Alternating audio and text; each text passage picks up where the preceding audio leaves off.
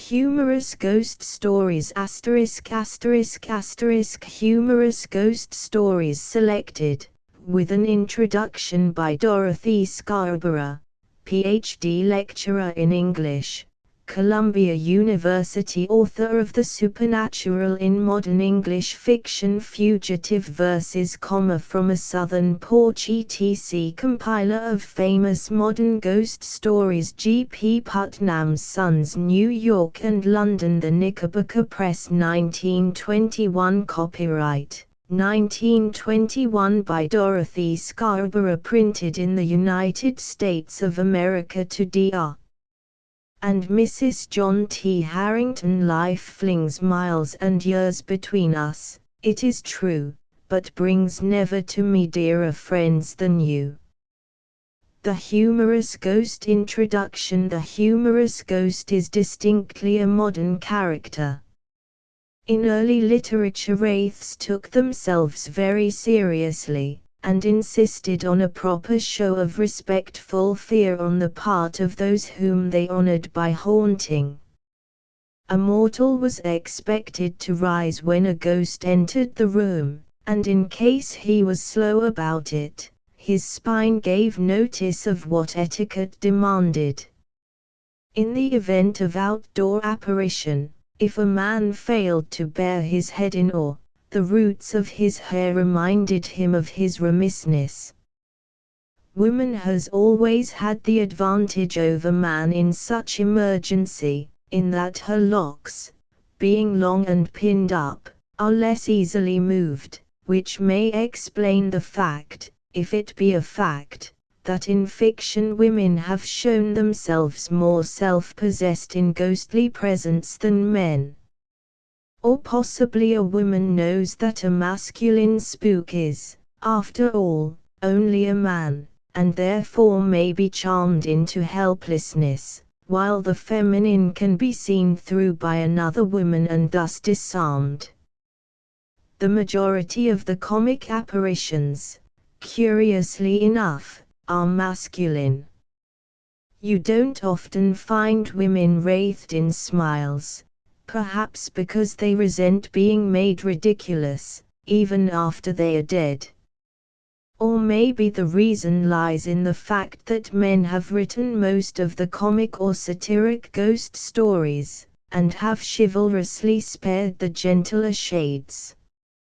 And there are very few funny child ghosts, you might almost say none, in comparison with the number of grown-ups. The number of ghost children of any or all types is small proportionately, perhaps because it seems an unnatural thing for a child to die under any circumstances, while to make of him a butt for jokes would be unfeeling. There are a few instances, as in the case of the ghost baby mentioned later, but very few. Ancient ghosts were a long-faced lot. They didn't know how to play at all. They had been brought up in stern repression of frivolities as haunters, no matter how sportive they may have been in life, and in turn they cowed mortals into a servile submission. No doubt they thought of men and women as mere youngsters that must be taught their place, since any living person, however senile, would be thought juvenile compared with a timeless spook. But in these days of individualism and radical liberalism, spooks as well as mortals are expanding their personalities and indulging in greater freedom. A ghost can call his shade his own now, and exhibit any mood he pleases. Even young female wraiths, demanding latchkeys, refuse to obey the frowning face of the clock, and engage in light-hearted ebullience to make the ghost of Mrs. Grundy turn a shade paler in horror. Nowadays haunters have more fun and freedom than the haunted. In fact, it's money in one's pocket these days to be dead, for ghosts have no rent problems, and dead men pay no bills. What officer would willingly pursue a ghostly tenant to his last lodging in order to serve summons on him? And suppose a ghost brought into court demanded trial by a jury of his peers? No, manifestly death has compensations not connected with the consolations of religion. The marvel is that apparitions were so long in realizing their possibilities, in improving their advantages. The spectres in classic and medieval literature were malarial, vaporous beings without energy to do anything but threaten, and mortals never would have trembled with fear at their frown if they had known how feeble they were. At best a revenant could only rattle a rusty skeleton, or shake a mouldy shroud, or clank a chain, but as mortals cowered before his demonstrations, he didn't worry. If he wished to evoke the extreme of anguish from his host, he raised a menacing arm and uttered a windy word or two. Now it takes more than that to produce a panic.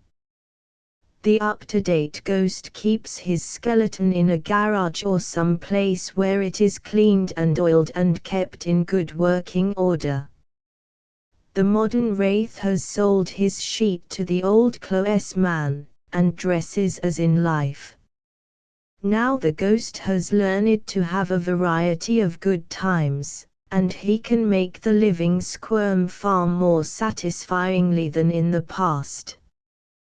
The spook of today enjoys making his haunted laugh even while he groans in terror. He knows that there's no weapon, no threat, in horror, to be compared with ridicule. Think what a solemn creature the Gothic ghost was. How little originality and initiative he showed, and how dependent he was on his own atmosphere for thrills. His sole appeal was to the spinal column. The ghost of today touches the funny bone as well. He adds new horrors to being haunted, but new pleasures also. The modern spectre can be a joyous creature on occasion, as he can be, when he wishes, fearsome beyond the dreams of classic or Gothic revenant. He has a keen sense of humor and loves a good joke on a mortal, while he can even enjoy one on himself. Though his fun is of comparatively recent origin, it's less than a century since he learned to crack a smile, the laughing ghost is very much alive and sportively active. Some of these new spooks are notoriously good company. Many Americans there are today who would court being haunted by the captain and crew of Richard Middleton's ghost ship that landed in a turnip field and dispensed drink till they demoralized the denizens of village and graveyard alike. After that show of spirits, the turnips in that field tasted of rum, long after the ghost ship had sailed away into the blue. The modern spook is possessed not only of humor but of a caustic satire as well. His jest is likely to have more than one point to it, and he can haunt so insidiously, can make himself so at home in his host's study or bedroom that a man actually welcomes a chat with him, only to find out too late that his human foibles have been mercilessly flayed. Pity the poor chap in H.C. Bunner's story, The Interfering Spook, for instance, who was visited nightly by a spectre that repeated to him all the silly and trite things he had said during the day, a ghost, moreover, that towered and swelled at every hackneyed phrase, till finally he filled the room and burst after the young man proposed to his admired one, and made subsequent remarks.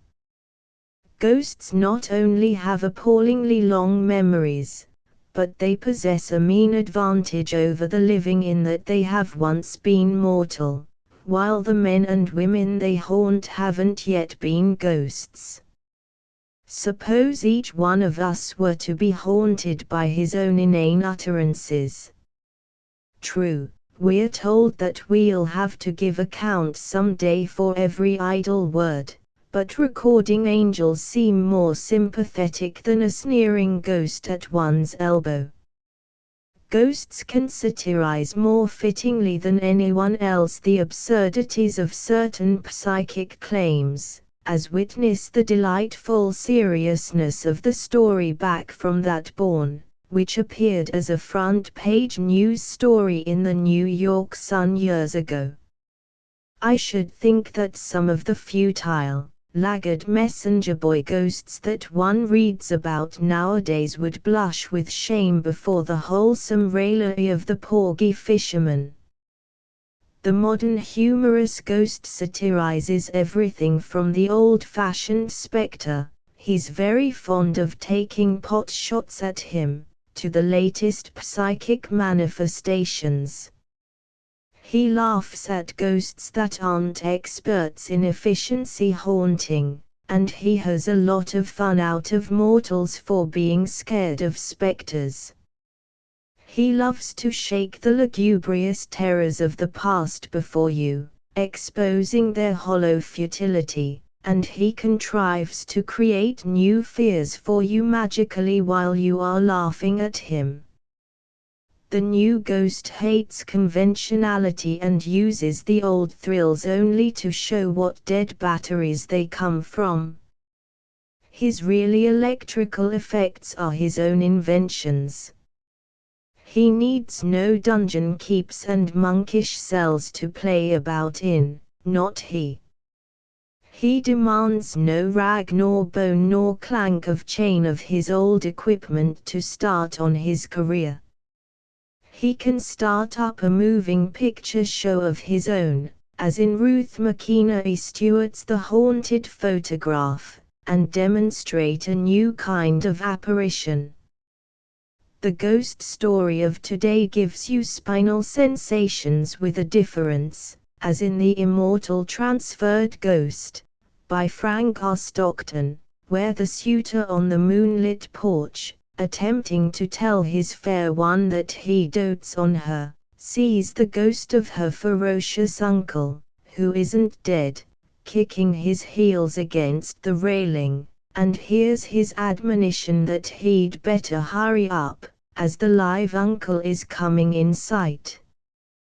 The thrill with which you read of the ghost in Ellis Parker Butler's The Late John Wiggins, who deposits his wooden leg with the family he is haunting, on the plea that it is too materialistic to be worn with ease, and therefore they must take care of it for him, doesn't altogether leave you even when you discover that the late John is a fraud, has never been a ghost nor used a wooden leg. But a terrifying legacy while you do believe in it. The new ghost has a more nimble and versatile tongue as well as wit. In the older fiction and drama apparitions spoke seldom, and then merely as ghosts, not as individuals. And ghosts, like kings in drama, were of a dignity and must preserve it in their speech. Or perhaps the authors were doubtful as to the dialogue of shades, and compromised on a few stately ejaculations as being safely phantasmal speaking parts. But compare that usage with the rude freedom of some modern spooks, as John Kendrick Bangs's spectral cook of Bangletop, who lets fall her HS and twists grammar in a rare and diverting manner. For myself, I'd hate to be an old-fashioned ghost with no chance to keep up with the styles in slang. Think of having always, and always, to speak a dead language. The humorous ghost is not only modern, but he is distinctively American. There are ghosts of all nationalities, naturally, but the spook that provides a joke, on his host or on himself, is Yankee in origin and development.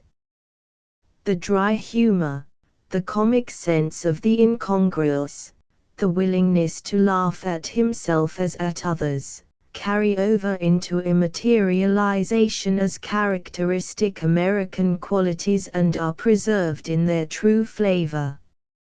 I don't assert, of course, that Americans have been the only ones in this field.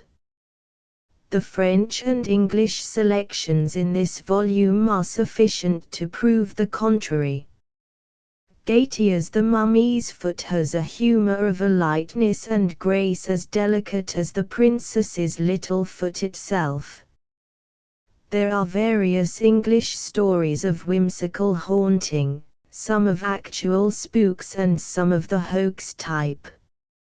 Hoax ghosts are fairly numerous in British as in American literature, one of the early specimens of the kind being the spectre of Tappington in the Ingoldsby Legends. The files of Blackwood's magazine reveal several examples, though not of high literary value.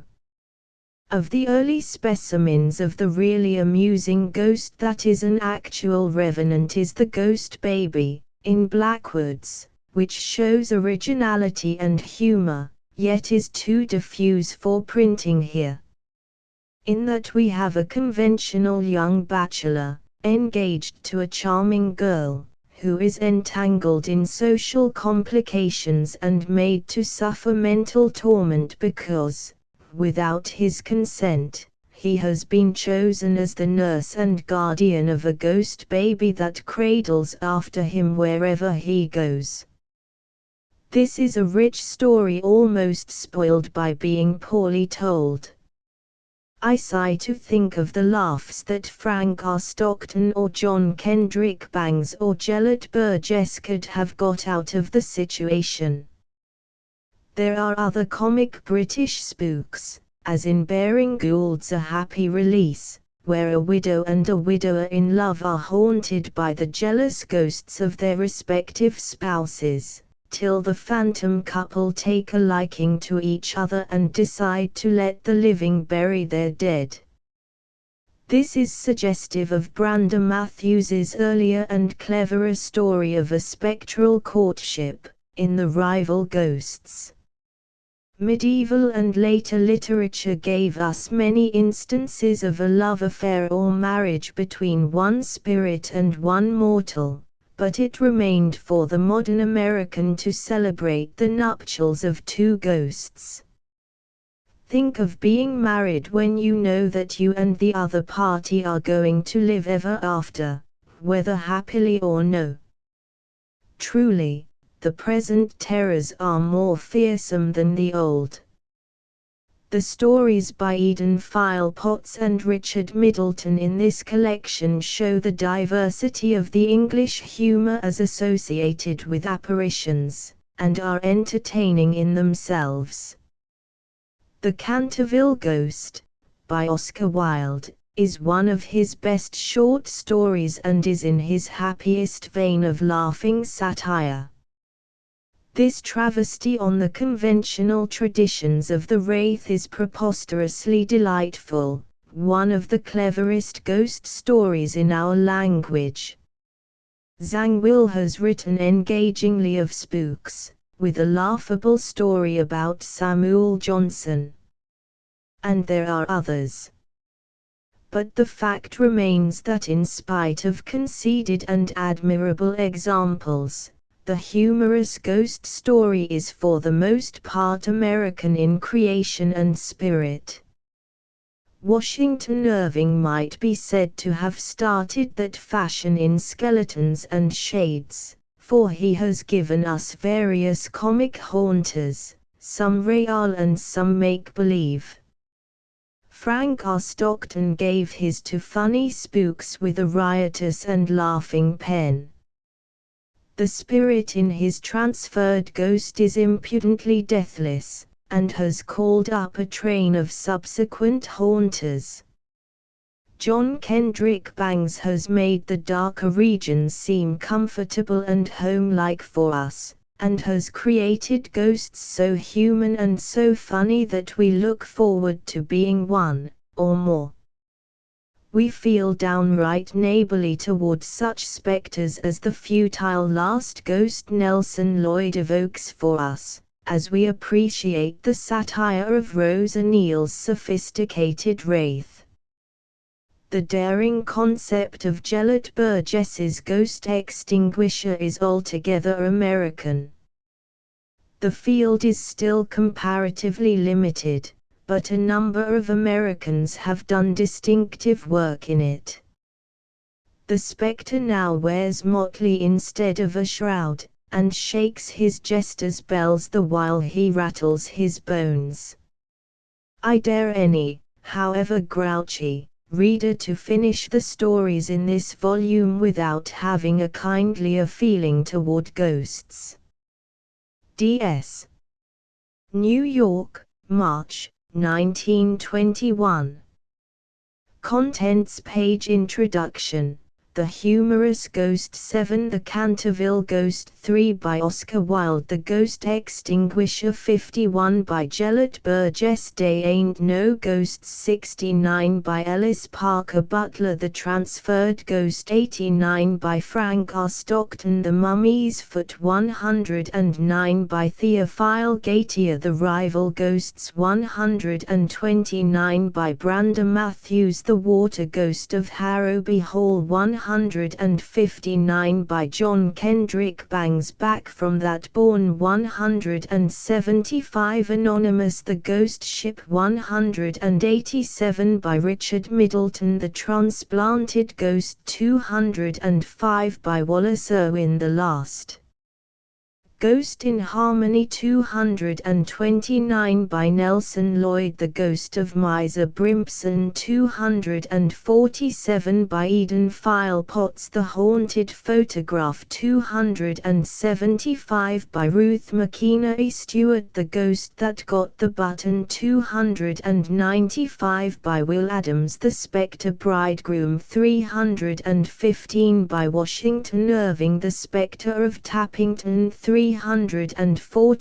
compiled by Richard Barham in the Barn 385 by Bergs Johnson, A Shady Plot 403 by Elsie Brown, The Lady and the Ghost 425 by Rose Cecil O'Neill, Humorous Ghost Stories, The Canterville Ghost, An Amusing Chronicle of the Tribulations of the Ghost of Canterville Chase when his ancestral halls became the home of the American minister to the court of St. James.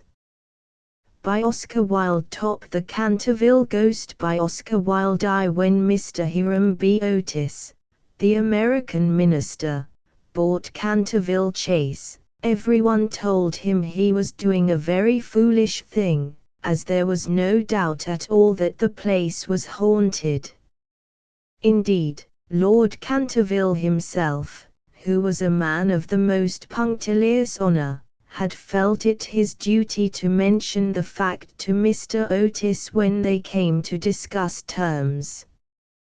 "We have not cared to live in the place ourselves," said Lord Canterville, "since my grand-aunt, the Dowager Duchess of Bolton, was frightened into a fit, from which she never really recovered, by two skeleton hands being placed on her shoulders as she was dressing for dinner, and I feel bound to tell you, Mr. Otis, that the ghost has been seen by several living members of my family, as well as by the rector of the parish, the Reverend Augustus Dampier, who is a Fellow of King's College, Cambridge.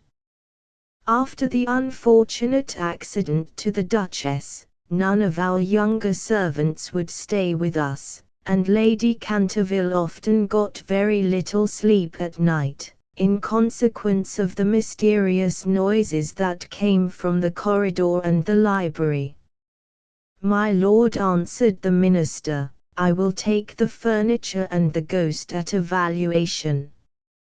I have come from a modern country, where we have everything that money can buy, and with all our spry young fellows painting the old world red, and carrying off your best actors and prima donnas, I reckon that if there were such a thing as a ghost in Europe, we'd have it at home in a very short time in one of our public museums, or on the road as a show. I fear that the ghost exists, said Lord Canterville, smiling, though it may have resisted the overtures of your enterprising impresarios. It has been well known for 3 centuries, since 1584 in fact, and always makes its appearance before the death of any member of our family. Well, so does the family doctor for that matter, Lord Canterville. But there is no such thing, sir, as a ghost, and I guess the laws of nature are not going to be suspended for the British aristocracy. You are certainly very natural in America, answered Lord Canterville, who did not quite understand Mr. Otis's last observation, and if you don't mind a ghost in the house, it is all right. Only you must remember I warned you. A few weeks after this, the purchase was concluded, and at the close of the season the minister and his family went down to Canterville Chase. Mrs. Otis, who, as Miss Lucretia Tappan, of West 53D Street, had been a celebrated New York belle, was now a very handsome, middle-aged woman, with fine eyes, and a superb profile.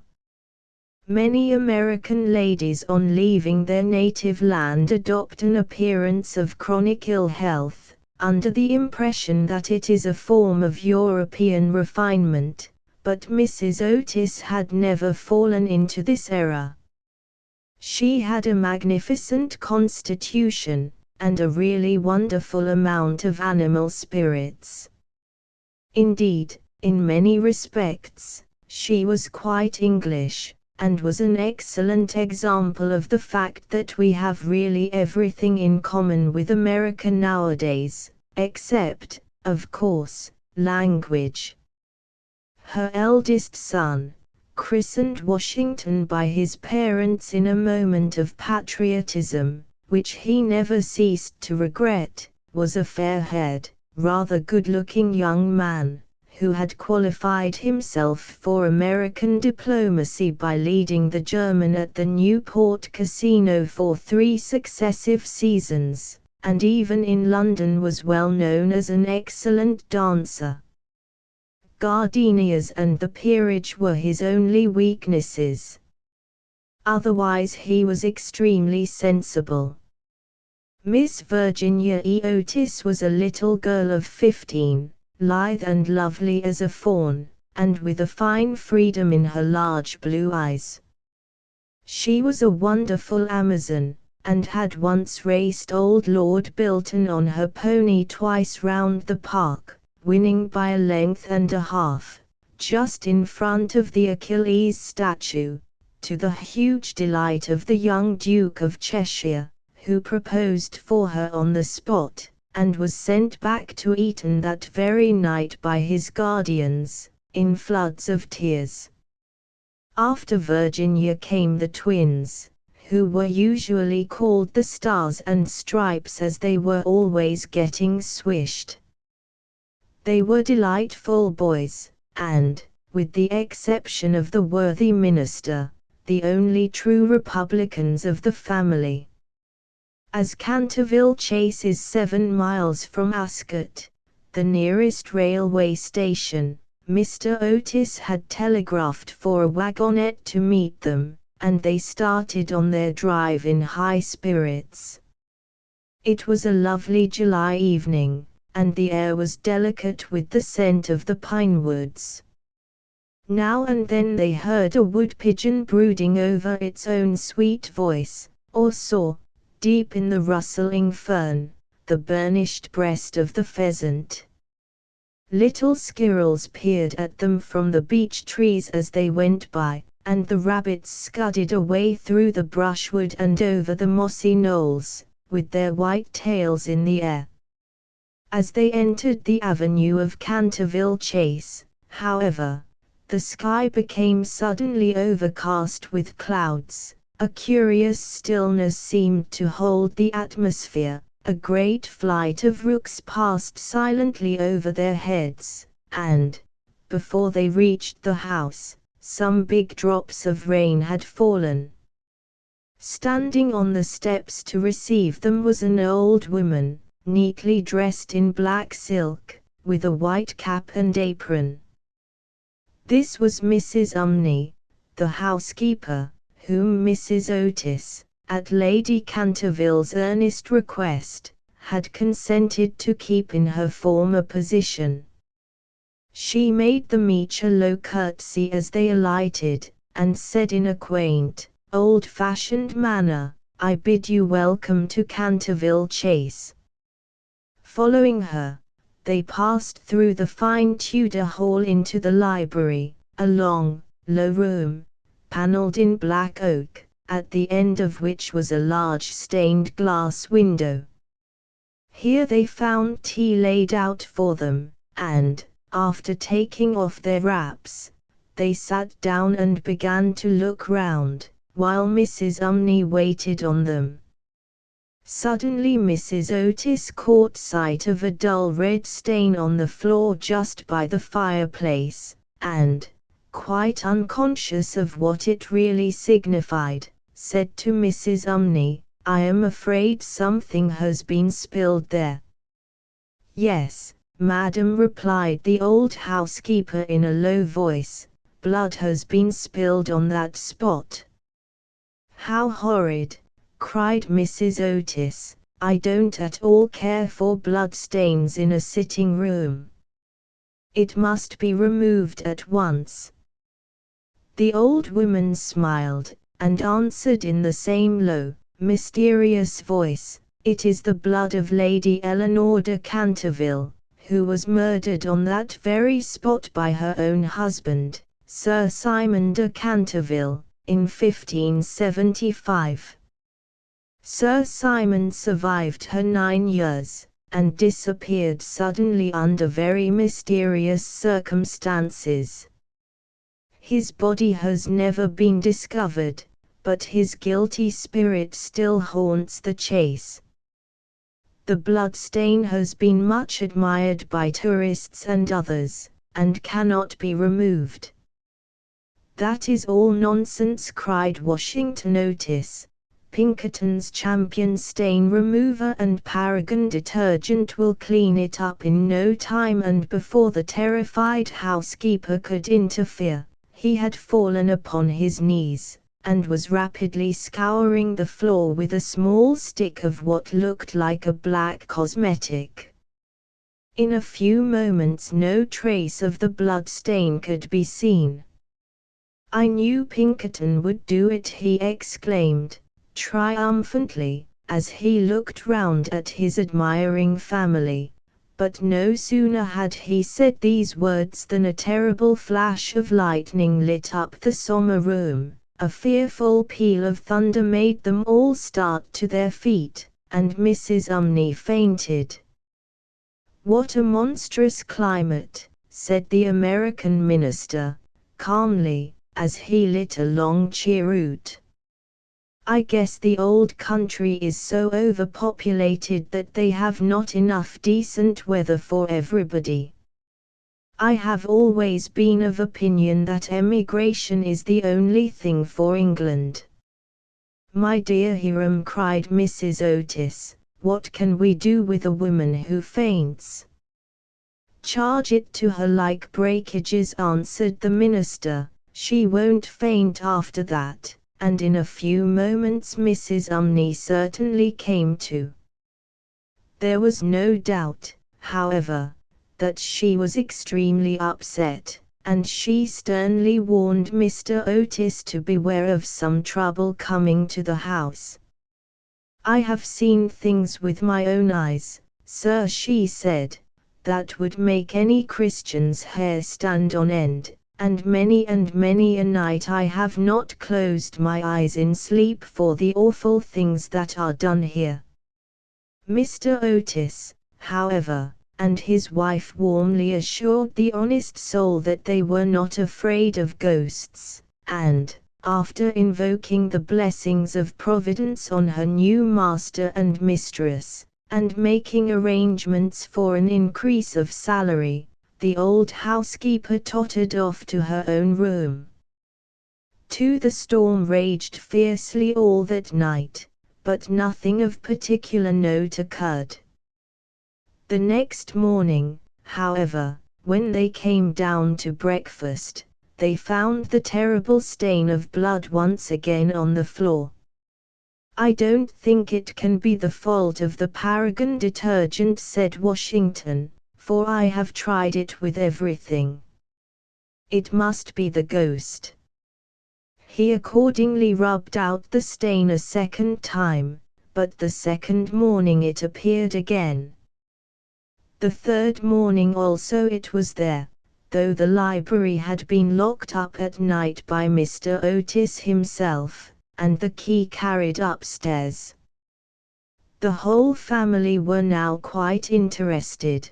Mr. Otis began to suspect that he had been too dogmatic in his denial of the existence of ghosts. Mrs. Otis expressed her intention of joining the Psychical Society, and Washington prepared a long letter to Messrs. Myers and Podmore on the subject of the permanence of sanguineous stains when connected with crime.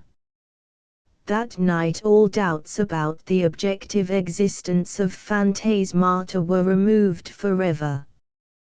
The day had been warm and sunny, and, in the cool of the evening, the whole family went out to drive. They did not return home till 9 o'clock, when they had a light supper. The conversation in no way turned upon ghosts, so there were not even those primary conditions of receptive expectations which so often precede the presentation of psychical phenomena.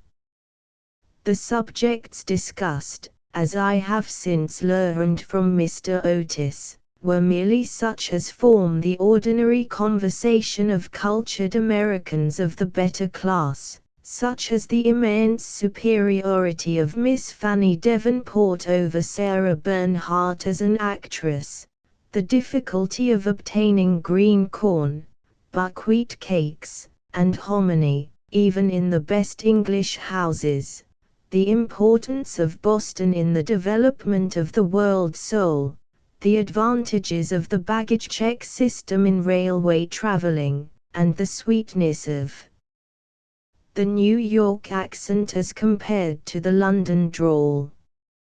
No mention at all was made of the supernatural, nor was Sir Simon de Canterville alluded to in any way.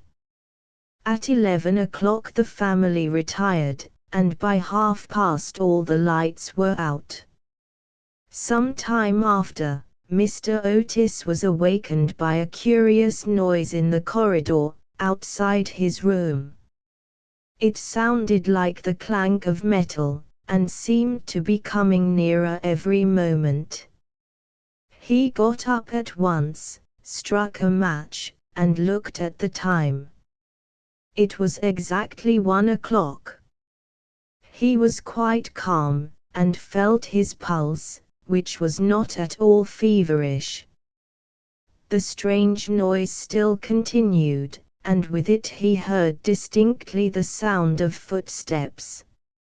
He put on his slippers, took a small oblong file out of his dressing case, and opened the door.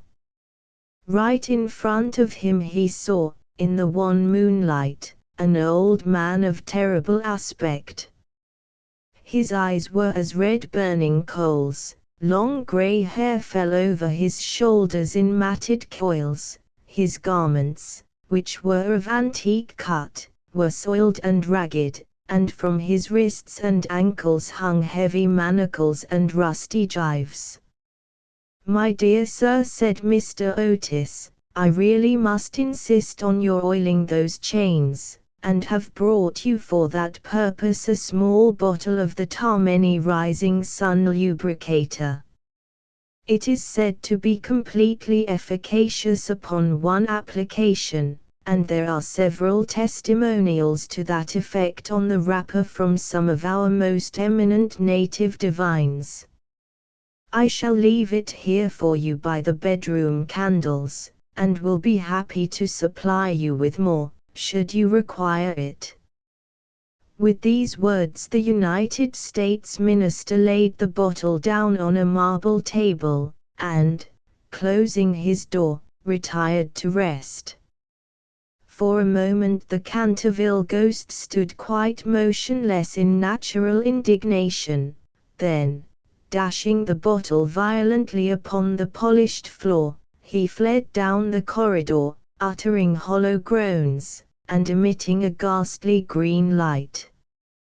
Just, however, as he reached the top of the great oak staircase, a door was flung open, 2 little white-robed figures appeared, and a large pillow whizzed past his head. There was evidently no time to be lost, so, hastily adopting the 4th dimension of space as a means of escape, he vanished through the wainscoting, and the house became quite quiet. On reaching a small secret chamber in the left wing, he leaned up against a moonbeam to recover his breath, and began to try and realize his position. Never, in a brilliant and uninterrupted career of 300 years, had he been so grossly insulted. He thought of the Dowager Duchess, whom he had frightened into a fit as she stood before the glass in her lace and diamonds, of the 4 housemaids, who had gone into hysterics when he merely grinned at them through the curtains on one of the spare bedrooms, of the rector of the parish, whose candle he had blown out as he was coming late one night from the library, and who had been under the care of Sir William Gull ever since, a perfect martyr to nervous disorders, and of old Madame de Tremouillac, who, having wakened up one morning early and seen a skeleton seated in an armchair by the fire reading her diary, had been confined to her bed for 6 weeks with an attack of brain fever, and, on her recovery, had become reconciled to the Church, and broken off her connection with that notorious skeptic, Monsieur de Voltaire. He remembered the terrible night when the wicked Lord Canterville was found choking in his dressing-room, with the knave of diamonds halfway down his throat, and confessed, just before he died, that he had cheated Charles James Fox out of £50,000 at Crockford's by means of that very card, and swore that the ghost had made him swallow it. All his great achievements came back to him again, from the butler who had shot himself in the pantry because he had seen a green hand tapping at the window-pane, to the beautiful Lady Stutfield, who was always obliged to wear a black velvet band round her throat to hide the mark of 5 fingers burnt upon her white skin, and who drowned herself at last in the carp pond at the end of the King's Walk. With the enthusiastic egotism of the true artist, he went over his most celebrated performances, and smiled bitterly to himself as he recalled to mind his last appearance as Red Reuben, or the Strangled Babe, his debut as Gaunt Gibbon, the Bloodsucker of Bexley Moor, and the furore he had excited one lovely June evening by merely playing ninepins with his own bones upon the lawn tennis ground. And after all this some wretched modern Americans were to come and offer him the Rising Sun Lubricator, and throw pillows at his head. It was quite unbearable. Besides, no ghost in history had ever been treated in this manner. Accordingly, he determined to have vengeance, and remained till daylight in an attitude of deep thought. The next morning, when the Otis family met at breakfast, they discussed the ghost at some length. The United States minister was naturally a little annoyed to find that his present had not been accepted. "I have no wish," he said, "to do the ghost any personal injury, and I must say that, considering the length of time he has been in the house, I don't think it is at all polite to throw pillows at him," a very just remark, at which, I am sorry to say, the twins burst into shouts of laughter. "Upon the other hand," he continued, "if he really declines to use the Rising Sun lubricator, we shall have to take his chains from him. It would be quite impossible to sleep, with such a noise going on outside the bedrooms." For the rest of the week, however, they were undisturbed, the only thing that excited any attention being the continual renewal of the blood stain on the library floor. This certainly was very strange, as the door was always locked at night by Mr. Otis, and the windows kept closely barred. The chameleon-like color, also, of the stain excited a good deal of comment. Some mornings it was a dull, almost Indian, red, then it would be vermilion, then a rich purple, and once when they came down for family prayers, according to the simple rites of the Free American Reformed Episcopalian Church, they found it a bright emerald green. These kaleidoscopic changes naturally amused the party very much, and bets on the subject were freely made every evening. The only person who did not enter into the joke was little Virginia, who, for some unexplained reason, was always a good deal distressed at the sight of the blood stain, and very nearly cried the morning it was emerald green. The second appearance of the ghost was on Sunday night. Shortly after they had gone to bed they were suddenly alarmed by a fearful crash in the hall. Rushing downstairs, they found that a large suit of old armor had become detached from its stand, and had fallen on the stone floor, while seated in a high-backed chair was the Canterville ghost, rubbing his knees with an expression of acute agony on his face. The twins, having brought their pea-shooters with them, at once discharged 2 pellets on him, with that accuracy of aim which can only be attained by long and careful practice on a writing master, while the United States minister covered him with his revolver, and called upon him, in accordance with Californian etiquette, to hold up his hands. The ghost started up with a wild shriek of rage, and swept through them like a mist, extinguishing Washington Otis's candle as he passed, and so leaving them all in total darkness. On reaching the top of the staircase he recovered himself, and determined to give his celebrated peal of demoniac laughter. This he had on more than one occasion found extremely useful. It was said to have turned Lord Raker's wig grey in a single night, and had certainly made 3 of Lady Canterville's French governesses give warning before their month was up. He accordingly laughed his most horrible laugh, till the old vaulted roof rang and rang again, but hardly had the fearful echo died away when a door opened, and Mrs. Otis came out in a light blue dressing gown. "I am afraid you are far from well," she said, "and have brought you a bottle of Dr. Dobell's tincture. If it is indigestion, you will find it a most excellent remedy." The ghost glared at her in fury, and began at once to make preparations for turning himself into a large black dog, an accomplishment for which he was justly renowned, and to which the family doctor always attributed the permanent idiocy of Lord Canterville's uncle, the Honourable Thomas Horton. The sound of approaching footsteps, however, made him hesitate in his fell purpose, so he contented himself with becoming faintly phosphorescent, and vanished with a deep churchyard groan, just as the twins had come up to him. On reaching his room he entirely broke down, and became a prey to the most violent agitation.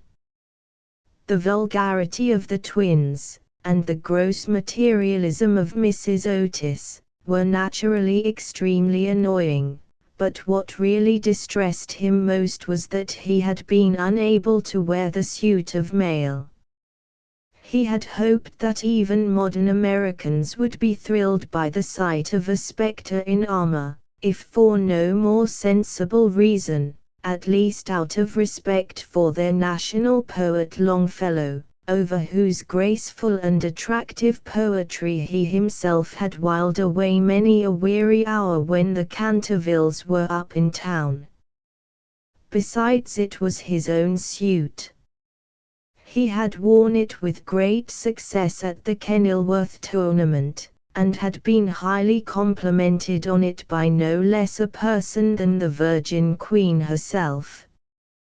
Yet when he had put it on, he had been completely overpowered by the weight of the huge breastplate and steel casque, and had fallen heavily on the stone pavement, barking both his knees severely, and bruising the knuckles of his right hand.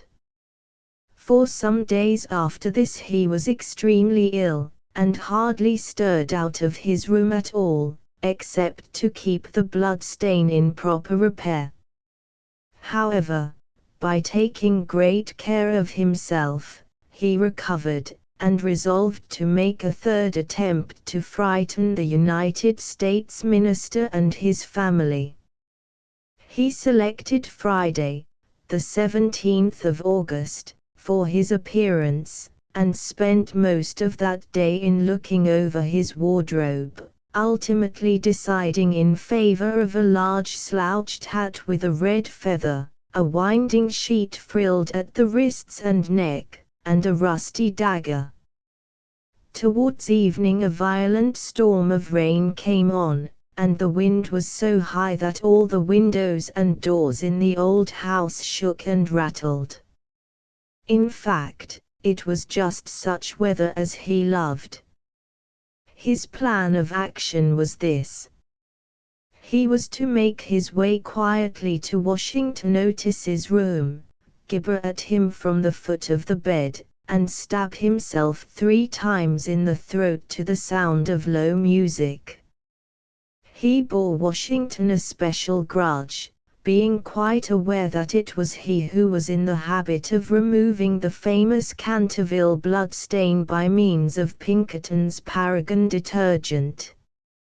Having reduced the reckless and foolhardy youth to a condition of abject terror, he was then to proceed to the room occupied by the United States minister and his wife, and there to place a clammy hand on Mrs. Otis's forehead, while he hissed into her trembling husband's ear the awful secrets of the charnel house.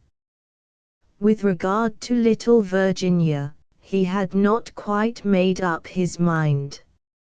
She had never insulted him in any way, and was pretty and gentle. A few hollow groans from the wardrobe, he thought, would be more than sufficient, or, if that failed to wake her, he might grapple at the counterpane with palsy-twitching fingers. As for the twins, he was quite determined to teach them a lesson. The first thing to be done was, of course, to sit upon their chests, so as to produce the stifling sensation of nightmare. Then, as their beds were quite close to each other, to stand between them in the form of a green, ice-cold corpse, till they became paralyzed with fear, and finally, to throw off the winding sheet, and crawl round the room, with white, bleached bones and one rolling eyeball in the character of Dumb Daniel, or the suicide's skeleton, a role in which he had on more than one occasion produced a great effect, and which he considered quite equal to his famous part of Martin the Maniac, or the Masked Mystery. At 10:30 he heard the family going to bed. For some time he was disturbed by wild shrieks of laughter from the twins, who, with the light-hearted gaiety of schoolboys, were evidently amusing themselves before they retired to rest. But at 11:15 all was still, and, as midnight sounded, he sallied forth. The owl beat against the window panes, the raven croaked from the old yew tree, and the wind wandered moaning round the house like a lost soul. But the Otis family slept unconscious of their doom, and high above the rain and storm he could hear the steady snoring of the Minister for the United States. He stepped stealthily out of the wainscoting, with an evil smile on his cruel, wrinkled mouth, and the moon hid her face in a cloud as he stole past the great oriel window, where his own arms and those of his murdered wife were blazoned in azure and gold. On and on he glided, like an evil shadow, the very darkness seeming to loathe him as he passed. Once he thought he heard something call, and stopped, but it was only the baying of a dog from the Red Farm, and he went on, muttering strange 16th-century curses, and ever and anon brandishing the rusty dagger in the midnight air. Finally he reached the corner of the passage that led to luckless Washington's room. For a moment he paused there, the wind blowing his long grey locks about his head, and twisting into grotesque and fantastic folds the nameless horror of the dead man's shroud.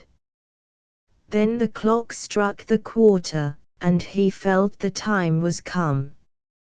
He chuckled to himself, and turned the corner, but no sooner had he done so than, with a piteous wail of terror, he fell back, and hid his blanched face in his long, bony hands.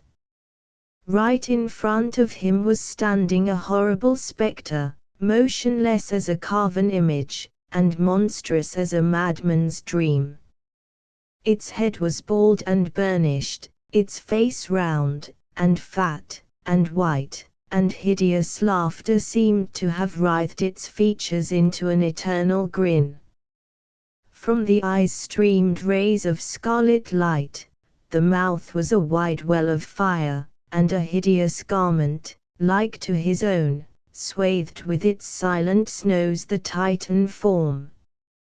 On its breast was a placard with strange writing in antique characters, some scroll of shame it seemed, some record of wild sins, some awful calendar of crime, and, with its right hand, it bore aloft a falchion of gleaming steel.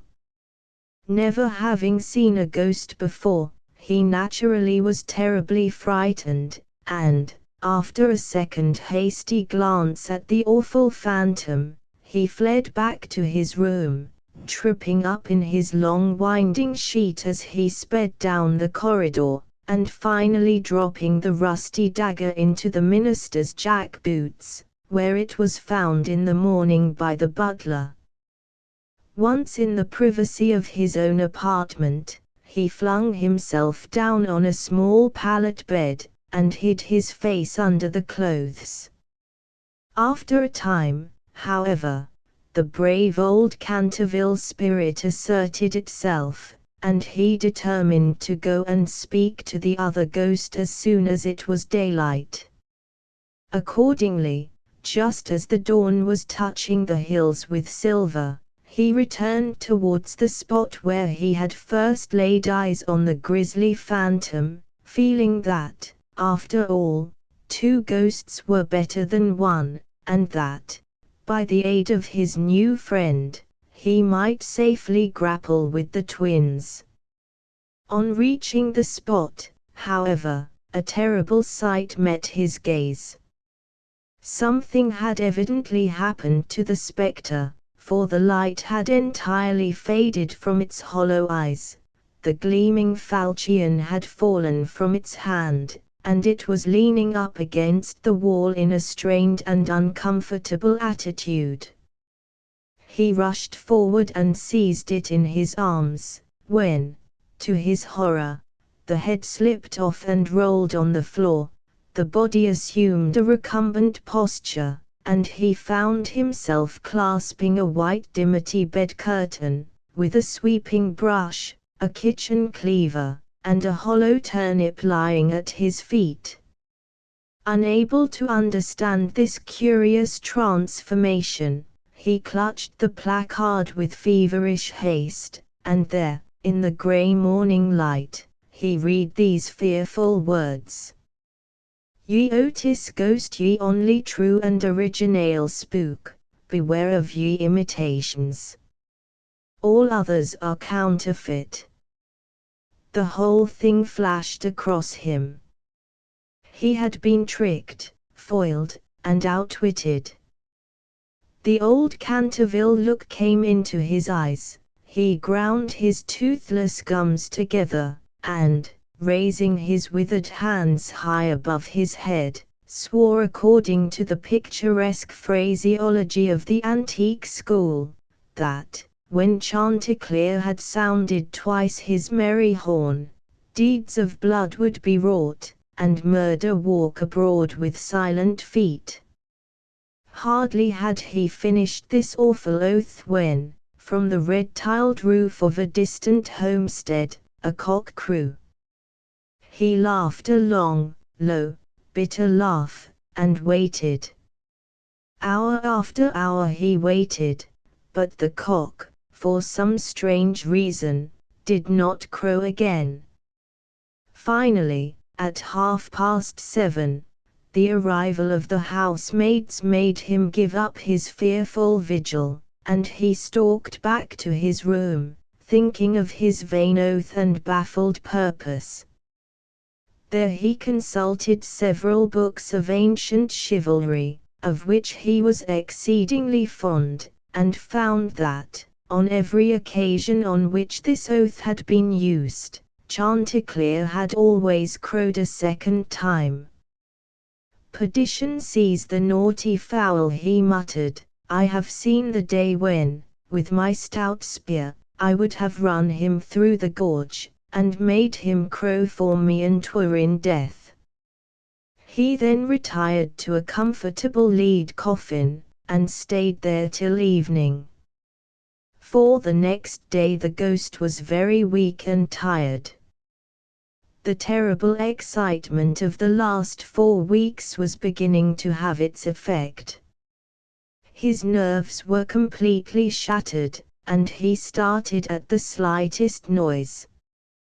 For 5 days he kept his room, and at last made up his mind to give up the point of the blood stain on the library floor. If the Otis family did not want it, they clearly did not deserve it. They were evidently people on a low, material plane of existence, and quite incapable of appreciating the symbolic value of sensuous phenomena. The question of phantasmic apparitions, and the development of astral bodies, was of course quite a different matter, and really not under his control. It was his solemn duty to appear in the corridor once a week, and to gibber from the large oriel window on the first and third Wednesdays in every month, and he did not see how he could honorably escape from his obligations. It is quite true that his life had been very evil, but, upon the other hand, he was most conscientious in all things connected with the supernatural.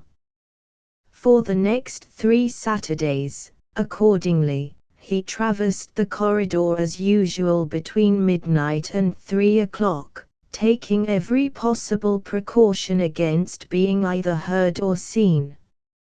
He removed his boots, trod as lightly as possible on the old worm-eaten boards, wore a large black velvet cloak, and was careful to use the rising sun lubricator for oiling his chains. I am bound to acknowledge that it was with a good deal of difficulty that he brought himself to adopt this last mode of protection. However, one night, while the family were at dinner, he slipped into Mr. Otis's bedroom and carried off the bottle. He felt a little humiliated at first, but afterwards was sensible enough to see that there was a great deal to be said for the invention, and, to a certain degree, it served his purpose. Still, in spite of everything, he was not left unmolested. Strings were continually being stretched across the corridor, over which he tripped in the dark, and on one occasion, while dressed for the part of Black Isaac, or the huntsman of Hogley Woods, he met with a severe fall, through treading on a butter slide, which the twins had constructed from the entrance of the tapestry chamber to the top of the oak staircase. This last insult so enraged him that he resolved to make one final effort to assert his dignity and social position, and determined to visit the insolent young Etonians the next night in his celebrated character of Reckless Rupert, or the Headless Earl. He had not appeared in this disguise for more than 70 years, in fact, not since he had so frightened pretty Lady Barbara Modish by means of it, that she suddenly broke off her engagement with the present Lord Canterville's grandfather, and ran away to Gretna Green with handsome Jack Castletown, declaring that nothing in the world would induce her to marry into a family that allowed such a horrible phantom to walk up and down the terrace at twilight. Poor Jack was afterwards shot in a duel by Lord Canterville on Wandsworth Common, and Lady Barbara died of a broken heart at Tunbridge Wells before the year was out, so, in every way, it had been a great success. It was, however, an extremely difficult make-up, if I may use such a theatrical expression, in connection with one of the greatest mysteries of the supernatural, or, to employ a more scientific term, the higher natural world, and it took him fully 3 hours to make his preparations. At last everything was ready, and he was very pleased with his appearance. The big leather riding boots that went with the dress were just a little too large for him, and he could only find one of the 2 horse pistols, but, on the whole, he was quite satisfied, and at 1:15 he glided out of the wainscoting and crept down the corridor. On reaching the room occupied by the twins, which I should mention was called the Blue Bed Chamber on account of the color of its hangings, he found the door just ajar. Wishing to make an effective entrance, he flung it wide open, when a heavy jug of water fell right down on him, wetting him to the skin, and just missing his left shoulder by a couple of inches. At the same moment he heard stifled shrieks of laughter proceeding from the 4-post bed. The shock to his nervous system was so great that he fled back to his room as hard as he could go, and the next day he was laid up with a severe cold. The only thing that at all consoled him in the whole affair was the fact that he had not brought his head with him, for, had he done so, the consequences might have been very serious. He now gave up all hope of ever frightening this rude American family, and contented himself, as a rule, with creeping about the passages in list slippers, with a thick red muffler round his throat for fear of draughts, and a small arquebus, in case he should be attacked by the twins. The final blow he received occurred on the 19th of September. He had gone downstairs to the great entrance hall feeling sure that there, at any rate, he would be quite unmolested, and was amusing himself by making satirical remarks on the large Saroni photographs of the United States minister and his wife, which had now taken the place of the Canterville family pictures. He was simply but neatly clad in a long shroud, spotted with churchyard mold, had tied up his jaw with a strip of yellow linen, and carried a small lantern and a sexton's spade. In fact, he was dressed for the character of Jonas the Graveless, or the corpse snatcher of Chertsey Barn, one of his most remarkable impersonations, and one which the Cantervilles had every reason to remember, as it was the real origin of their quarrel with their neighbour, Lord Rufford. It was about 2:15 o'clock in the morning, and, as far as he could ascertain, no one was stirring. As he was strolling towards the library, however, to see if there were any traces left of the bloodstain, suddenly there leaped out on him from a dark corner two figures, who waved their arms wildly above their heads, and shrieked out "Boo!" in his ear. Seized with a panic, which, under the circumstances, was only natural, he rushed for the staircase, but found Washington Otis waiting for him there with the big garden syringe, and being thus hemmed in by his enemies on every side, and driven almost to bay, he vanished into the great iron stove, which, fortunately for him, was not lit, and had to make his way home through the flues and chimneys, arriving at his own room in a terrible state of dirt, disorder, and despair. After this he was not seen again on any nocturnal expedition. The twins lay in wait for him on several occasions, and strewed the passages with nutshells every night to the great annoyance of their parents and the servants, but it was of no avail. It was quite evident that his feelings were so wounded that he would not appear. Mr. Otis consequently resumed his great work on the history of the Democratic Party, on which he had been engaged for some years. Mrs. Otis organized a wonderful clam bake, which amazed the whole county.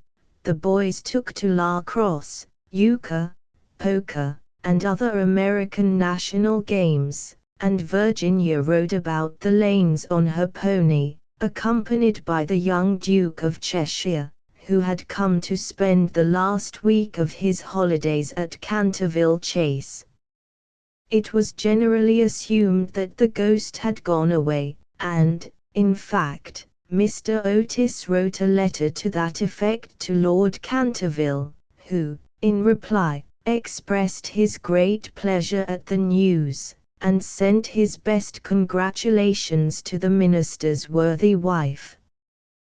The Otises, however, were deceived, for the ghost was still in the house, and though now almost an invalid, was by no means ready to let matters rest, particularly as he heard that among the guests was the young Duke of Cheshire, whose granduncle, Lord Francis Stilton, had once bet 100 guineas with Colonel Carboy that he would play dice with the Canterville ghost, and was found the next morning lying on the floor of the cardroom in such a helpless paralytic state that, though he lived on to a great age, he was never able to say anything again but double sixes.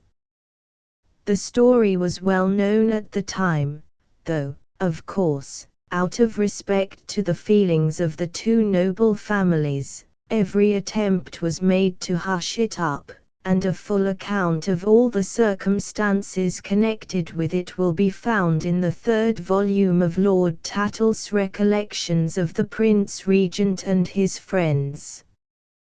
The ghost, then, was naturally very anxious to show that he had not lost his influence over the Stiltons, with whom, indeed, he was distantly connected, his own first cousin having been married en seconds noces to the Sire de Bulkeley, from whom, as everyone knows, the Dukes of Cheshire are lineally descended.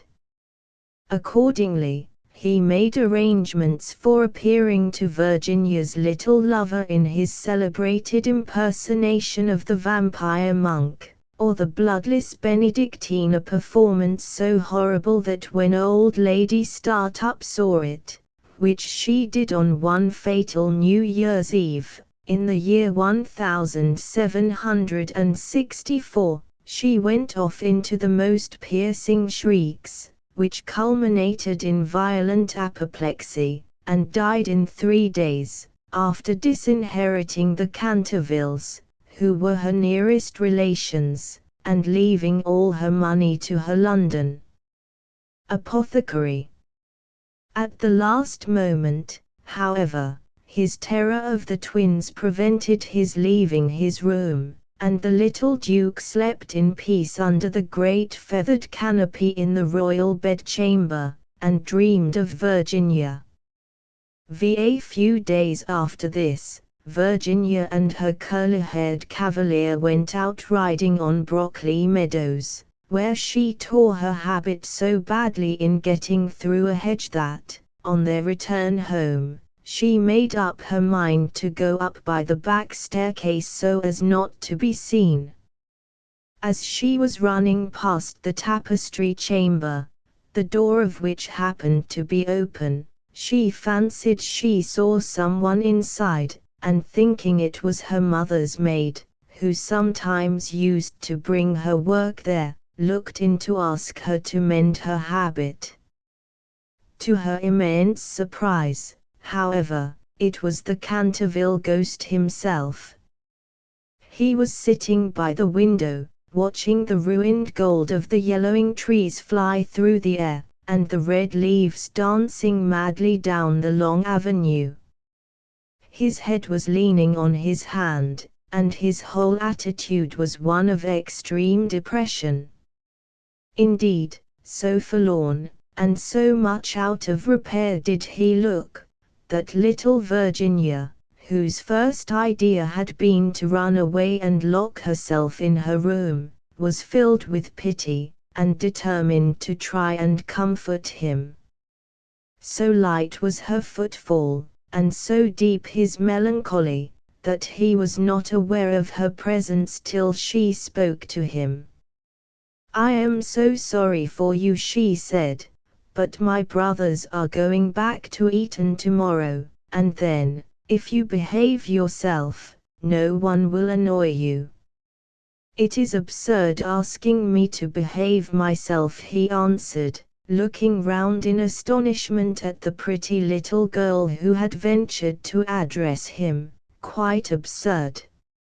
I must rattle my chains, and groan through keyholes, and walk about at night, if that is what you mean.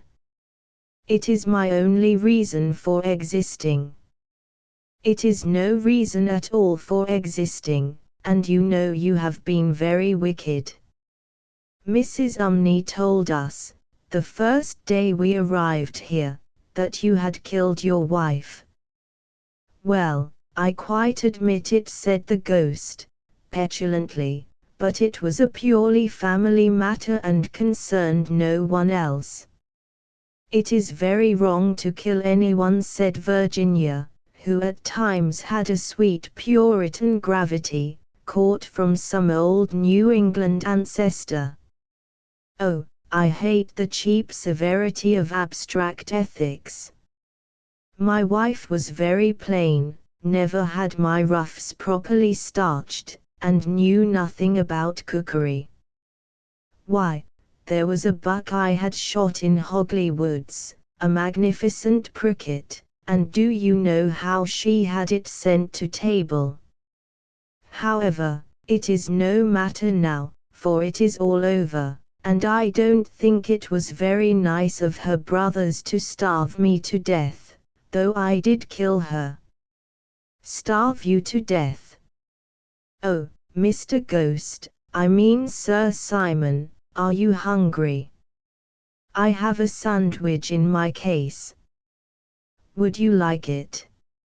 No, thank you, I never eat anything now, but it is very kind of you, all the same, and you are much nicer than the rest of your horrid, rude, vulgar, dishonest family.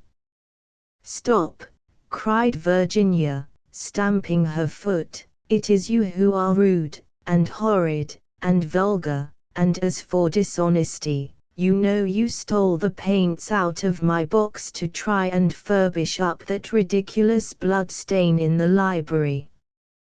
First you took all my reds, including the vermilion, and I couldn't do any more sunsets.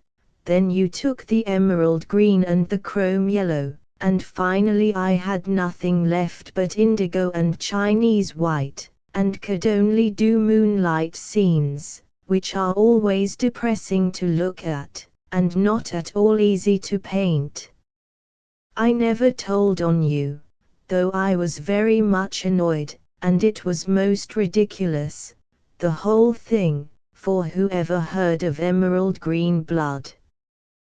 Well, really, said the ghost, rather meekly, what was I to do?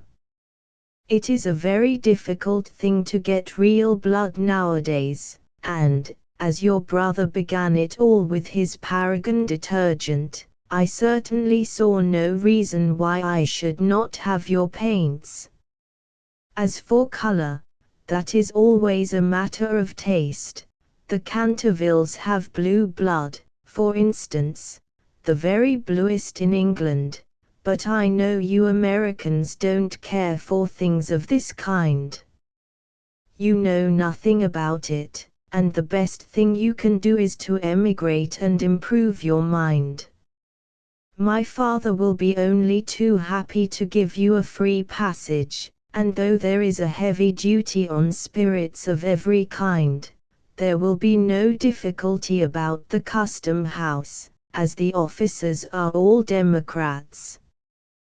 Once in New York, you are sure to be a great success. I know lots of people there who would give $100,000 to have a grandfather, and much more than that to have a family ghost. I don't think I should like America. I suppose because we have no ruins and no curiosities, said Virginia, satirically. No ruins, no curiosities, answered the ghost, you have your navy and your manners. Good evening, I will go and ask Papa to get the twins an extra week's holiday. Please don't go, Miss Virginia, he cried. I am so lonely and so unhappy, and I really don't know what to do. I want to go to sleep and I cannot. That's quite absurd. You have merely to go to bed and blow out the candle. It is very difficult sometimes to keep awake, especially at church, but there is no difficulty at all about sleeping. Why, even babies know how to do that, and they are not very clever.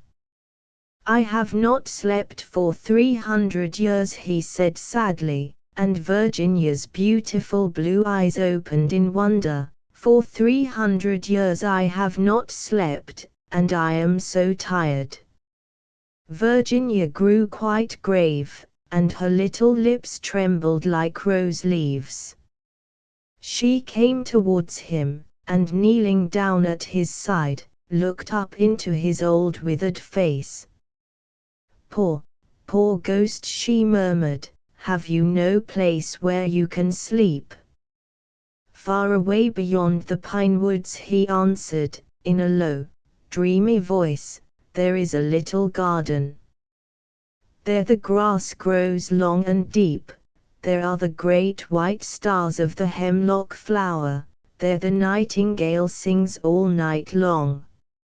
All night long he sings, and the cold crystal moon looks down, and the yew tree spreads out its giant arms over the sleepers." Virginia's eyes grew dim with tears, and she hid her face in her hands. "You mean the Garden of Death," she whispered. "Yes, death. Death must be so beautiful. To lie in the soft brown earth, with the grasses waving above one's head, and listen to silence. To have no yesterday, and no tomorrow. To forget time, to forget life, to be at peace. You can help me. You can open for me the portals of death's house, for love is always with you, and love is stronger than death is." Virginia trembled, a cold shudder ran through her, and for a few moments there was silence. She felt as if she was in a terrible dream. Then the ghost spoke again, and his voice sounded like the sighing of the wind. "Have you ever read the old prophecy on the library window?" "Oh, often," cried the little girl, looking up, "I know it quite well. It is painted in curious black letters, and is difficult to read. There are only 6 lines. When a golden girl can win prayer from out the lips of sin, when the barren almond bears, and a little child gives away its tares, then shall all the house be still and peace come to Canterville. But I don't know what they mean." "They mean," he said, sadly, "that you must weep with me for my sins, because I have no tares, and pray with me for my soul, because I have no faith, and then, if you have always been sweet, and good, and gentle, the angel of death will have mercy on me. You will see fearful shapes in darkness, and wicked voices will whisper in your ear, but they will not harm you, for against the purity of a little child the powers of hell cannot prevail." Virginia made no answer, and the ghost wrung his hands in wild despair as he looked down at her bowed golden head. Suddenly she stood up, very pale, and with a strange light in her eyes. "I am not afraid," she said firmly, "and I will ask the angel to have mercy on you."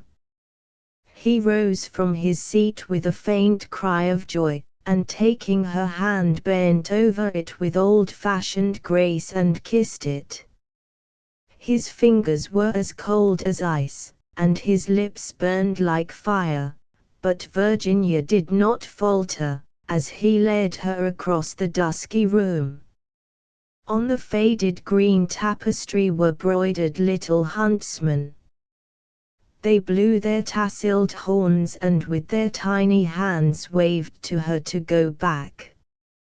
"Go back, little Virginia," they cried, "go back," but the ghost clutched her hand more tightly, and she shut her eyes against them.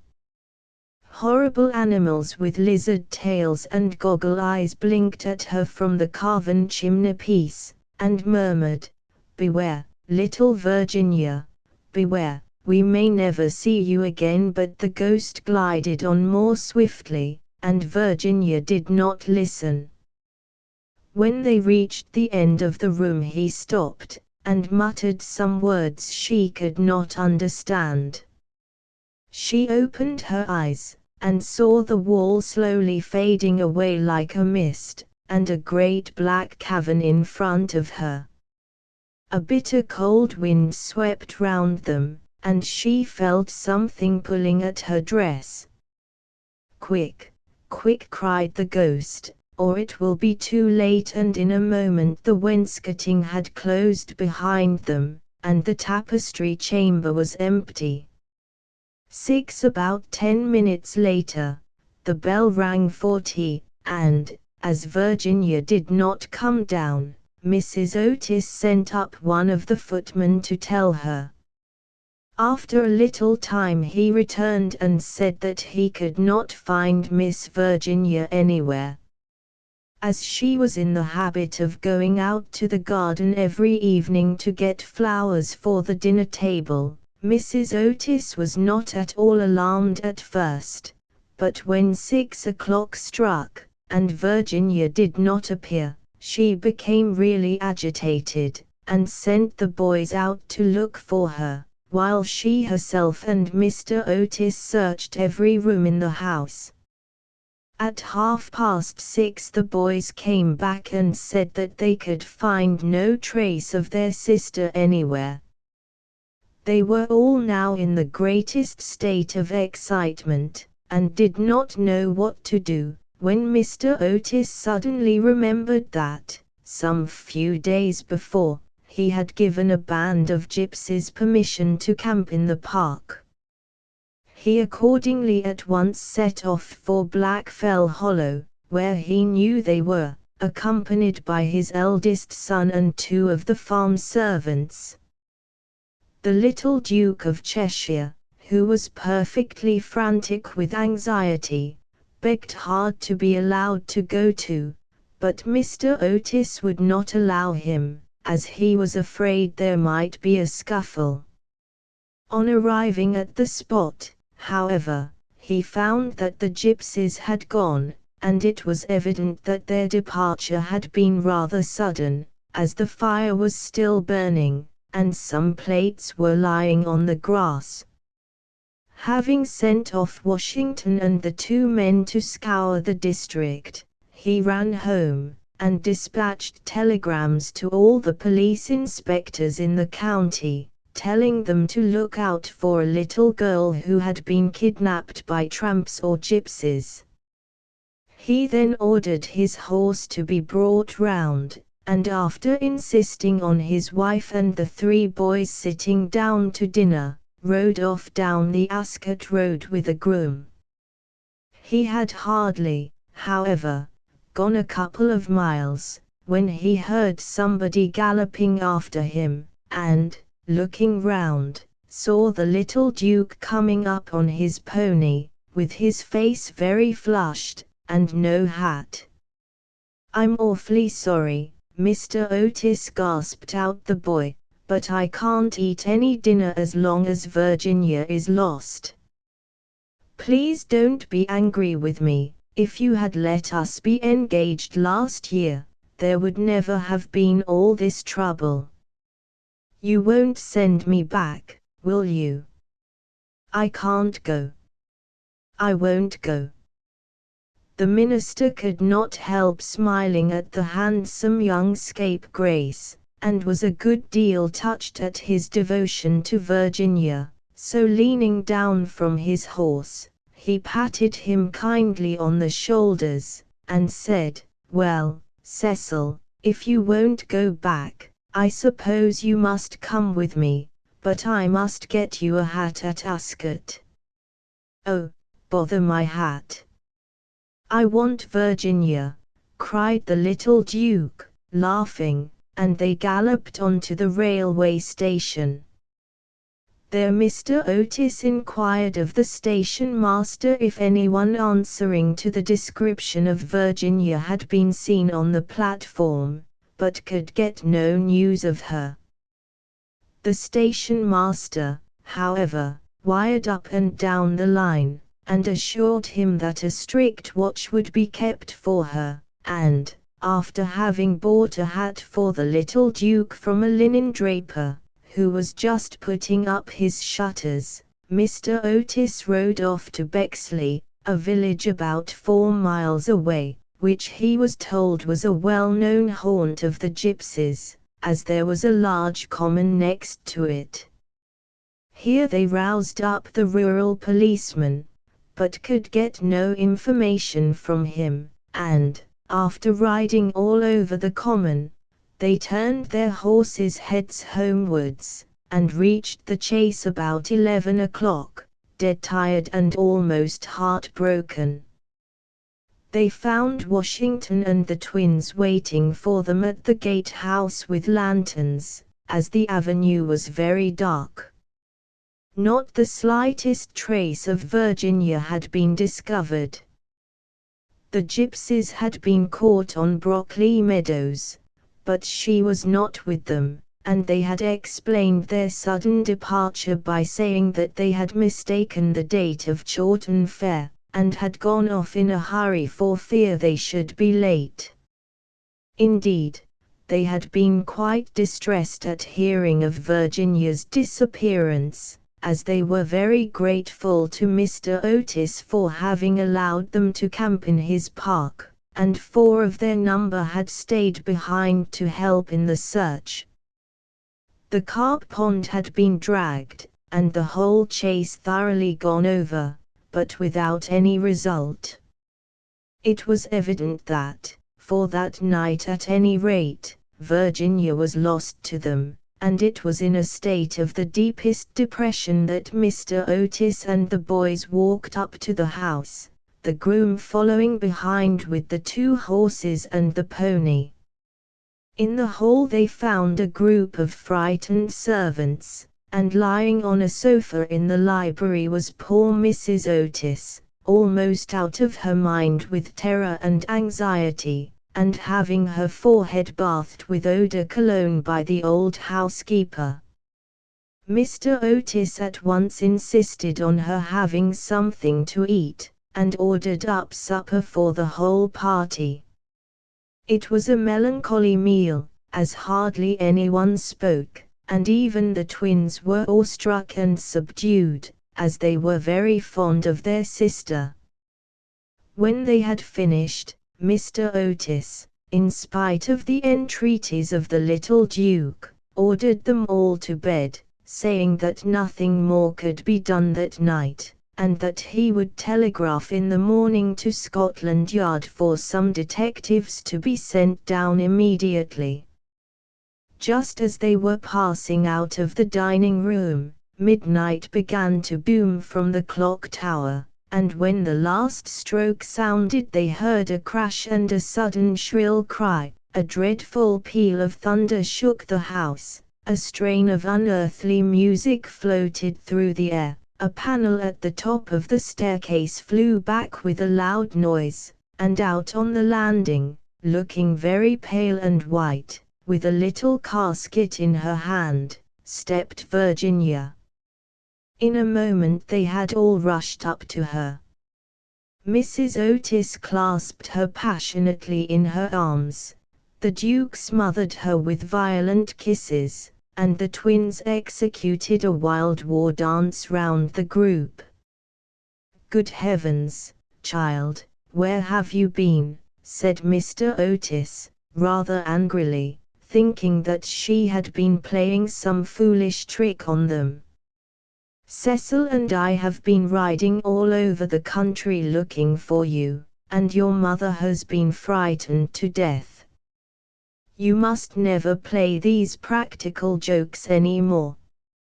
"Except on the ghost, except on the ghost," shrieked the twins, as they capered about.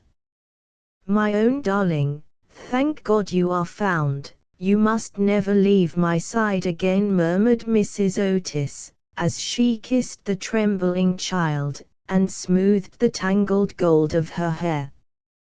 "Papa," said Virginia, quietly, "I have been with the ghost. He is dead, and you must come and see him.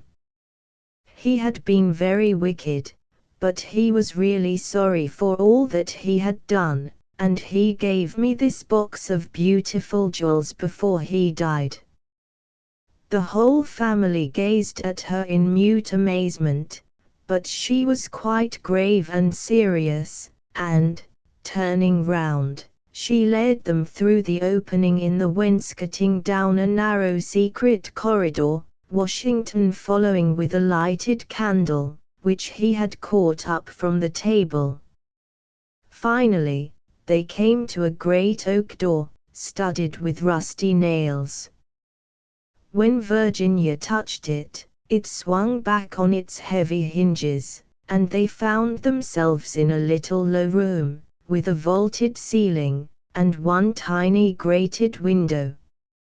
Embedded in the wall was a huge iron ring, and chained to it was a gaunt skeleton, that was stretched out at full length on the stone floor, and seemed to be trying to grasp with its long fleshless fingers an old-fashioned trencher and ewer, that were placed just out of its reach.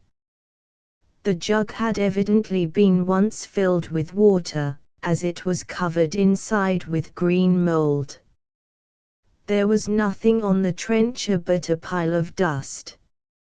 Virginia knelt down beside the skeleton, and, folding her little hands together, began to pray silently, while the rest of the party looked on in wonder at the terrible tragedy whose secret was now disclosed to them. "Hullo!" suddenly exclaimed one of the twins, who had been looking out of the window to try and discover in what wing of the house the room was situated. "Hullo, the old withered almond tree has blossomed. I can see the flowers quite plainly in the moonlight." "God has forgiven him," said Virginia, gravely, as she rose to her feet, and a beautiful light seemed to illumine her face. "What an angel you are!" cried the young Duke, and he put his arm round her neck, and kissed her. 4 days after these curious incidents, a funeral started from Canterville Chase at about 11 o'clock at night. The hearse was drawn by 8 black horses, each of which carried on its head a great tuft of nodding ostrich plumes, and the leaden coffin was covered by a rich purple pall, on which was embroidered in gold the Canterville coat of arms. By the side of the hearse and the coaches walked the servants with lighted torches, and the whole procession was wonderfully impressive. Lord Canterville was the chief mourner, having come up specially from Wales to attend the funeral, and sat in the first carriage along with little Virginia. Then came the United States Minister and his wife, then Washington and the 3 boys, and in the last carriage was Mrs. Umney. It was generally felt that, as she had been frightened by the ghost for more than 50 years of her life, she had a right to see the last of him. A deep grave had been dug in the corner of the churchyard, just under the old yew tree, and the service was read in the most impressive manner by the Reverend Augustus Dampier. When the ceremony was over, the servants, according to an old custom observed in the Canterville family, extinguished their torches, and, as the coffin was being lowered into the grave, Virginia stepped forward, and laid on it a large cross made of white and pink almond blossoms. As she did so, the moon came out from behind a cloud, and flooded with its silent silver the little churchyard, and from a distant copse a nightingale began to sing. She thought of the ghost's description of the Garden of Death, her eyes became dim with tears, and she hardly spoke a word during the drive home. The next morning, Before Lord Canterville went up to town, Mr. Otis had an interview with him on the subject of the jewels the ghost had given to Virginia. They were perfectly magnificent, especially a certain ruby necklace with old Venetian setting, which was really a superb specimen of 16th-century work, and their value was so great that Mr. Otis felt considerable scruples about allowing his daughter to accept them. "My lord," he said, "I know that in this country mortmain is held to apply to trinkets as well as to land, and it is quite clear to me that these jewels are, or should be, heirlooms in your family. I must beg you, accordingly, to take them to London with you, and to regard them simply as a portion of your property which has been restored to you under certain strange conditions. As for my daughter, she is merely a child, and has as yet, I am glad to say, but little interest in such appurtenances of idle luxury. I am also informed by Mrs. Otis, who, I may say, is no mean authority upon art, having had the privilege of spending several winters in Boston when she was a girl, that these gems are of great monetary worth, and if offered for sale would fetch a tall price.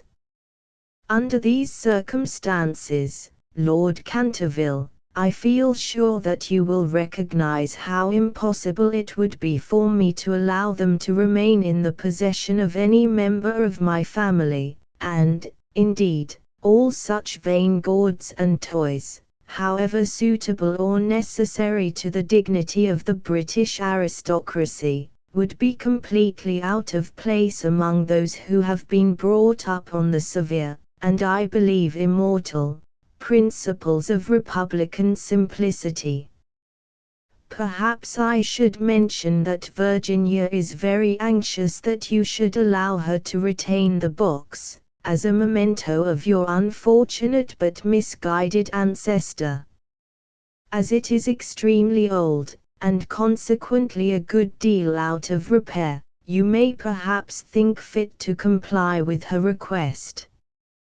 For my own part, I confess I am a good deal surprised to find a child of mine expressing sympathy with medievalism in any form, and can only account for it by the fact that Virginia was born in one of your London suburbs shortly after Mrs. Otis had returned from a trip to Athens. Lord Canterville listened very gravely to the worthy minister's speech, pulling his grey moustache now and then to hide an involuntary smile, and when Mr. Otis had ended, he shook him cordially by the hand, and said, "My dear sir, your charming little daughter rendered my unlucky ancestor, Sir Simon, a very important service, and I and my family are much indebted to her for her marvelous courage and pluck. The jewels are clearly hers, and, egad, I believe that if I were heartless enough to take them from her, the wicked old fellow would be out of his grave in a fortnight, leading me the devil of a life. As for their being heirlooms, nothing is an heirloom that is not so mentioned in a will or legal document, and the existence of these jewels has been quite unknown. I assure you I have no more claim on them than your butler, and when Miss Virginia grows up, I dare say she will be pleased to have pretty things to wear. Besides, you forget, Mr. Otis, that you took the furniture and the ghost at a valuation, and anything that belonged to the ghost passed at once into your possession, as, whatever activity Sir Simon may have shown in the corridor at night, in point of law he was really dead, and you acquired his property by purchase." Mr. Otis was a good deal distressed at Lord Canterville's refusal, and begged him to reconsider his decision, but the good-natured peer was quite firm, and finally induced the minister to allow his daughter to retain the present the ghost had given her, and when, in the spring of 1890, the young Duchess of Cheshire was presented at the Queen's first drawing-room on the occasion of her marriage, her jewels were the universal theme of admiration.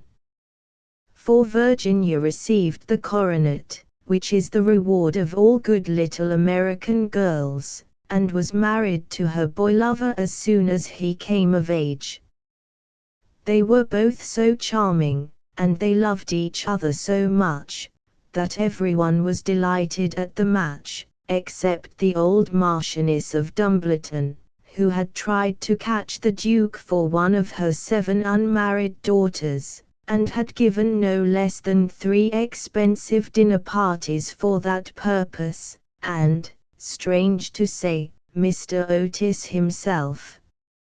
Mr. Otis was extremely fond of the young Duke personally, but, theoretically, he objected to titles, and, to use his own words, was not without apprehension lest, amid the enervating influences of a pleasure-loving aristocracy, the true principles of republican simplicity should be forgotten. His objections, however, were completely overruled, and I believe that when he walked up the aisle of St. George's, Hanover Square, with his daughter leaning on his arm, there was not a prouder man in the whole length and breadth of England. The Duke and Duchess, after the honeymoon was over, went down to Canterville Chase, and on the day after their arrival they walked over in the afternoon to the lonely churchyard by the pine woods. There had been a great deal of difficulty at first about the inscription on Sir Simon's tombstone, but finally it had been decided to engrave on it simply the initials of the old gentleman's name, and the verse from the library window. The Duchess had brought with her some lovely roses, which she strewed upon the grave, and after they had stood by it for some time they strolled into the ruined chancel of the old abbey. There the Duchess sat down on a fallen pillar, while her husband lay at her feet smoking a cigarette and looking up at her beautiful eyes. Suddenly he threw his cigarette away, took hold of her hand, and said to her, "Virginia, a wife should have no secrets from her husband." "Dear Cecil, I have no secrets from you."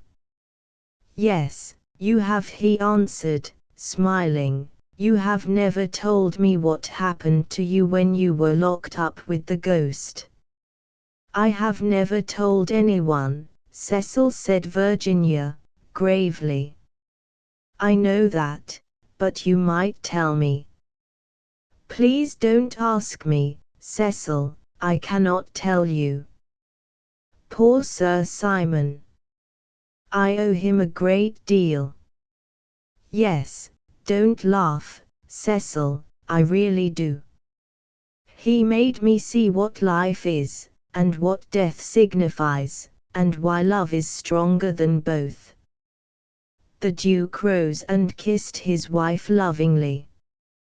"You can have your secret as long as I have your heart," he murmured. "You have always had that, Cecil. And you will tell our children some day, won't you?" Virginia blushed. The Ghost Extinguisher by Gelett Burgess. Top from the Cosmopolitan magazine, April, 1905. By permission of John Brisben Walker and Gelett Burgess. The Ghost Extinguisher by Gelett Burgess. My attention was first called to the possibility of manufacturing a practicable ghost extinguisher by a real estate agent in San Francisco. "There's one thing," he said, "that affects city property here in a curious way. You know we have a good many murders, and, as a consequence, certain houses attain a very sensational and undesirable reputation.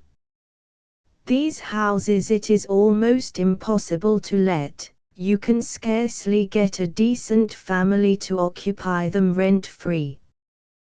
Then we have a great many places said to be haunted. These were dead timber on my hands until I happened to notice that the Japanese have no objections to spooks.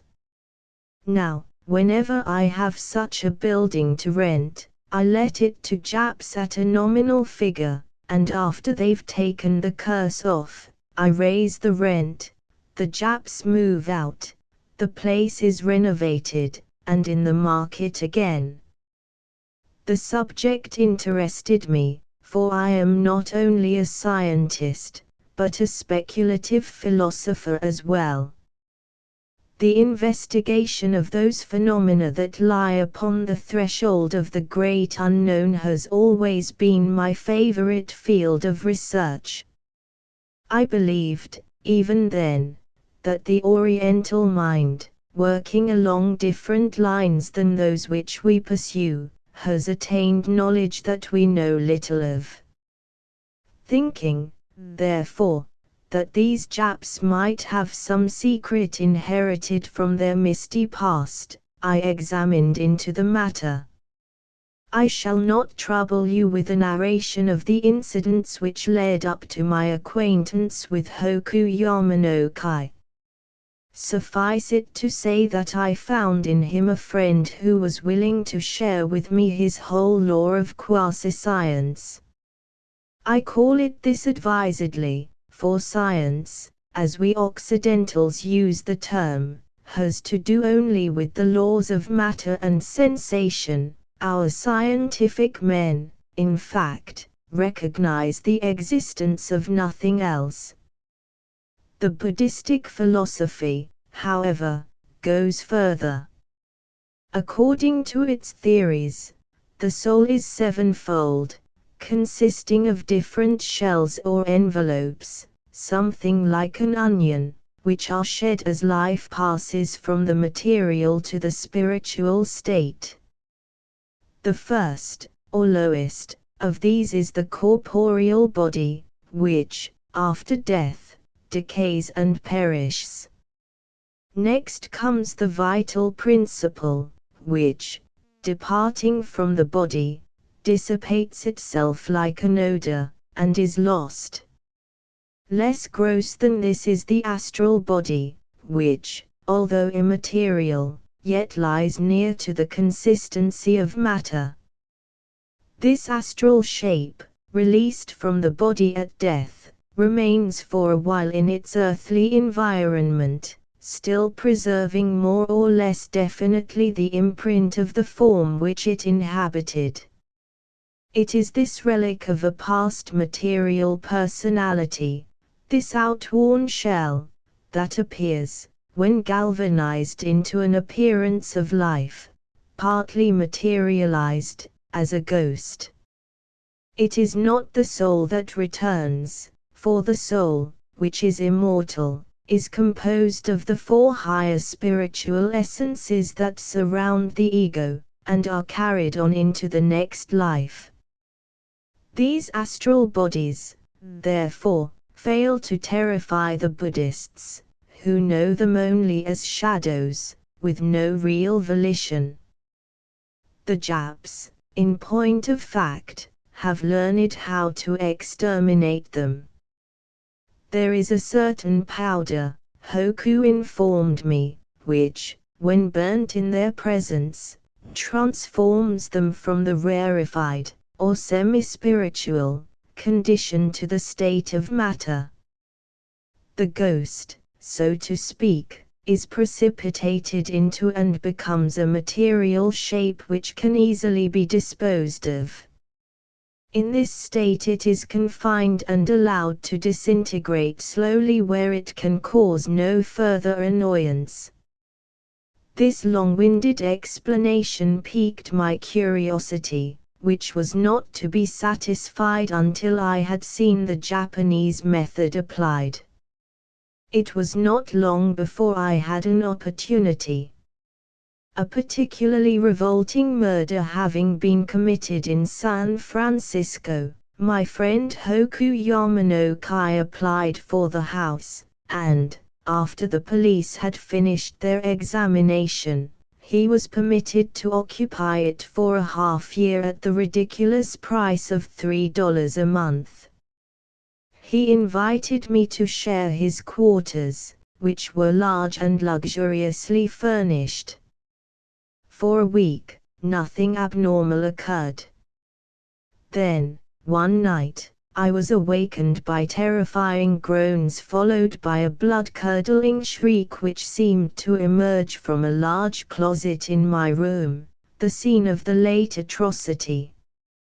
I confess that I had all the covers pulled over my head and was shivering with horror when my Japanese friend entered, wearing a pair of flowered silk pajamas. Hearing his voice, I peeped forth, to see him smiling reassuringly. "You some kind of very foolish fellow," he said. "I show you how to fix him." He took from his pocket 3 conical red pastilles, placed them upon a saucer and lighted them. Then, holding the fuming dish in one outstretched hand, he walked to the closed door and opened it. The shrieks burst out afresh, and, as I recalled the appalling details of the scene which had occurred in this very room only 5 weeks ago, I shuddered at his temerity. But he was quite calm. Soon, I saw the wraith-like form of the recent victim dart from the closet. She crawled under my bed and ran about the room, endeavoring to escape, but was pursued by Hoku, who waved his smoking plate with indefatigable patience and dexterity. At last he had her cornered, and the spectre was caught behind a curtain of odorous fumes. Slowly the figure grew more distinct, assuming the consistency of a heavy vapor, shrinking somewhat in the operation. Hoku now hurriedly turned to me. "You hurry up, bring me 1 pair bellows plenty quick," he commanded. I ran into his room and brought the bellows from his fireplace. These he pressed flat, and then carefully inserting one toe of the ghost into the nozzle and opening the handle steadily, he sucked in a portion of the unfortunate woman's anatomy, and dexterously squirted the vapor into a large jar, which had been placed in the room for the purpose. 2 more operations were necessary to withdraw the phantom completely from the corner and empty it into the jar. At last the transfer was effected and the receptacle securely stopped and sealed. In former time Hoku explained to me, old pliists sucked ghost with mouth and spit him to inside of vase with accuracy. Modern time method more better for stomach and epiglottis. "How long will this ghost keep?" I inquired. "Oh, about 400-500 years, maybe," was his reply. "Ghost now change from spirit to matter, and comes under legality of matter as usual science." "What are you going to do with her?" I asked. "Send him to Buddhist temple in Japan. Old pliist use him for high ceremony," was the answer. My next desire was to obtain some of Hoku Yamanokai's ghost powder and analyze it. For a while it defied my attempts, but, after many months of patient research, I discovered that it could be produced, in all its essential qualities, by means of a fusion of formaldehyde and hypophenyl tribromopropionic acid in an electrified vacuum. With this product I began a series of interesting experiments. As it became necessary for me to discover the habitat of ghosts in considerable numbers, I joined the American Society for Psychical Research, thus securing desirable information in regard to haunted houses. These I visited persistently, until my powder was perfected and had been proved efficacious for the capture of any ordinary housebroken phantom.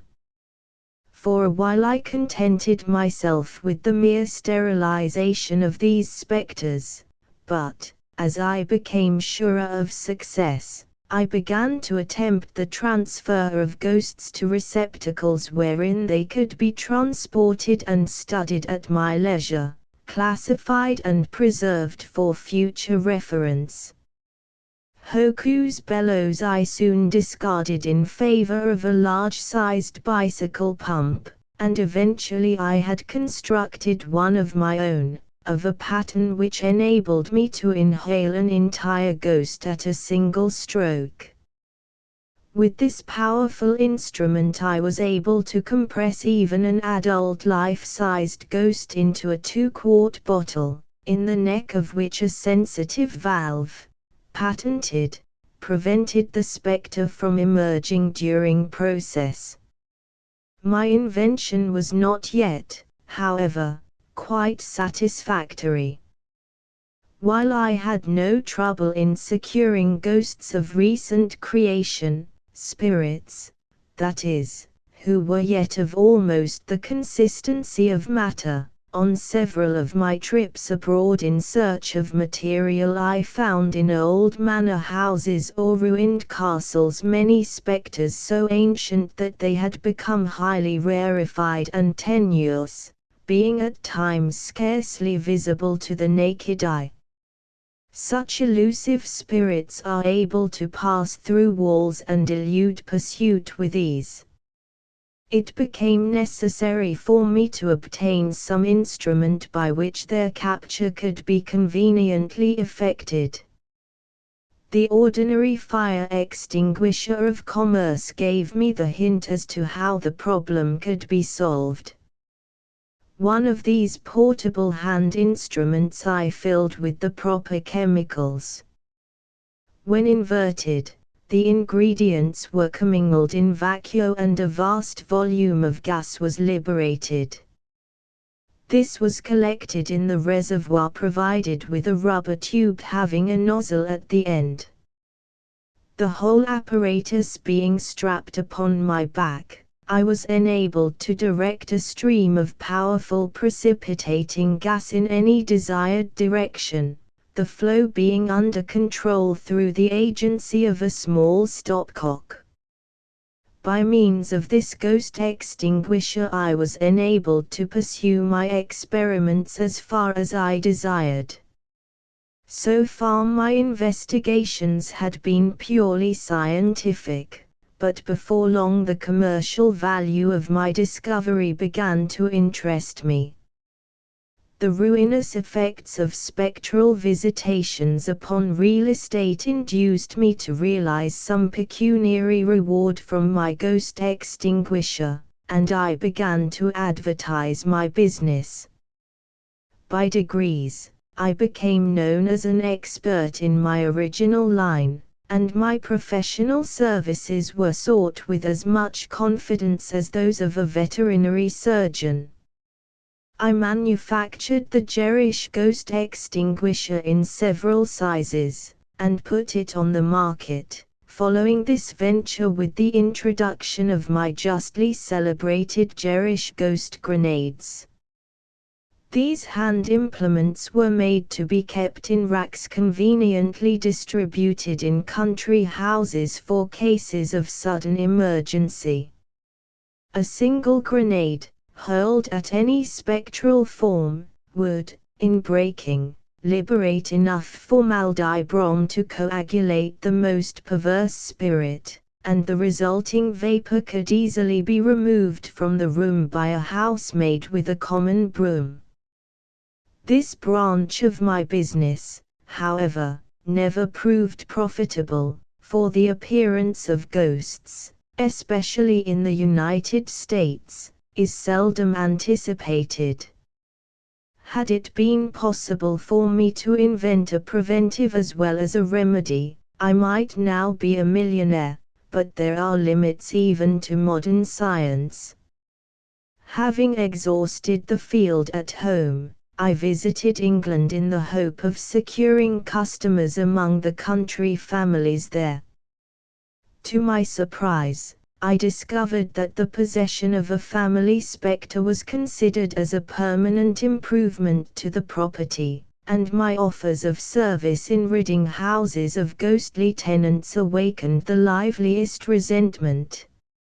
As a layer of ghosts, I was much lower in the social scale than a layer of carpets.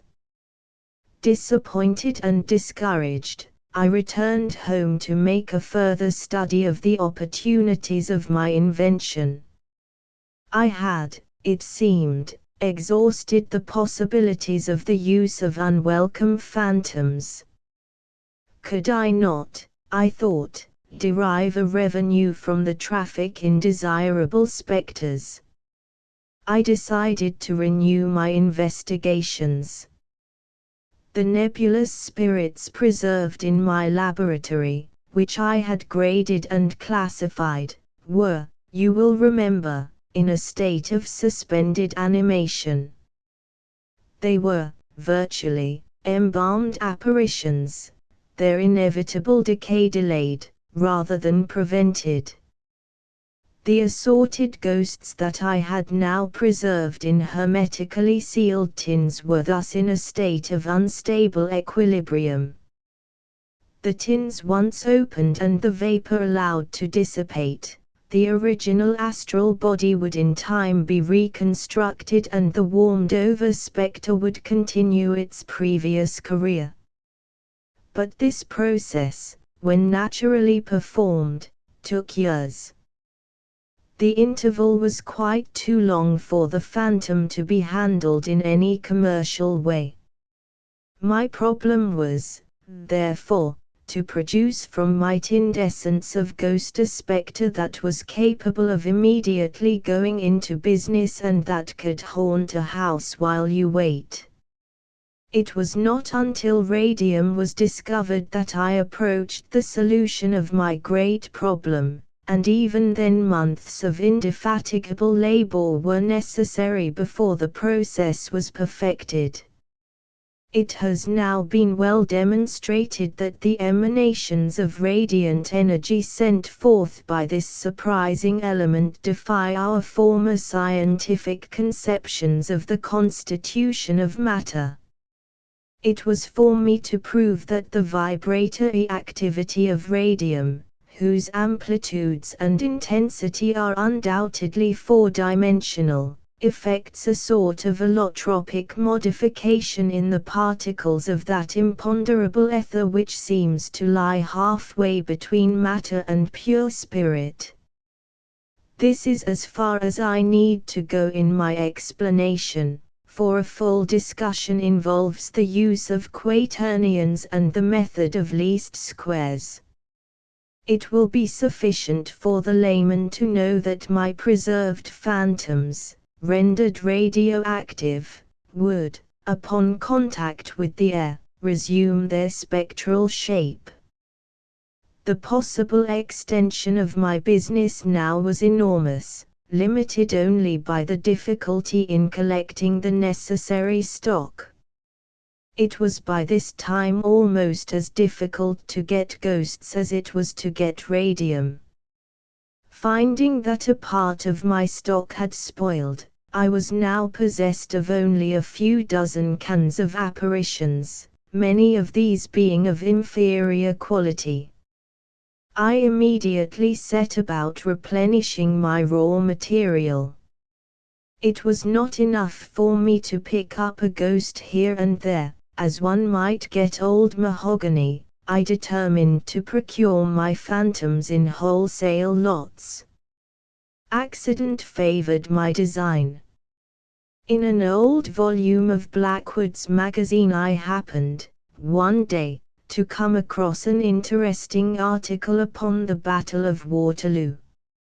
It mentioned, incidentally, a legend to the effect that every year, upon the anniversary of the celebrated victory, spectral squadrons had been seen by the peasants charging battalions of ghostly grenadiers.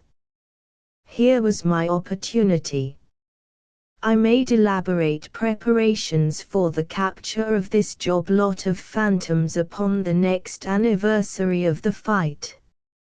Hard by the fatal ditch which engulfed Napoleon's cavalry I stationed a corps of able assistants provided with rapid-fire extinguishers ready to enfilade the famous sunken road. I stationed myself with a No. 4 model magazine hose, with a 4-inch nozzle, directly in the path which I knew would be taken by the advancing squadron. It was a fine, clear night, lighted, at first, by a slice of new moon, but later, dark, except for the pale illumination of the stars. I have seen many ghosts in my time, ghosts in garden and garret, at noon, at dusk, at dawn, phantoms fanciful, and spectres sad and spectacular. But never have I seen such an impressive sight as this nocturnal charge of cuirassiers, galloping in goblin glory to their time-honored doom.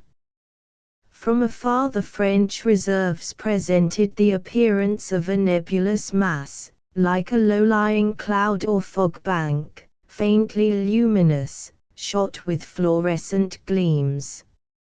As the squadron drew nearer in its desperate charge, the separate forms of the troopers shaped themselves, and the galloping guardsmen grew ghastly with supernatural splendor. Although I knew them to be immaterial and without mass or weight, I was terrified at their approach, fearing to be swept under the hoofs of the nightmares they rode. Like one in a dream, I started to run, but in another instant they were upon me, and I turned on my stream of formaldybrom. Then I was overwhelmed in a cloudburst of wild warlike wraiths. The column swept past me, over the bank, plunging to its historic fate. The cut was piled full of frenzied, scrambling spectres, as rank after rank swept down into the horrid gut. At last the ditch swarmed full of writhing forms and the carnage was dire. My assistants with the extinguishers stood firm, and although almost unnerved by the sight, they summoned their courage, and directed simultaneous streams of formaldybrom into the struggling mass of phantoms. As soon as my mind returned, I busied myself with the huge tanks I had prepared for use as receivers. These were fitted with a mechanism similar to that employed in portable forges, by which the heavy vapor was sucked off. Luckily the night was calm, and I was enabled to fill a dozen cylinders with the precipitated ghosts. The segregation of individual forms was, of course, impossible, so that men and horses were mingled in a horrible mixture of fricasseed spirits. I intended subsequently to empty the soup into a large reservoir and allow the separate spectres to reform according to the laws of spiritual cohesion. Circumstances, however, prevented my ever accomplishing this result. I returned home, to find awaiting me an order so large and important that I had no time in which to operate upon my cylinders of cavalry. My patron was the proprietor of a new sanatorium for nervous invalids, located near some medicinal springs in the Catskills. His building was unfortunately located, having been built upon the site of a once famous summer hotel, which, while filled with guests, had burned to the ground, scores of lives having been lost. Just before the patients were to be installed in the new structure, it was found that the place was haunted by the victims of the conflagration to a degree that rendered it inconvenient as a health resort. My professional services were requested, therefore, to render the building a fitting abode for convalescents. I wrote to the proprietor, fixing my charge at $5,000. As my usual rate was $100 per ghost, and over 100 lives were lost at the fire, I considered this price reasonable, and my offer was accepted. The sanatorium job was finished in a week. I secured 102 superior spectral specimens, and upon my return to the laboratory, put them up in heavily embossed tins with attractive labels in colors. My delight at the outcome of this business was, however, soon transformed to anger and indignation. The proprietor of the health resort, having found that the specters from his place had been sold, claimed a rebate upon the contract price equal to the value of the modified ghosts transferred to my possession. This, of course, I could not allow. I wrote, demanding immediate payment according to our agreement, and this was peremptorily refused. The manager's letter was insulting in the extreme. The Pied Piper of Hamelin was not worse treated than I felt myself to be, so, like the piper, I determined to have my revenge. I got out the 12 tanks of Waterloo ghost hash from the storerooms, and treated them with radium for 2 days. These I shipped to the Catskills billed as hydrogen gas. Then, accompanied by 2 trustworthy assistants, I went to the sanatorium and preferred my demand for payment in person. I was ejected with contumely. Before my hasty exit, however, I had the satisfaction of noticing that the building was filled with patients. Languid ladies were seated in wicker chairs upon the piazzas, and frail anemic girls filled the corridors. It was a hospital of nervous wrecks whom the slightest disturbance would throw into a panic. I suppressed all my finer feelings of mercy and kindness and smiled grimly as I walked back to the village. That night was black and lowering, fitting weather for the pandemonium I was about to turn loose. At 10 o'clock, I loaded a wagon with the tanks of compressed cohorts, and, muffled in heavy overcoats, we drove to the sanatorium. All was silent as we approached, all was dark. The wagon concealed in a grove of pines, we took out the tanks one by one, and placed them beneath the ground floor windows. The sashes were easily forced open, and raised enough to enable us to insert the rubber tubes connected with the iron reservoirs. At midnight everything was ready. I gave the word, and my assistants ran from tank to tank, opening the stopcocks. With a hiss as of escaping steam the huge vessels emptied themselves, vomiting forth clouds of vapor, which, upon contact with the air, coagulated into strange shapes as the white of an egg does when dropped into boiling water. The rooms became instantly filled with dismembered shades of men and horses seeking wildly to unite themselves with their proper parts. Legs ran down the corridors, seeking their respective trunks, arms writhed wildly reaching for missing bodies, heads rolled hither and yon in search of native necks. Horses' tails and hoofs whisked and hurried in quest of equine ownership until, reorganized, the spectral steeds galloped about to find their riders. Had it been possible, I would have stopped this riot of wraiths long ere this, for it was more awful than I had anticipated, but it was already too late. Cowering in the garden, I began to hear the screams of awakened and distracted patients. In another moment, the front door of the hotel was burst open, and a mob of hysterical women in expensive nightgowns rushed out upon the lawn, and huddled in shrieking groups. I fled into the night. I fled, but Napoleon's men fled with me. Compelled by I know not what fatal astral attraction, perhaps the subtle affinity of the creature for the Creator, the spectral shells, moved by some mysterious mechanics of spiritual being, pursued me with fatuous fury.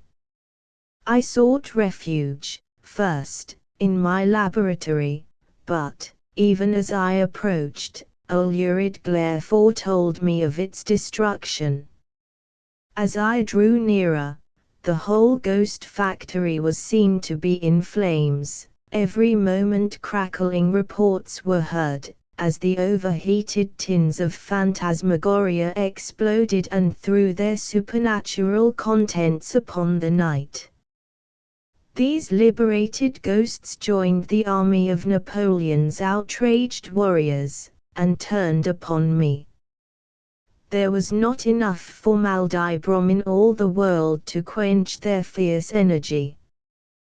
There was no place in all the world safe for me from their visitation.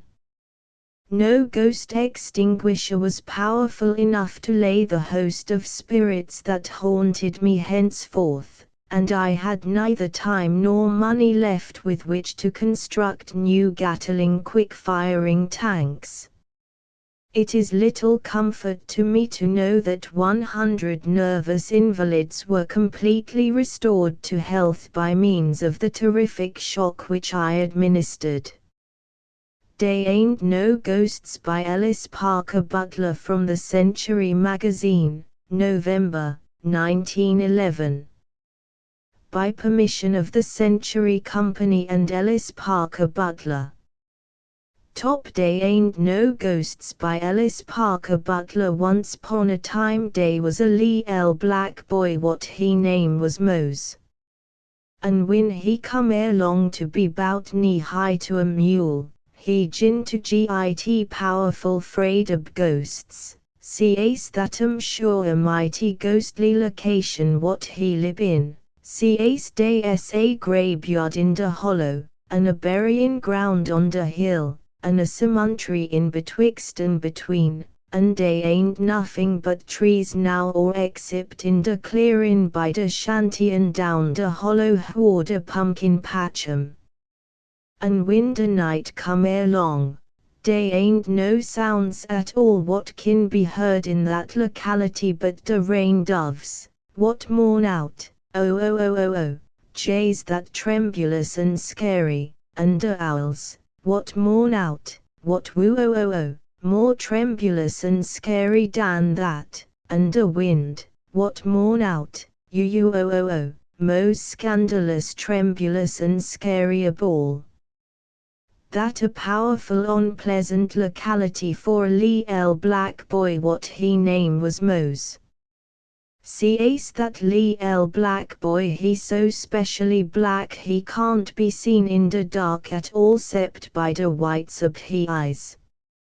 So when he go out in the house at night, he ain't dast shut he eyes, Cace den ain't nobody can see him in the least. He jays as invincible as nothing. And who know but what a great, big ghost bump right into him Cace it can't see him. And that sure would scare that little black boy powerful bad. Cace everybody knows what a cold, damp personality a ghost is. So when that little black mouse go out in the shanty at night, he keep he eyes wide open, you may be sure. By day he eyes bout the size of butter pats, and come sundown he eyes bout the size of saucers, but when he go out in the shanty at night, he eyes the size of the white chiny plate what set on the mantel, and it powerful hard to keep eyes what the size of that from a winkin' and a blinkin'. So when Halloween come along, that little black mouse he jays make up he mind he ain't gwine out in he shack at all. He cogitate he gwine stay right snug in the shack wid he pa and he ma. Cace the rain doves take notice that the ghosts are philanderin' round the country. Cace dey mourn out, oh oh oh oh oh, and the owls dey mourn out, what woo oh oh oh, and the wind mourn out, you oh oh oh. The eyes of that little black mouse dey as big as the white chiny plate what set on the mantel by side the clock, and the sun jays a settin'. So that all right. Little black mouse he scrooge back in the corner by the fireplace, and he gwine stay dear till he gwine to bed. But by Sally Ann, what live up the road, draps in, and Mr. Sally Ann, what is her husband, he draps in, and Zack Badgett and the school teacher what board at Unc Silas Diggs's house drap in, and a powerful lot of folks drap in. And little black mouse he seen that gwine be one surprise party, and he write down cheerful bout that. So all dem folks shake dear hands and low howdy and some of dem say, why, dear's little mouse. Howdy, little mouse. And he so please he jays grin and grin, Cace he ain't reckon what gwine happen. So by Sally Ann, what live up the road, she say, ain't no sort o' Halloween lest we got a jack-o'-lantern. And the school teacher, what board at Unc Silas Diggs's house, she lo, Halloween jays no Halloween at all thout we got a jack-o'-lantern. And little black mouse he stop a grinnin', and he scrooge so far back in the corner he mows scrooge fruff the wall. But that ain't no use, Cace he ma say, mouse, go on down to the pumpkin patch and fotch a pumpkin. I ain't want to go say little black mouse. Go on along wid yo say he ma, right commandin'. I ain't want to go say mouse agin. Why ain't yo want to go, he ma ask. Cace I's afraid of the ghosts say little black mouse, and that the particular truth and no mistake. Dey ain't no ghosts say the school teacher, what board at Unc Silas Diggs's house, right pert. Dey ain't no ghosts say Zack Badgett, what that fear deab ghosts he ain't dar come to little black mouse's house efter school teacher ain't accompany him. Go long wid your ghosts, say little black mouse ma. What yo pick up that nonsense, say he pa. Dey ain't no ghosts. And that what all that surprise party lo, dey ain't no ghosts. And dey lo dey muse hab a jack-o'-lantern or de fun all spiled. So that little black boy what he name is Mose he done got to fetch a pumpkin from the pumpkin patch down the hollow. So he step out in the shanty and he stand on the doorstep twell he get he eyes pried open as big as the bottom of he ma's wash tub, mostly, and he say, "They ain't no ghosts." And he put one foot on the ground, and that was the first step. And the rain dove say, "Oh oh oh oh oh." And little black Mose he took another step. And the owl mourn out, "What woo oh oh oh." And little black Mose he took another step. And the wind sob out, "You you oh oh oh." And little black Mose he took one look over his shoulder, and he shut his eyes so tight they hurt round the edges, and he pick up his foots and run. Yas, sir, he run right pert fast. And he say, "They ain't no ghosts. They ain't no ghosts." And he run along the path what lead by the burying ground on the hill. Sees they ain't no fence around that burying ground at all. No fence, chase the big trees what the owls and the rain doves sot in and mourn and sob, and what the wind sigh and cry fruff. And by somefin jays brush little Mose on the arm, which make him run jays a bit more faster. And by somefin jays brush little Mose on the cheek, which make him run about as fast as he can. And by somefin grab little Mose by the edge of he coat, and he fight and struggle and cry out, "They ain't no ghosts. They ain't no ghosts." And that ain't nothing but the wild briar what grab him, and that ain't nothing but the leaf of a tree what brush he cheek, and that ain't nothing but the branch of a hazel bush what brush he arm. But he downright scared jays the same, and he ain't lose no time. Sees the wind and the owls and the rain doves they sign earthy what ain't no good. So he scoot past that burying ground what on the hill, and that cemetery what betwixt and between, and that graveyard in the hollow, twell he come to the pumpkin patch, and he roach down and take a hold of the bestest pumpkin what in the patch. And he right smart scared. He jays the mostest scared little black boy what yever was. He ain't gwine open he eyes for nothing. Sees the wind go, "You you oh oh oh," and the owls go, "What woo oh oh oh," and the rain doves go, "Oh oh oh oh oh." He jays speculate, "They ain't no ghosts," and wish he hair don't stand on in that way. And he jays cogitate, "They ain't no ghosts," and wish he goose pimples don't rise up that way. And he jays low, "They ain't no ghosts," and wish he backbone ain't all tremulous with chills that way. So he roach down, and he roach down, twell he git a good hold on that prickly-some stem of that bestest pumpkin what in the patch, and he jays yank that stem with all he might. "Let loosen my head," say a big voice all on a suddent. That little black boy what he name is Mose he jump most out en he skin. He open he eyes, and he gin to shake like the aspen tree. Sees what that a standing right there behind him but a mend Jew's big ghost. Yas, sir, that the bigs, white's ghost what yever was. And it ain't got no head. Ain't got no head at all.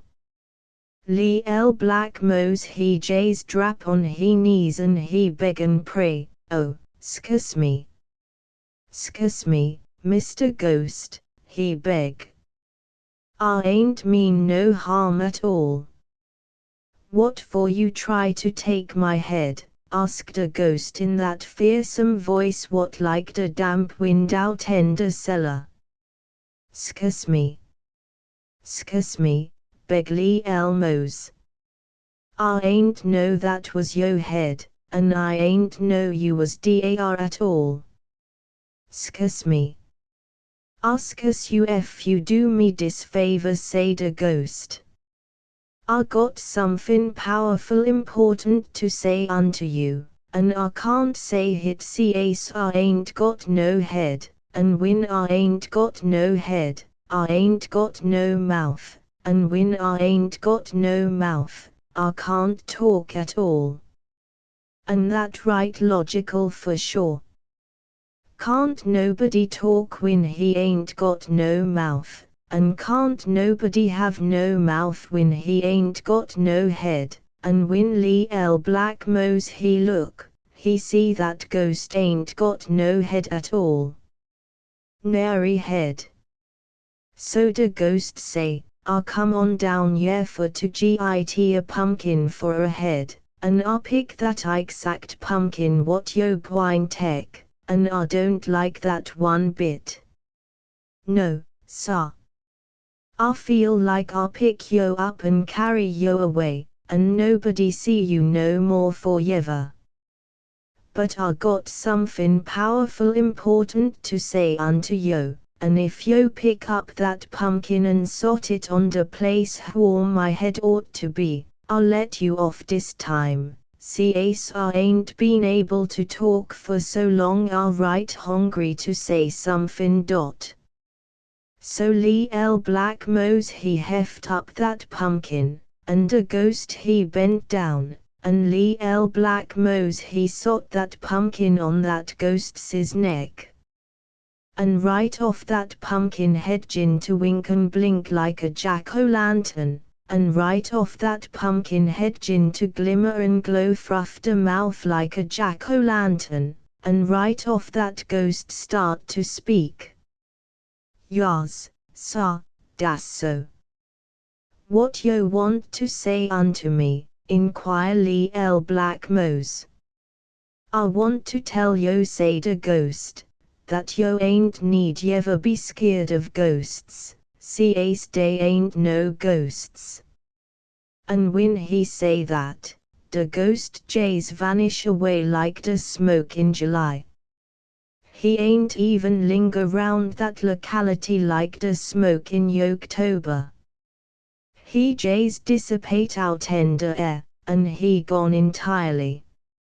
So Lee Elmos he grab up the next bestest pumpkin and he scoot. And when he come to the graveyard in the hollow, he going along same as yever, only faster, when he reckon he'll pick up a club in case he gwine have trouble. And he roch down and take hold of a likely appearing hunk o' wood what right dar. And when he grab that hunk of wood, let loosen my leg, say a big voice all on a suddent. That Lee L. Black boy most jump out en he skin, cace right dar in the path is 6 men just big ghosts and the bigs ain't got but one leg. So Lee L. Blackmose jays naturally handed that hunk of wood to that big's ghost, and he say, "'Scuse me, Mr. Ghost, I ain't know dis your leg." And what dem 6 ghosts do but stand round and confabulate. Yas, sir, das so. And when they do so, one say, "'Pears like dis a mighty likely Lee L. Black boy. What we gwine do for to reward him for politeness?" And another say, "Tell him what the truth is 'bout ghosts." So the big's ghost he say, "I gwine tell yo something important what everybody don't know, dey ain't no ghosts." And when he say that, the ghosts jays naturally vanish away, and Lee L. Blackmose he proceed up the path. He so scared he hair jays yank at the roots, and wind go, oh oh oh oh oh, and a owl go, what woo oh oh oh, and a rain doves go, you oh oh oh, he jays tremble and shake. And by he come to de cemetery what betwixt and between, and he sure is mighty scared. Cace day is a whole company of ghosts lined up along the road, and he lo he ain't gwine spend no more time palaverin' wid ghosts.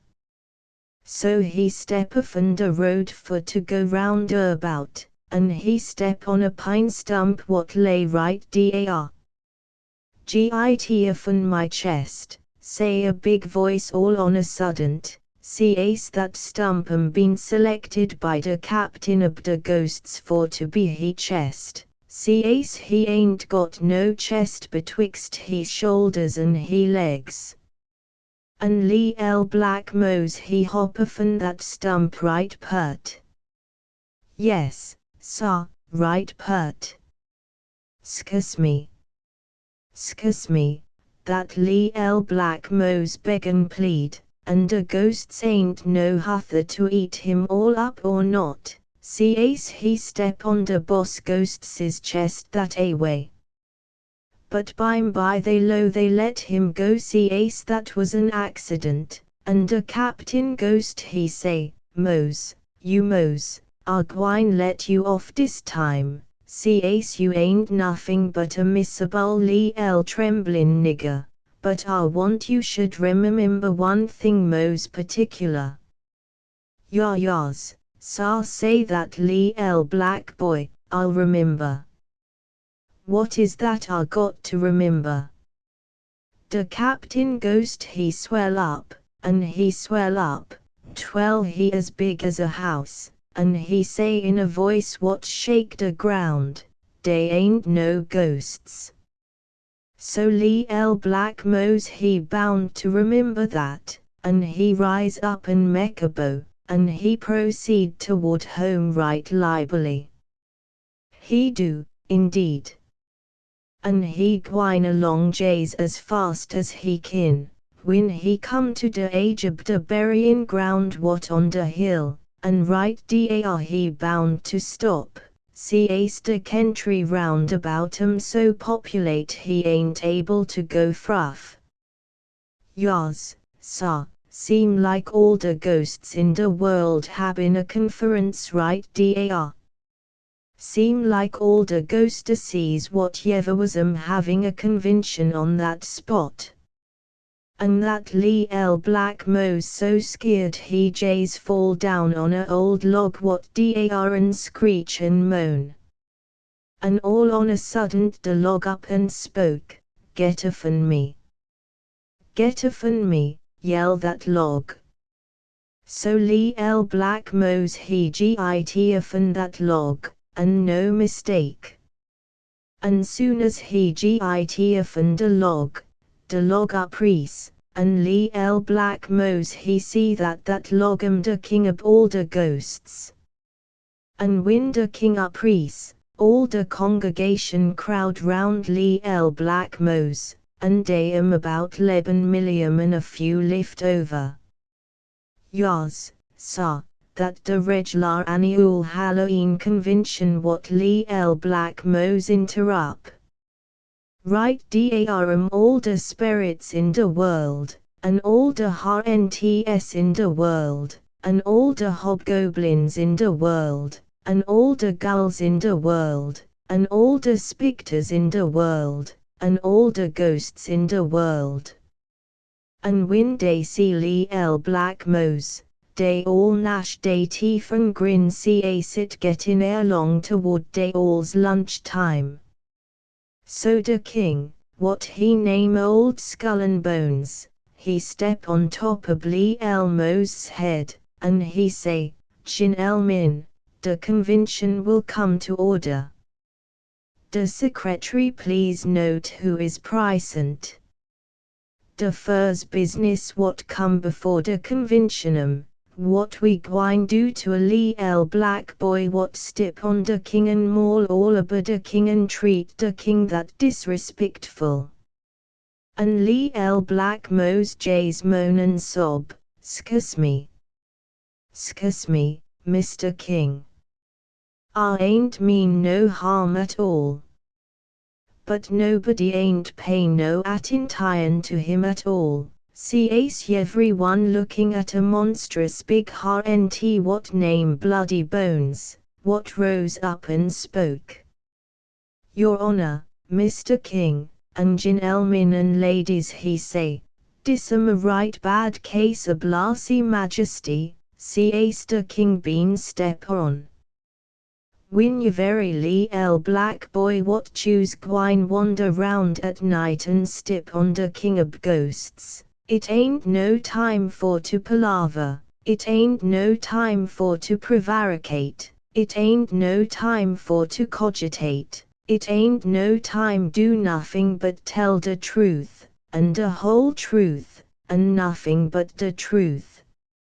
And all dem ghosts sickened the motion, and they confabulate out loud about that, and the noise sound like the rain doves going, oh oh oh oh oh, and the owls going, what woo oh oh oh, and the wind going, you oh oh oh.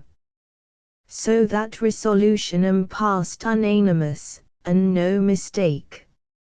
So the king of the ghosts, what name Old Skull and Bones, he place he hand on the head of Black Mose, and he hand feel like a wet rag, and he say, they ain't no ghosts. And one of the hairs what on the head of Black Mose turn white. And the monstrous big HNT what he name Bloody Bones he lay he hand on the head of Black Mose, and he hand feel like a toadstool in the cool of the day, and he say, they ain't no ghosts.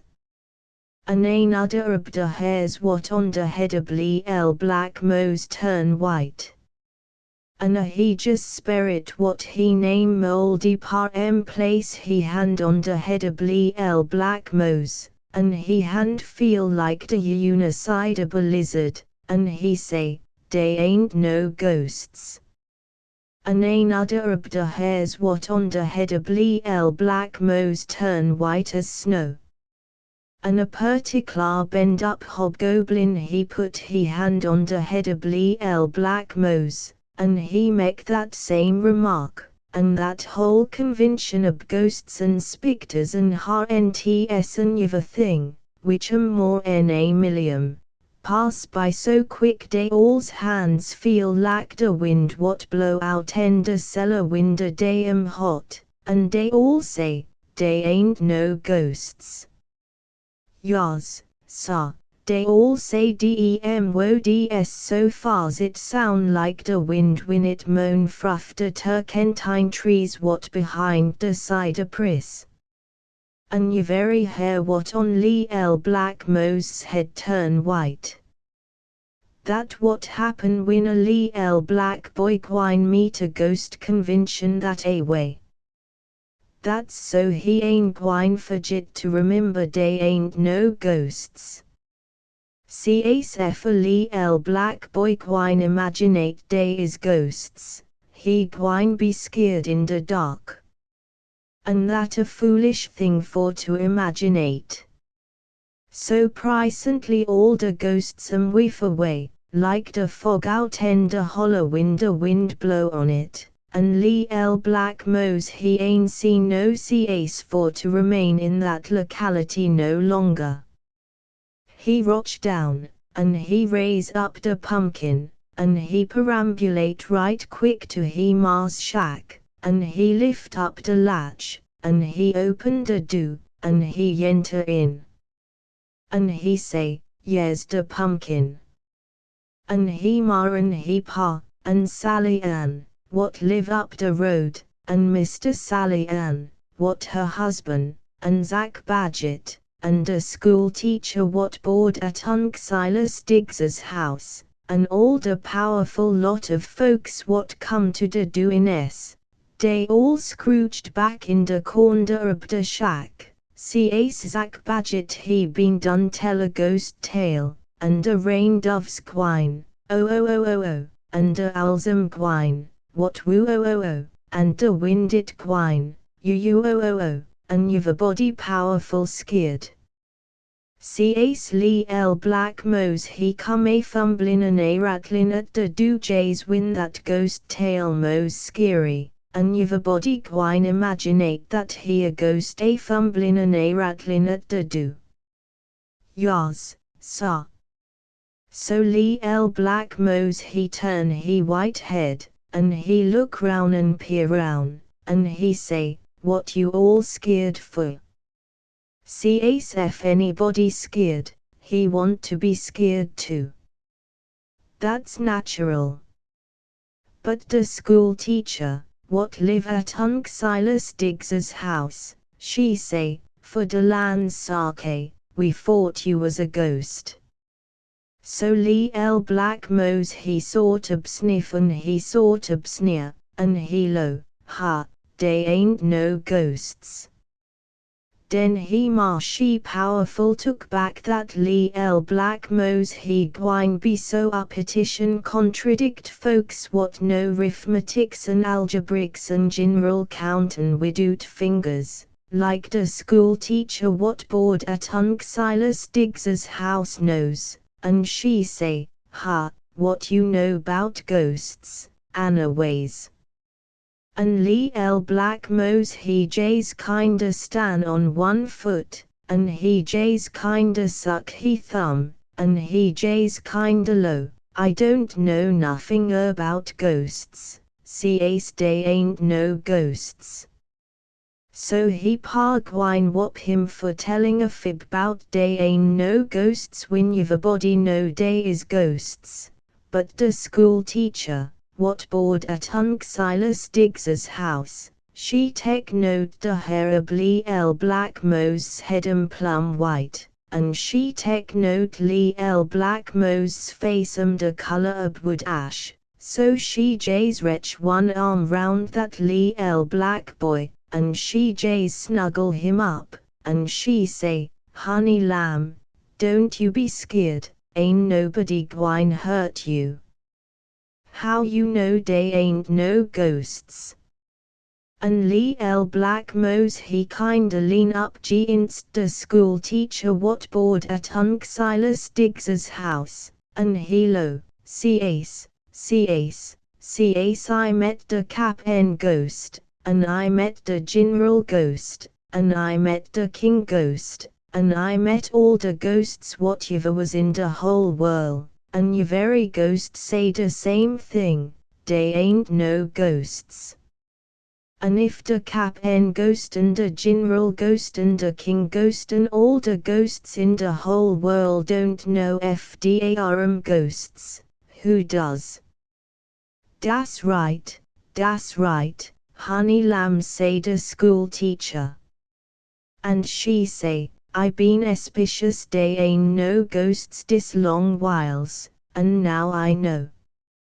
Ef all the ghosts say dey ain't no ghosts, dey ain't no ghosts. So you've a body low that so sep Zach Badgett, what been telling the ghost tale, and he ain't gwine say yes and he ain't gwine say no cace he right sweet on the school teacher. But he know right well he done seen plenty ghosts in he day. So he bound to be sure fust.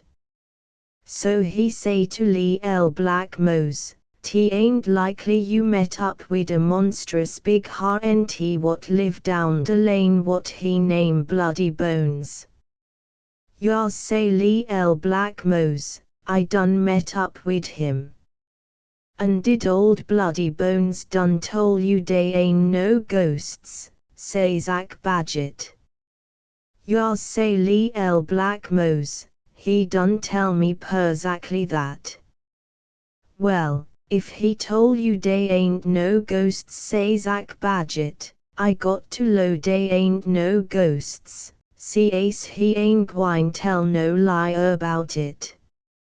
I know that Bloody Bones ghost since I was a pickaninny, and I done met up with him a powerful lot o' times, and he ain't gwine tell no lie about it." If that particular ghost say dey ain't no ghosts, dey ain't no ghosts. So you've a body say, das right, dey ain't no ghosts.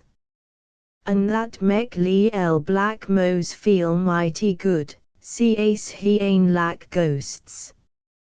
He reckon he gwine be a heap mo comfortable in he mind since he know dey ain't no ghosts, and he reckon he ain't gwine be scared of nothing never no more.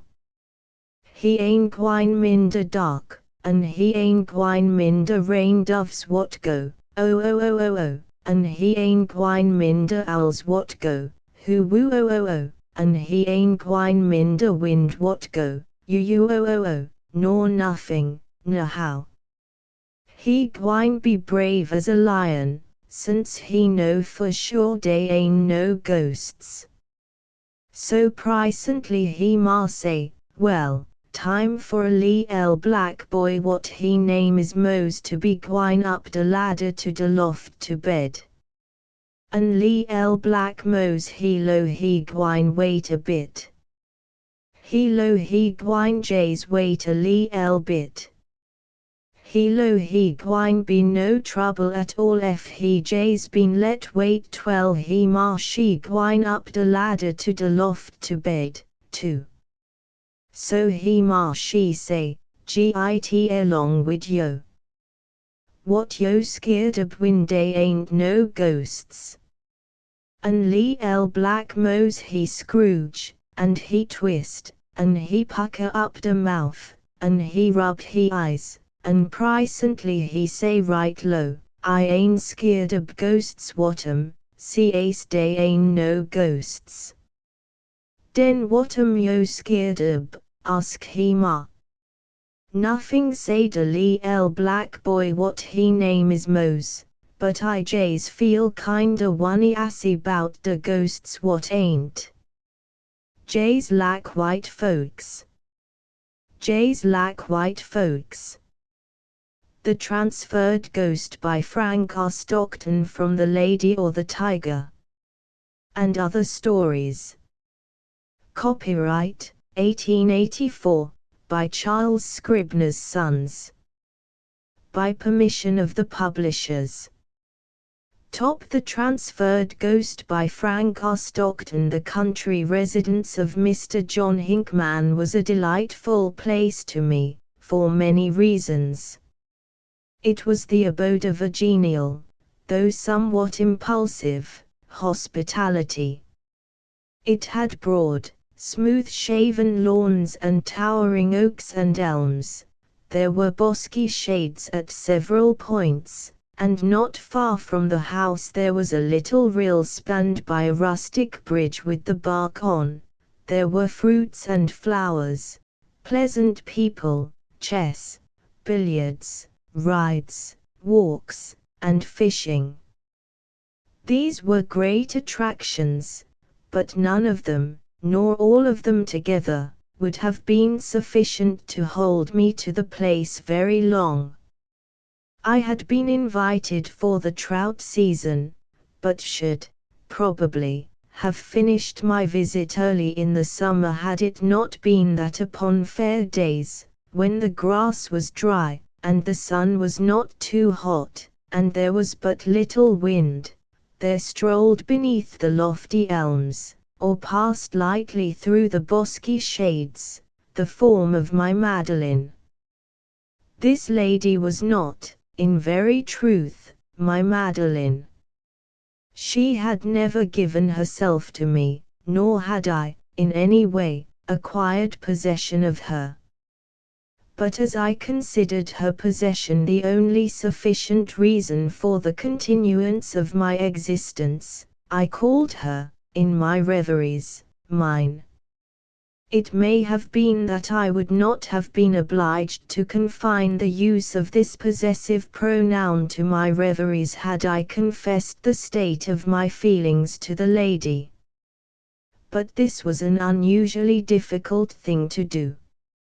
Not only did I dread, as almost all lovers dread, taking the step which would in an instant put an end to that delightful season which may be termed the ante-interrogatory period of love, and which might at the same time terminate all intercourse or connection with the object of my passion.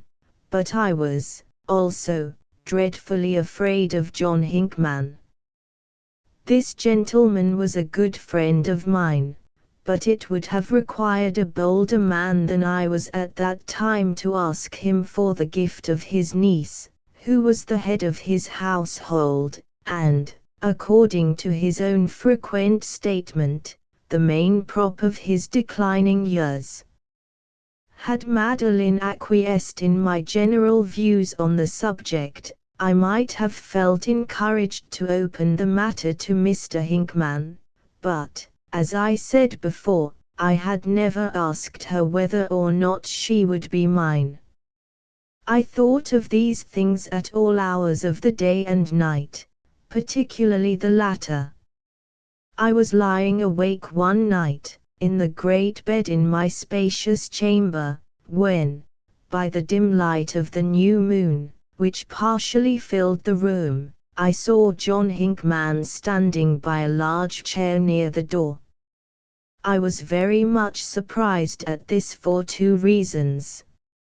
In the first place, my host had never before come into my room, and, in the second place, he had gone from home that morning, and had not expected to return for several days.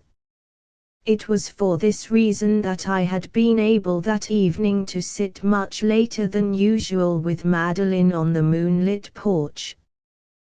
The figure was certainly that of John Hinckman in his ordinary dress, but there was a vagueness and indistinctness about it which presently assured me that it was a ghost. Had the good old man been murdered? And had his spirit come to tell me of the deed, and to confide to me the protection of his dear? My heart fluttered at what I was about to think, but at this instant the figure spoke. "Do you know," he said, with a countenance that indicated anxiety, "if Mr. Hinckman will return tonight?" I thought it well to maintain a calm exterior, and I answered, "We do not expect him." "I am glad of that," said he, sinking into the chair by which he stood. "During the 2 years and a half that I have inhabited this house, that man has never before been away for a single night. You can't imagine the relief it gives me." And as he spoke he stretched out his legs, and leaned back in the chair. His form became less vague, and the colors of his garments more distinct and evident, while an expression of gratified relief succeeded to the anxiety of his countenance. 2 years and a half! I exclaimed. "I don't understand you." "It is fully that length of time," said the ghost, "since I first came here. Mine is not an ordinary case. But before I say anything more about it, let me ask you again if you are sure Mr. Hinckman will not return tonight." "I am as sure of it as I can be of anything," I answered. "He left today for Bristol, 200 miles away." "Then I will go on," said the ghost, "for I am glad to have the opportunity of talking to someone who will listen to me. But if John Hinckman should come in and catch me here, I should be frightened out of my wits." "This is all very strange," I said, greatly puzzled by what I had heard. "Are you the ghost of Mr. Hinckman?" This was a bold question, but my mind was so full of other emotions that there seemed to be no room for that of fear. "Yes, I am his ghost," my companion replied, "and yet I have no right to be. And this is what makes me so uneasy, and so much afraid of him. It is a strange story, and, I truly believe, without precedent. 2.5 years ago, John Hickman was dangerously ill in this very room. At one time he was so far gone that he was really believed to be dead. It was in consequence of too precipitate a report in regard to this matter that I was, at that time, appointed to be his ghost. Imagine my surprise and horror, sir, when, after I had accepted the position and assumed its responsibilities, that old man revived, became convalescent, and eventually regained his usual health. My situation was now one of extreme delicacy and embarrassment. I had no power to return to my original unembodiment, and I had no right to be the ghost of a man who was not dead. I was advised by my friends to quietly maintain my position, and was assured that, as John Hickman was an elderly man, it could not be long before I could rightfully assume the position for which I had been selected. But I tell you, sir, he continued, with animation, the old fellow seems as vigorous as ever, and I have no idea how much longer this annoying state of things will continue. I spend my time trying to get out of that old man's way. I must not leave this house, and he seems to follow me everywhere. I tell you, sir, he haunts me. That is truly a queer state of things, I remarked. But why are you afraid of him? He couldn't hurt you. Of course he couldn't, said the ghost. But his very presence is a shock and terror to me. Imagine, sir, how you would feel if my case were yours. I could not imagine such a thing at all. I simply shuddered. And if one must be a wrongful ghost at all, the apparition continued, it would be much pleasanter to be the ghost of some man other than John Hickman. There is in him an irascibility of temper, accompanied by a facility of invective, which is seldom met with. And what would happen if he were to see me, and find out, as I am sure he would, how long and why I had inhabited his house, I can scarcely conceive. I have seen him in his bursts of passion, and, although he did not hurt the people he stormed at any more than he would hurt me, they seemed to shrink before him. All this I knew to be very true. Had it not been for this peculiarity of Mr. Hickman, I might have been more willing to talk to him about his niece. I feel sorry for you, I said, for I really began to have a sympathetic feeling toward this unfortunate apparition. Your case is indeed a hard one. It reminds me of those persons who have had doubles, and I suppose a man would often be very angry indeed when he found that there was another being who was personating himself. Oh, the cases are not similar at all, said the ghost. A double or doppelganger lives on the earth with a man, and, being exactly like him, he makes all sorts of trouble, of course. It is very different with me. I am not here to live with Mr. Hickman. I am here to take his place. Now, it would make John Hickman very angry if he knew that. Don't you know it would? I assented promptly. Now that he is away I can be easy for a little while, continued the ghost, and I am so glad to have an opportunity of talking to you. I have frequently come into your room, and watched you while you slept, but did not dare to speak to you for fear that if you talked with me Mr. Hinkman would hear you, and come into the room to know why you were talking to yourself. But would he not hear you? I asked. Oh, no, said the other. There are times when anyone may see me, but no one hears me except the person to whom I address myself. But why did you wish to speak to me? I asked. Because, replied the ghost, I like occasionally to talk to people, and especially to someone like yourself, whose mind is so troubled and perturbed that you are not likely to be frightened by a visit from one of us. But I particularly wanted to ask you to do me a favor. There is every probability, so far as I can see, that John Hinkman will live a long time, and my situation is becoming insupportable. My great object at present is to get myself transferred, and I think that you may, perhaps, be of use to me. Transferred? I exclaimed. What do you mean by that? What I mean, said the other, is this: now that I have started on my career I have got to be the ghost of somebody, and I want to be the ghost of a man who is really dead. I should think that would be easy enough, I said. Opportunities must continually occur.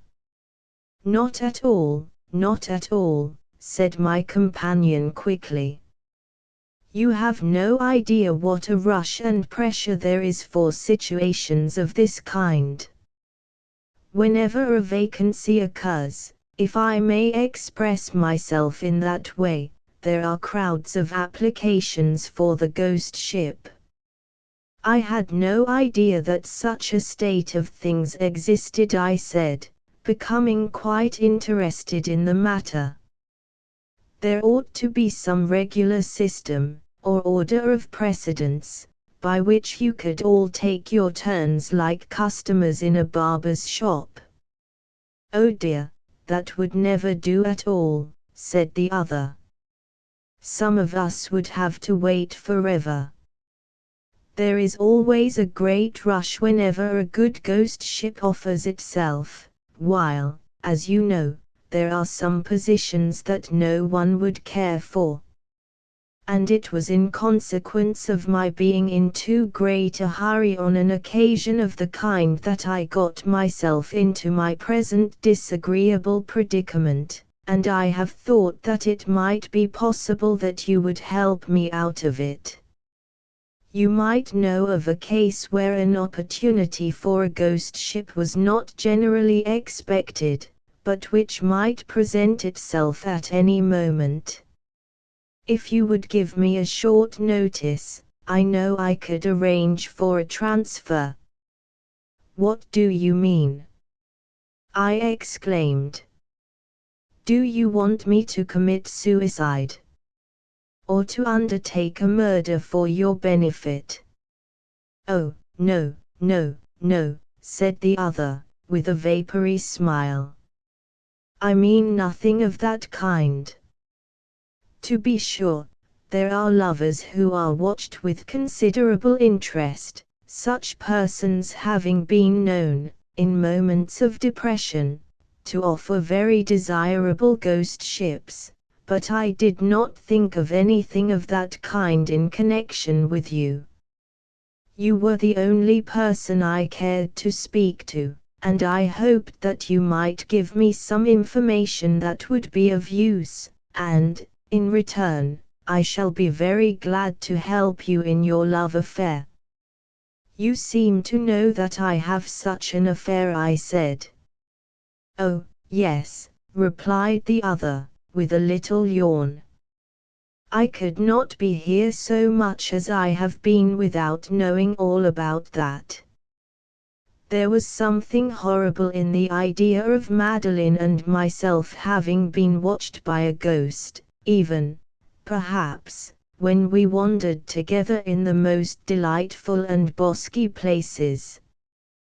But, then, this was quite an exceptional ghost, and I could not have the objections to him which would ordinarily arise in regard to beings of his class. "I must go now," said the ghost, rising, "but I will see you somewhere tomorrow night. And remember, you help me, and I'll help you." I had doubts the next morning as to the propriety of telling Madeline anything about this interview, and soon convinced myself that I must keep silent on the subject. If she knew there was a ghost about the house, she would probably leave the place instantly. I did not mention the matter, and so regulated my demeanor that I am quite sure Madeline never suspected what had taken place. For some time I had wished that Mr. Hinckman would absent himself, for a day at least, from the premises. In such case I thought I might more easily nerve myself up to the point of speaking to Madeline on the subject of our future collateral existence, and, now that the opportunity for such speech had really occurred, I did not feel ready to avail myself of it. What would become of me if she refused me? I had an idea, however, that the lady thought that, if I were going to speak at all, this was the time. She must have known that certain sentiments were afloat within me, and she was not unreasonable in her wish to see the matter settled one way or the other. But I did not feel like taking a bold step in the dark. If she wished me to ask her to give herself to me, she ought to offer me some reason to suppose that she would make the gift. If I saw no probability of such generosity, I would prefer that things should remain as they were. That evening I was sitting with Madeline in the moonlit porch. It was nearly 10 o'clock, and ever since supper time I had been working myself up to the point of making an avowal of my sentiments. I had not positively determined to do this, but wished gradually to reach the proper point, when, if the prospect looked bright, I might speak. My companion appeared to understand the situation, at least, I imagined that the nearer I came to a proposal the more she seemed to expect it. It was certainly a very critical and important epoch in my life. If I spoke, I should make myself happy or miserable forever, and if I did not speak I had every reason to believe that the lady would not give me another chance to do so. Sitting thus with Madeline, talking a little, and thinking very hard over these momentous matters, I looked up and saw the ghost, not a dozen feet away from us.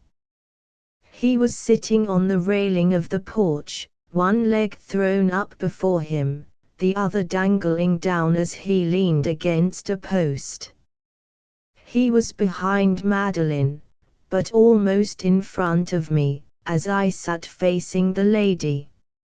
It was fortunate that Madeline was looking out over the landscape, for I must have appeared very much startled. The ghost had told me that he would see me some time this night, but I did not think he would make his appearance when I was in the company of Madeline. If she should see the spirit of her uncle, I could not answer for the consequences. I made no exclamation, but the ghost evidently saw that I was troubled. "Don't be afraid," he said, "I shall not let her see me, and she cannot hear me speak unless I address myself to her, which I do not intend to do." I suppose I looked grateful.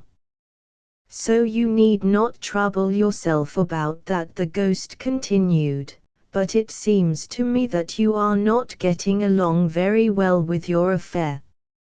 If I were you, I should speak out without waiting any longer. You will never have a better chance.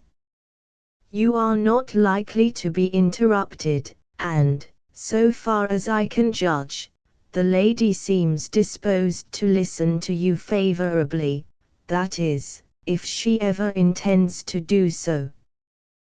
There is no knowing when John Hinckman will go away again, certainly not this summer. If I were in your place, I should never dare to make love to Hinckman's niece if he were anywhere about the place. If he should catch anyone offering himself to Miss Madeline, he would then be a terrible man to encounter. I agreed perfectly to all this. I cannot bear to think of him. I ejaculated aloud.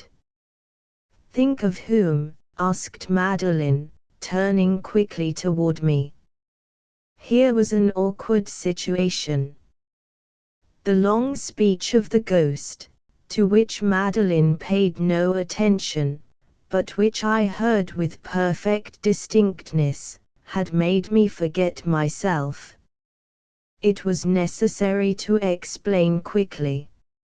Of course, it would not do to admit that it was of her dear uncle that I was speaking, and so I mentioned hastily the first name I thought of.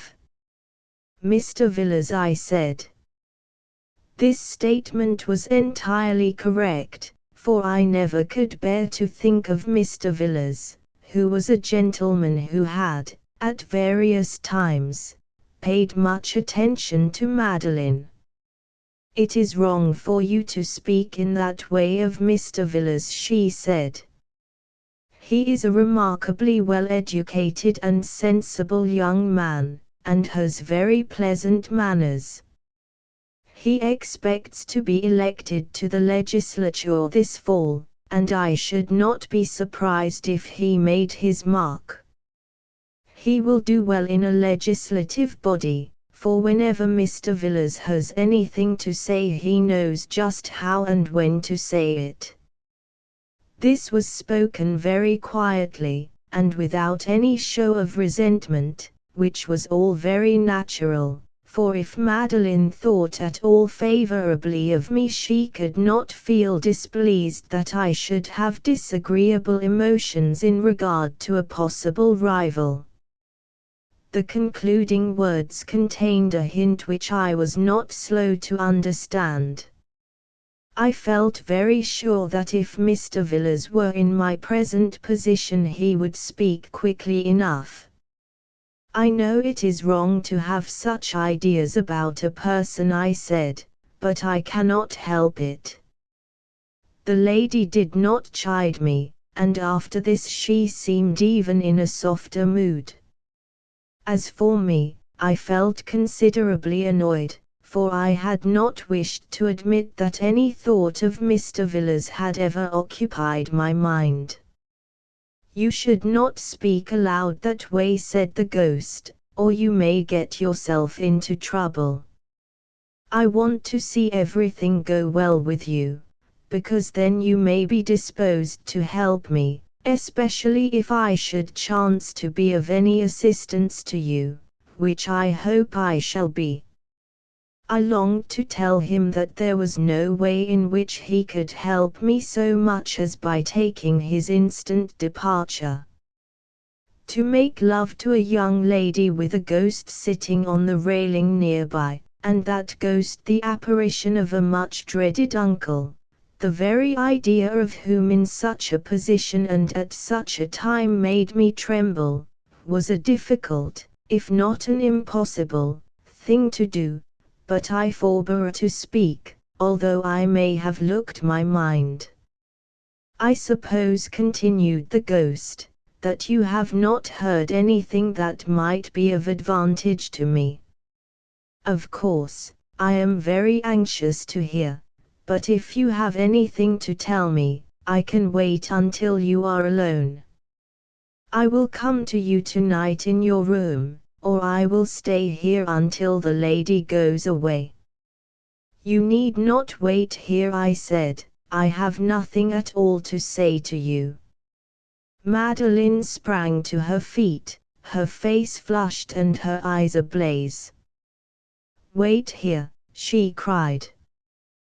What do you suppose I am waiting for? Nothing to say to me indeed, I should think so. What should you have to say to me? Madeline, I exclaimed, stepping toward her, let me explain. But she had gone. Here was the end of the world for me. I turned fiercely to the ghost. Wretched existence, I cried. You have ruined everything. You have blackened my whole life. Had it not been for you, but here my voice faltered. I could say no more. You wrong me, said the ghost. I have not injured you. I have tried only to encourage and assist you, and it is your own folly that has done this mischief. But do not despair. Such mistakes as these can be explained. Keep up a brave heart. Goodbye. And he vanished from the railing like a bursting soap bubble. I went gloomily to bed, but I saw no apparitions that night except those of despair and misery which my wretched thoughts called up. The words I had uttered had sounded to Madeline like the basest insult. Of course, there was only one interpretation she could put upon them. As to explaining my ejaculations, that was impossible. I thought the matter over and over again as I lay awake that night, and I determined that I would never tell Madeline the facts of the case. It would be better for me to suffer all my life than for her to know that the ghost of her uncle haunted the house. Mr. Hinckman was away, and if she knew of his ghost she could not be made to believe that he was not dead. She might not survive the shock. No, my heart could bleed, but I would never tell her. The next day was fine. Neither too cool nor too warm, the breezes were gentle, and nature smiled. But there were no walks or rides with Madeline. She seemed to be much engaged during the day, and I saw but little of her. When we met at meals she was polite, but very quiet and reserved. She had evidently determined on a course of conduct and had resolved to assume that, although I had been very rude to her, she did not understand the import of my words. It would be quite proper, of course, for her not to know what I meant by my expressions of the night before. I was downcast and wretched, and said but little, and the only bright streak across the black horizon of my woe was the fact that she did not appear to be happy, although she affected an air of unconcern. The moonlit porch was deserted that evening, but wandering about the house I found Madeline in the library alone. She was reading, but I went in and sat down near her. I felt that, although I could not do so fully, I must in a measure explain my conduct of the night before. She listened quietly to a somewhat laboured apology I made for the words I had used. I have not the slightest idea what you meant, she said, but you were very rude. I earnestly disclaimed any intention of rudeness, and assured her, with a warmth of speech that must have made some impression upon her, that rudeness to her would be an action impossible to me. I said a great deal upon the subject, and implored her to believe that if it were not for a certain obstacle I could speak to her so plainly that she would understand everything. She was silent for a time, and then she said, rather more kindly, I thought, than she had spoken before, "Is that obstacle in any way connected with my uncle?" "Yes," I answered, after a little hesitation, "it is, in a measure, connected with him." She made no answer to this, and sat looking at her book, but not reading. From the expression of her face, I thought she was somewhat softened toward me. She knew her uncle as well as I did, and she may have been thinking that, if he were the obstacle that prevented my speaking, and there were many ways in which he might be that obstacle, my position would be such a hard one that it would excuse some wildness of speech and eccentricity of manner.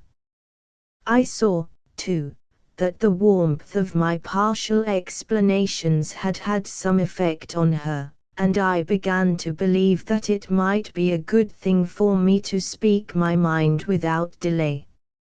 No matter how she should receive my proposition, my relations with her could not be worse than they had been the previous night and day, and there was something in her face which encouraged me to hope that she might forget my foolish exclamations of the evening before if I began to tell her my tale of love.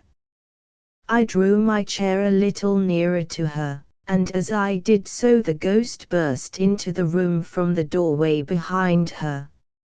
I say burst, although no door flew open and he made no noise. He was wildly excited, and waved his arms above his head. The moment I saw him, my heart fell within me. With the entrance of that impertinent apparition, every hope fled from me. I could not speak while he was in the room. I must have turned pale, and I gazed steadfastly at the ghost, almost without seeing Madeline, who sat between us. "Do you know," he cried, "that John Hinckman is coming up the hill?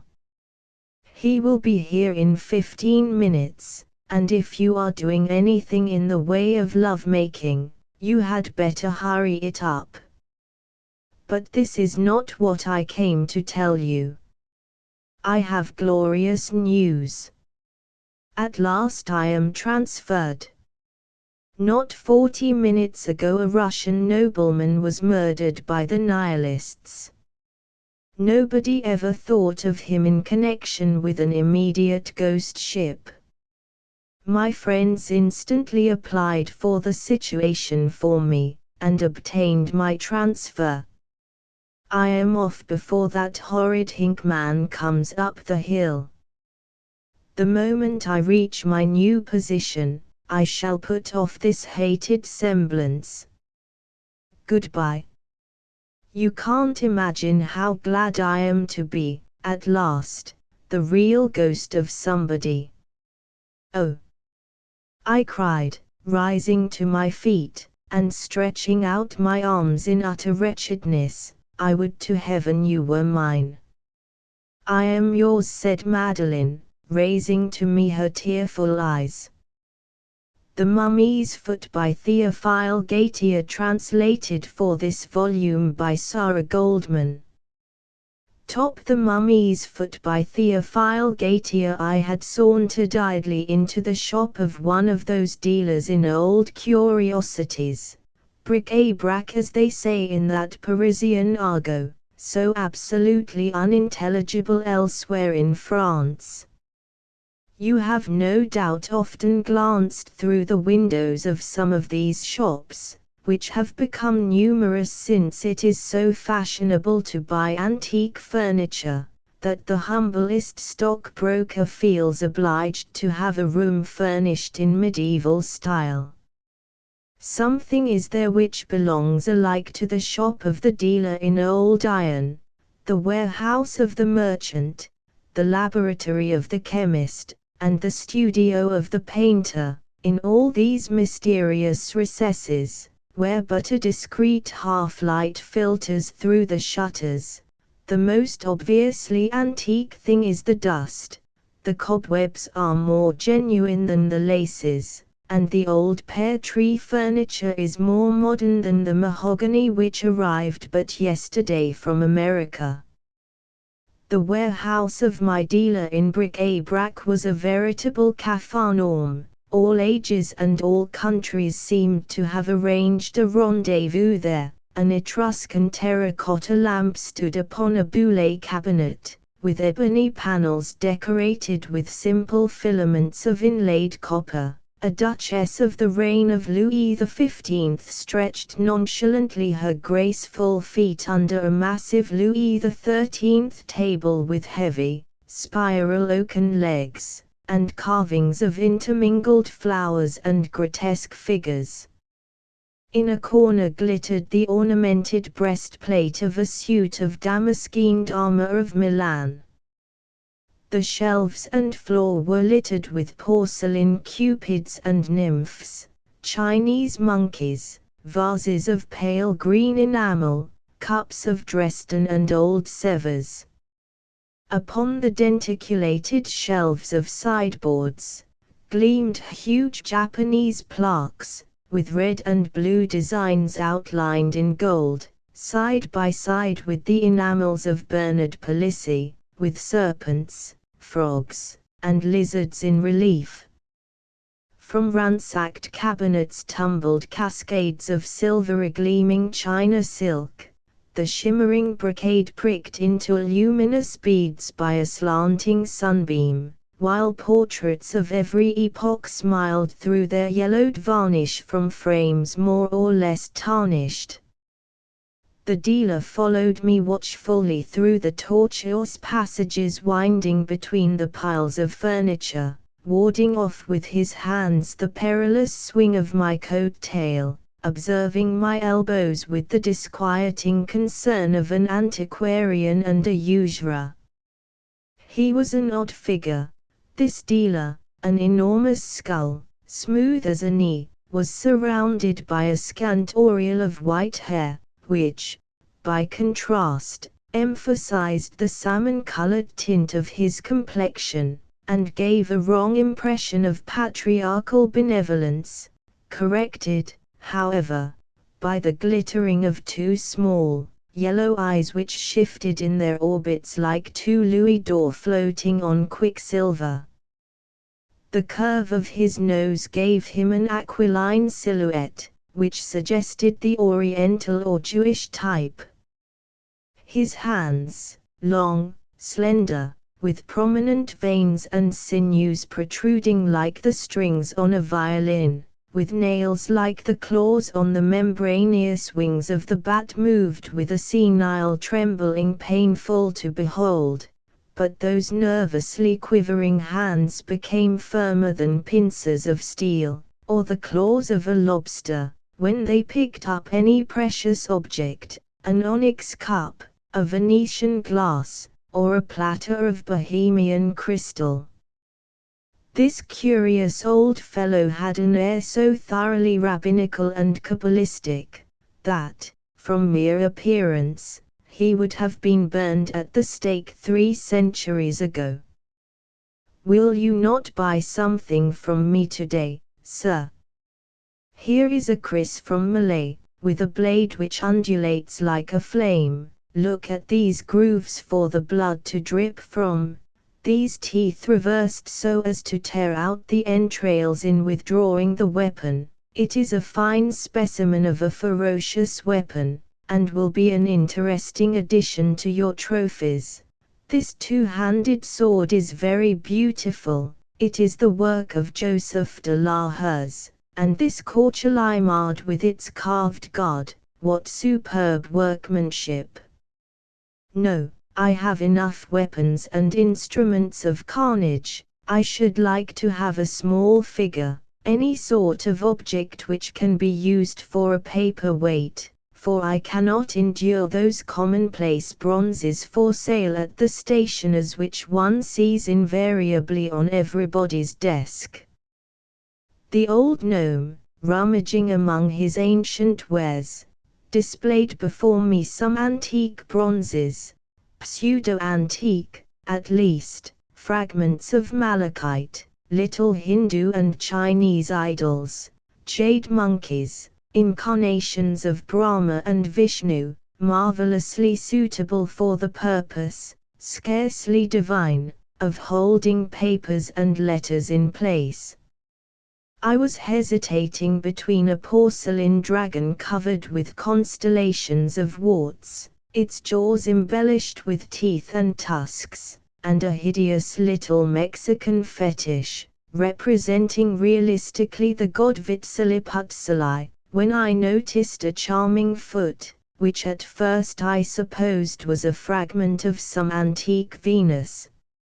It had that beautiful tawny reddish tint, which gives the Florentine bronzes their warm, lifelike appearance, so preferable to the verdigris tones of ordinary bronzes, which might be taken readily for statues in a state of putrefaction.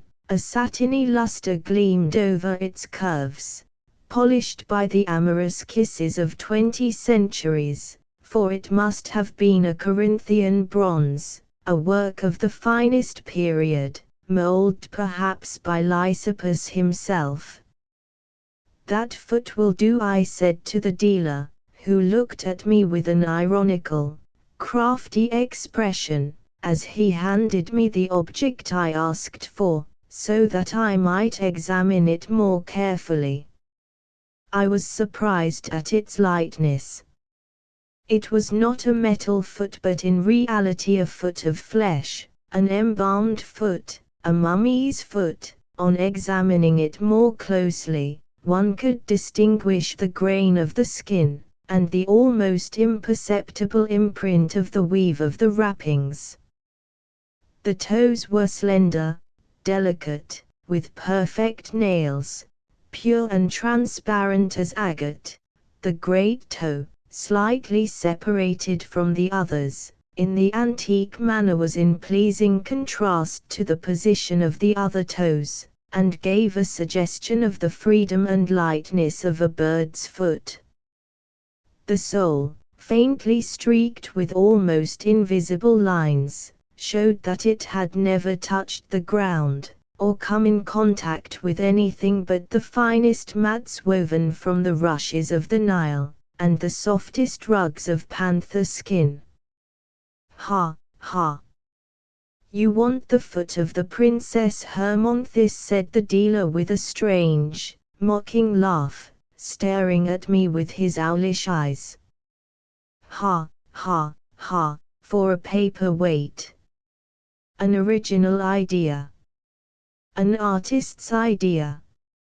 If anyone had told old Pharaoh that the foot of his adored daughter would be used for a paper-weight, particularly whilst he was having a mountain of granite hollowed out in which to place her triple coffin, painted and gilded, covered with hieroglyphics, and beautiful pictures of the judgment of souls, it would truly have surprised him," continued the queer little dealer, in low tones, as though talking to himself. "How much will you charge me for this fragment of a mummy?" "Ah, as much as I can get, for it is a superb piece. If I had the mate to it, you could not have it for less than 500 francs. The daughter of a pharaoh, there could be nothing more choice. Assuredly it is not common, but, still, how much do you want for it?" "First, however, I want to acquaint you with one fact, which is, that my fortune consists of only 5 louis. I will buy anything that costs 5 louis, but nothing more expensive. You may search my vest pockets, and my most secret bureau drawers, but you will not find one miserable 5-franc piece besides. 5 louis for the foot of the Princess Hermonthis. It is very little, too little, in fact, for an authentic foot, said the dealer, shaking his head and rolling his eyes with a peculiar rotary motion. Very well, take it, and I will throw in the outer covering, he said, rolling it in a shred of old damask, very beautiful, genuine damask, which has never been redded. It is strong, yet it is soft, he muttered, caressing the frayed tissue, in accordance with his dealer's habit of praising an article of so little value, that he himself thought it good for nothing but to give away. He dropped the gold pieces into a kind of medieval pouch which was fastened at his belt, while he repeated, the foot of the Princess Hermonthis to be used for a paper weight. Then, fastening upon me his phosphorescent pupils, he said, in a voice strident as the wails of a cat which has just swallowed a fish bone, old Pharaoh will not be pleased. He loved his daughter, that dear man. You speak of him as though you were his contemporary. No matter how old you may be, you do not date back to the pyramids of Egypt, I answered laughingly from the threshold of the shop. I returned home, delighted with my purchase. To make use of it at once, I placed the foot of the exalted Princess Hermonthis on a stack of papers, sketches of verses, undecipherable mosaics of crossed-out words, unfinished articles, forgotten letters, posted in the desk drawer, a mistake often made by absent-minded people. The effect was pleasing, bizarre, and romantic. Highly delighted with this decoration, I went down into the street, and took a walk with all the importance and pride proper to a man who has the inexpressible advantage over the passers-by he elbows, of possessing a fragment of the Princess Hermonthis, daughter of Pharaoh. I thought people who did not possess, like myself, a paper weight so genuinely Egyptian, were objects of ridicule, and it seemed to me the proper business of the sensible man to have a mummy's foot upon his desk.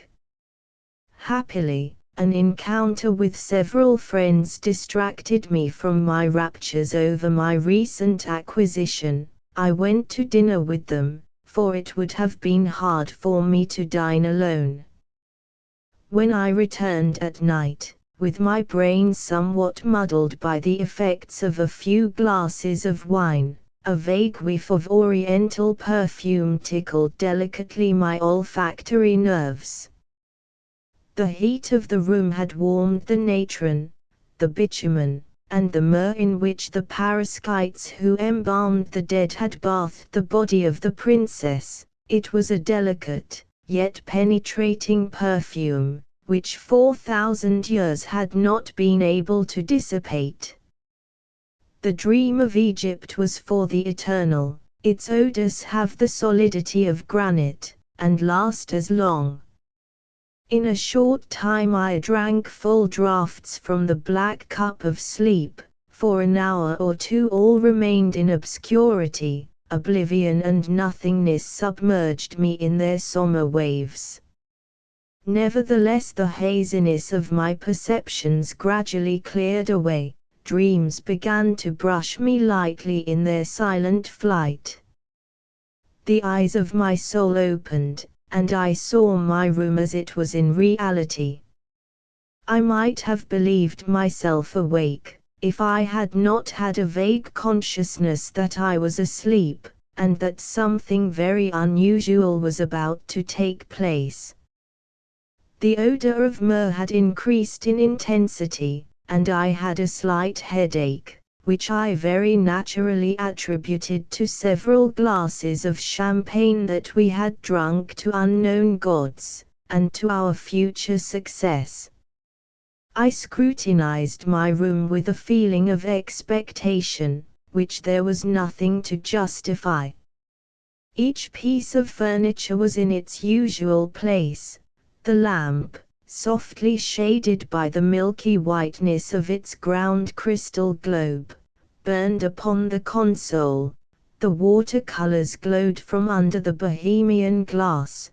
The curtains hung in heavy drooping folds. Everything suggested tranquility and slumber. Nevertheless, after a few moments the quiet of the room was disturbed. The woodwork creaked furtively. The ash-covered log suddenly spurted out a blue flame, and the surfaces of the plaques seemed like metallic eyes, watching, like myself, for what was about to happen. By chance my eyes fell on the table on which I had placed the foot of the Princess Hermonthis. Instead of remaining in the state of immobility proper to a foot which has been embalmed for 4,000 years, it moved about in an agitated manner, twitching, leaping about over the papers like a frightened frog. One might have thought it in contact with a galvanic battery. I could hear distinctly the quick tap of the little heel, hard as the hoof of a gazelle. I became rather dissatisfied with my purchase, for I like paper weights of sedentary habits. Besides, I found it very unnatural for feet to move about without legs, and I began to feel something closely resembling fear. Suddenly I noticed a movement of one of the folds of my curtains, and I heard a stamping like that made by a person hopping about on one foot. I must admit that I grew hot and cold by turns, that I felt a mysterious breeze blowing down my back, and that my hair stood on end so suddenly that it forced my nightcap to a leap of several degrees. The curtains partly opened, and I saw the strangest figure possible advancing. It was a young girl, as coffee-colored as Amani the dancer, and of a perfect beauty of the purest Egyptian type. She had slanting almond-shaped eyes, with eyebrows so black that they appeared blue. Her nose was finely chiseled, almost Grecian in its delicacy. She might have been taken for a Corinthian statue of bronze, had not her prominent cheekbones and rather African fullness of lips indicated without a doubt the hieroglyphic race which dwelt on the banks of the Nile. Her arms, thin, spindle-shaped, like those of very young girls, were encircled with a kind of metal ornament, and bracelets of glass beads. Her hair was twisted into little cords. On her breast hung a green paste idol, identified by her whip of 7 lashes as Isis, guide of souls. A golden ornament shone on her forehead, and slight traces of rouge were visible on the coppery tints of her cheeks. As for her costume, it was very odd. Imagine a pan made of narrow strips bedizened with red and black hieroglyphics, weighted with bitumen, and apparently belonging to a mummy newly unsathed. In one of those flights of fancy usual in dreams, I could hear the hoarse, rough voice of the dealer of bric-a-brac reciting in a monotonous refrain the phrase he had kept repeating in his shop in so enigmatic a manner. Old Pharaoh will not be pleased, he loved his daughter very much, that dear man. One peculiar detail, which was hardly reassuring, was that the apparition had but one foot, the other was broken off at the ankle.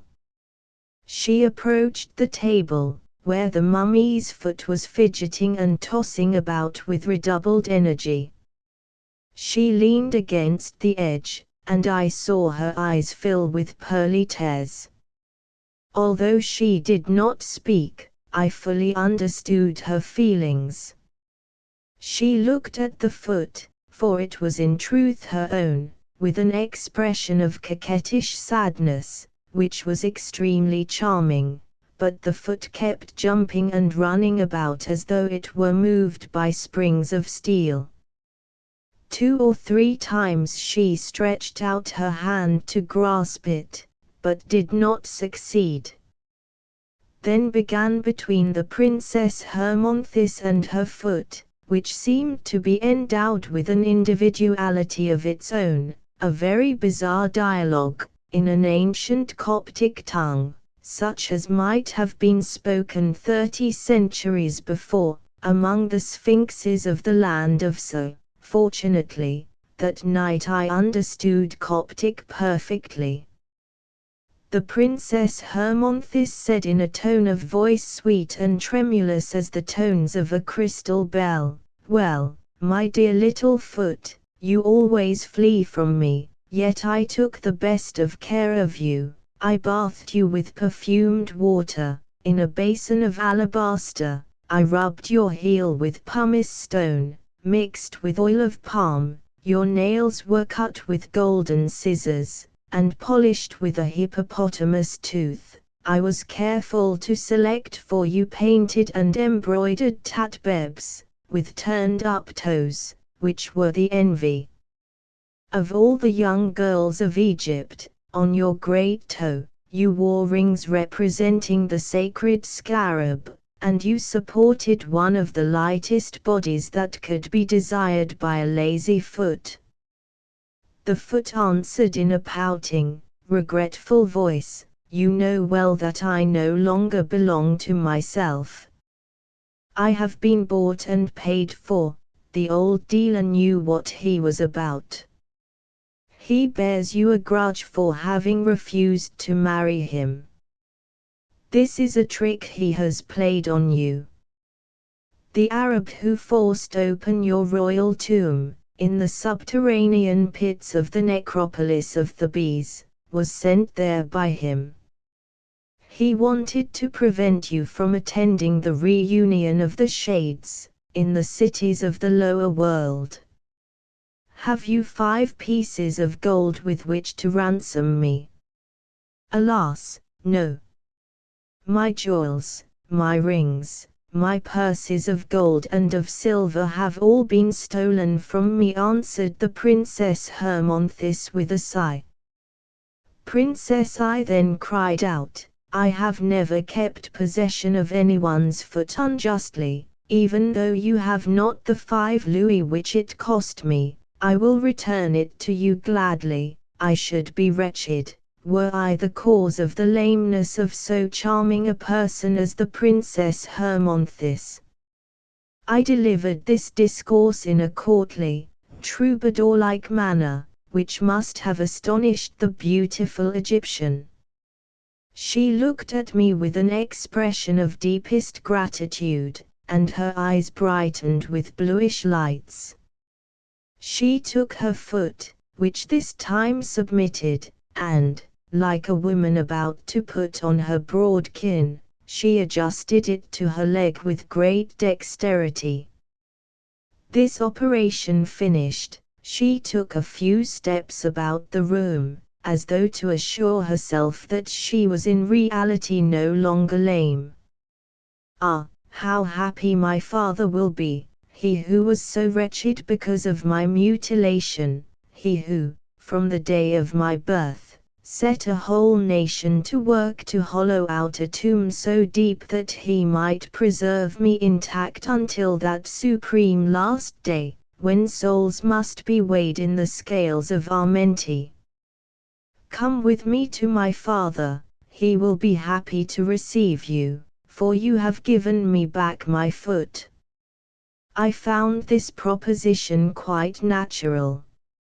I decked myself out in a dressing gown of huge sprawling design, which gave me an extremely pharaohesque appearance. I hurriedly put on a pair of Turkish slippers, and told the Princess Hermonthis that I was ready to follow her. Before setting out, Hermonthis detached from her necklace the little green paste image and placed it on the scattered papers which strewed the table. "It is no more than right," she said smilingly, "that I should replace your paper weight." She gave me her hand, which was soft and cool as the skin of a serpent, and we departed. For a time we sped with the rapidity of an arrow, through a misty expanse of space, in which almost indistinguishable silhouettes flashed by us, on the right and left. For an instant we saw nothing but sea and sky. A few minutes later, towering obelisks, pillars, the sloping outlines of the Sphinx, were designed against the horizon. We had arrived. The princess conducted me to the side of a mountain of red granite in which there was an aperture so low and narrow that, had it not been marked by two monoliths covered with bizarre carvings, it would have been difficult to distinguish from the fissures in the rock. Hermonthis lighted a torch and led the way. The corridors were hewn through the living rock. The walls, with panels covered with hieroglyphics, and representations of allegorical processions, must have been the work of thousands of hands for thousands of years. The corridors, of an interminable length, ended in square rooms, in the middle of which pits had been constructed, to which we descended by means of crampons or spiral staircases. These pits led us into other rooms, from which opened out other corridors embellished in the same bizarre manner with sparrow hawks, serpents coiled in circles, the symbolic toe, pejum, and baris, prodigious works which no living eye should ever see, interminable legends in granite which only the dead throughout eternity have time to read.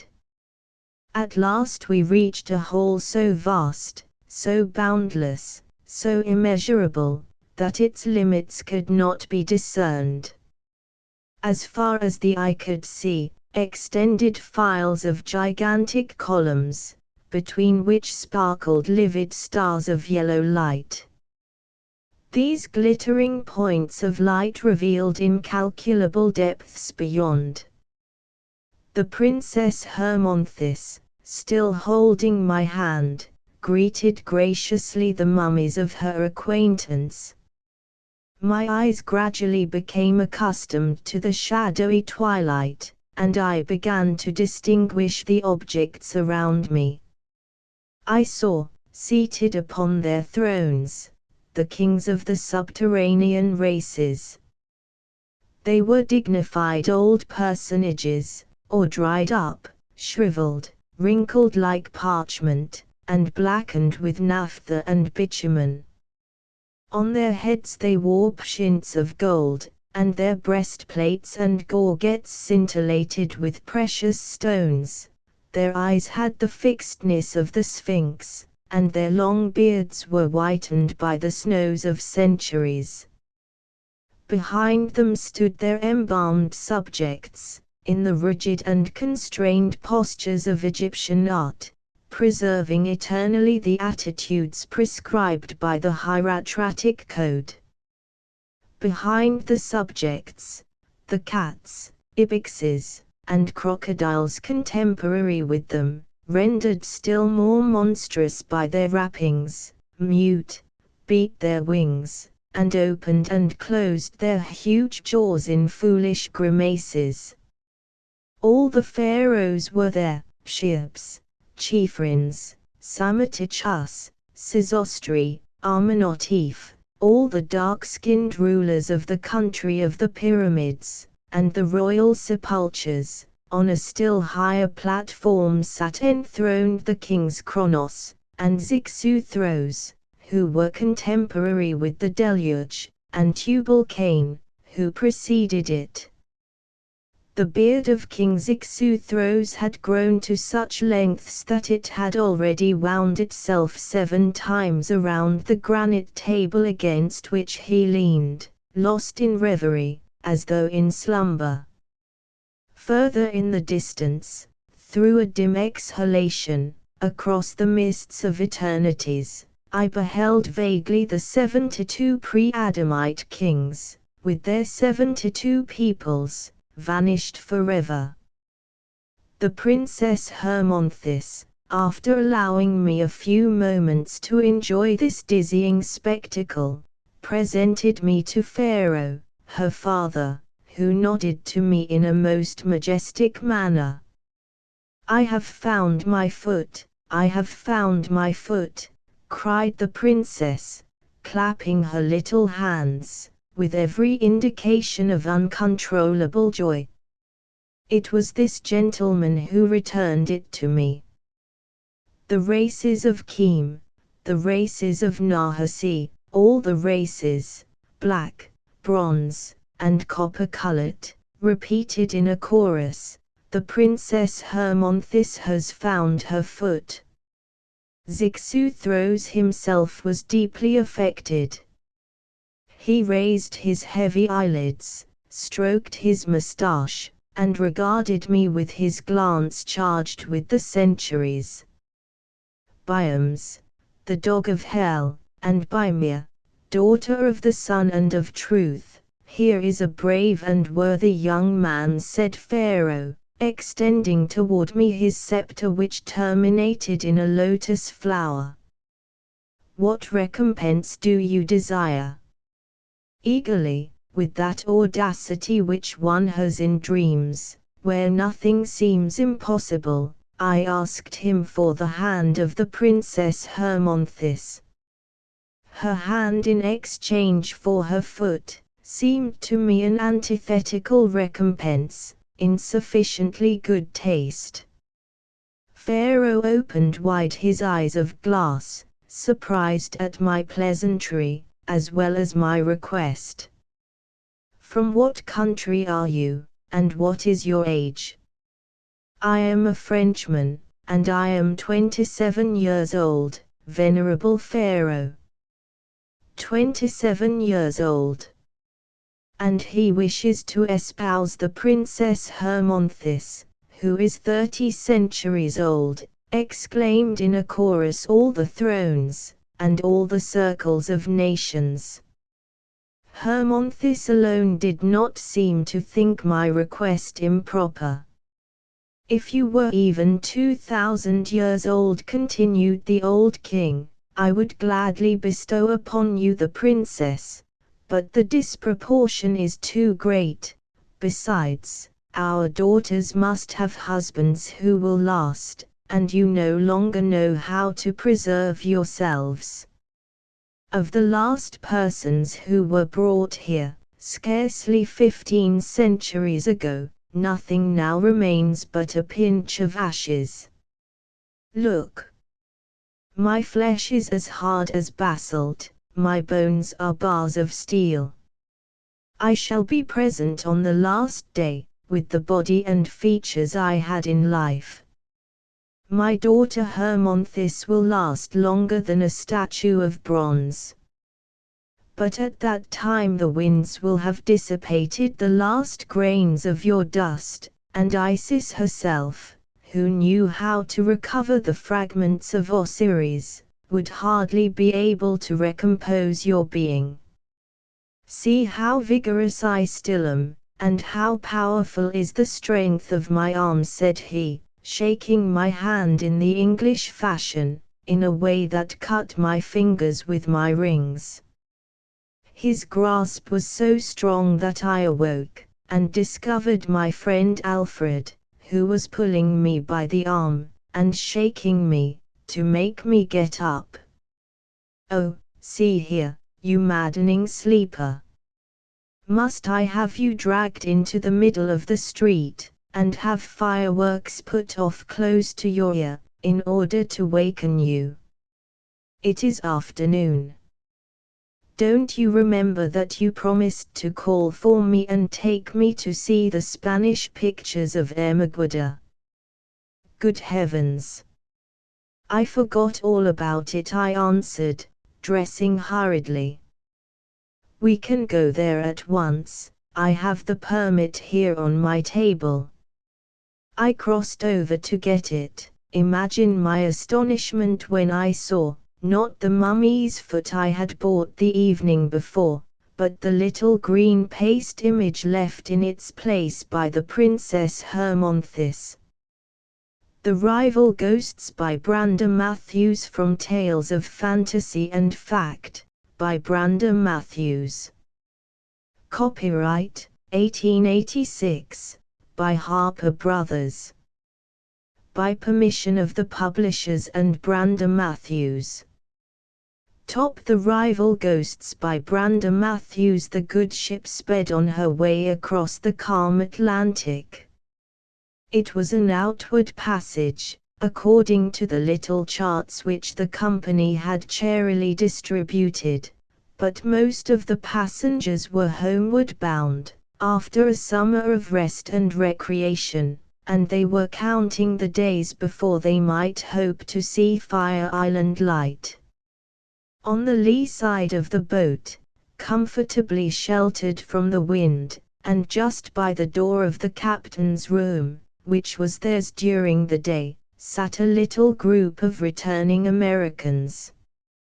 The Duchess, she was down on the purser's list as Mrs. Martin, but her friends and familiars called her the Duchess of Washington Square, and baby Van Rensselaer, she was quite old enough to vote, had her sex been entitled to that duty, but as the younger of two sisters she was still the baby of the family. The Duchess and baby Van Rensselaer were discussing the pleasant English voice and the not unpleasant English accent of a manly young lordling who was going to America for sport.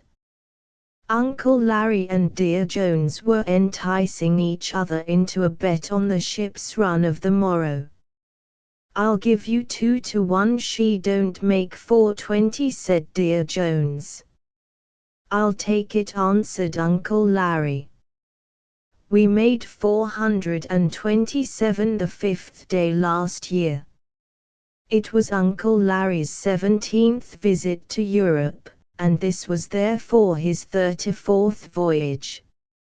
"And when did you get in?" asked baby Van Rensselaer. "I don't care a bit about the run, so long as we get in soon. We crossed the bar Sunday night, just 7 days after we left Queenstown, and we dropped anchor off Quarantine at 3 o'clock on Monday morning. I hope we shan't do that this time. I can't seem to sleep any when the boat stops." "I can, but I didn't," continued Uncle Larry, "because my stateroom was the most forward in the boat, and the donkey engine that let down the anchor was right over my head." "So you got up and saw the sun rise over the bay," said Dear Jones, "with the electric lights of the city twinkling in the distance, and the first faint flush of the dawn in the east just over Fort Lafayette, and the rosy tinge which spread softly upward, and—" "Did you both come back together?" asked the Duchess. "Because he has crossed 34 times you must not suppose he has a monopoly in sunrises," retorted Dear Jones. "No, this was my own sunrise, and a mighty pretty one it was too." "I'm not matching sunrises with you," remarked Uncle Larry calmly, "but I'm willing to back a merry jest called forth by my sunrise against any 2 merry jests called forth by yours." I confess reluctantly that my sunrise evoked no merry jest at all. Dear Jones was an honest man, and would scorn to invent a merry jest on the spur of the moment. "That's where my sunrise has the call," said Uncle Larry, complacently. What was the merry jest, was Baby Van Rensselaer's inquiry, the natural result of a feminine curiosity thus artistically excited? Well, here it is.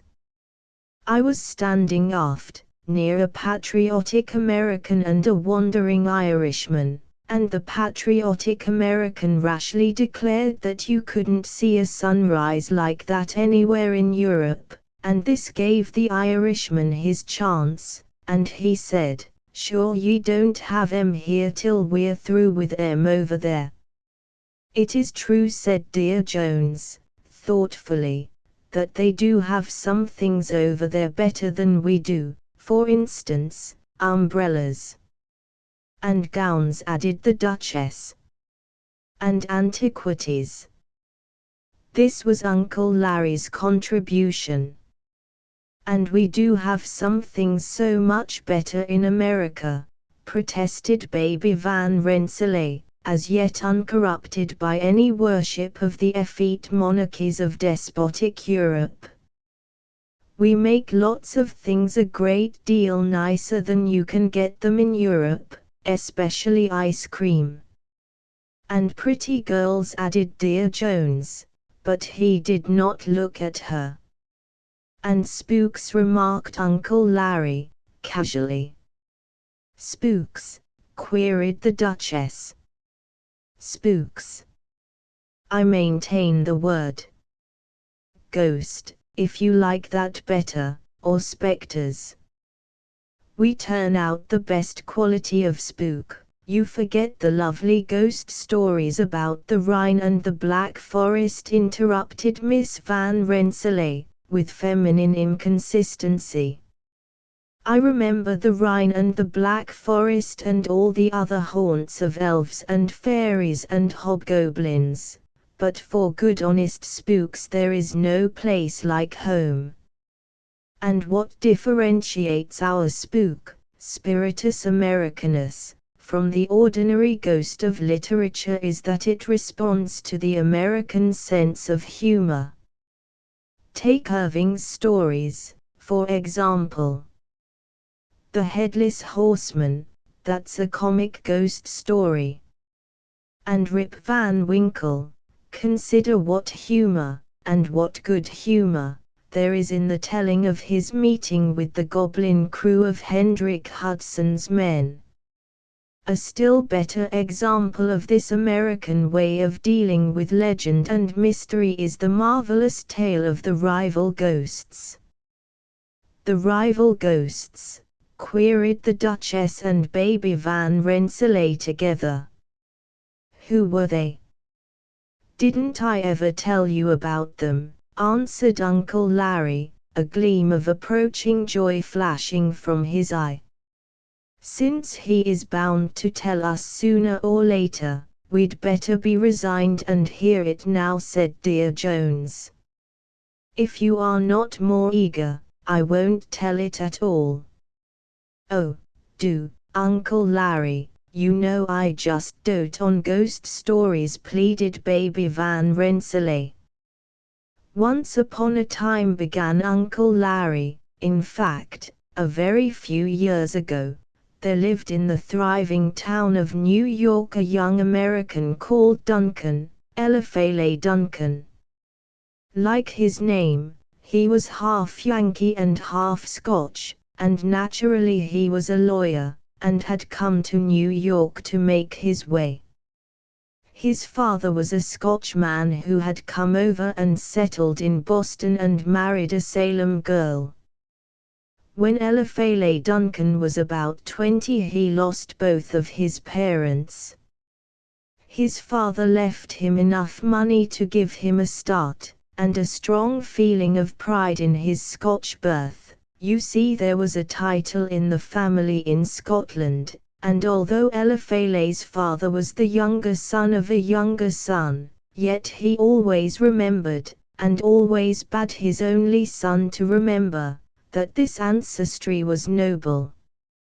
His mother left him her full share of Yankee grit and a little old house in Salem which had belonged to her family for more than 200 years. She was a Hitchcock, and the Hitchcocks had been settled in Salem since the year 1. It was a great-great-grandfather of Mr. Eliphas Hitchcock who was foremost in the time of the Salem witchcraft craze. And this little old house which she left to my friend, Eliphas Duncan, was haunted by the ghost of one of the witches, of course, interrupted Dear Jones. Now how could it be the ghost of a witch, since the witches were all burned at the stake? You never heard of anybody who was burned having a ghost, did you? Asked Uncle Larry. That's an argument in favor of cremation, at any rate, replied Dear Jones, evading the direct question. It is, if you don't like ghosts. I do, said Baby Van Rensselaer. And so do I, added Uncle Larry. I love a ghost as dearly as an Englishman loves a lord. Go on with your story, said the Duchess, majestically overruling all extraneous discussion. This little old house at Salem was haunted, resumed Uncle Larry. And by a very distinguished ghost, or at least by a ghost with very remarkable attributes. What was he like? Asked Baby Van Rensselaer, with a premonitory shiver of anticipatory delight. It had a lot of peculiarities. In the first place, it never appeared to the master of the house. Mostly it confined its visitations to unwelcome guests. In the course of the last 100 years it had frightened away 4 successive mothers-in-law, while never intruding on the head of the household. I guess that ghost had been one of the boys when he was alive and in the flesh. This was Dear Jones's contribution to the telling of the tale. In the second place, continued Uncle Larry, it never frightened anybody the first time it appeared. Only on the second visit were the ghost seers scared, but then they were scared enough for twice, and they rarely mustered up courage enough to risk a third interview. One of the most curious characteristics of this well-meaning spook was that it had no face, or at least that nobody ever saw its face. Perhaps he kept his countenance veiled, queried the Duchess, who was beginning to remember that she never did like ghost stories. That was what I was never able to find out. I have asked several people who saw the ghost, and none of them could tell me anything about its face, and yet while in its presence they never noticed its features, and never remarked on their absence or concealment. It was only afterwards, when they tried to recall calmly all the circumstances of meeting with the mysterious stranger, that they became aware that they had not seen its face. And they could not say whether the features were covered, or whether they were wanting, or what the trouble was. They knew only that the face was never seen. And no matter how often they might see it, they never fathomed this mystery. To this day nobody knows whether the ghost which used to haunt the little old house in Salem had a face, or what manner of face it had. How awfully weird, said Baby Van Rensselaer. And why did the ghost go away? I haven't said it went away, answered Uncle Larry, with much dignity. But you said it used to haunt the little old house at Salem, so I supposed it had moved. Didn't it? The young lady asked. You shall be told in due time.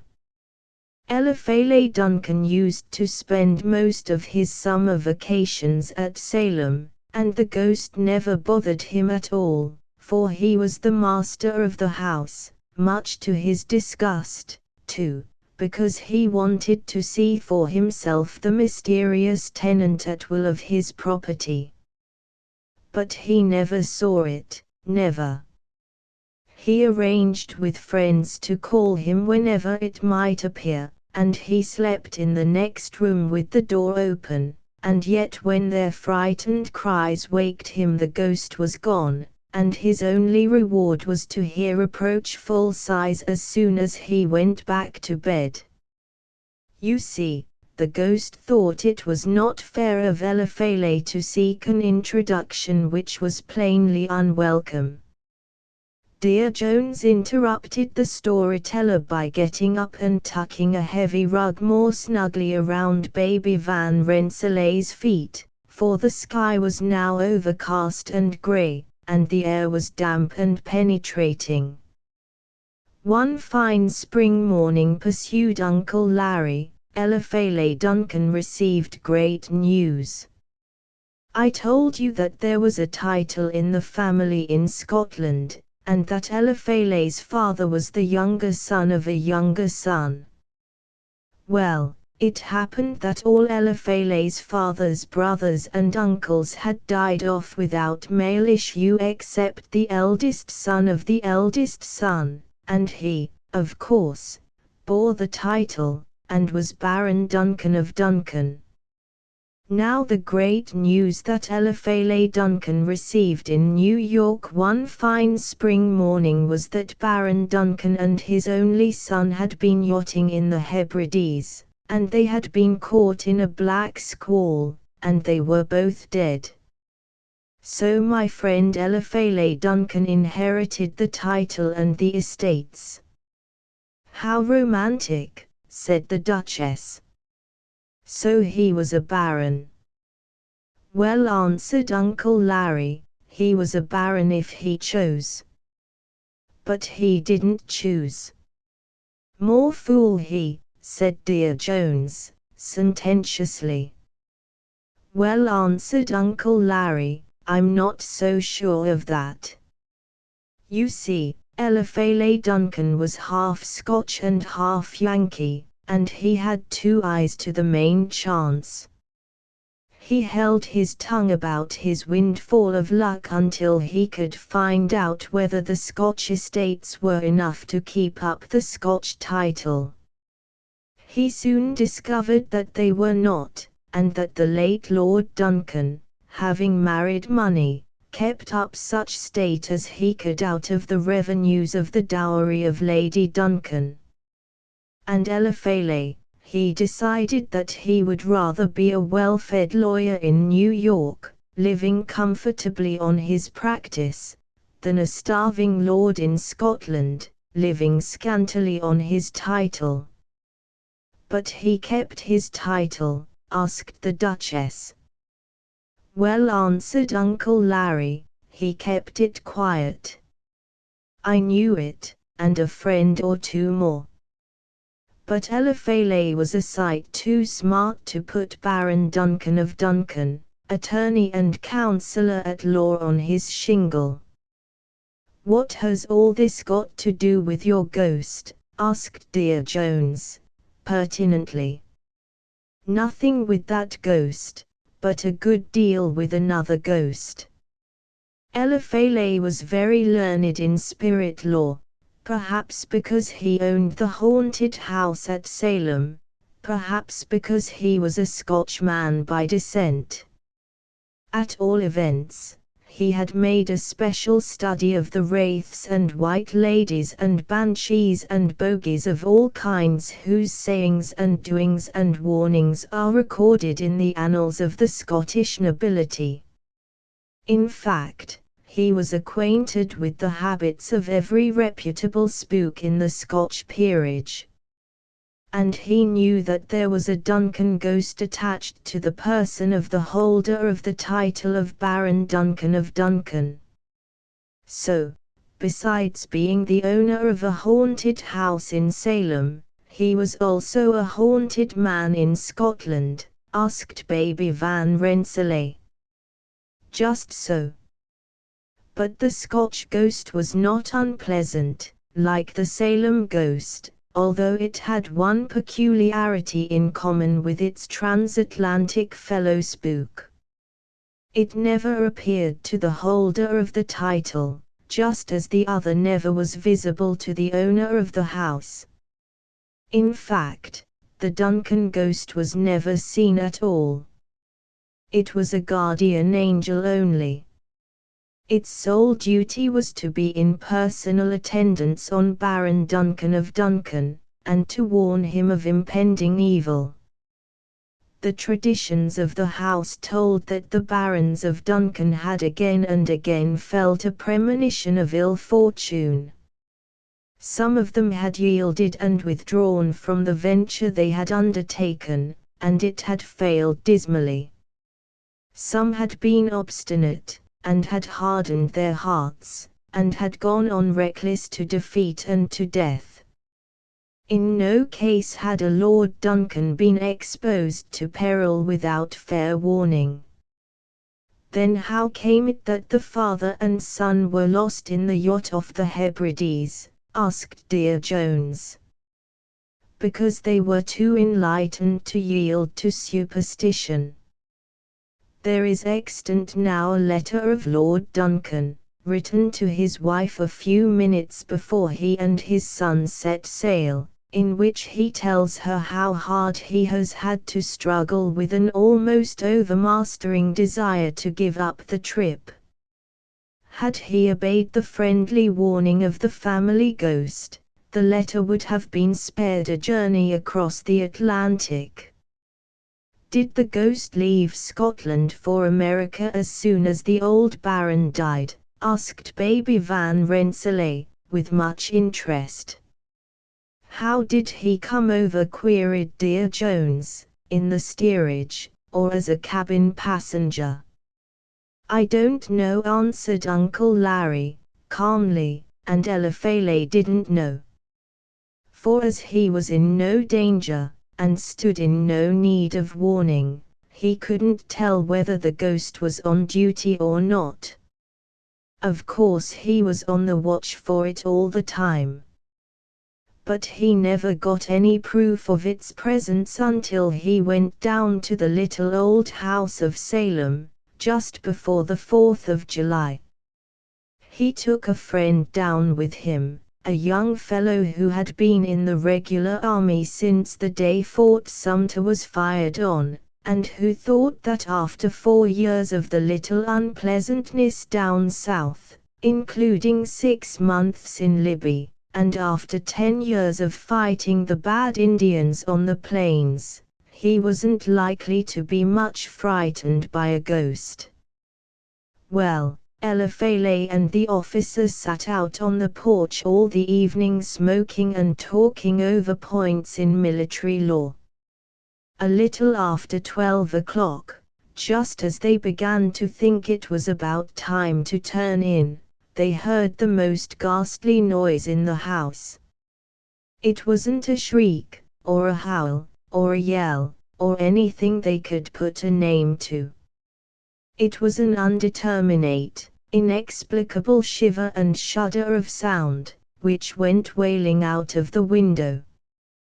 The officer had been at Cold Harbor, but he felt himself getting colder this time. Eliphalet knew it was the ghost who haunted the house. As this weird sound died away, it was followed by another, sharp, short, blood-curdling in its intensity. Something in this cry seemed familiar to Eliphalet, and he felt sure that it proceeded from the family ghost, the warning wraith of the Duncans.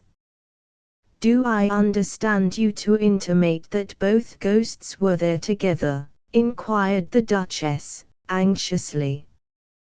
Both of them were there, answered Uncle Larry.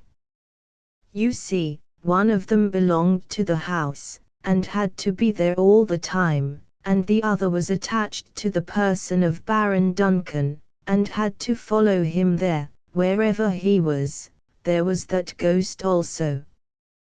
But Eliphalet, he had scarcely time to think this out when he heard both sounds again, not one after another, but both together, and something told him, some sort of an instinct he had, that those two ghosts didn't agree, didn't get on together, didn't exactly hit it off, in fact, that they were quarreling. Quarreling ghosts. Well, I never, was Baby Van Rensselaer's remark. It is a blessed thing to see ghosts dwell together in unity, said Dear Jones. And the Duchess added, it would certainly be setting a better example. You know, resumed Uncle Larry, that two waves of light or of sound may interfere and produce darkness or silence. So it was with these rival spooks. They interfered, but they did not produce silence or darkness. On the contrary, as soon as Eliphalet and the officer went into the house, there began at once a series of spiritualistic manifestations, a regular dark chaunce. A tambourine was played upon, a bell was rung, and a flaming banjo went singing around the room. Where did they get the banjo? Asked Dear Jones, skeptically. I don't know. Materialized it, maybe, just as they did the tambourine. You don't suppose a quiet New York lawyer kept a stock of musical instruments large enough to fit out a strolling minstrel troupe just on the chance of a pair of ghosts coming to give him a surprise party, do you? Every spook has its own instrument of torture. Angels play on harps, I'm informed, and spirits delight in banjos and tambourines. These spooks of Eliphalet Duncan's were ghosts with all modern improvements, and I guess they were capable of providing their own musical weapons. At all events, they had them there in the little old house at Salem the night Eliphalet and his friend came down. And they played on them, and they rang the bell, and they rapped here, there, and everywhere. And they kept it up all night. All night? Asked the awe-stricken Duchess. All night long, said Uncle Larry, solemnly, and the next night too. Eliphalet did not get a wink of sleep, neither did his friend.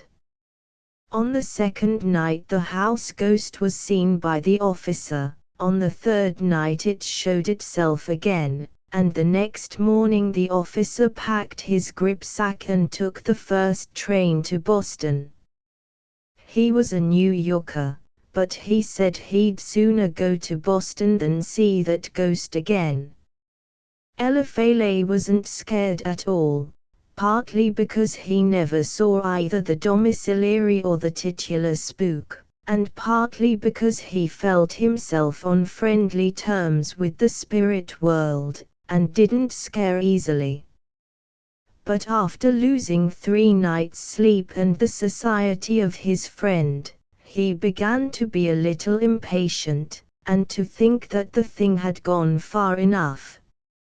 You see, while in a way he was fond of ghosts, yet he liked them best one at a time. 2 ghosts were one too many. He wasn't bent on making a collection of spooks. He and 1 ghost were company, but he and 2 ghosts were a crowd. What did he do? Asked Baby Van Rensselaer. Well, he couldn't do anything. He waited a while, hoping they would get tired, but he got tired out first. You see, it comes natural to a spook to sleep in the daytime, but a man wants to sleep nights, and they wouldn't let him sleep nights. They kept on wrangling and quarrelling incessantly. They manifested and they dark-shaunced as regularly as the old clock on the stairs struck 12. They rapped and they rang bells and they banged the tambourine and they threw the flaming banjo about the house, and, worse than all, they swore. "I did not know that spirits were addicted to bad language," said the Duchess. "How did he know they were swearing?" "Could he hear them?" asked Dear Jones. "That was just it," responded Uncle Larry. "He could not hear them, at least, not distinctly. There were inarticulate murmurs and stifled rumblings. But the impression produced on him was that they were swearing.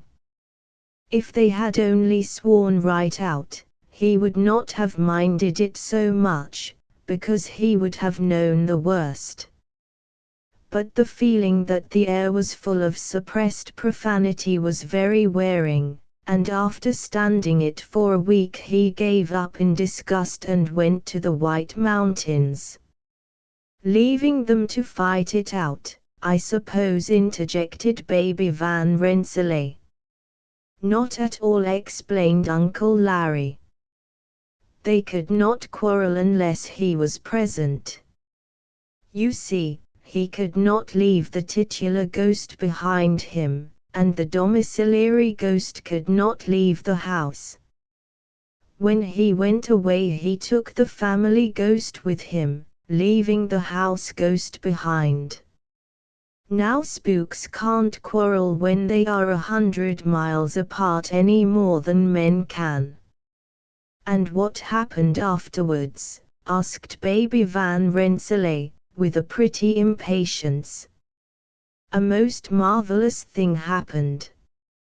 Eliphalet Duncan went to the White Mountains, and in the car of the railroad that runs to the top of Mount Washington he met a classmate whom he had not seen for years, and this classmate introduced Duncan to his sister, and this sister was a remarkably pretty girl, and Duncan fell in love with her at first sight. And by the time he got to the top of Mount Washington he was so deep in love that he began to consider his own unworthiness, and to wonder whether she might ever be induced to care for him a little, ever so little."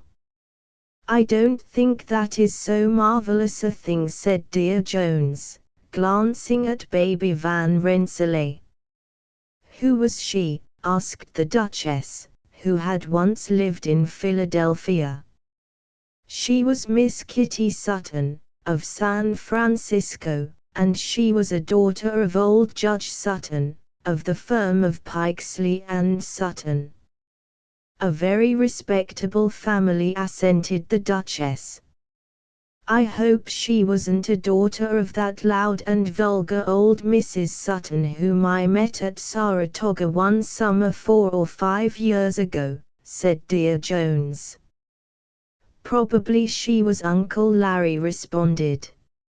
"She was a horrid old woman. The boys used to call her Mother Gorgon." The pretty Kitty Sutton with whom Eliphalet Duncan had fallen in love was the daughter of Mother Gorgon. But he never saw the mother, who was in Frisco, or Los Angeles, or Santa Fe, or somewhere out west, and he saw a great deal of the daughter, who was up in the White Mountains. She was traveling with her brother and his wife, and as they journeyed from hotel to hotel Duncan went with them, and filled out the quartet. Before the end of the summer he began to think about proposing. Of course he had lots of chances, going on excursions as they were every day. He made up his mind to seize the first opportunity, and that very evening he took her out for a moonlight row on Lake Winnipesaukee. As he handed her into the boat he resolved to do it, and he had a glimmer of suspicion that she knew he was going to do it, too. "Girls," said Dear Jones, "never go out in a rowboat at night with a young man unless you mean to accept him. Sometimes it's best to refuse him, and get it over once for all," said Baby Van Rensselaer, impersonally. As Eliphalet took the oars he felt a sudden chill. He tried to shake it off, but in vain. He began to have a growing consciousness of impending evil. Before he had taken 10 strokes, and he was a swift oarsman, he was aware of a mysterious presence between him and Miss Sutton. Was it the guardian angel ghost warning him off the match? Interrupted Dear Jones. "That's just what it was," said Uncle Larry. And he yielded to it, and kept his peace, and rowed Miss Sutton back to the hotel with his proposal unspoken. "More fool," he said, Dear Jones. "It will take more than one ghost to keep me from proposing when my mind is made up." And he looked at Baby Van Rensselaer. "The next morning," continued Uncle Larry, "Eliphalet overslept himself, and when he went down to a late breakfast he found that the Suttons had gone to New York by the morning train. He wanted to follow them at once, and again he felt the mysterious presence overpowering his will. He struggled 2 days, and at last he roused himself to do what he wanted in spite of the spook. When he arrived in New York it was late in the evening. He dressed himself hastily, and went to the hotel where the Suttons were, in the hope of seeing at least her brother. The guardian angel fought every inch of the walk with him, until he began to wonder whether, if Miss Sutton were to take him, the spook would forbid the banns. At the hotel he saw no one that night, and he went home determined to call as early as he could the next afternoon, and make an end of it. When he left his office about 2 o'clock the next day to learn his fate, he had not walked 5 blocks before he discovered that the wraith of the Duncans had withdrawn his opposition to the suit. There was no feeling of impending evil, no resistance, no struggle, no consciousness of an opposing presence. Eliphalet was greatly encouraged. He walked briskly to the hotel. He found Miss Sutton alone. He asked her the question, and got his answer. She accepted him, of course, said Baby Van Rensselaer. Of course, said Uncle Larry.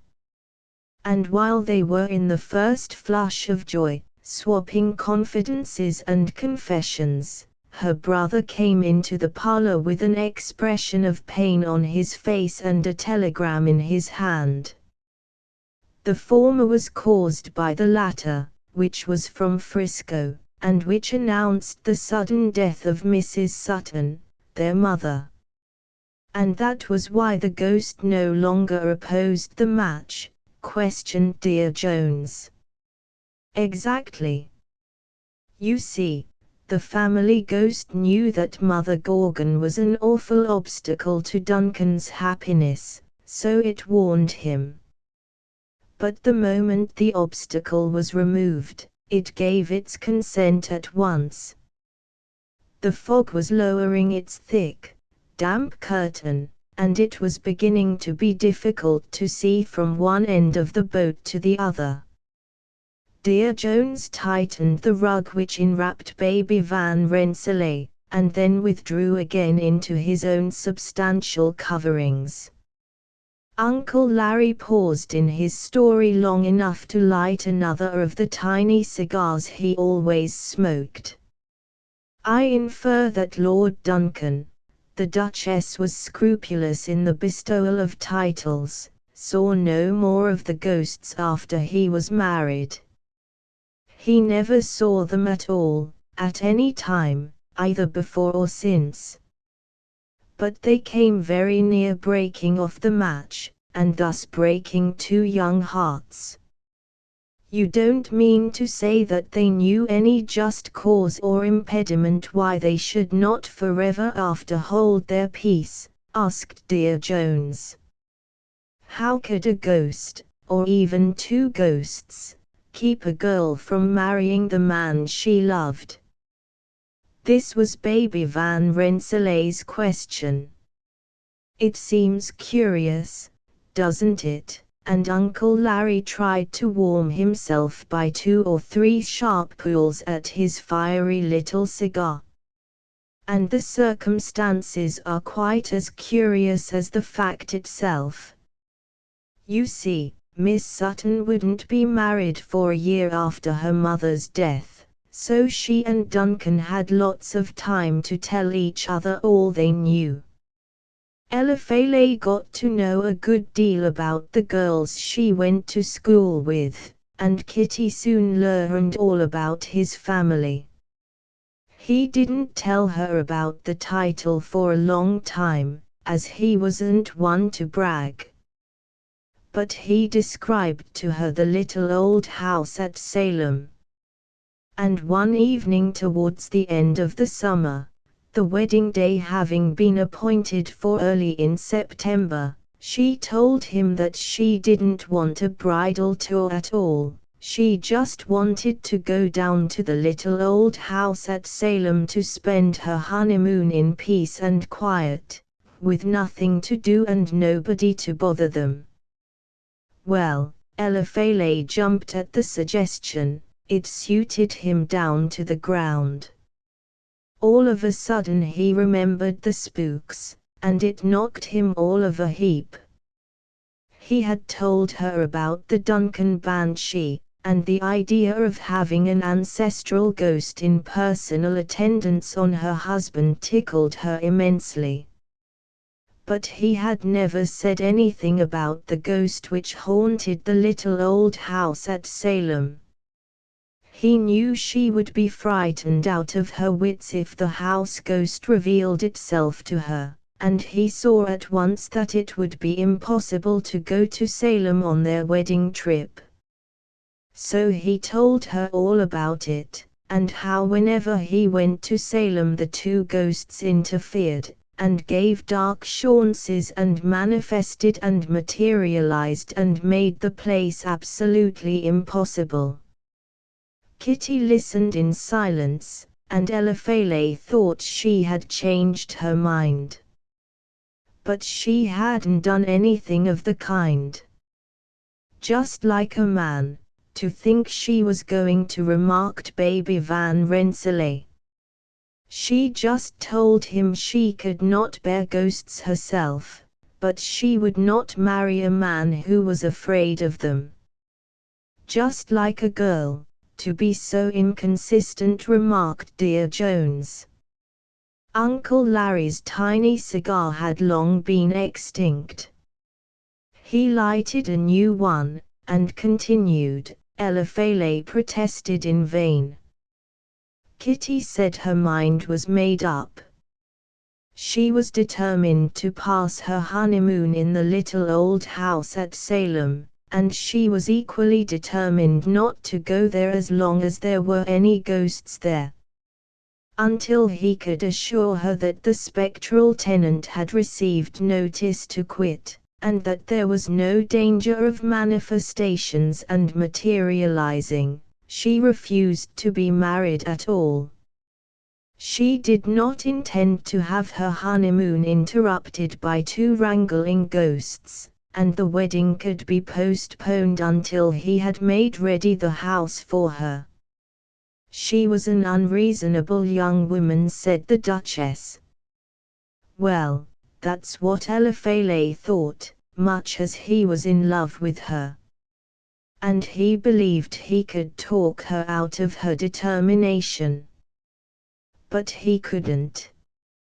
She was set. And when a girl is set, there's nothing to do but to yield to the inevitable. And that's just what Elefele did. He saw he would either have to give her up or to get the ghosts out, and as he loved her and did not care for the ghosts, he resolved to tackle the ghosts. He had clear grit, Elefele had. He was half Scotch and half Yankee, and neither breed turns tail in a hurry. So he made his plans and he went down to Salem. As he said goodbye to Kitty, he had an impression that she was sorry she had made him go, but she kept up bravely, and put a bold face on it, and saw him off, and went home and cried for an hour, and was perfectly miserable until he came back the next day. "Did he succeed in driving the ghosts away?" asked Baby Van Rensselaer, with great interest. "That's just what I'm coming to," said Uncle Larry, pausing at the critical moment, in the manner of the trained storyteller. You see, Elefele had got a rather tough job, and he would gladly have had an extension of time on the contract, but he had to choose between the girl and the ghosts, and he wanted the girl. He tried to invent or remember some short and easy way with ghosts, but he couldn't. He wished that somebody had invented a specific for spooks, something that would make the ghosts come out of the house and die in the yard. He wondered if he could not tempt the ghosts to run in debt, so that he might get the sheriff to help him. He wondered also whether the ghosts could not be overcome with strong drink. A dissipated spook, a spook with delirium tremens, might be committed to the inebriate asylum. But none of these things seemed feasible. "What did he do?" interrupted Dear Jones. "The learned counsel will please speak to the point." "You will regret this unseemly haste," said Uncle Larry, gravely, "when you know what really happened." "What was it, Uncle Larry?" asked Baby Van Rensselaer. "I'm all impatience." And Uncle Larry proceeded. Elefele went down to the little old house at Salem, and as soon as the clock struck 12 the rival ghosts began wrangling as before. Raps here, there, and everywhere, ringing bells, banging tambourines, strumming banjos sailing about the room, and all the other manifestations and materializations followed one another just as they had the summer before. The only difference Elefele could detect was a stronger flavor in the spectral profanity, and this, of course, was only a vague impression, for he did not actually hear a single word. He waited a while in patience, listening and watching. Of course he never saw either of the ghosts, because neither of them could appear to him. At last he got his dander up, and he thought it was about time to interfere, so he rapped on the table, and asked for silence. As soon as he felt that the spooks were listening to him, he explained the situation to them. He told them he was in love, and that he could not marry unless they vacated the house. He appealed to them as old friends, and he laid claim to their gratitude. The titular ghost had been sheltered by the Duncan family for hundreds of years, and the domiciliary ghost had had free lodging in the little old house at Salem for nearly 2 centuries. He implored them to settle their differences, and to get him out of his difficulty at once. He suggested that they had better fight it out then and there, and see who was master. He had brought down with him all needful weapons. And he pulled out his valise, and spread on the table a pair of navy revolvers, a pair of shotguns, a pair of dueling swords, and a couple of bowie knives. He offered to serve as second for both parties, and to give the word when to begin.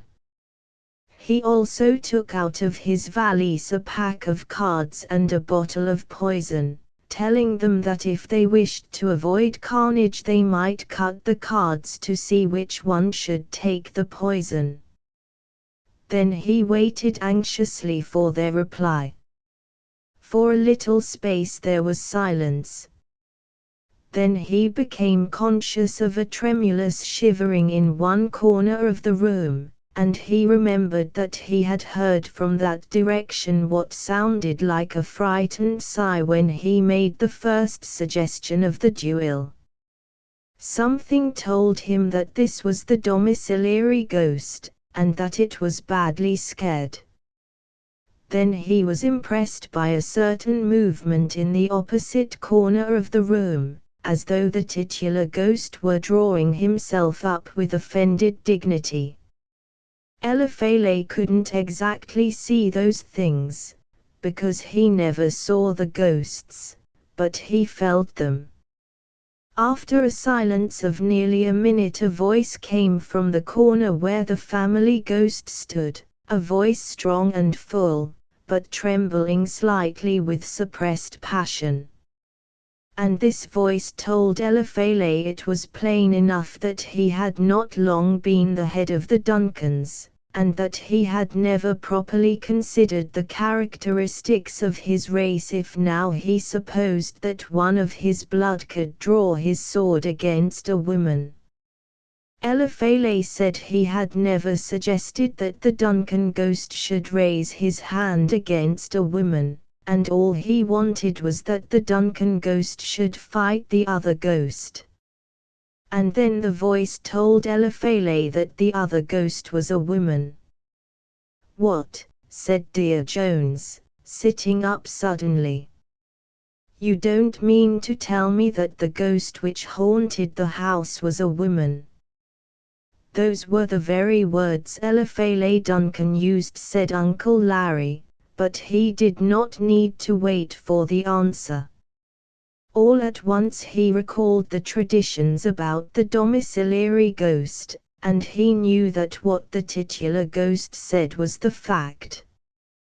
He had never thought of the sex of a spook, but there was no doubt whatever that the house ghost was a woman. No sooner was this firmly fixed in Eliphalet's mind than he saw his way out of the difficulty. The ghosts must be married, for then there would be no more interference, no more quarreling, no more manifestations and materializations, no more dark chances, with their raps and bells and tambourines and banjos. At first the ghosts would not hear of it. The voice in the corner declared that the Duncan wraith had never thought of matrimony.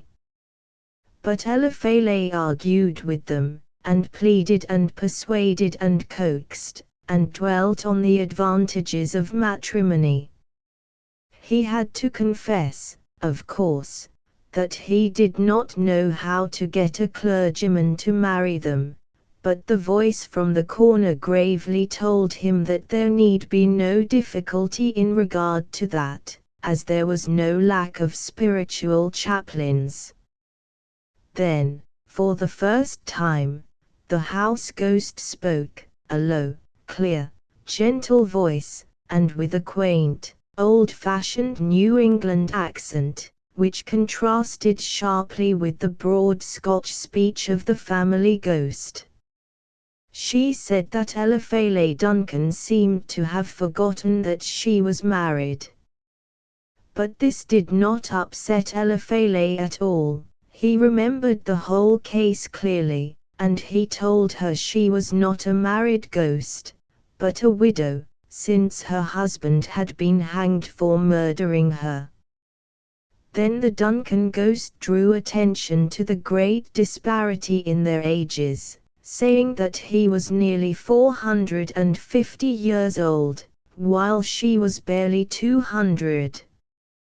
But Eliphele had not talked to juries for nothing. He just buckled to, and coaxed those ghosts into matrimony.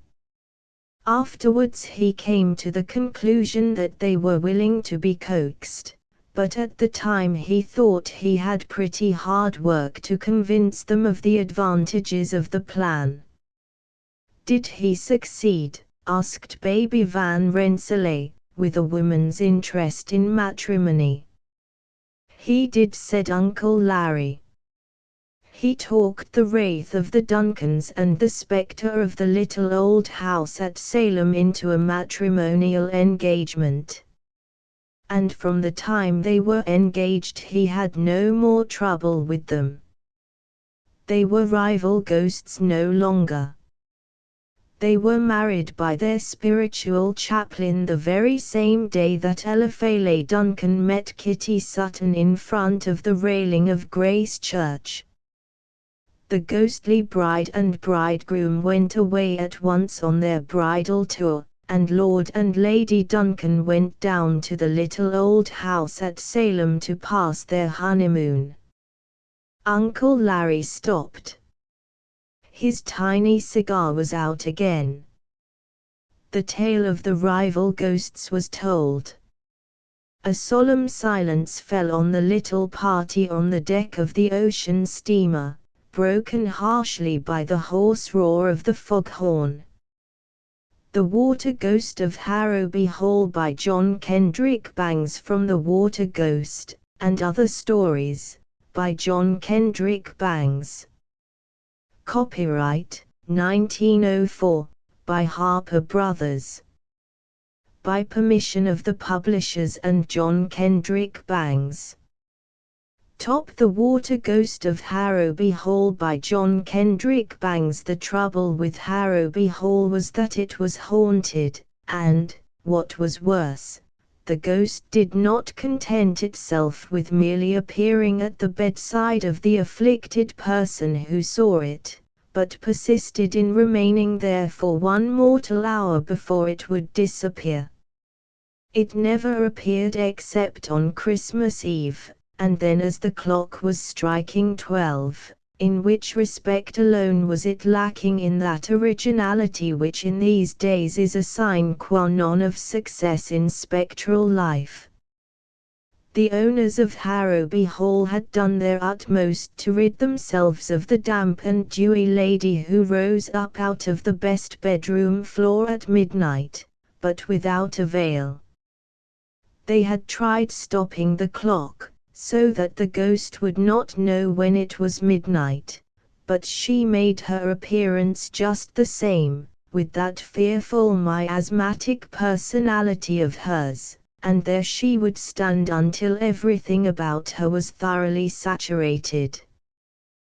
Then the owners of Harrowby Hall corked up every crack in the floor with the very best quality of hemp, and over this were placed layers of tar and canvas. The walls were made waterproof, and the doors and windows likewise, the proprietors having conceived the notion that the unexercised lady would find it difficult to leak into the room after these precautions had been taken, but even this did not suffice. The following Christmas Eve she appeared as promptly as before, and frightened the occupant of the room quite out of his senses by sitting down alongside of him and gazing with her cavernous blue eyes into his, and he noticed, too, that in her long, aqueously bony fingers bits of dripping seaweed were entwined, the ends hanging down, and these ends she drew across his forehead until he became like one insane. And then he swooned away, and was found unconscious in his bed the next morning by his host, simply saturated with sea water and fright, from the combined effects of which he never recovered, dying 4 years later of pneumonia and nervous prostration at the age of 78. The next year the master of Harrowby Hall decided not to have the best spare bedroom opened at all, thinking that perhaps the ghost's thirst for making herself disagreeable would be satisfied by haunting the furniture, but the plan was as unavailing as the many that had preceded it. The ghost appeared as usual in the room, that is, it was supposed she did, for the hangings were dripping wet the next morning, and in the parlor below the haunted room a great damp spot appeared on the ceiling. Finding no one there, she immediately set out to learn the reason why, and she chose none other to haunt than the owner of the Harrowby himself. She found him in his own cozy room drinking whiskey undiluted, and felicitating himself upon having foiled her ghost ship, when all of a sudden the curl went out of his hair, his whiskey bottle filled and overflowed, and he was himself in a condition similar to that of a man who has fallen into a water butt. When he recovered from the shock, which was a painful one, he saw before him the lady of the cavernous eyes and seaweed fingers. The sight was so unexpected and so terrifying that he fainted, but immediately came to, because of the vast amount of water in his hair, which, trickling down over his face, restored his consciousness. Now it so happened that the master of Harrowby was a brave man, and while he was not particularly fond of interviewing ghosts, especially such quenching ghosts as the one before him, he was not to be daunted by an apparition. He had paid the lady the compliment of fainting from the effects of his first surprise, and now that he had come to he intended to find out a few things he felt he had a right to know. He would have liked to put on a dry suit of clothes first, but the apparition declined to leave him for an instant until her hour was up, and he was forced to deny himself that pleasure. Every time he would move she would follow him, with the result that everything she came in contact with got a ducking. In an effort to warm himself up he approached the fire, an unfortunate move as it turned out, because it brought the ghost directly over the fire, which immediately was extinguished. The whiskey became utterly valueless as a comforter to his chilled system, because it was by this time diluted to a proportion of 90% of water. The only thing he could do to ward off the evil effects of his encounter he did, and that was to swallow 10 2-grain quinine pills, which he managed to put into his mouth before the ghost had time to interfere. Having done this, he turned with some asperity to the ghost, and said, "Far be it from me to be impolite to a woman, madam, but I'm hanged if it wouldn't please me better if you'd stop these infernal visits of yours to this house. Go sit out on the lake, if you like that sort of thing, soak the water butt, if you wish, but do not, I implore you, come into a gentleman's house and saturate him and his possessions in this way. It is damned disagreeable." "Henry Hartwick Oglethorpe," said the ghost, in a gurgling voice, "you don't know what you are talking about." "Madam," returned the unhappy householder, "I wish that remark were strictly truthful. I was talking about you. It would be shillings and pence, nay, pounds, in my pocket, madam, if I did not know you." "That is a bit of specious nonsense," returned the ghost, throwing a quart of indignation into the face of the master of Harrowby. It may rank high as repartee, but as a comment upon my statement that you do not know what you are talking about, it savors of irrelevant impertinence.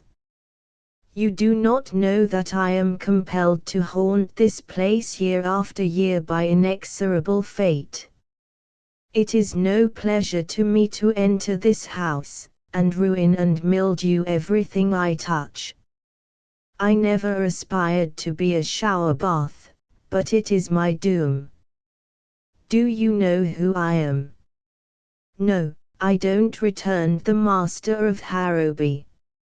I should say you were the Lady of the Lake, or Little Sally Waters. You are a witty man for your years, said the ghost. Well, my humor is drier than yours ever will be, returned the master. No doubt. I'm never dry. I am the water ghost of Harrowby Hall, and dryness is a quality entirely beyond my wildest hope. I have been the incumbent of this highly unpleasant office for 200 years tonight. How the deuce did you ever come to get elected? Asked the master. Through a suicide, replied the spectre. I am the ghost of that fair maiden whose picture hangs over the mantelpiece in the drawing room. I should have been your great-great-great-great-great-aunt if I had lived, Henry Hartwick Oglethorpe, for I was the own sister of your great-great-great-great-grandfather. But what induced you to get this house into such a predicament? I was not to blame, sir, returned the lady. It was my father's fault. He it was who built Harrowby Hall, and the haunted chamber was to have been mine. My father had it furnished in pink and yellow, knowing well that blue and grey formed the only combination of colour I could tolerate. He did it merely to spite me, and, with what I deem a proper spirit, I declined to live in the room. Whereupon my father said I could live there or on the lawn, he didn't care which. That night I ran from the house and jumped over the cliff into the sea. That was rash, said the master of Harrowby. So I've heard, returned the ghost. If I had known what the consequences were to be, I should not have jumped. But I really never realized what I was doing until after I was drowned. I had been drowned a week when a sea nymph came to me and informed me that I was to be one of her followers forever afterwards, adding that it should be my doom to haunt Harrowby Hall for 1 hour every Christmas Eve throughout the rest of eternity. I was to haunt that room on such Christmas Eves as I found it inhabited, and if it should turn out not to be inhabited, I was undoomed to spend the allotted hour with the head of the house. I'll sell the place. That you cannot do, for it is also required of me that I shall appear as the deeds are to be delivered to any purchaser, and divulge to him the awful secret of the house. Do you mean to tell me that on every Christmas Eve that I don't happen to have somebody in that guest chamber, you are going to haunt me wherever I may be, ruining my whiskey, taking all the curl out of my hair, extinguishing my fire, and soaking me through to the skin? Demanded the master. You have stated the case, Oglethorpe. And what is more, said the water ghost, it doesn't make the slightest difference where you are. If I find that room empty, wherever you may be, I shall douse you with my spectral prayers. Here the clock struck 1, and immediately the apparition faded away. It was perhaps more of a trickle than a fade, but as a disappearance it was complete. By St. George and his dragon, ejaculated the master of Harrowby, wringing his hands. It is guineas to hot cross buns that next Christmas there's an occupant of the spare room, or I spend the night in a bathtub. But the master of Harrowby would have lost his wager had there been anyone there to take him up, for when Christmas Eve came again he was in his grave, never having recovered from the cold contracted that awful night. Harrowby Hall was closed, and the heir to the estate was in London, where to him in his chambers came the same experience that his father had gone through, saving only that, being younger and stronger, he survived the shock.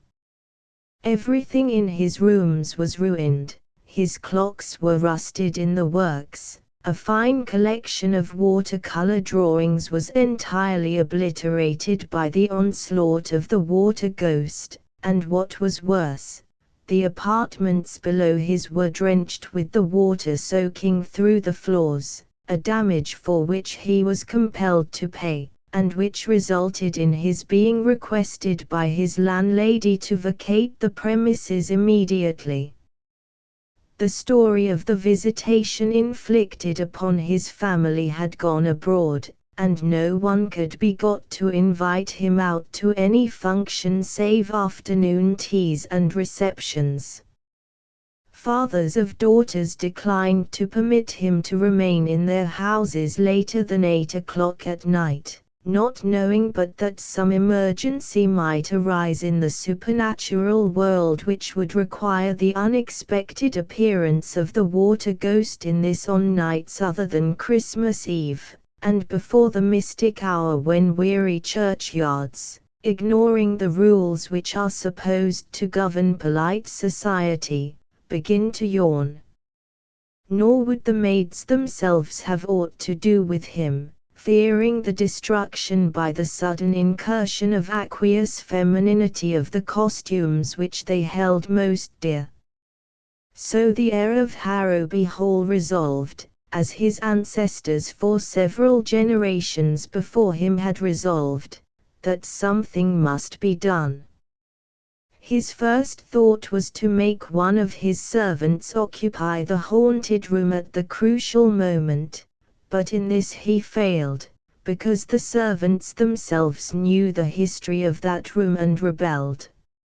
None of his friends would consent to sacrifice their personal comfort to his, nor was there to be found in all England a man so poor as to be willing to occupy the doomed chamber on Christmas Eve for pay. Then the thought came to the heir to have the fireplace in the room enlarged, so that he might evaporate the ghost at its first appearance, and he was felicitating himself upon the ingenuity of his plan, when he remembered what his father had told him, how that no fire could withstand the lady's extremely contagious dampness. And then he bethought him of steam pipes.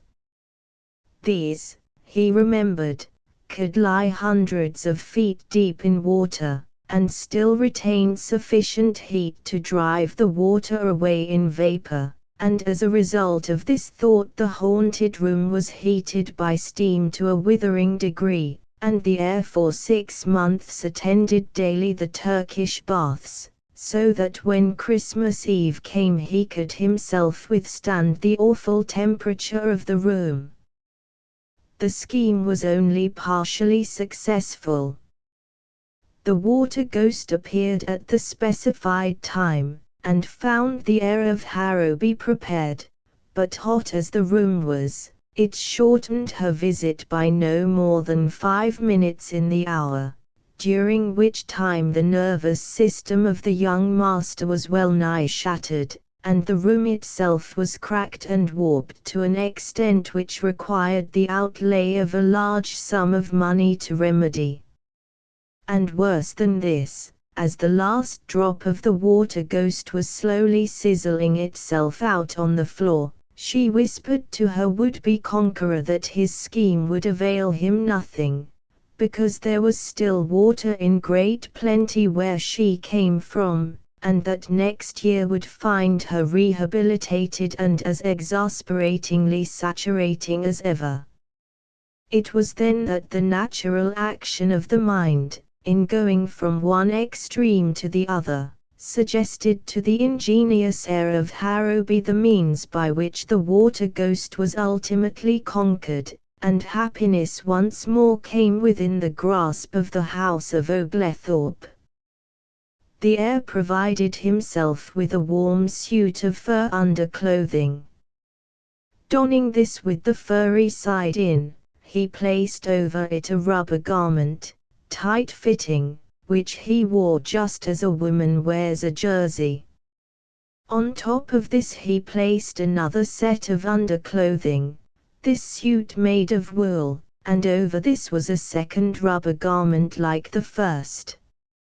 Upon his head he placed a light and comfortable diving helmet, and so clad, on the following Christmas Eve he awaited the coming of his tormentor. It was a bitterly cold night that brought to a close this 24th day of December. The air outside was still, but the temperature was below zero. Within all was quiet, the servants of Harrowby Hall awaiting with beating hearts the outcome of their master's campaign against his supernatural visitor. The master himself was lying on the bed in the haunted room, clad as has already been indicated, and then, the clock clanged out the hour of 12. There was a sudden banging of doors, a blast of cold air swept through the halls, the door leading into the haunted chamber flew open, a splash was heard, and the water ghost was seen standing at the side of the heir of Harrowby, from whose outer dress there streamed rivulets of water, but whose own person deep down under the various garments he wore was as dry and as warm as he could have wished. "Ha," said the young master of Harrowby. "I'm glad to see you. You are the most original man I've met, if that is true," returned the ghost. "May I ask where did you get that hat?" "Certainly, madam," returned the master, courteously. "It is a little portable observatory I had made for just such emergencies as this. But, tell me, is it true that you are doomed to follow me about for one mortal hour, to stand where I stand, to sit where I sit?" "That is my delectable fate," returned the lady. "We'll go out on the lake," said the master, starting up. "You can't get rid of me that way," returned the ghost. "The water won't swallow me up, in fact, it will just add to my present bulk." "Nevertheless," said the master, firmly, "we will go out on the lake." "But, my dear sir," returned the ghost, with a pale reluctance, "it is fearfully cold out there. You will be frozen hard before you've been out 10 minutes. "Oh no, I'll not," replied the master. "I am very warmly dressed.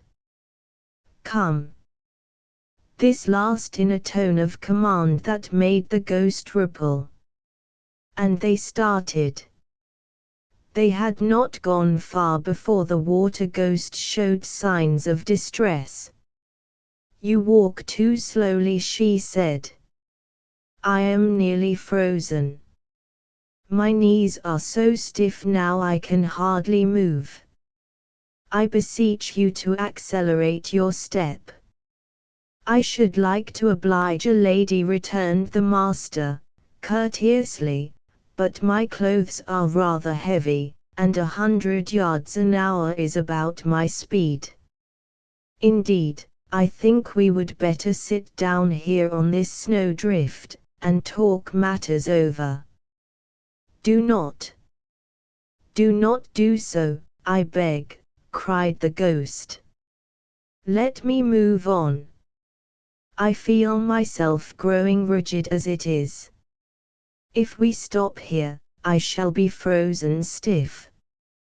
That, madam, said the master slowly, and seating himself on an ice cake, that is why I have brought you here. We have been on this spot just 10 minutes, we have 50 more.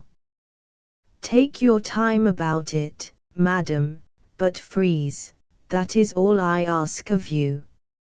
I cannot move my right leg now, cried the ghost, in despair, and my overskirt is a solid sheet of ice. Oh, good, kind Mr. Oglethorpe, light a fire, and let me go free from these icy fetters. Never, madam. It cannot be. I have you at last. Alas, cried the ghost, a tear trickling down her frozen cheek. Help me, I beg. I congeal. Congeal, madam, congeal, returned Oglethorpe, coldly. You have drenched me and mine for 203 years, madam. Tonight you have had your last drench. Ah, but I shall thaw out again, and then you'll see. Instead of the comfortably tepid, genial ghost I have been in my past, sir, I shall be iced water, cried the lady, threateningly. No, you won't, either, returned Oglethorpe, for when you are frozen quite stiff, I shall send you to a cold storage warehouse, and there shall you remain an icy work of art forevermore. But warehouses burn. So they do, but this warehouse cannot burn. It is made of asbestos and surrounding it are fireproof walls, and within those walls the temperature is now and shall forever be 416 degrees below the 0 point, low enough to make an icicle of any flame in this world, or the next, the master added, with an ill-suppressed chuckle. For the last time let me beseech you. I would go on my knees to you, Oglethorpe, were they not already frozen. I beg of you, do not do. Here even the words froze on the water ghost's lips and the clock struck 1. There was a momentary tremor throughout the ice-bound form, and the moon, coming out from behind a cloud, shone down on the rigid figure of a beautiful woman sculptured in clear, transparent ice. There stood the ghost of Harrowby Hall, conquered by the cold, a prisoner for all time. The heir of Harrowby had won at last, and today in a large storage house in London stands the frigid form of one who will never again flood the house of Oglethorpe with woe and sea water. As for the heir of Harrowby, his success in coping with a ghost has made him famous, a fame that still lingers about him, although his victory took place some 20 years ago, and so far from being unpopular with the fair sex, as he was when we first knew him, he has not only been married twice, but is to lead a third bride to the altar before the year is out. Back from that, born anonymous from the New York Sun. By permission of the editor. Top back from that, born anonymous, practical working of materialization in Maine. A strange story from Pocock Island, a materialized spirit that will not go back. The first glimpse of what may yet cause very extensive trouble in this world. The Sun, Saturday, the 19th of December, 1874. We are permitted to make extracts from a private letter which bears the signature of a gentleman well known in business circles, and whose veracity we have never heard called in question. His statements are startling and well nigh incredible, but if true, they are susceptible of easy verification. Yet the thoughtful mind will hesitate about accepting them without the fullest proof, for they spring upon the world a social problem of stupendous importance. The dangers apprehended by Mr. Malthus and his followers become remote and commonplace by the side of this new and terrible issue. The letter is dated at Pocock Island, a small township in Washington County, Maine, about 17 miles from the mainland and nearly midway between Mount Desert and the Grand Menon. The last state census accords to Pocock Island a population of 311, mostly engaged in the porgy fisheries. At the presidential election of 1872 the island gave Grant a majority of 3. These two facts are all that we are able to learn of the locality from sources outside of the letter already referred to. The letter, omitting certain passages which refer solely to private matters, reads as follows: "But enough of the disagreeable business that brought me here to this bleak island in the month of November. I have a singular story to tell you. After our experience together at Chittenden, I know you will not reject statements because they are startling. My friend, there is upon Pocock Island a materialized spirit which, or who, refuses to be dematerialized.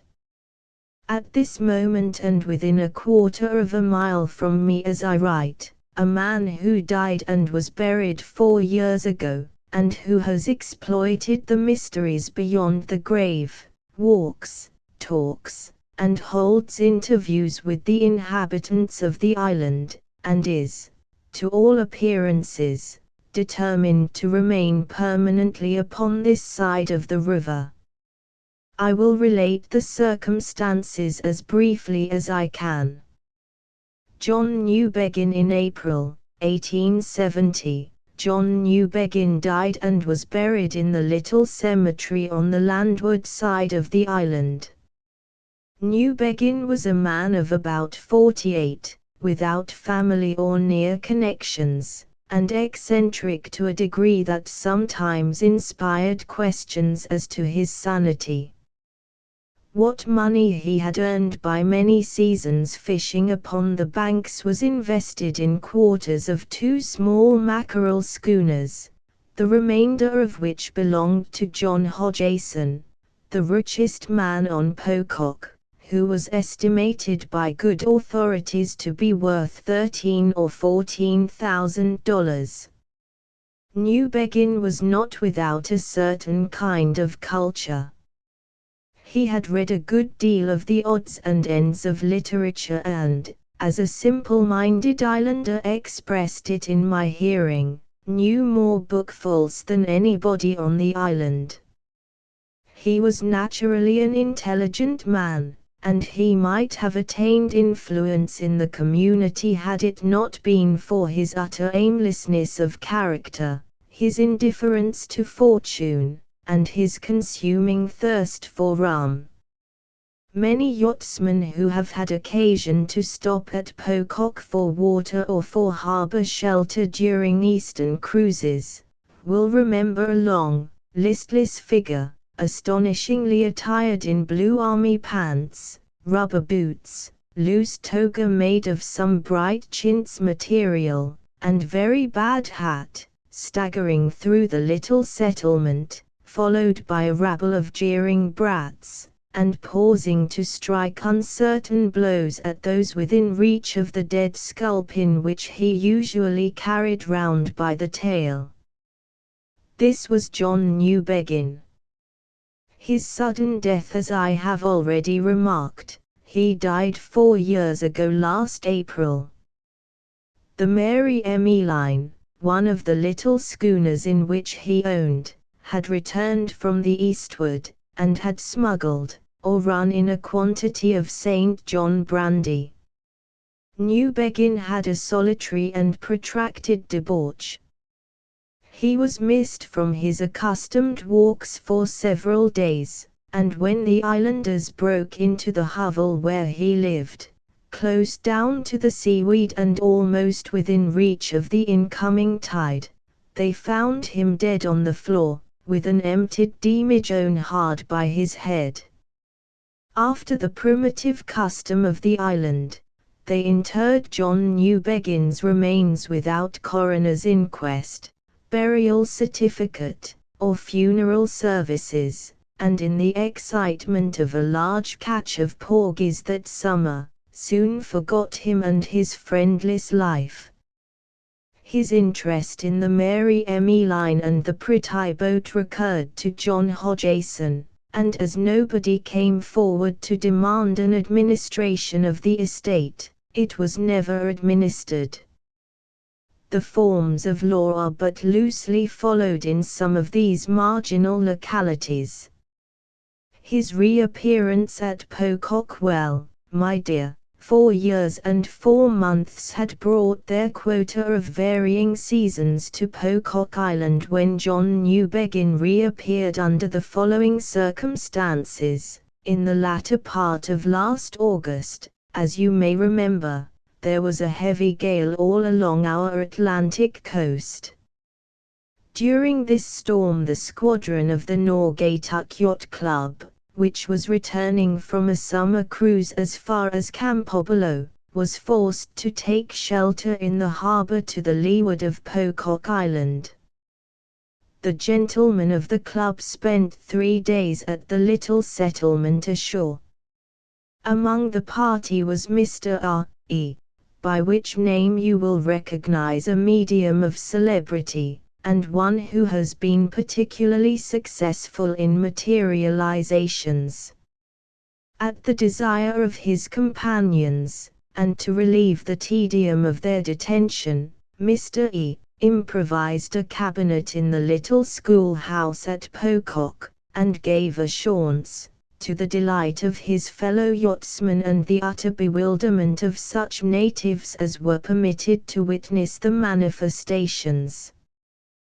The conditions appeared unusually favorable to spirit appearances, and the séance was upon the whole perhaps the most remarkable that Mr. E. ever held.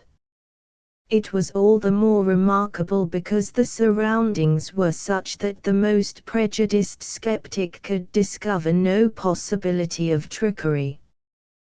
The first form to issue from the wood closet which constituted the cabinet, when Mr. E. had been tied therein by a committee of old sailors from the yachts, was that of an Indian chief who announced himself as Hockamock, and who retired after dancing a harvest moon pas seul, and declaring himself in very emphatic terms, as opposed to the present Indian policy of the administration. Hockamock was succeeded by the aunt of one of the yachtsmen, who identified herself beyond question by allusion to family matters and by displaying the scar of a burn upon her left arm, received while making tomato ketchup upon earth. Then came successively a child whom none present recognized, a French Canadian who could not talk English, and a portly gentleman who introduced himself as William King, first Governor of Maine. These in turn re-entered the cabinet and were seen no more. It was some time before another spirit manifested itself, and Mr. E. gave directions that the lights be turned down still further. Then the door of the wood closet was slowly opened and a singular figure in rubber boots and a species of Dolly Varden garment emerged, bringing a dead fish in his right hand. His determination to remain the city men who were present, I am told, thought that the medium was masquerading in grotesque habiliments for the more complete astonishment of the islanders. But these latter rose from their seats and exclaimed with one consent, it is John Newbegin."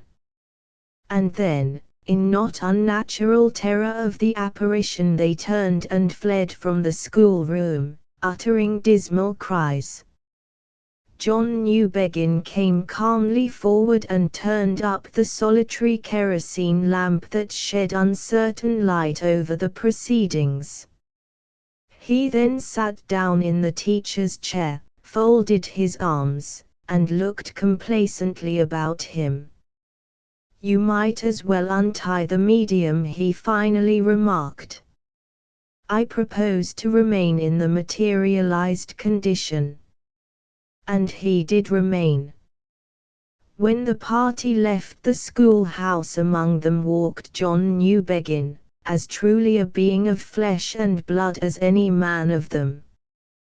From that day to this, he has been a living inhabitant of Pocock Island, eating, drinking, water only, and sleeping after the manner of men. The yachtsmen who made sail for Bar Harbor the very next morning, probably believe that he was a fraud hired for the occasion by Mr. E. But the people of Pocock, who laid him out, dug his grave, and put him into it 4 years ago, know that John Newbegin has come back to them from a land they know not of. A singular member of society. The idea of having a ghost, somewhat more condensed it is true than the traditional ghost, as a member, was not at first over-pleasing to the 311 inhabitants of Pocock Island. To this day, they are a little sensitive upon the subject, feeling evidently that if the matter got abroad, it might injure the sale of the really excellent porgy oil which is the product of their sole manufacturing interest. This reluctance to advertise the skeleton in their closet, superadded to the slowness of these obtuse, fishy, matter-of-fact people to recognize the transcendent importance of the case, must be accepted as explanation of the fact that John Newbegin's spirit has been on earth between 3 and 4 months, and yet the singular circumstance is not known to the whole country.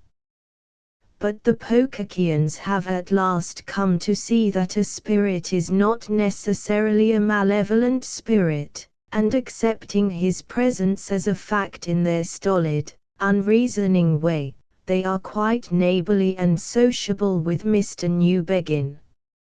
I know that your first question will be, is there sufficient proof of his ever having been dead? To this I answer unhesitatingly, yes. He was too well known a character and too many people saw the corpse to admit of any mistake on this point. I may add here that it was at one time proposed to disinter the original remains, but that project was abandoned in deference to the wishes of Mr. Newbegin, who feels a natural delicacy about having his first set of bones disturbed from motives of mere curiosity. An interview with a dead man. You will readily believe that I took occasion to see and converse with John Newbegin. I found him affable and even communicative.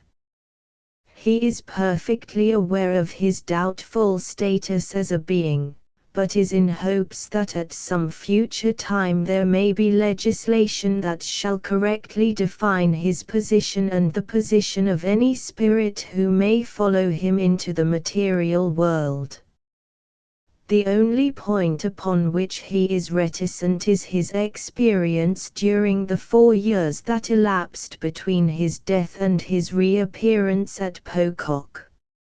It is to be presumed that the memory is not a pleasant one, at least he never speaks of this period. He candidly admits, however, that he is glad to get back to earth and that he embraced the very first opportunity to be materialized. Mr. Newbegin says that he is consumed with remorse for the wasted years of his previous existence. Indeed, his conduct during the past 3 months would show that this regret is genuine. He has discarded his eccentric costume, and dresses like a reasonable spirit. He has not touched liquor since his reappearance. He has embarked in the porgy oil business, and his operations already rival that of Hodgson, his old partner in the Mary Emmy line and the Pretty Boat. By the way, Newbegin threatens to sue Hodgson for his undivided quarter in each of these vessels, and this interesting case therefore bids fair to be thoroughly investigated in the courts. As a businessman, he is generally esteemed on the island, although there is a noticeable reluctance to discount his paper at long dates. In short, Mr. John Newbegin is a most respectable citizen, if a dead man can be a citizen, and has announced his intention of running for the next legislature. In conclusion, and now, my dear, I have told you the substance of all I know respecting this strange case. Yet, after all, why so strange? We accepted materialization at Chittenden. Is this any more than the logical issue of that admission? If the spirit may return to earth, clothed in flesh and blood and all the physical attributes of humanity, why may it not remain on earth as long as it sees fit? Thinking of it from whatever standpoint, I cannot but regard John Newbegin as the pioneer of a possibly large immigration from the spirit world. The bars once down, a whole flock will come trooping back to earth. Death will lose its significance altogether. And when I think of the disturbance which will result in our social relations, of the overthrow of all accepted institutions, and of the nullification of all principles of political economy, law, and religion, I am lost in perplexity and apprehension. The Ghost Ship by Richard Middleton, from The Ghost Ship by Richard Middleton. Published by permission of Mitchell Kennelly, and taken from the volume, The Ghost Ship and Other Stories. Top. The Ghost Ship by Richard Middleton. Fairfield is a little village lying near the Portsmouth Road, about halfway between London and the sea. Strangers, who now and then find it by accident, call it a pretty, old-fashioned place. We who live in it and call it home don't find anything very pretty about it, but we should be sorry to live anywhere else. Our minds have taken the shape of the inn and the church and the green, I suppose. At all events, we never feel comfortable out of Fairfield. Of course the Cockneys, with their vasty houses and noise-ridden streets, can call us rustics if they choose, but for all that, Fairfield is a better place to live in than London. Doctor says that when he goes to London his mind is bruised with the weight of the houses, and he was a Cockney born. He had to live there himself when he was a little chap, but he knows better now. You gentlemen may laugh, perhaps some of you come from London way, but it seems to me that a witness like that is worth a gallon of arguments. Dull. Well, you might find it dull, but I assure you that I've listened to all the London yarns you have spun tonight, and they are absolutely nothing to the things that happen at Fairfield. It's because of our way of thinking, and minding our own business. If one of your Londoners was set down on the green of a Saturday night when the ghosts of the lads who died in the war keep tryst with the lasses who lie in the churchyard, he couldn't help being curious and interfering, and then the ghosts would go somewhere where it was quieter. But we just let them come and go and don't make any fuss, and in consequence Fairfield is the ghostiest place in all England. Why, I've seen a headless man sitting on the edge of the well in broad daylight, and the children playing about his feet as if he were their father. Take my word for it, spirits know when they are well off as much as human beings. Still, I must admit that the thing I'm going to tell you about was queer even for our part of the world, where 3 packs of ghost hounds hunt regularly during the season, and Blacksmith's great-grandfather is busy all night shoeing the dead gentlemen's horses. Now that's a thing that wouldn't happen in London, because of their interfering ways. But Blacksmith he lies up aloft and sleeps as quiet as a lamb. Once when he had a bad head he shouted down to them not to make so much noise, and in the morning he found an old guinea left on the anvil as an apology. He wears it on his watch chain now. But I must get on with my story. If I start telling you about the queer happenings at Fairfield, I'll never stop. It all came of the great storm in the spring of '97, the year that we had 2 great storms. This was the first one, and I remember it well, because I found in the morning that it had lifted the thatch of my pigsty into the widow's garden as clean as a boy's kite. When I looked over the hedge, widow, Tom Lamport's widow that was prodding for her nasturtiums with a daisy grubber. After I had watched her for a little I went down to the Fox and Grapes to tell landlord what she had said to me. Landlord he laughed, being a married man and at ease with the sex. Come to that he said, the tempest has blowed something into my field. A kind of a ship I think it would be. I was surprised at that until he explained that it was only a ghost ship, and would do no hurt to the turnips. We argued that it had been blown up from the sea at Portsmouth, and then we talked of something else. There were 2 slates down at the parsonage and a big tree in Lumley's meadow. It was a rare storm. I reckon the wind had blown our ghosts all over England. They were coming back 4 days afterward with foundered horses, and as footsore as possible, and they were so glad to get back to Fairfield that some of them walked up the street crying like little children. Squire said that his great-grandfather's great-grandfather hadn't looked so deadbeat since the Battle of Naseby, and he's an educated man.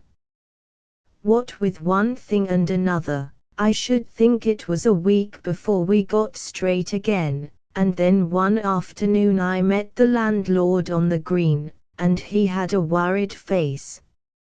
I wish you'd come and have a look at that ship in my field, he said to me. It seems to me it's leaning real hard on the turnips. I can't bear thinking what the missus will say when she sees it. I walked down the lane with him, and, sure enough, there was a ship in the middle of his field. But such a ship as no man had seen on the water for 300 years, let alone in the middle of a turnip field. It was all painted black, and covered with carvings, and there was a great bay window in the stern, for all the world like the squire's drawing room. There was a crowd of little black cannon on deck and looking out of her portholes, and she was anchored at each end to the hard ground. I have seen the wonders of the world on picture postcards, but I have never seen anything to equal that. She seems very solid for a ghost ship, I said, seeing that landlord was bothered. I should say it's a betwixt and between, he answered, puzzling it over, but it's going to spoil a matter of 50 turnips, and Mrs. She'll want it moved. We went up to her and touched the side, and it was as hard as a real ship. Now, there's folks in England would call that very curious, he said. Now, I don't know much about ships, but I should think that ghost ship weighed a solid 200 tons, and it seemed to me that she had come to stay, so that I felt sorry for landlord, who was a married man. All the horses in Fairfield won't move her out of my turnips, he said, frowning at her. Just then we heard a noise on her deck, and we looked up and saw that a man had come out of her front cabin and was looking down at us very peaceably. He was dressed in a black uniform set off with rusty gold lace, and he had a great cutlass by his side in a brass sheath. "I'm Captain Bartholomew Roberts," he said in a gentleman's voice, "put in for recruits. I seem to have brought her rather far up the harbour." "Harbour?" cried landlord. "Why, you're 50 miles from the sea."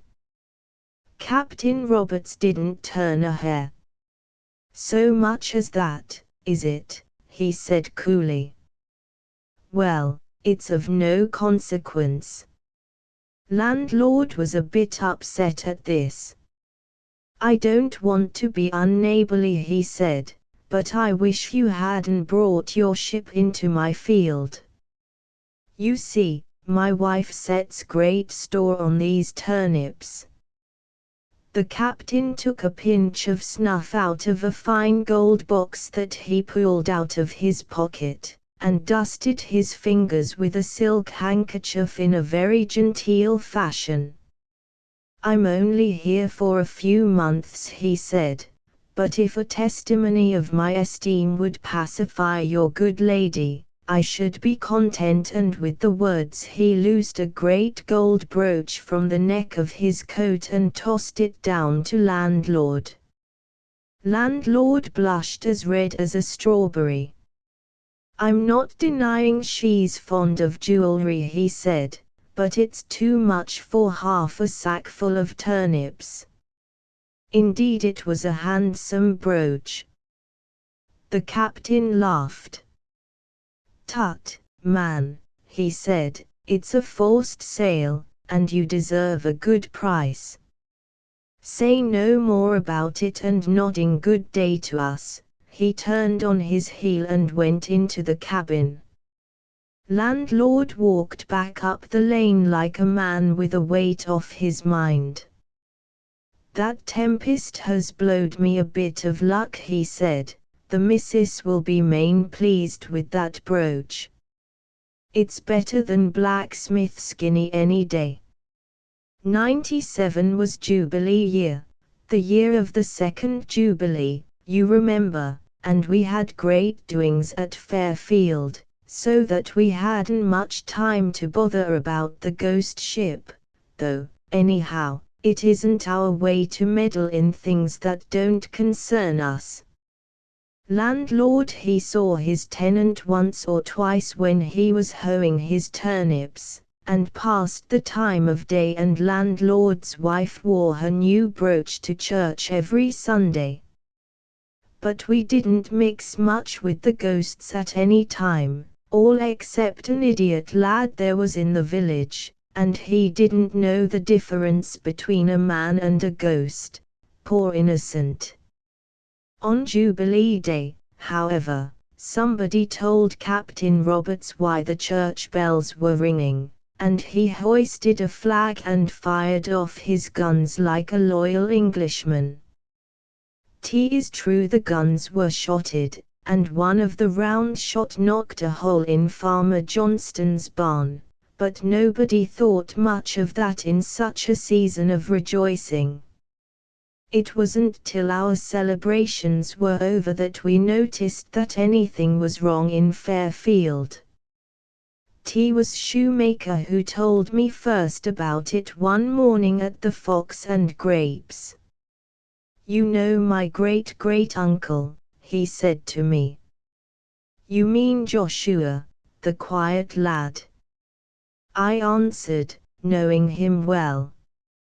"Quiet," said Shoemaker, indignantly.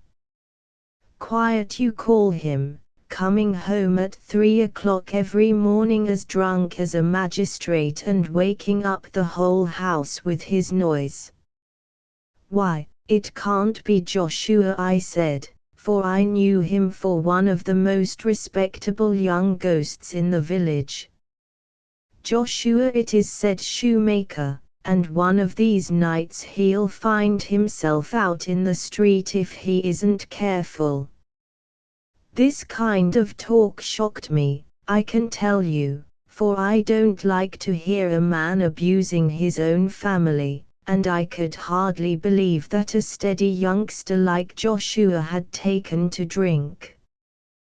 But just then in came Butcher Aylwin in such a temper that he could hardly drink his beer.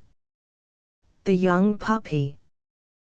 The young puppy," he kept on saying, and it was some time before Shoemaker and I found out that he was talking about his ancestor that fell at Senlac. "Drink," said Shoemaker, hopefully, for we all like company in our misfortunes, and Butcher nodded grimly. "The young noodle," he said, emptying his tankard. Well, after that I kept my ears open, and it was the same story all over the village. There was hardly a young man among all the ghosts of Fairfield who didn't roll home in the small hours of the morning the worse for liquor. I used to wake up in the night and hear them stumble past my house, singing outrageous songs. The worst of it was that we couldn't keep the scandal to ourselves, and the folk at Grinnell began to talk of sodden Fairfield and taught their children to sing a song about us. "Sodden Fairfield, has no use for bread and butter, rum for breakfast, rum for dinner, rum for tea, and rum for supper." We are easygoing in our village, but we didn't like that. Of course we soon found out where the young fellows went to get the drink, and landlord was terribly cut up that his tenant should have turned out so badly, but his wife wouldn't hear of parting with the brooch, so he couldn't give the captain notice to quit. But as time went on, things grew from bad to worse, and at all hours of the day you would see those young reprobates sleeping it off on the village green. Nearly every afternoon a ghost wagon used to jolt down to the ship with a lading of rum, and though the older ghosts seemed inclined to give the captain's hospitality the go-by, the youngsters were neither to hold nor to bind. So one afternoon when I was taking my nap, I heard a knock at the door, and there was Parson, looking very serious, like a man with a job before him that he didn't altogether relish.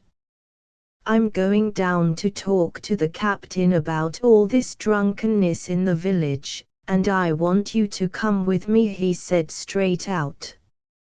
I can't say that I fancied the visit much myself, and I tried to hint to Parson that as, after all, they were only a lot of ghosts, it didn't much matter. "Dead or alive, I'm responsible for their good conduct," he said, "and I'm going to do my duty and put a stop to this continued disorder. And you are coming with me, John Simmons." So I went, parson being a persuasive kind of man. We went down to the ship, and as we approached her, I could see the captain tasting the air on deck. When he saw parson, he took off his hat very politely, and I can tell you that I was relieved to find that he had a proper respect for the cloth. Parson acknowledged his salute, and spoke out stoutly enough. "Sir, I should be glad to have a word with you." "Come on board, sir, come on board," said the captain, and I could tell by his voice that he knew why we were there. Parson and I climbed up an uneasy kind of ladder, and the captain took us into the great cabin at the back of the ship, where the bay window was.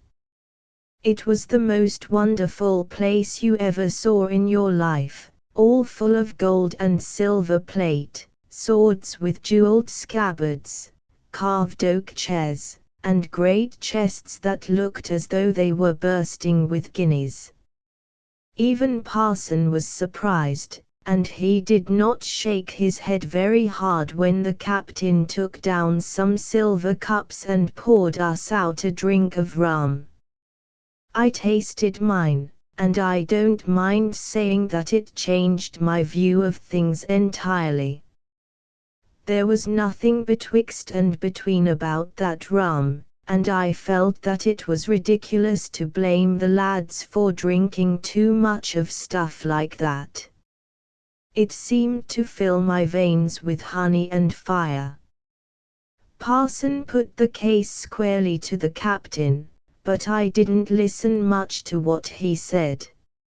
I was busy sipping my drink and looking through the window at the fishes swimming to and fro over landlord's turnips. Just then it seemed the most natural thing in the world that they should be there, though afterward, of course, I could see that that proved it was a ghost ship. But even then I thought it was queer when I saw a drowned sailor float by in the thin air, with his hair and beard all full of bubbles. It was the first time I had seen anything quite like that at Fairfield. All the time I was regarding the wonders of the deep, parson was telling Captain Roberts how there was no peace or rest in the village owing to the curse of drunkenness, and what a bad example the youngsters were setting to the older ghosts. The captain listened very attentively, and put in a word only now and then about boys being boys and young men sowing their wild oats. But when parson had finished his speech, he filled up our silver cups and said to parson with a flourish, "I should be sorry to cause trouble anywhere where I have been made welcome, and you will be glad to hear that I put to sea tomorrow night. And now you must drink me a prosperous voyage." So we all stood up and drank the toast with honor, and that noble rum was like hot oil in my veins. After that, Captain showed us some of the curiosities he had brought back from foreign parts, and we were greatly amazed, though afterward I couldn't clearly remember what they were. And then I found myself walking across the turnips with parson, and I was telling him of the glories of the deep that I had seen through the window of the ship. He turned on me severely. "If I were you, John Simmons," he said, "I should go straight home to bed." He has a way of putting things that wouldn't occur to an ordinary man, has parson, and I did as he told me. Well, next day it came on to blow, and it blew harder and harder, till about 8 o'clock at night I heard a noise and looked out into the garden. I dare say you won't believe me, it seems a bit tall even to me, but the wind had lifted the thatch of my pigsty into the widow's garden a second time. I thought I wouldn't wait to hear what Widow had to say about it, so I went across the green to the Fox and Grapes, and the wind was so strong that I danced along on tiptoe like a girl at the fair. When I got to the inn, landlord had to help me shut the door. It seemed as though a dozen goats were pushing against it to come in out of the storm. "It's a powerful tempest," he said, drawing the beer. "I hear there's a chimney down at Dickory End." "It's a funny thing how these sailors know about the weather," I answered. "When Captain said he was going tonight, I was thinking it would take a capful of wind to carry the ship back to sea, and now here's more than a capful." "Ah, yes," said landlord, "it's tonight he goes true enough, and mind you, though he treated me handsome over the rent, I'm not sure it's a loss to the village. I don't hold with gentries, who fetch their drink from London instead of helping local traders to get their living." "But you haven't got any rum like his," I said, to draw him out.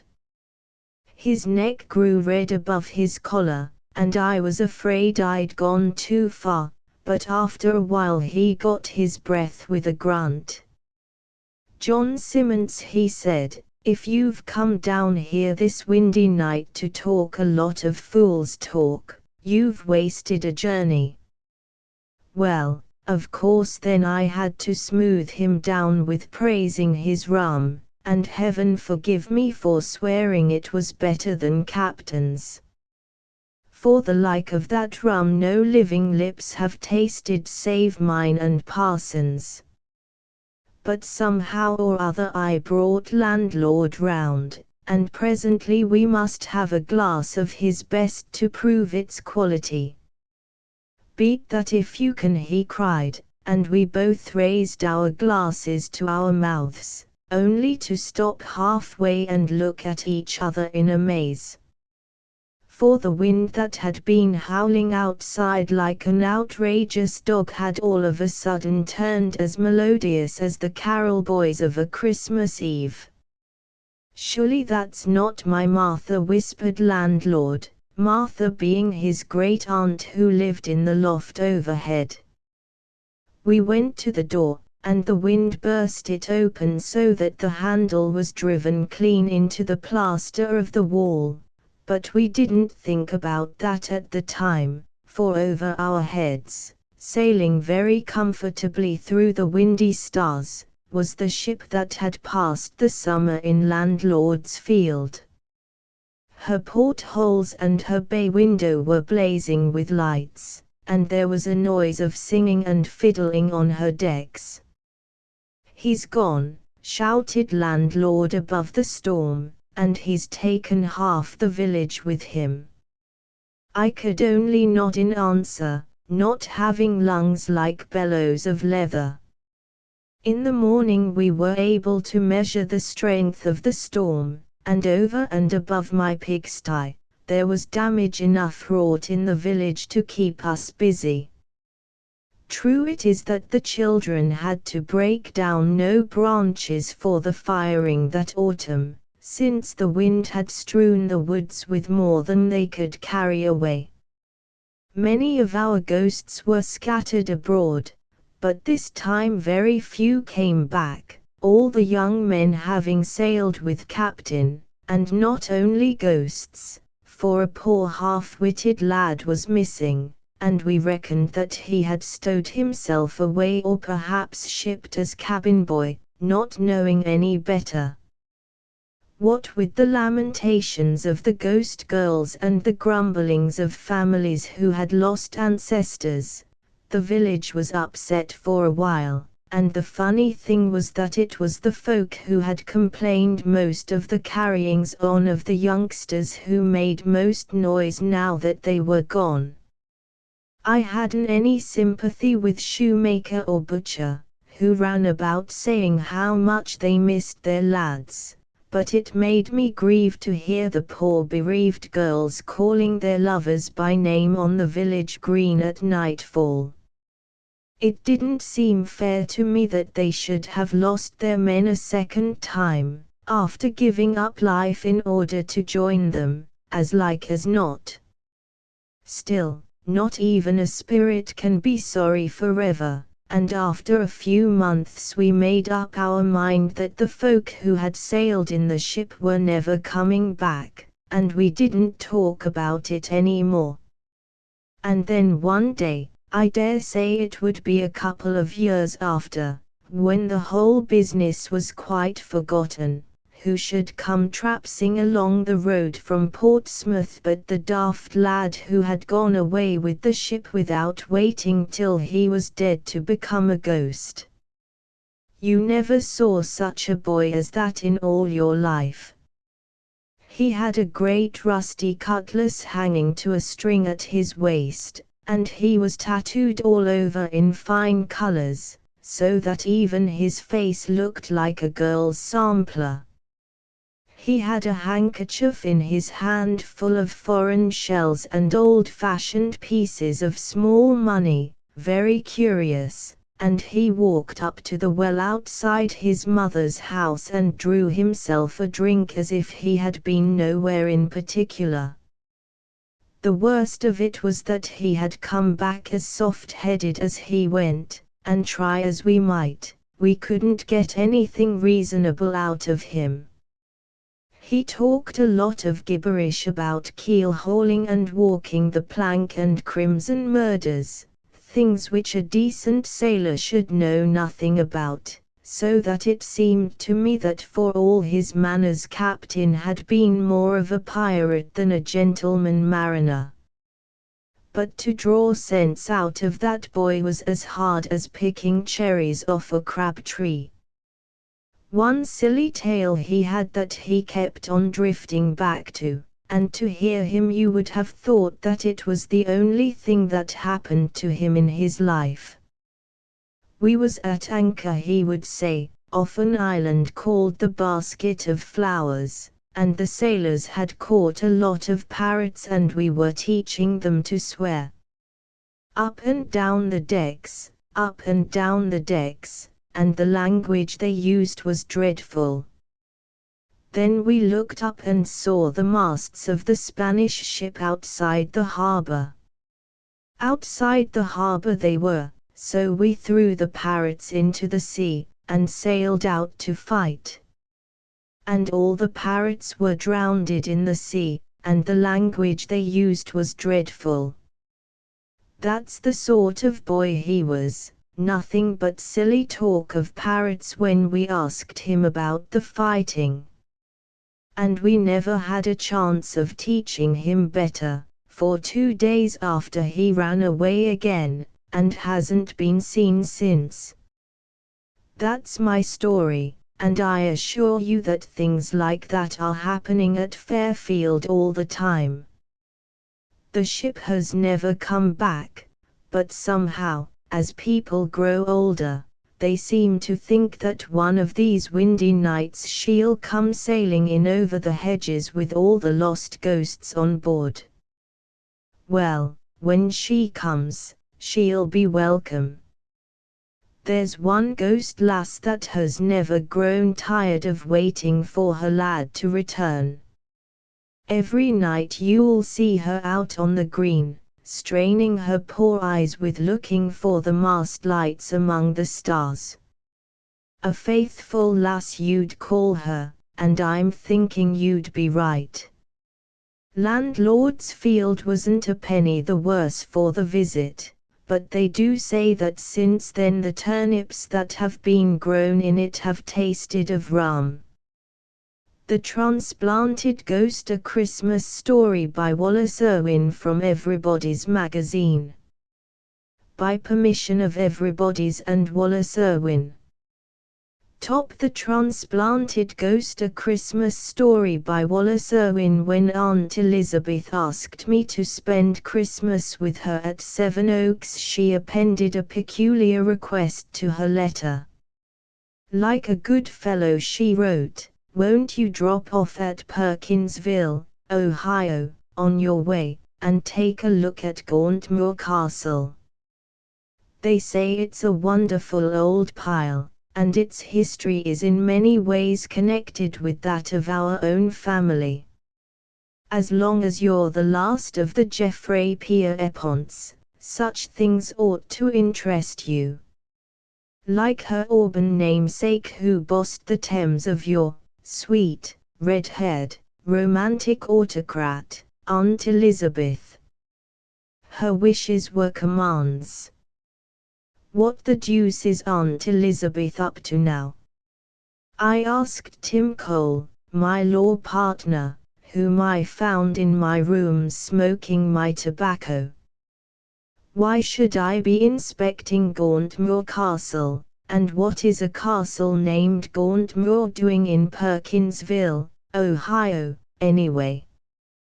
Perkinsville sounds like the Middle West, and Gauntmoor sounds like the Middle Ages. Right in both analyses, said the pipe-poaching Tim.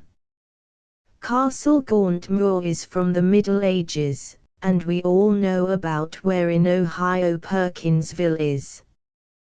But is it possible that you, 27 years old and a college graduate, haven't heard of the Thus Hobson, the marvelous millionaire? I shook my head. The papers have been full of Hobson in the past 2 or 3 years, said Tim. It was in 1898, I think, that fate jumped the Thus Hobson to the golden Olympus. He was first head salesman in the village hardware store, then he formulated so successful a scheme to clean up the tin plate combine that he put away a fabulous number of millions in a year, and subsequently went to England. Finally he set his heart on Norman architecture. After a search he found the ancient castle Gauntmoor still habitable and for sale. He thrilled the British comic papers by his offer to buy the castle and move it to America. Hobson saw the property, telegraphed to London, and closed the deal in 2 hours. And an army of labourers at once began taking the Gauntmoor to pieces, stone by stone. Transporting that relic to America involved a cost in labor and ingenuity comparable with nothing that has yet happened. Moving the Great Pyramid would be a lighter job, perhaps. Thousands of tons of scarred and medieval granite were carried to the railroads, freighted to the sea, and dragged across the Atlantic in whopping big lighters chartered for the job. And the next the newspapers knew, the monster was set up in Perkinsville, Ohio. But why did he do it? I asked. Who knows, said Tim. In growing sentiment, unlimited capital, wanted to do something for the hometown, probably, wanted to beautify the village that gave him his start, and didn't know how to go at it. Well, so long, he called out, as I seized my hat and streaked for the train. It was dinner time when the train pulled in at Perkinsville. The town was as undistinguished as I expected. I was too hungry to care about castles at the moment, so I took the bus for the Commercial Hotel, an establishment that seemed to live up to its name, both in sentiment and in accommodation. The landlord, Mr. Spike, referred bitterly to the castle, which, he explained, was, by its dominating presence, spoiling the prosperous appearance of Perkinsville. Dinner over, he led me to a side porch. How does Perkinsville look with that curio squatting on top of it? Asked Mr. Spike sternly, as he pointed over the local livery stable, over Smith Brothers Plough Works, over Oddfellows Hall, and up to the bleak hills beyond, where, poised like a stony coronet on a giant's brow, rose the great Norman towers and frowning buttresses of Gauntmoor Castle. I rubbed my eyes. No, it couldn't be real, it must be a wizard's work. "What's old Hobson got out of it?" said Mr. Spike in my ear. "Nothing but an old stone barn, where he can set all day nursing a grouch and keeping his daughter Anita, they do say he does, under lock and key for fear somebody's going to marry her for her money." Mr. Spike looked up at the ramparts defiantly, even as the Saxon churl must have gazed in an earlier, far sadder land. "It's romantic," I suggested. "Yes, darn romantic," agreed Mr. Spike. "Is it open for visitors?" I asked innocently. "Hobson," cackled Spike. "He'd no more welcome a stranger to that place than he'd welcome a ghost. He's a holy terror, Hobson." Mr. Spike turned away to referee a pool game down in the barroom. The fires of a December sunset flared behind Gauntmoor and cast the grim shadows of medievalism over mediocrity, which lay below. Presently the light faded, and I grew tired of gazing. Since Hobson would permit no tourists to inspect his castle, why was I here on this foolish trip? Already I was planning to wire Aunt Elizabeth a sarcastic reference to being marooned at Christmas with a castle on my hands, when a voice at my shoulder said suddenly, "Mr. Hobson sends his compliments, sir, and wants to know would Mr. Pierrepont come up to Gauntmoor for the night." A groom in a plum-colored livery stood at my elbow. A light station wagon was waiting just outside. How the deuce did Hobson know my name? What did he want of me at Gauntmoor this time of night? Yet prospects of bed and breakfast away from the commercial lured me strangely. "Sure, Mr. Pierrepont will be delighted," I announced, leaping into the vehicle, and soon we were mounting upward, battling with the winds around the time-scarred walls. The wagon stopped at the great gate. A horn sounded from within, the gate swung open, a drawbridge fell with a hideous creaking of machinery, and we passed in, 20 or 30 feet above the snow-drifted moat. Beyond the portcullis a dim door swung open. Some sort of seneschal met us with a light and led us below the twilight arches, where beyond, I could catch glimpses of the baileys and courts and the donjon tower against the heavy ramparts. The wind hooted through the high galleries as we passed, but the west wing, from its many windows and loopholes, blazed with cheerful yellow light. It looked nearly cozy. Into a tall, gaunt tower we plunged, down a winding staircase, and suddenly we came into a vast hall, stately with tapestries and innumerable monkish carvings, and all brightly lighted with electricity. A little fat man sat smoking in a chair near the fire.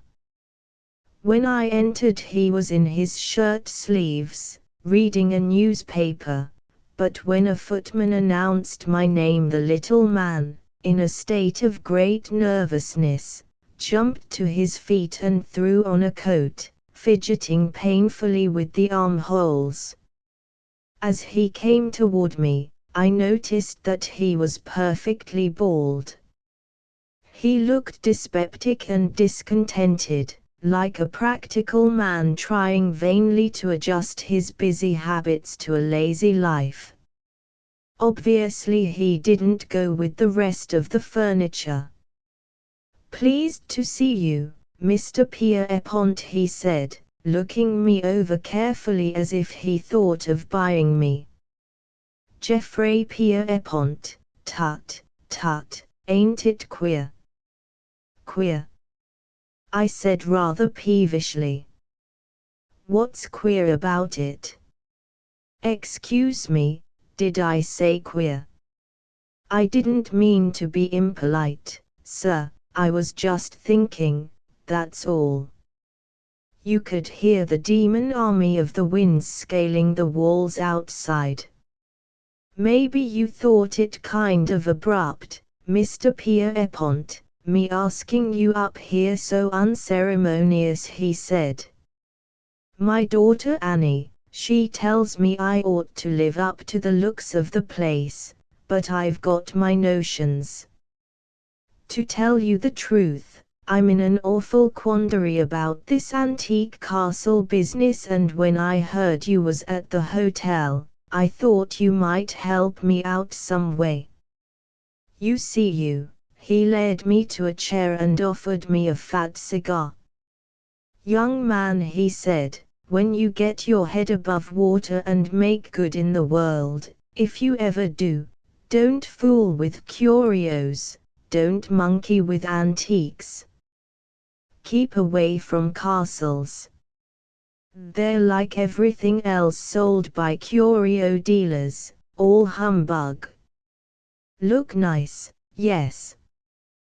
But get 'em over to America and they either fall to pieces or the paint comes off. Whether it's a chair or a castle, same old story. The sly scalawags that sell you the goods won't live up to their contracts. Hasn't Gauntmoor all the ancient inconveniences a robber baron could wish?" I asked. "It ain't," announced Mr. Hobson. "Though it looks all right to a stranger, perhaps. There may be castles in the old world got it on Gauntmoor for size, thank God I didn't buy 'em, but for looks you can't beat Gauntmoor." "Comfortable?" I asked. "Can't complain. Modern plumbed throughout. Hard to heat, but I put an electric light plant in the cellar. Daughter Annie's got a colonial suite in the North Tower." "Well," I suggested, "if there's anything the castle lacks, you can buy it." "There's one thing money can't buy," said Mr. Hobson, leaning very close and speaking in a sibilant whisper. "And that's ghosts." "But who wants ghosts?" I inquired. "Now look here," said Mr. Hobson. "I'm a businessman. When I bought Gauntmoor, the London scalawags that sold it to me gave me distinctly to understand that this was a haunted castle. They showed me a haunted chamber, showed me the haunted wall where the ghost walks, guaranteed the place to be the spook headquarters of the British Isles, and see what I got." He snapped his fingers in disgust. "No results." "Results? Stung. I've slept in that haunted room upstairs for a solid year.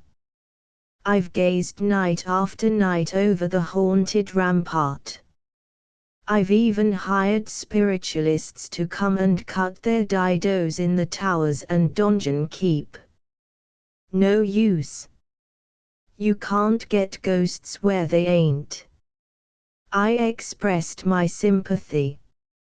"I'm a plain man," said Hobson. "I ain't got any ancestors back of father, who was a blacksmith, and a good one, when sober. Somebody else's ancestors is what I looked for in this place, and I've got 'em, too, carved in wood and stone in the chapel out back of the tower. But statues and carvings ain't like ghosts to add tone to an ancient lineage. Is there any legend? I asked. Haven't you heard it? He exclaimed, looking at me sharply out of his small grey eyes. It seems, way back in the 16th century, there was a harum-scarum young fella living in a neighbouring castle, and he took an awful shine to Lady Catherine, daughter of the Earl of Cummings, who was boss of this place at that time. Now the young man who loved Lady Catherine was a sort of wild proposition. Old man wouldn't have him around the place, but young man kept hanging on till Earl ordered him off. Finally the old gent locked Lady Kitty in the donjon tower, said Mr. Hobson. Too much shilly-shallying in this generation, he went on. Every house that's got a pretty girl ought to have a donjon keep. I've got both. He paused and wiped his brow. This fresh young kid I'm telling you about, he thought he knew more than the old folks, so he got a rope ladder and climbed up the masonry one night, intending to bust into the tower where the girl was. But just as he got half across the wall, out yonder, his foot slipped and he broke his neck in the moat below. Consequence, Lady Kitty goes crazy and old Earl found dead a week later in his room. It was Christmas Eve when the boy was killed. That's the night his ghost's supposed to walk along the ramparts, give a shriek, and drop off, but the irritating thing about it all is, it don't ever happen. And now, Mr. Hobson, I said, throwing away the butt of my cigar, why am I here? What have I got to do with all this ghost business? I want you to stay, said Hobson, beseechingly. Tomorrow night's Christmas Eve. I've figured it out that your influence, somehow, you being of the same blood, as it were, might encourage the ghost to come out and save the reputation of the castle. A servant brought candles, and Hobson turned to retire. The same blood, I shouted after him. What on earth is the name of the ghost? When he was alive his name was Sir Geoffrey de Pierrepont, said Thaddeus Hobson, his figure fading into the dimness beyond. I followed the servant with the candle aloft through chill and carven corridors, through galleries lined with faded portraits of forgotten lords. Wheels, I kept saying to myself. The old man evidently thinks it takes a live Pierrepont to coax a dead one, and I laughed nervously as I entered the vast brown bedroom. I had to get on a chair in order to climb into the four-poster, a cheerful affair that looked like a royal funeral barge. At my head I noticed a carved device, 7 mailed hands snatching at a sword with the motto, Cavedsum. Beware, I am here. I translated. Who was here? Ghosts. Fudge. What hideous scenes had this chamber beheld of yore? What might not happen here now? Where, by the way, was old Hobson's daughter, Anita? Might not anything be possible? I covered my head with the bedclothes. Next morning being mild and bright for December, and Thaddeus Hobson and his mysterious daughter not having showed up for breakfast, I amused myself by inspecting the exterior of the castle. In daylight I could see that Gauntmoor, as now restored, consisted of only a portion of the original structure. On the west side, near a sheer fall of 40 or 50 feet, stood the donjon tower, a fine piece of medieval barbarism with a peaked roof. And, sure enough, I saw it all now. Running along the entire west side of the castle was a wonderful wall, stretching above the moat to a dizzy height. It was no difficult matter to mount this wall from the courtyard, above which it rose no more than 8 or 10 feet. I ascended by a rude sentry's staircase, and once on top I gazed upward at the tall medieval prison place, which reared above me like a clumsy stone chimney. Just as I stood, at the top of the wall, I was 10 or 12 feet below the lowest window of the donjon tower. This, then, was the wall that the ancient Pierrepont had scaled, and yonder was the donjon window that he had planned to plunder on that fatal night so long ago. And this was where Pierrepont the ghost was supposed to appear. How the lover of spectral memory had managed to scale that wall from the outside, I could not quite make out. But once on the wall, it was no trick to snatch the damsel from her durance vile. Just drop a long rope ladder from the wall to the moat, then crawl along the narrow ledge. Got to be careful with a job like that. Then up to the window of the donjon keep, and away with the lady fair. Why, that window above the ramparts would be an easy climb for a fellow with strong arms and a little nerve, as the face of the tower from the wall to the window was studded with ancient spikes and the projecting ends of beams.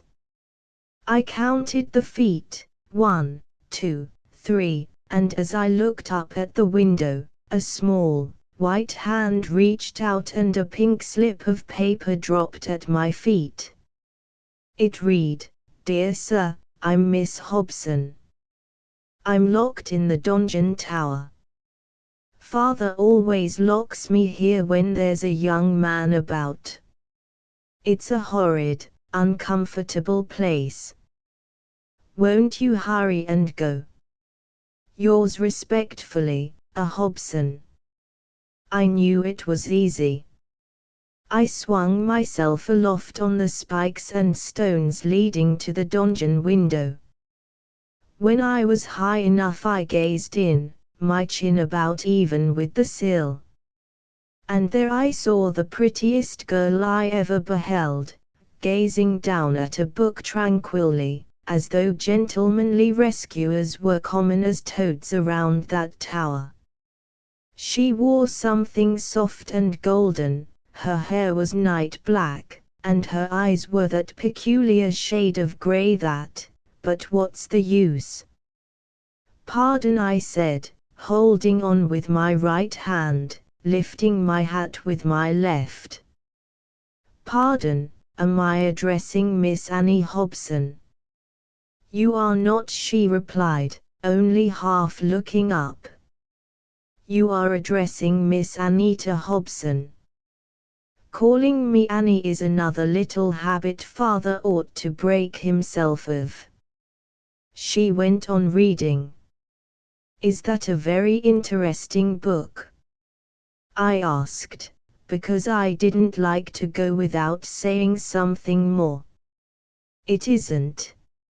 She arose suddenly and hurled the book into a corner. "It's Anthony Hope, and if there's anything I hate it's him.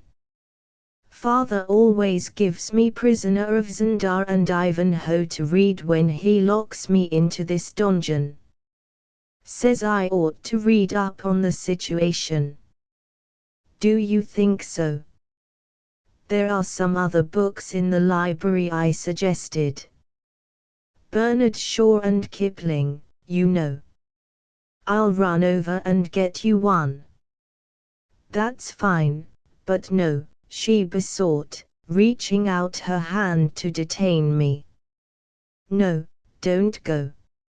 If you went away you'd never come back. They never do. Who never do? The young men. The very instant father sees one coming he pops me in the tower and turns the key. You see, she explained, when I was in Italy I was engaged to a duke. He was a silly little thing and I was glad when he turned out bogus. But father took the deception awfully to heart and swore I should never be married for my money. Yet I don't see what else a young girl can expect, she added quite simply. I could have mentioned several hundred things. He has no right, I said sternly. It's barbarous for him to treat a girl that way, especially his daughter. Hush, she said. Dad's a good sort. But you can't measure him by other people's standards. And yet, oh, it's maddening, this life. Day after day, loneliness. Nothing but stone walls and rusty armor and books. We're rich, but what do we get out of it? I have nobody of my own age to talk to. How the years are passing. After a while, I'll be an old maid. I'm 21 now. I heard a sob. Her pretty head was bowed in her hands. Desperately I seized the bars of the window and miraculously they parted. I leaned across the sill and drew her hands gently down. Listen to me, I said. If I break in and steal you away from this, will you go? Go, she said. Where? My aunt lives at Seven Oaks, less than an hour from here by train. You can stay there till your father comes to his reason. It's quite like father never to come to his reason, she reflected. Then I should have to be self-supporting. Of course, I should appreciate employment in a candy shop. I think I know all the principal kinds. Will you go? I asked. Yes, she replied simply, I'll go. But how can I get away from here? Tonight, I said, is Christmas Eve, when Pierpont the ghost is supposed to walk along the wall, right under this window. You don't believe that fairy story, do you? No, neither do I. But can't you see? The haunted wall begins at my window on one end of the castle and ends at your window on the other. The bars of your cell, I see, are nearly all loose. Yes, she laughed, I pried them out with a pair of scissors. I could hear Hobson's voice across the court giving orders to servants. Your father's coming.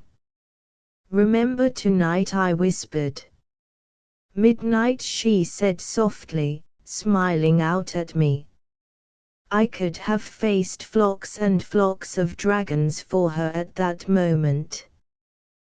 The old man was coming nearer. I swung to the ground and escaped into a ruined court. Well, the hours that followed were anxious and busy for me. I worked in the glamour of romance like a soldier about to do some particularly brave and foolish thing. From the window of my room I looked down on the narrow, giddy wall below. It was a brave and foolish thing. Among the rubbish in an old armory I found a coil of stout rope, 40 or 50 feet of it. This I smuggled away. From a remote hall I borrowed a crusader's helmet and spent the balance of the afternoon in my room practicing with a sheet across my shoulders, shroud fashion. We dined grandly at 8, the old man and I. He drank thirstily and chatted about the ghost, as you might discuss the chances in a coming athletic event. After what seemed an age he looked at his watch and cried, "Whilikens! 11 o'clock already. Well, I'll be going up to watch from the haunted room. I think, Jeff, that you'll bring me luck tonight." "I am sure I shall," I answered sardonically, as he departed. 3/4 of an hour later, wearing the crusader's helmet and swathed in a bedsheet, I let myself down from the window to the haunted wall below. It was moonlight, bitter cold as I crouched on the wall, waiting for the stroke of 12, when I should act the spook and walk along that precarious ledge to rescue Anita. The haunted wall, I observed from where I stood, was shaped like an irregular crescent, being in plain view of Hobson's haunted room at the middle, but not so at its north and south ends, where my chamber and Anita's tower were respectively situated. I pulled out my watch from under my winding sheet. 3 minutes of 12. I drew down the visor of my helmet and gathered up my cerements preparatory to walking the 100 feet of wall which would bring me in sight of the haunted room where old Hobson kept his vigil. 2 minutes, 1 minute I waited, when I suddenly realized I was not alone. A man wearing a long cloak and a feather in his cap was coming toward me along the moonlit masonry. Aha! So I was not the only masquerading swain calling on the captive princess in the prison tower. A jealous pang shot through me as I realized this. The man was within 20 feet of me, when I noticed something. He was not walking on the wall. He was walking on air, 3 or 4 feet above the wall. Nearer and nearer came the man, the thing, now into the light of the moon, whose beams seemed to strike through his misty tissue like the thrust of a sword. I was horribly scared. My knees loosened under me, and I clutched the vines at my back to save me from falling into the moat below. Now I could see his face, and somehow fear seemed to leave me. His expression was so young and human. Ghost of the Pierrepont, I thought, whether you walk in shadow or in light, you lived among a race of men. His noble, pallid face seemed to burn with its own pale light, but his eyes were in darkness. He was now within 2 yards of me. I could see the dagger at his belt. I could see the gory cut on his forehead. I attempted to speak, but my voice creaked like a rusty hinge. He neither heeded nor saw me, and when he came to the spot where I stood, he did not turn out for me. He walked through me. And when next I saw him he was a few feet beyond me, standing in midair over the moat and gazing up at the high towers like one revisiting old scenes. Again he floated toward me and poised on the wall 4 feet from where I stood. "What do you hear tonight?" suddenly spoke, or seemed to speak, a voice that was like the echo of a silence. No answer came from my frozen tongue. Yet I would gladly have spoken, because somehow I felt a great sympathy for this boyish spirit. "It has been many Earth years," he said, "since I have walked these towers. And cousin, it has been many miles that I have been called tonight to answer the summons of my race. And this fortress, what power has moved it overseas to this mad kingdom? Magic." His eyes seemed suddenly to blaze through the shadows.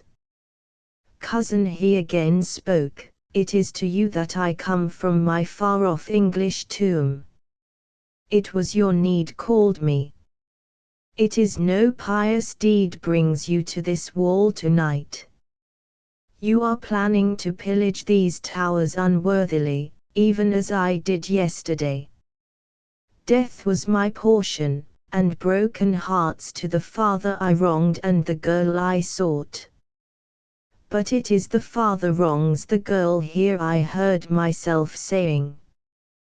"He who rules these towers today is of stern mind but loving heart," said the ghost.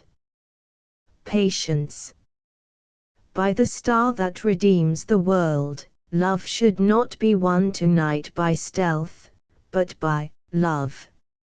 He raised his hands toward the tower, his countenance radiant with an undying passion. "She called to me and died," he said, "and her little ghost comes not to earth again for any winter moon or any summer wind. But you come often," my voice was saying. "No," said the ghost, "only on Christmas Eve. Yule is the tide of spectres, for then the thoughts of the world are so beautiful that they enter our dreams and call us back." He turned to go, and a boyish, friendly smile rested a moment on his pale face. "Farewell, Sir Geoffrey de Pierrepont," he called to me. Into the misty moonlight the ghost floated to that portion of the wall directly opposite the haunted room. From where I stood I could not see this chamber. After a moment I shook my numb senses to life. My first instinct was one of strong human curiosity, which impelled me to follow far enough to see the effect of the apparition on old Hobson, who must be watching at the window. I tiptoed 100 feet along the wall and peered around a turret up to a room above, where Hobson's head could easily be seen in a patch of light. The ghost, at that moment, was walking just below, and the effect on the old man, appalling though it was ludicrous as well. He was leaning far out of the window, his mouth wide open, and the entire disk of his fat, hairless head was as pallid as the moon itself. The spectre, who was now rounding the curve of the wall near the tower, swerved suddenly, and as suddenly seemed to totter headlong into the abyss below. As he dropped, a wild laugh broke through the frosty air. It wasn't from the ghost. It came from above, yes, it emanated from Thaddeus Hobson, who had, apparently, fallen back, leaving the window empty. Lights began breaking out all over the castle. In another moment I should be caught in my foolish disguise. With the courage of a coward, I turned and ran full tilt along the dizzy ledge and back to my window, where I lost no seconds scrambling up the rope that led to my room. With all possible haste I threw aside my sheet and helmet and started downstairs. I had just wrestled with a ghost, I would now have it out with the old man. The castle seemed ablaze below. I saw the flash of a light skirt in the picture gallery, and Anita, pale as the vision I had so lately beheld, came running toward me. "Father," saw it, she panted. He had some sort of sinking spell. He's better now, isn't it awful? She clung to me, sobbing hysterically. Before I realized what I had done, I was holding her close in my arms. Don't! I cried. It was a good ghost. He had a finer spirit than mine. He came tonight for you, dear, and for me. It was a foolish thing we planned. Yes, but I wanted to go, she sobbed, now crying frankly on my shoulder. You are going with me, I said fiercely, raising her head. But not over any ghost-ridden breakneck wall. We're going this time through the big front door of this old castle, American fashion, and there'll be an automobile waiting outside and a parson at the other end of the line. We found the Deuce Hobson alone, in the vast hall, looking blankly at the fire. Jeff, he said solemnly, you sure brought me luck tonight, if you can call it such, being scared into a human icicle. Brrr. Shall I ever get the cold out of my backbone? But somehow that foggy fella outside sort of changed my look on things. It made me feel kinder toward living folks. Ain't it strange? Mr. Hobson, I said, I think the ghost has made us all see things differently. In a word, sir, I have a confession to make, if you don't mind. And I told him briefly of my accidental meeting with Anita in the donjon, of the practical joke we planned, of our sudden meeting with the real ghost on the ramparts. Mr. Hobson listened, his face growing redder and redder. At the finish of my story he suddenly leaped to his feet and brought his fist down on the table with a bang. Well, you little devils, he said admiringly, and burst into loud laughter. You're a spunky lad, Jeff.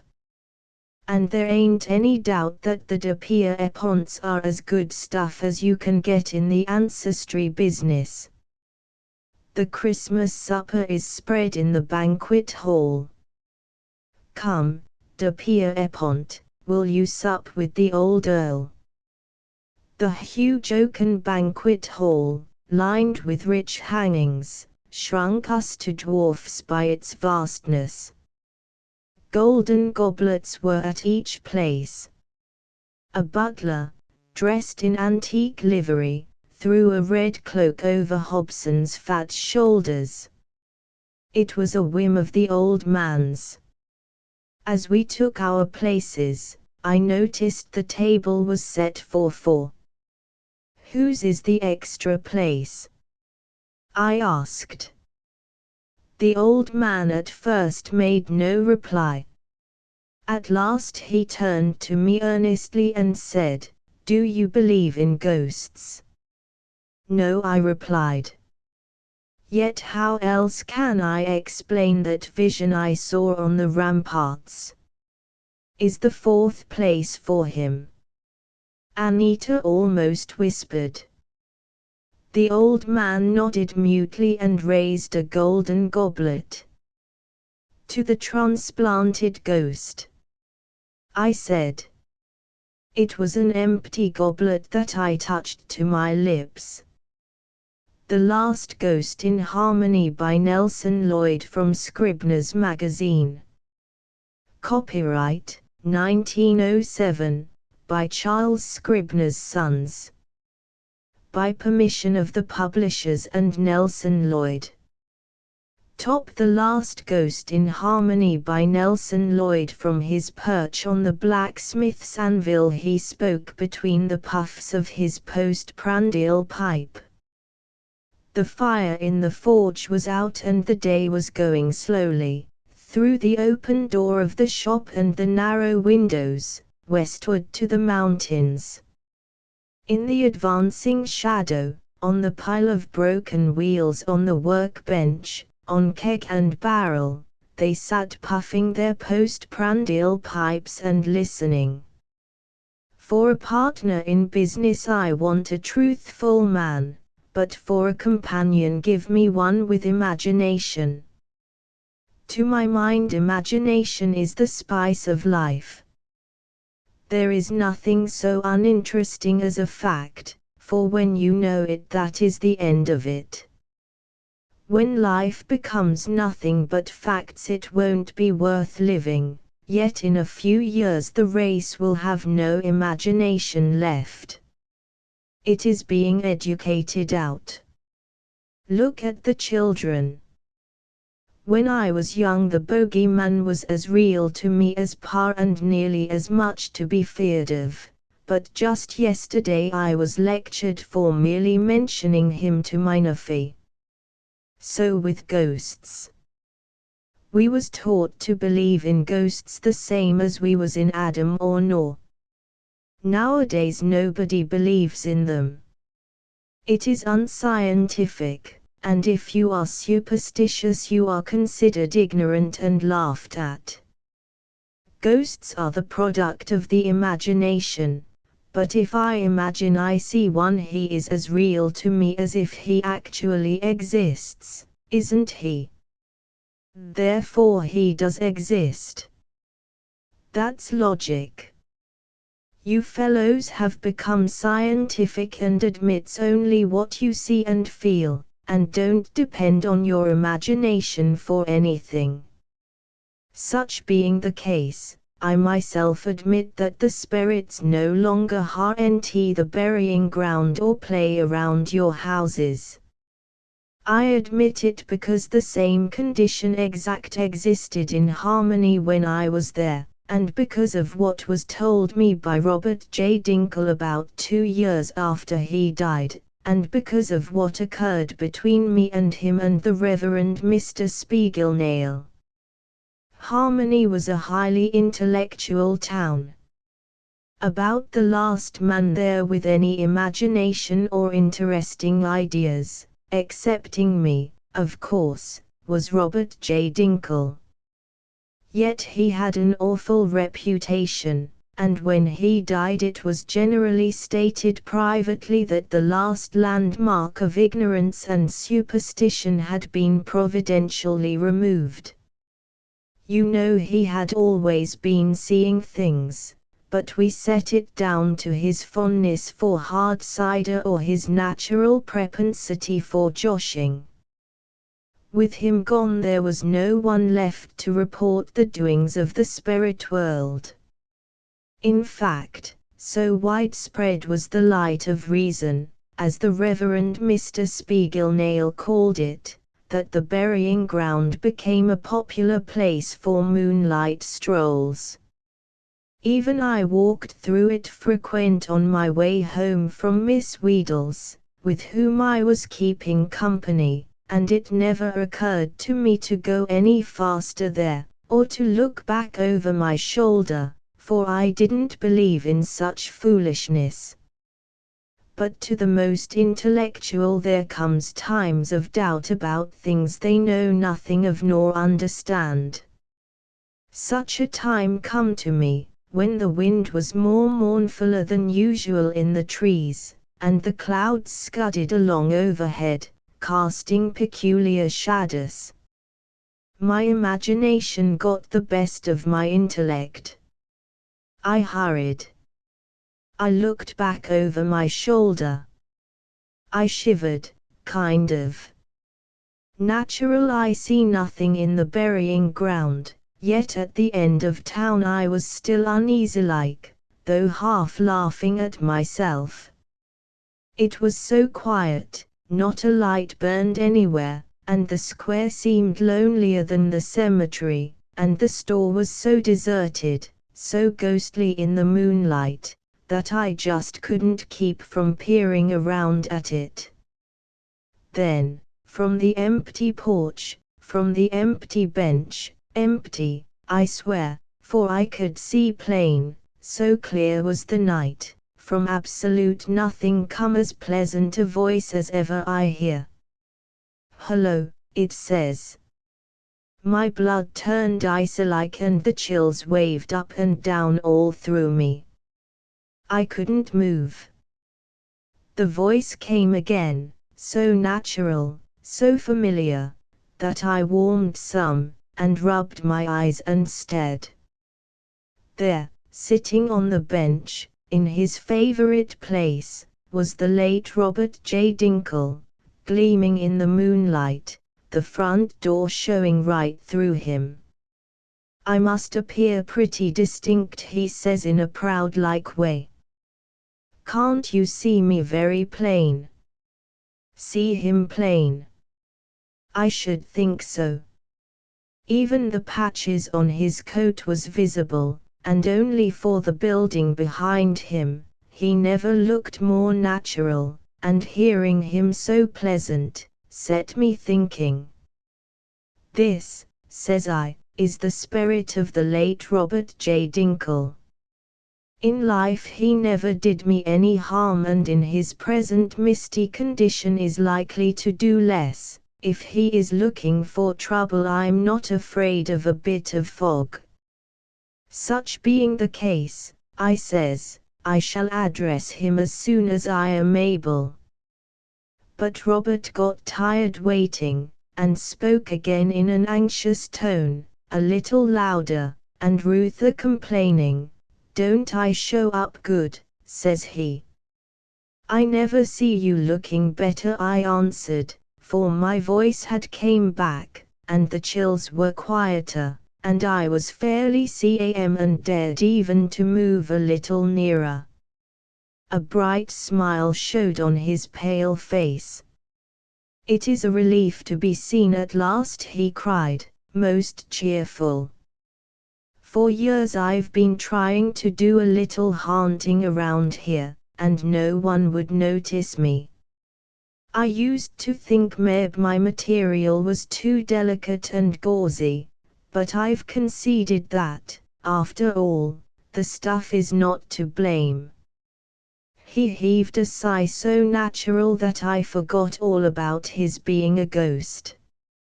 Indeed, taken all in all, I see that he had improved, was solemner, had a sweeter expression, and wasn't likely to give in to his old propensity for joshing. Set down and we will talk it over, he went on, most winning.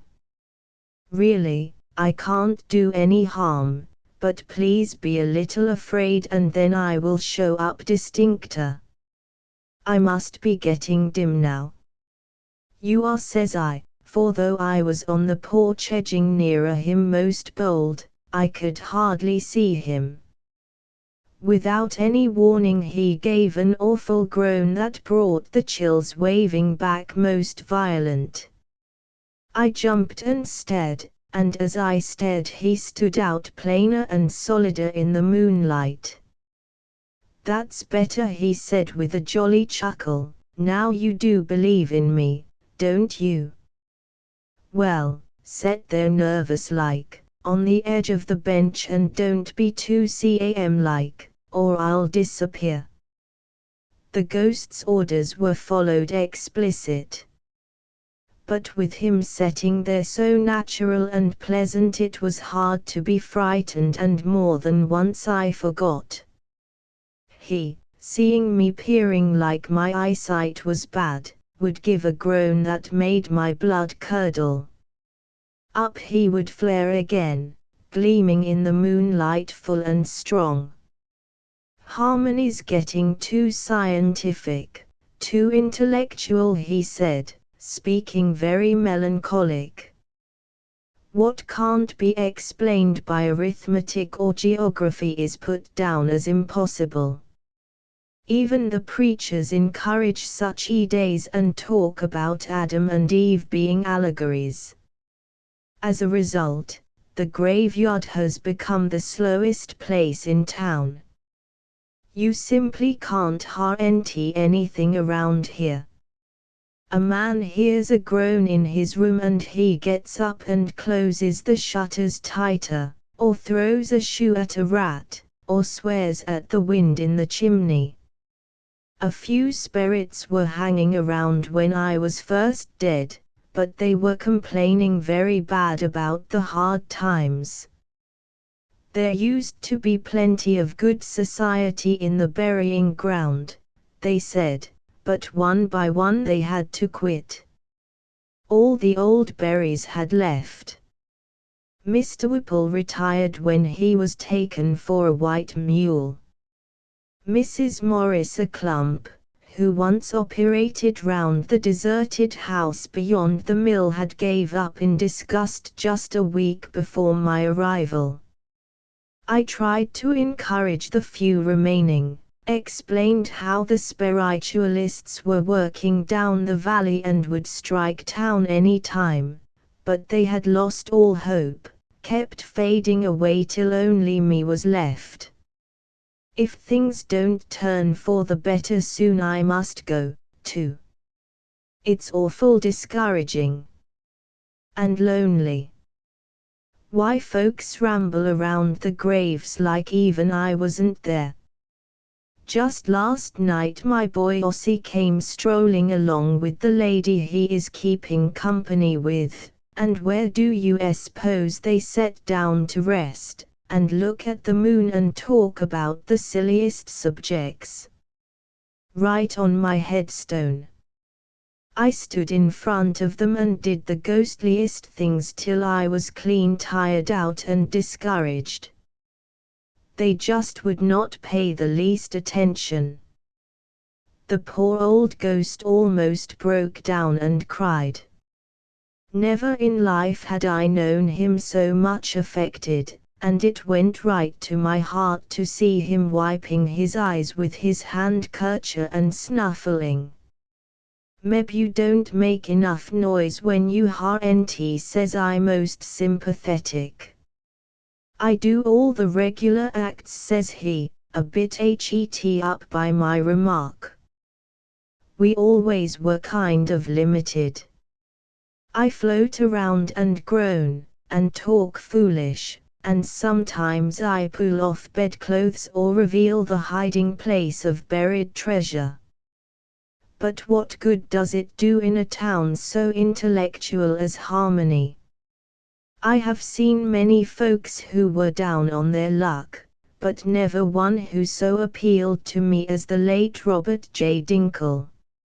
It was the way he spoke, the way he looked, his general patheticness, his very helplessness and deservingness. In life I had known him well, and as he was now I liked him better. So I did want to do something for him.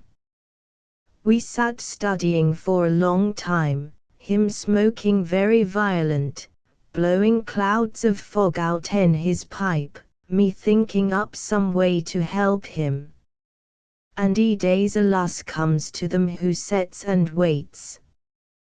The trouble is partly as you say, Robert, I allowed after a bit, and again partly because you can't make enough noise to awaken the slumbering imagination of intellectual Harmony. With a little natural help from me though, you might stir things up in this town. You never saw a gladder smile or a more grateful a look than that poor spirit gave me. Ah, he says, with your help I could do wonders. Now who'll we begin on? The Reverend Mr. Spiegelnail, says I, has about all the imagination left in Harmony, of course excepting me. Robert's face fell visible. I have tried him repeated and often, he says, kind of argumentative like. All the sign he made was to complain that his wife talked in her sleep. I wasn't going to argue, not me. I was all for action, and lost no time in starting. Robert J., he followed me like a dog, up through town to our house, where I went in, leaving him outside so as not to disturb Mother.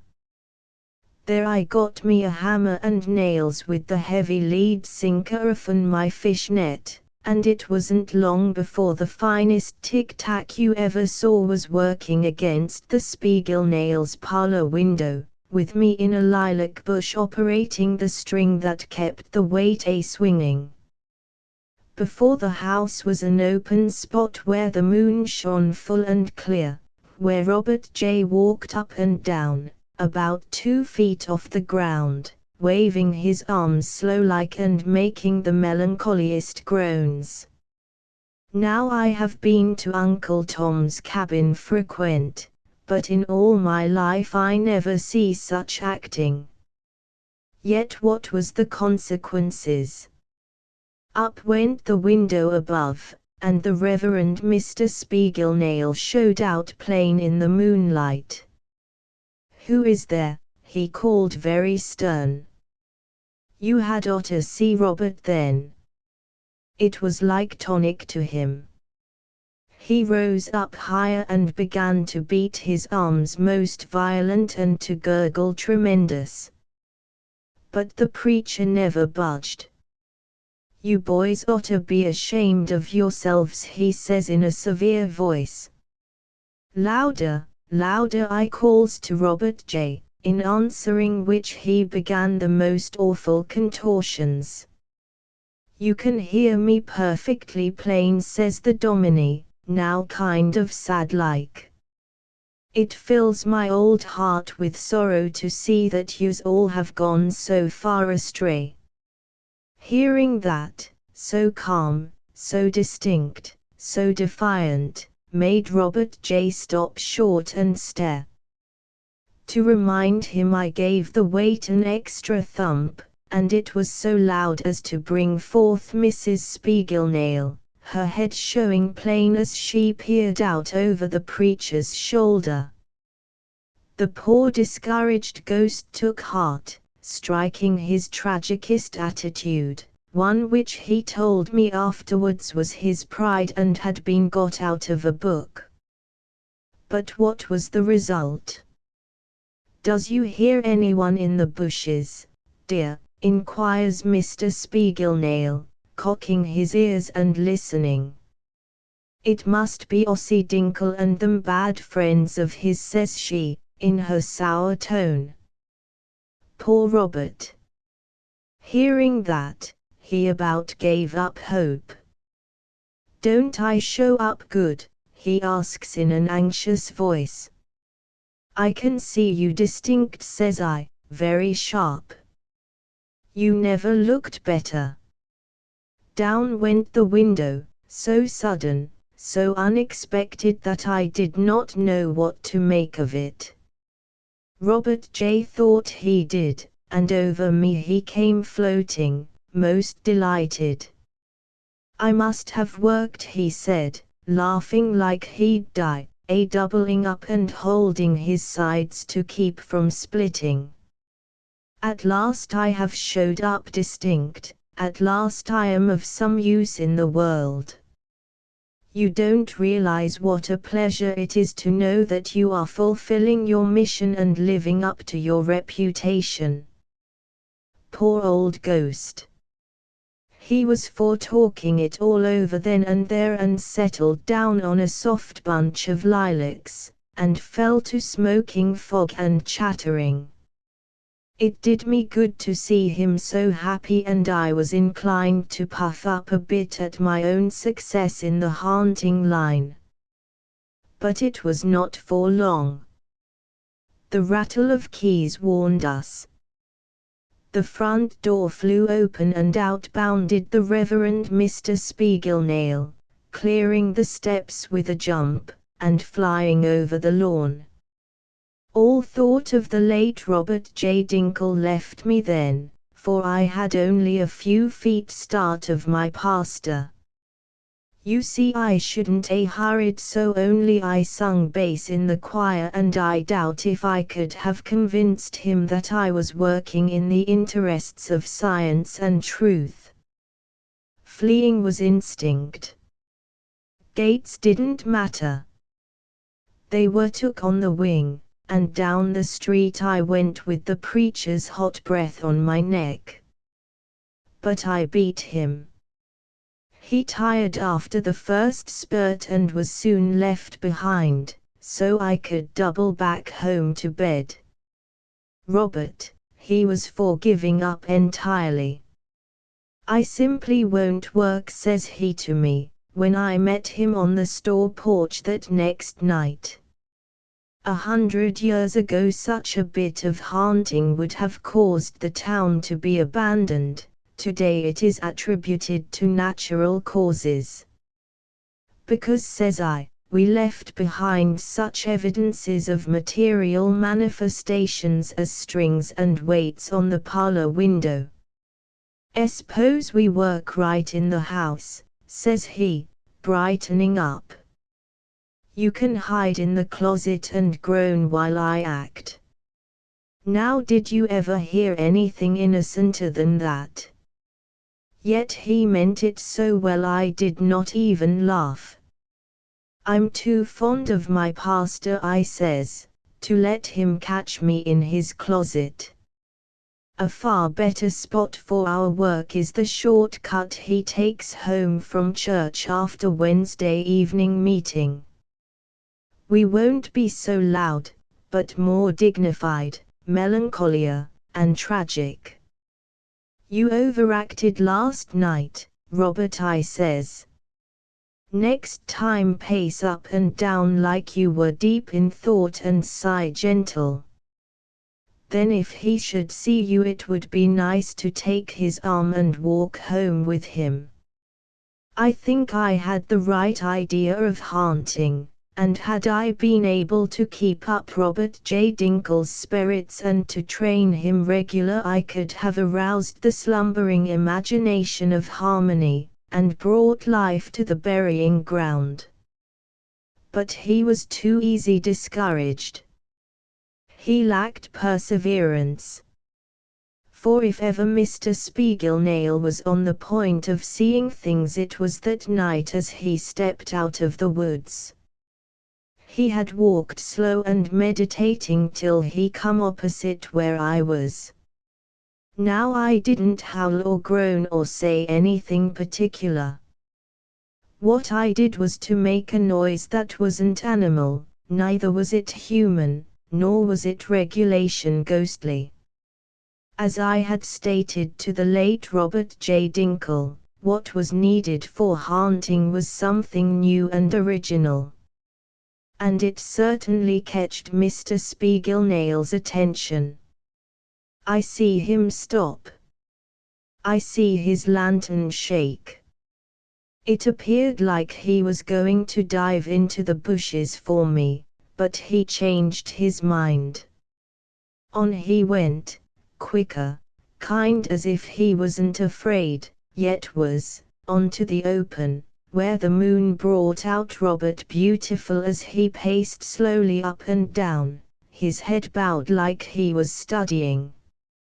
Still the preacher never saw him, stepped right through him, in fact.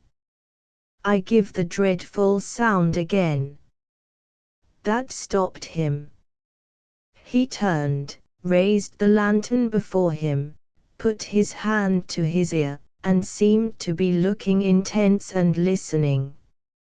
Hardly 10 feet away stood Robert, all a-trembling with excitement, but the light that showed through him was as steady as a rock, as the Dominie watched and listened, so quiet and calm.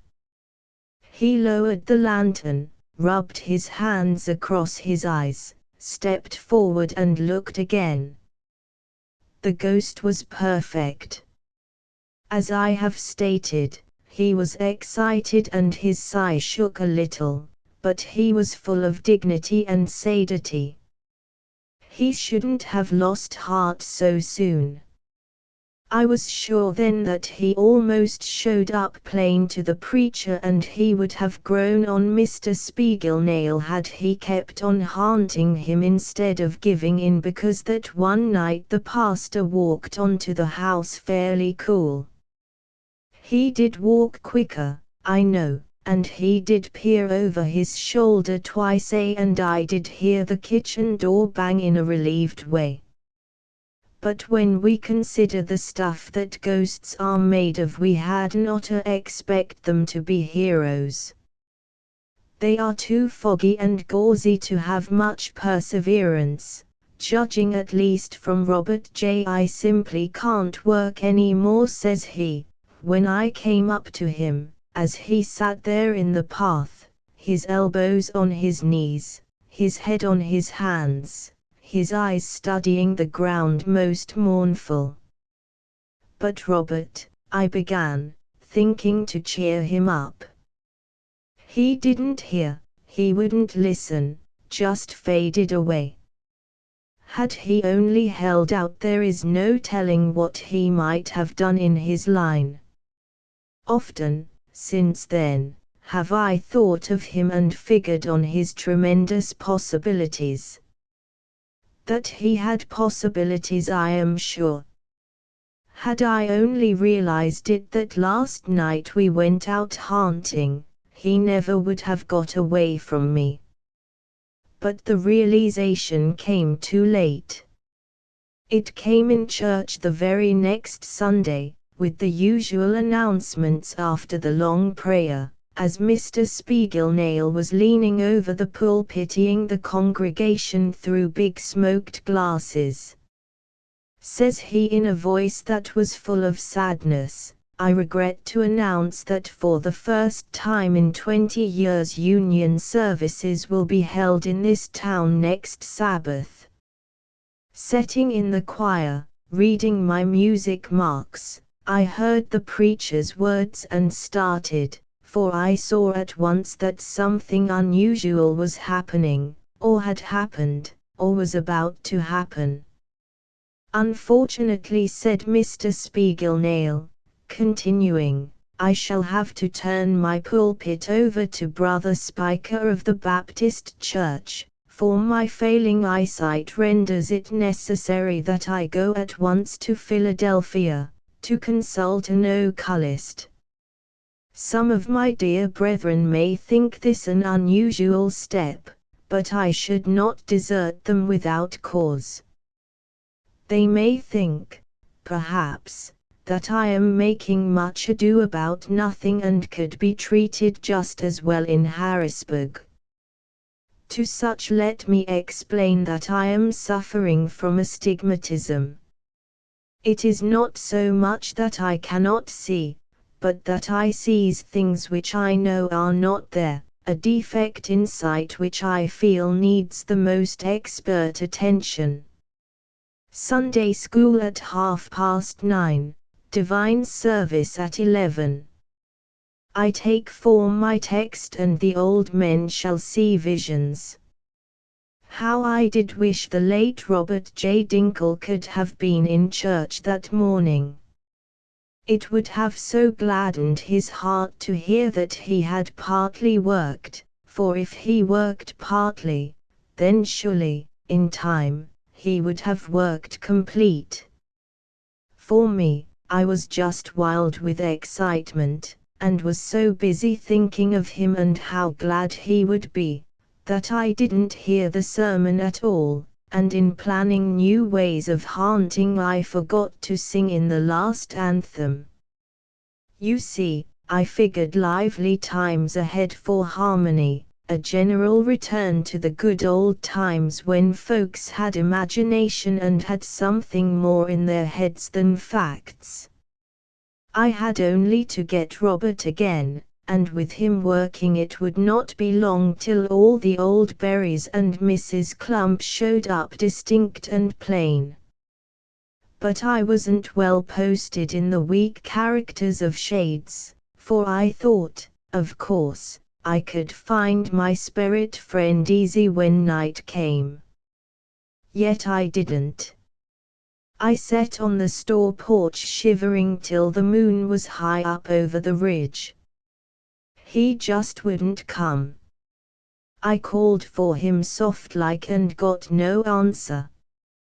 Down to the burying ground I went and sat on his headstone. It was the quietest place you ever see.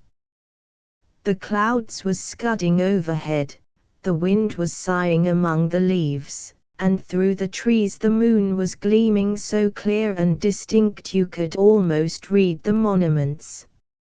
It was just a night when things should have been lively there, a perfect night for haunting. I called for Robert. I listened. He never answered. I heard only a bullfrog bellowing in the pond, a whippoorwill whistling in the grove, and a dog howling at the moon. The Ghost of Miser Brimpson by Eden Philpotts, from Tales of the Tenements, by Eden Philpotts.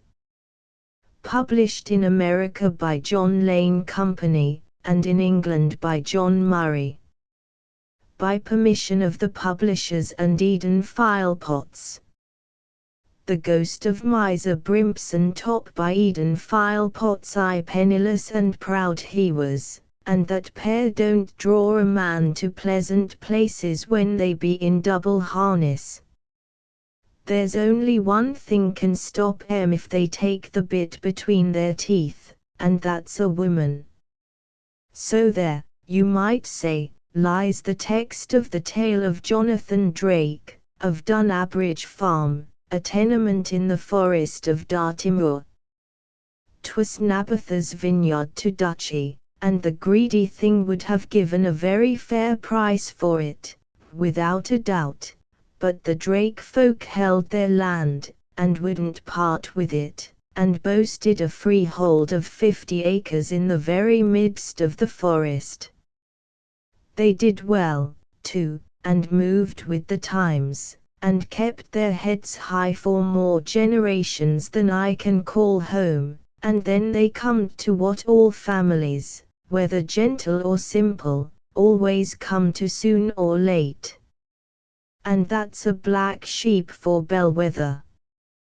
Bad uns there'll be in every generation of a race, but the trouble begins when a bad un chances to be up top, and if the head of the family is a drunkard, or a spendthrift, or built on too free and flowing a pattern for this work-a-day shop, then the next generation may look out for squalls, as the sailormen say. 'Twas Jonathan's grandfather that did the harm at Dunabridge. He had sport in his blood, on his mother's side, and 'twas horses ran him into trouble. He backed 'em, and was ruined, and then his son bred 'em, and didn't do very much better.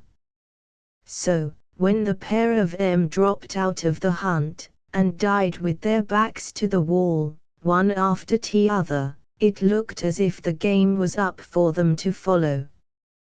By good chance, however, Tom Drake had but one child, a boy, the Jonathan as I be telling about, and when his father and grandfather passed away, within a year of each other, Dunabridge was left to Tom's widow and her son, him then being 22. She was for selling Dunabridge and getting away from Dartmoor, because the place had used her bad, and she hated the sight of it. But Jonathan, a proud chap even then, got the lawyers to look into the matter, and they told him that 'twasn't vital for Dunabridge to be sold, though it might ease his pocket, and smooth his future to do so, specially as Dutchy wanted the place rather bad, and had offered the value of it. And Jonathan's mother was on the side of Dutchy, too, and went on her knees to the man to sell, but he wouldn't. He had a bee in his bonnet sometimes, and he said that all the Drakes would rise out of their graves to Widecombe churchyard, and haunt his rising up and going down if he were to do such a thing, just to suit his own convenience, and be rid of the place. So he made a plan with the creditors. It figured out that his father and grandfather had owed near £1,000 between them, and Jonathan actually set himself to pay it off to the last penny. 'Twas the labour of years, but by the time he was 33 he done it, at what cost of scrimping and screwing, only his mother might have told. She never did tell, however, for she died 2 years before the last item was paid. Some went as far as to declare that 'twas her son's miserly ways hurried her into her grave, and, for all I know, they may have done so, for 'tis certain, in her husband's life, she had a better time.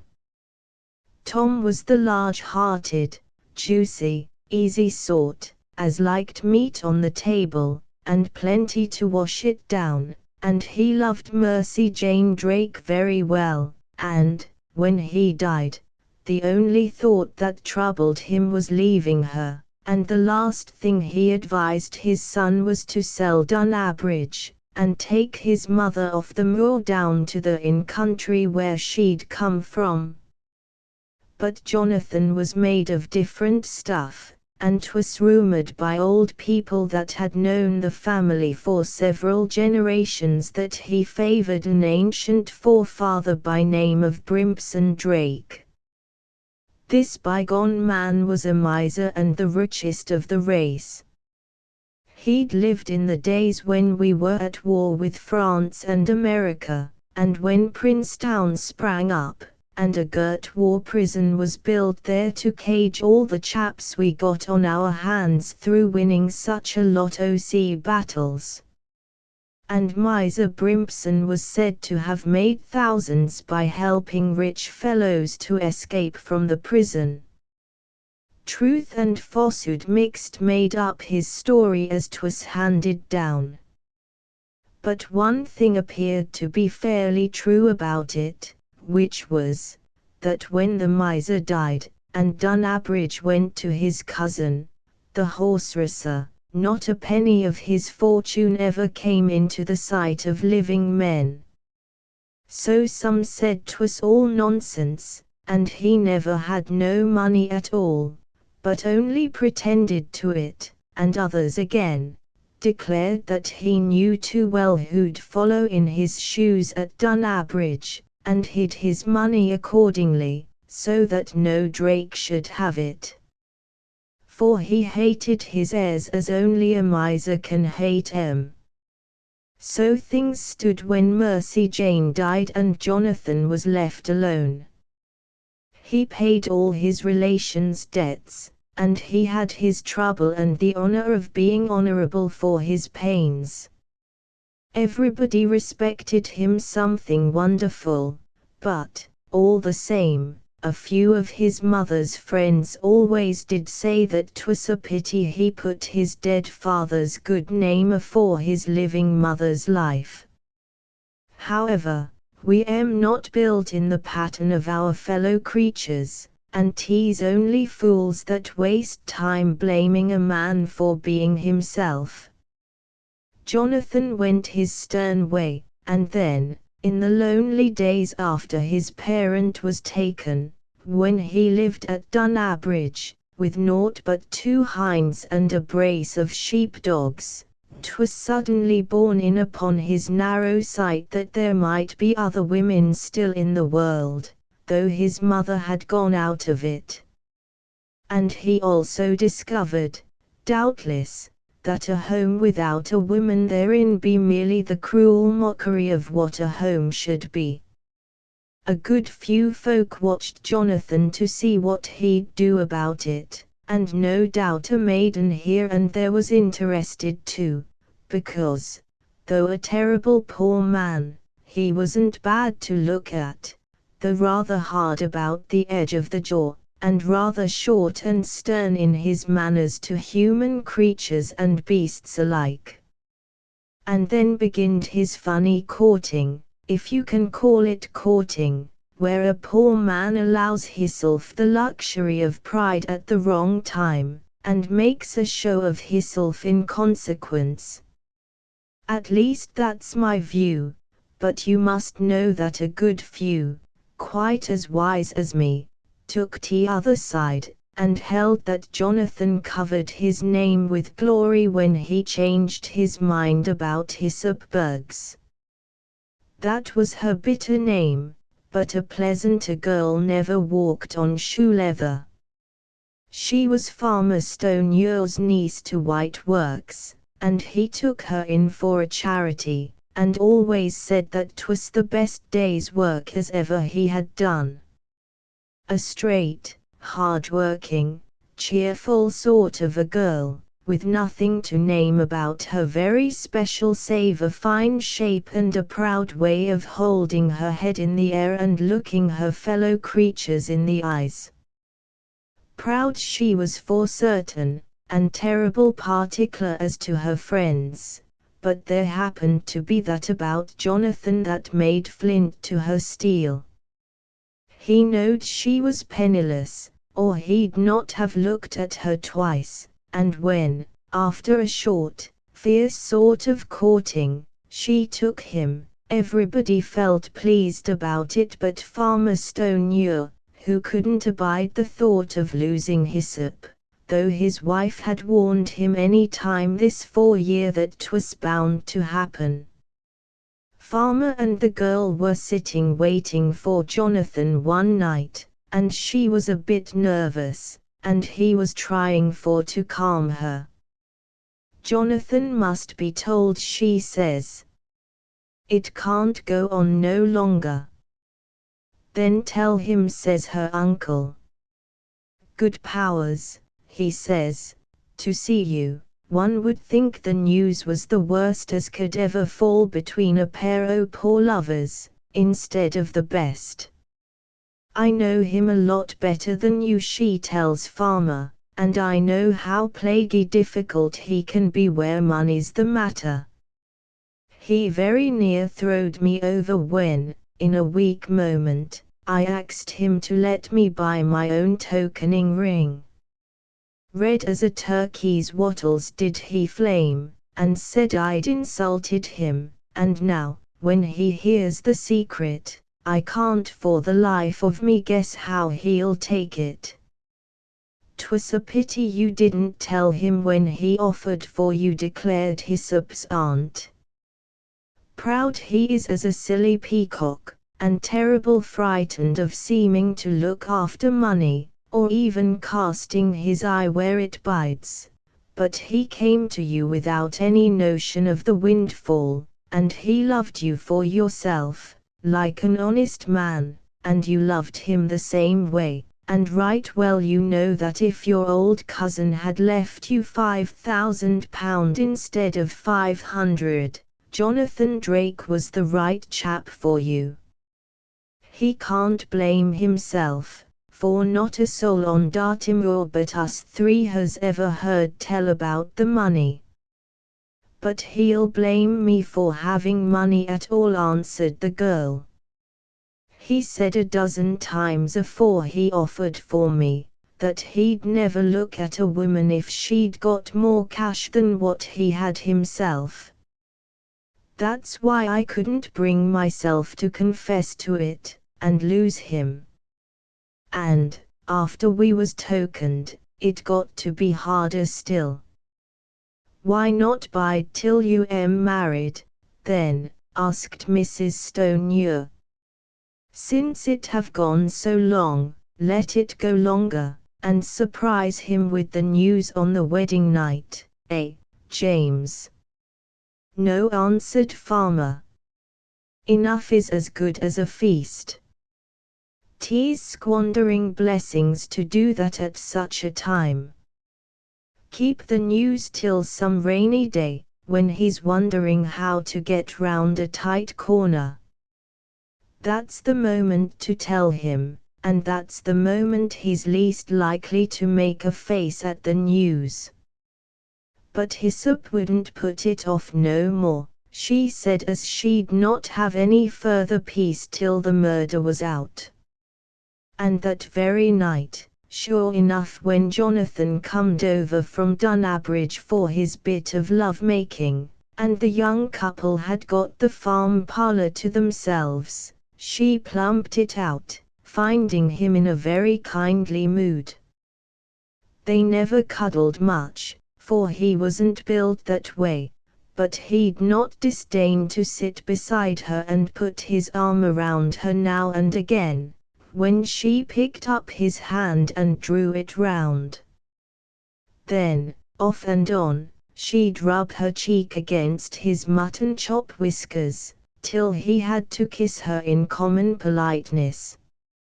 Well, Hyssop got it out, Lord alone knows how, as she said afterwards. She got it out, and told him that an old, aged cousin had died, and left her a nice little skate, one, of money, and how she'd never touched a penny but let it goody in the bank, and how she prayed and hoped 'twould help to Dunabridge, and how, of course, he must have the handling of it, being a man, and so cruel clever in such things.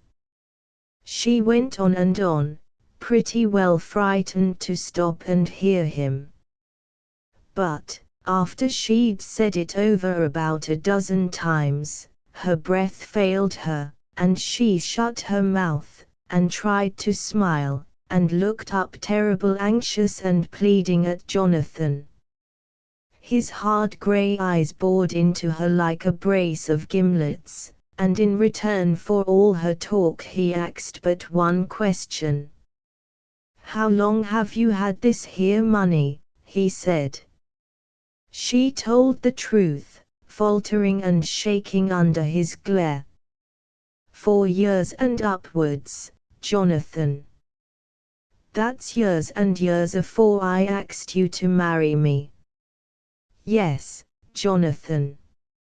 "And you remember what I said about never marrying anybody as had more than what I have?" "Yes, Jonathan."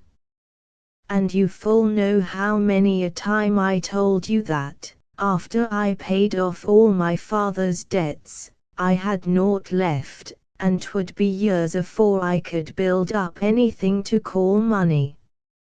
"Yes, Jonathan." "Very well, then," he cried out, and his brow crooked down and his fists clenched. "Very well, you've deceived me deliberate, and if you'd do that in one thing, you would in another. I'm going out of this house this instant moment, and you can tell your relations why 'tis. I'm terrible sorry, Hyssop Bugs, for no man will ever love you better than what I did, and so you'd have lived to find out when all this here courting tomfoolery was over, and you'd come to be my wife. But now I'll have none of you, for you've played with me. And so I'll bid you goodbye." He went straight out without more speech, and she tottered, weeping, to her uncle and aunt. They couldn't believe their senses, and Jimmy Stoneyard declared thereon that any man who could make himself such a masterpiece of a fool as Jonathan had done that night, was better out of the marriage state than in it. He told Hyssop as she'd had a marvelous escape from a prize zany, and his wife said the same. But the girl couldn't see it like that. She knowed Jonathan weren't a prize zany, and his raging pride didn't anger her, for she admired it something wonderful, and it only made her feel her loss all the crueler to see what a terrible rare, haughty sort of a chap he was. There were a lot of other men would have had her, and twice as many again, if they'd known about the money, but they all seemed as tame as robins beside her hawk of a Jonathan. She had plenty of devil in her, too, when it came to the fighting pitch, and now, while he merely said that the match was broken off through a difference of opinion, and gave no reason for it, she set to work with all her might to get him back again, and used her love-sharpened wits so well as she knew how, to best him into matrimony. To in truth she made poor speed. Jonathan was always civil afterwards, but you might as soon have tried to thaw an iceberg with a box of matches as to get him round again by gentleness and affection. He was the sort that can't be won with kindness. He felt he'd treated the world better than the world had treated him, and the thought shriveled his heart a bit. Always shy and suspicious, you might say, and yet, underneath it, the most honorable and upright and high-minded man you could wish to meet. Hyssop loved him like her life, and she got a bit poorly in health after their sad quarrel. Then chance willed it that, going down from Princetown to Plymouth by train, to see a chemist, and get something to make her eat, who should be in the self-same carriage but Mr. Drake and his hind, Thomas Parsons. There was others there, too, and it fell out that an old fellow as knowed Jonathan's grandfather before him, brought up the yarn about Miser Brimpson, and asked young Drake if he took any stock in it.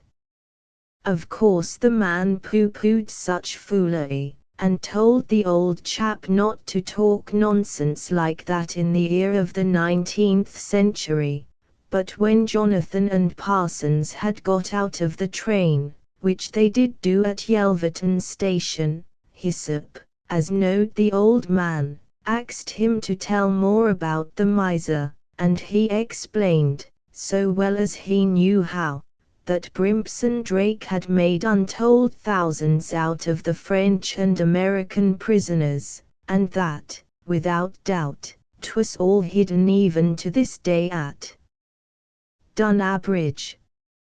Of course Jonathan's too clever to believe such a tale, like his father before him, but his grandfather believed it, and the old blid spent half his time poking about the farm. Only, unfortunately, he didn't have no luck. But he's there for sure, and if Jonathan had enough faith he'd come by it, not by digging and wasting time and labor, but by doing what is right and proper when you am dealing with such matters. And what might that be? Asked Miss Bergs.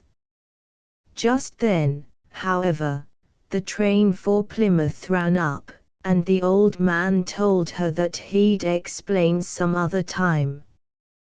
This generation laughs at such things, he said, but they laugh best who laugh last, and, for all we can say to the contrary, 'tis naught but his conceit and pride be standing between that stiff-necked youth and the wealth of a bank.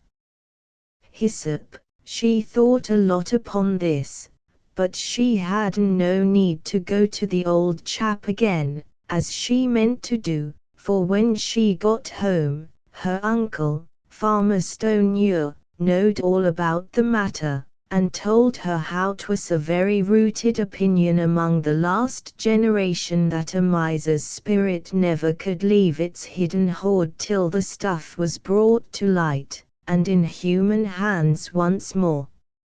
Millions of good money has been found in that manner, if all we hear is true, declared Farmer Jimmy, and if one miser has been known to walk, which nobody can deny, then why shouldn't another?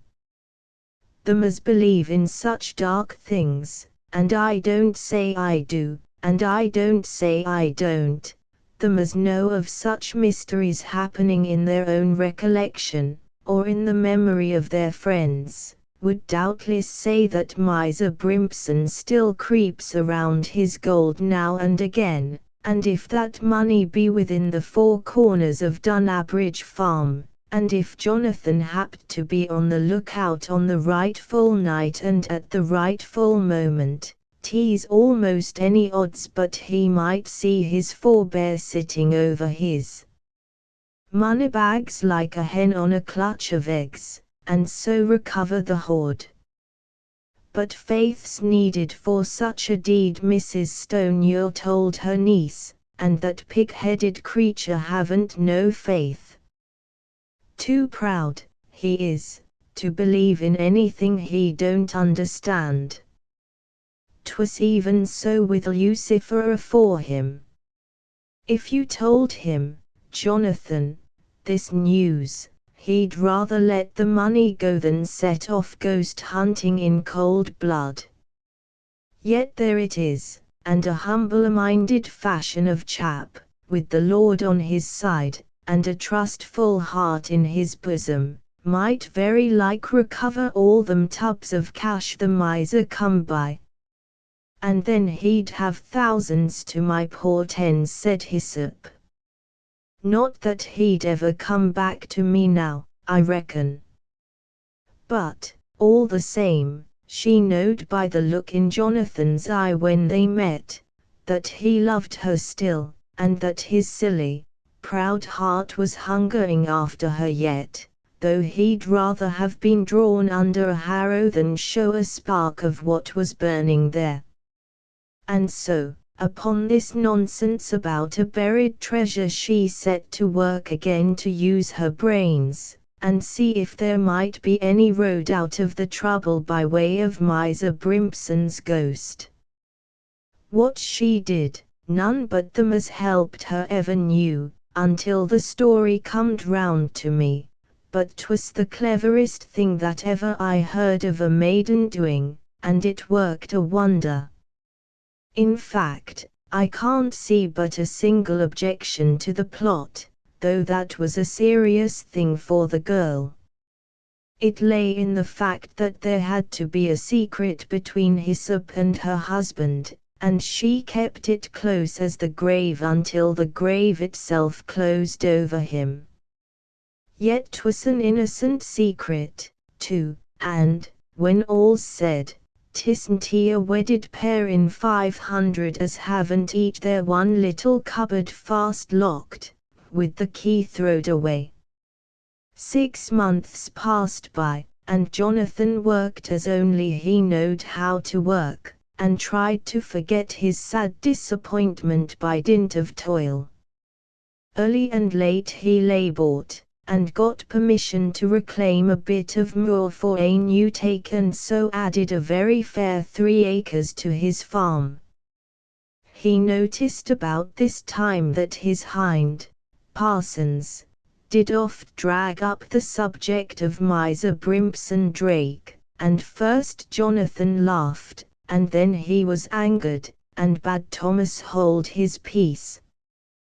But, though a very obedient and humble sort of man, Parsons would hark back to the subject, and tell how his father had known a man who was own brother to a miser, and how, when the miser died, his own brother had seen him clear as truth in the chimney corner of his room 3 nights after they'd buried him, and how they made search, and found, not 3 feet from where the ghost had stood, a place in the wall with 17 golden sovereigns hid in it, and a white witch's cure for glanders.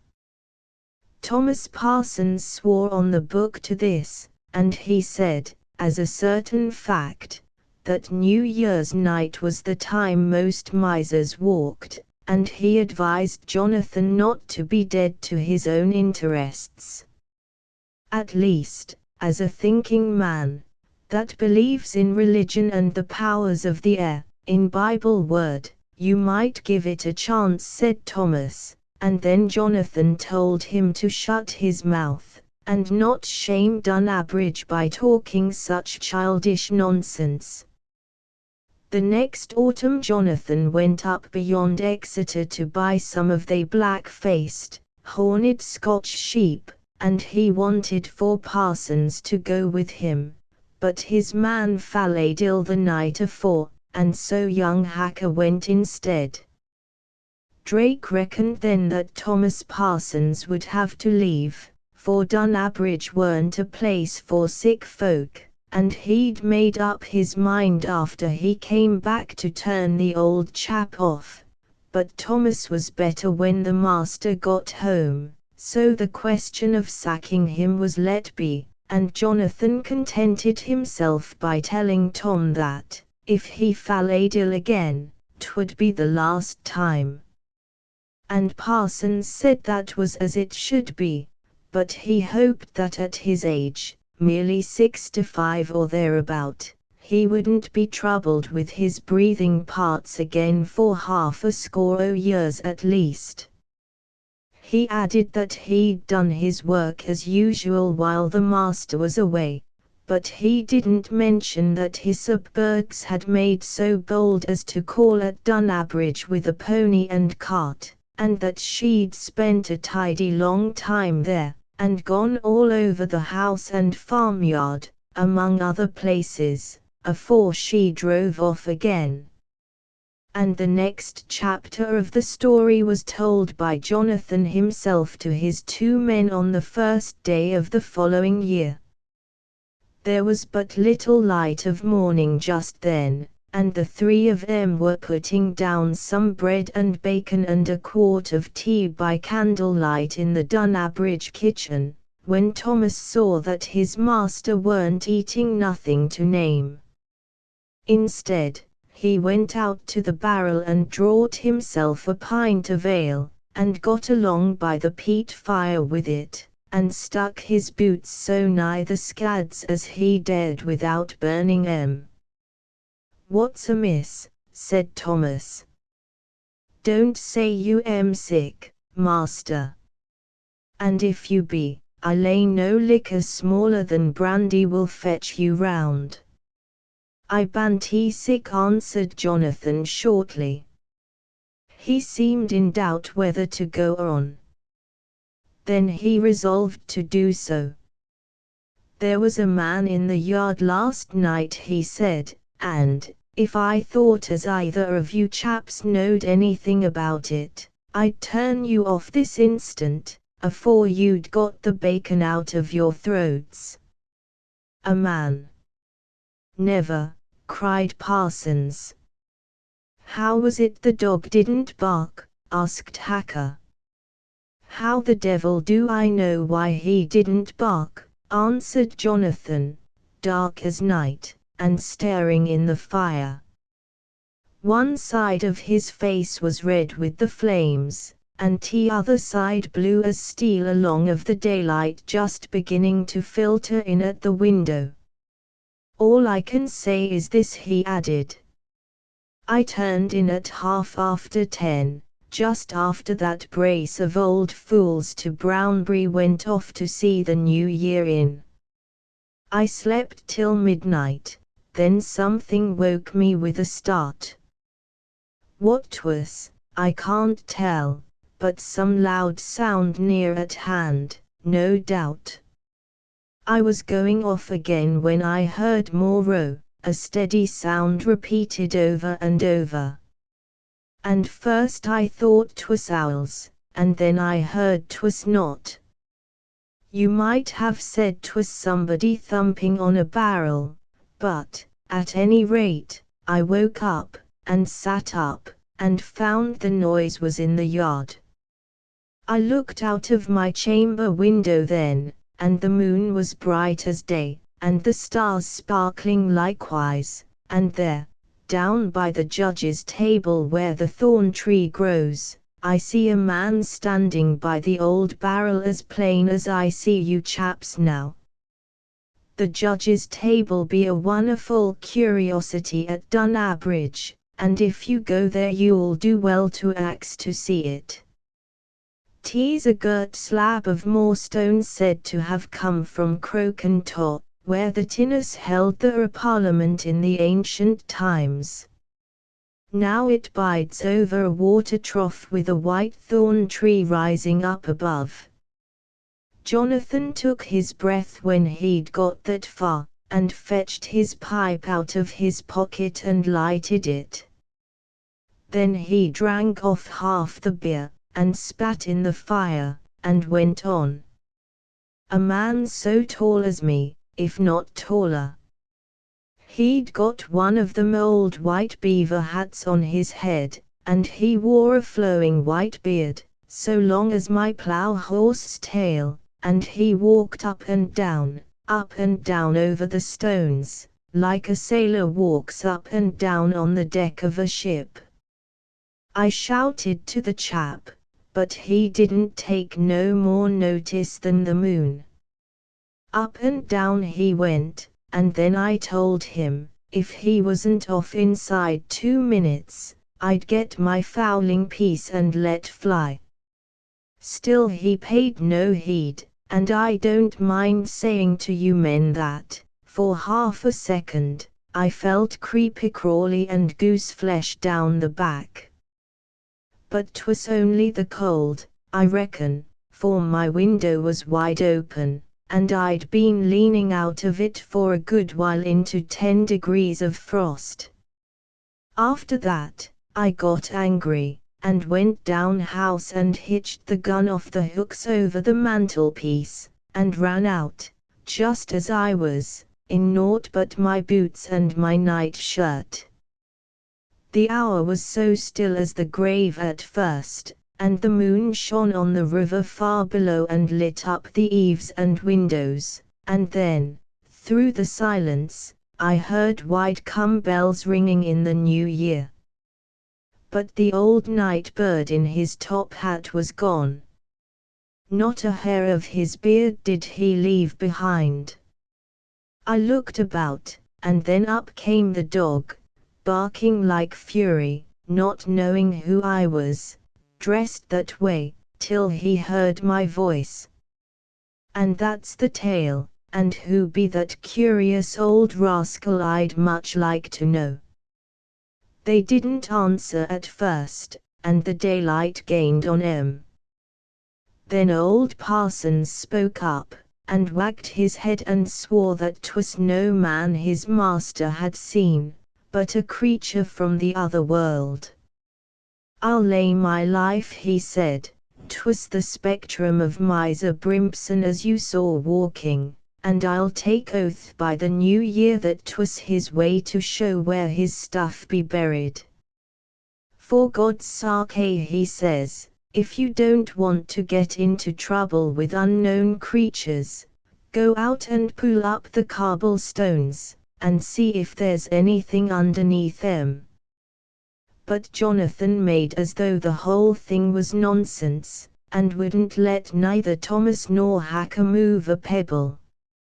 Only, the next day, he went off to a very old chap called Samuel Windet, whose father had been a boy at the time of the war prison, and was said to have seen and known Miser Brimpson in the flesh.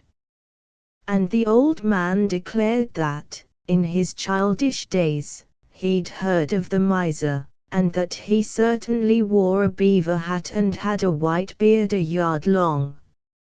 So Jonathan came home again more thoughtful than afore, and finally, though he declared that he was ashamed to do it, he let Tom over-persuade him, and 2 days after the 3 men set to work where Drake had seen the spectrum. They dug and they dug, this way and that, and Jonathan found naught, and Parsons found naught, but Hacker came upon a box, and they dragged it out of the earth, and underneath of it was another box like the first. They was a pair of old rotten wood chests, by the look of them, made of boards nailed together with rusty nails. No locks or keys they had, but that was no matter, for they fell abroad at a touch, and inside of them was a lot of plate, candlesticks, snuffers, tea kettles, table silver, and the like. Thunder, cried out Jonathan. "'Tis all pewter trash, not worth a £5 note. Us'll dig again." And dig they did for a week, till the farmyard in that place was turned over like a trenched kitchen garden. But not another teaspoon did they find. Meantime, however, Somebody as understood such things explained to young Drake that the stuff unearthed was not pewter, nor yet Britannia metal neither, but old Sheffield plate, and worth plenty of good money at that. Jonathan felt too mazed with the event to do anything about it for a month. Then he went to Plymouth, and took a few pieces of the find in his bag. And the man what he showed to was so terrible interested that nothing would do but he must come up to Dunabridge and see the lot. He offered £250 for the things on the nail, so Jonathan saw very clear that they must be worth a good bit more. They haggled for a week, and finally the owner went up to Exeter and got another chap to name a price. In the long run, the dealers halved the things, and Jonathan comed out with a clear £354. He wasn't very pleased to talk about his luck, and inquisitive people got but little out of him on the subject, but, of course, Parsons and Hacker spoke free and often on the subject, for 'twas the greatest adventure as had ever come to them in their lives, and, from telling the tale over and over, old Parsons got to talk about it as if he'd seen the ghost himself. Then, after he'd chewed over the matter for a space of 3 or 4 months, and spring was come again, Jonathan Drake went off one night to White Works, just the same as he used to do when he was courting Hyssopburgs, and there was the little party as usual, with Mrs. Stoneyure knitting, and Farmer reading yesterday's newspaper, and Hyssop sewing in her place by her aunt. "Well," says Farmer Jimmy, "wonders never cease. And to see you again here be almost so big a wonder as that they tell about of the old miser's tea things. I'm sure we all give you joy, Jonathan, and I needn't tell you as we was cruel pleased to hear about it." The young man thanked them very civilly, and said how 'twas a curious come along of it, and he didn't hardly know what to think of the matter even to that day. "I should reckon 'twas a bit of nonsense what I'd dreamed," he said, "but money's money, as who should know better than me? And, by the same token, I want a few words with Hyssop if she am willing to give me 10 minutes of her time." "You am welcome, Mr. Drake," she said.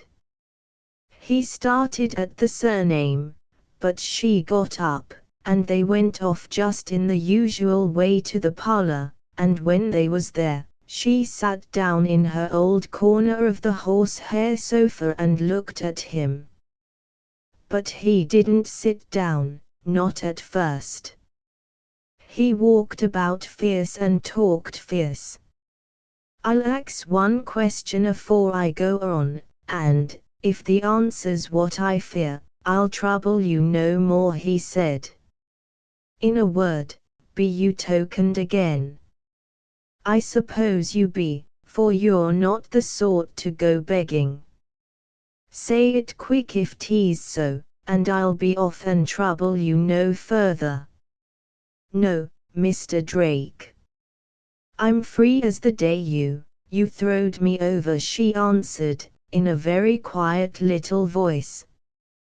He snorted at that, but was too mighty thankful to quarrel with the words. She could see he began to grow terrible excited now, and he walked up and down, taking shorter and shorter strides this way and that, like a hungry caged tiger as knows his bit of horse flesh be on the way. At last he bursts out again. "There was a lot of lies told about that old plate us found at Dunabridge. But the truth of the matter is, that I sold it for £354. So Tom Parsons told Uncle. A wonderful thing, and we sat up all night talking about it, Mr. Drake. For God's sake, call me Jonathan, he cried out, and tell me what the figure of your legacy was. You must tell me, you can't withhold it. 'Tis life or death, to me. She'd never seen him so excited, but very well knowed what was in his mind. If you must know, you must, she answered. I thought I told you when, no, you didn't. I wouldn't bide to hear. Whatever 'twas, you'd got more than me, and that was all I cared about. But now, if by good fortune 'tis less than mine, you understand, of course 'tis less. £180 and the interest, a little over 200 in all, is what I've gotten. Thank God, he said. Then he asked her if she could marry him still, or if she knew too much about his ways and his ideas to care about doing so. And she took him again.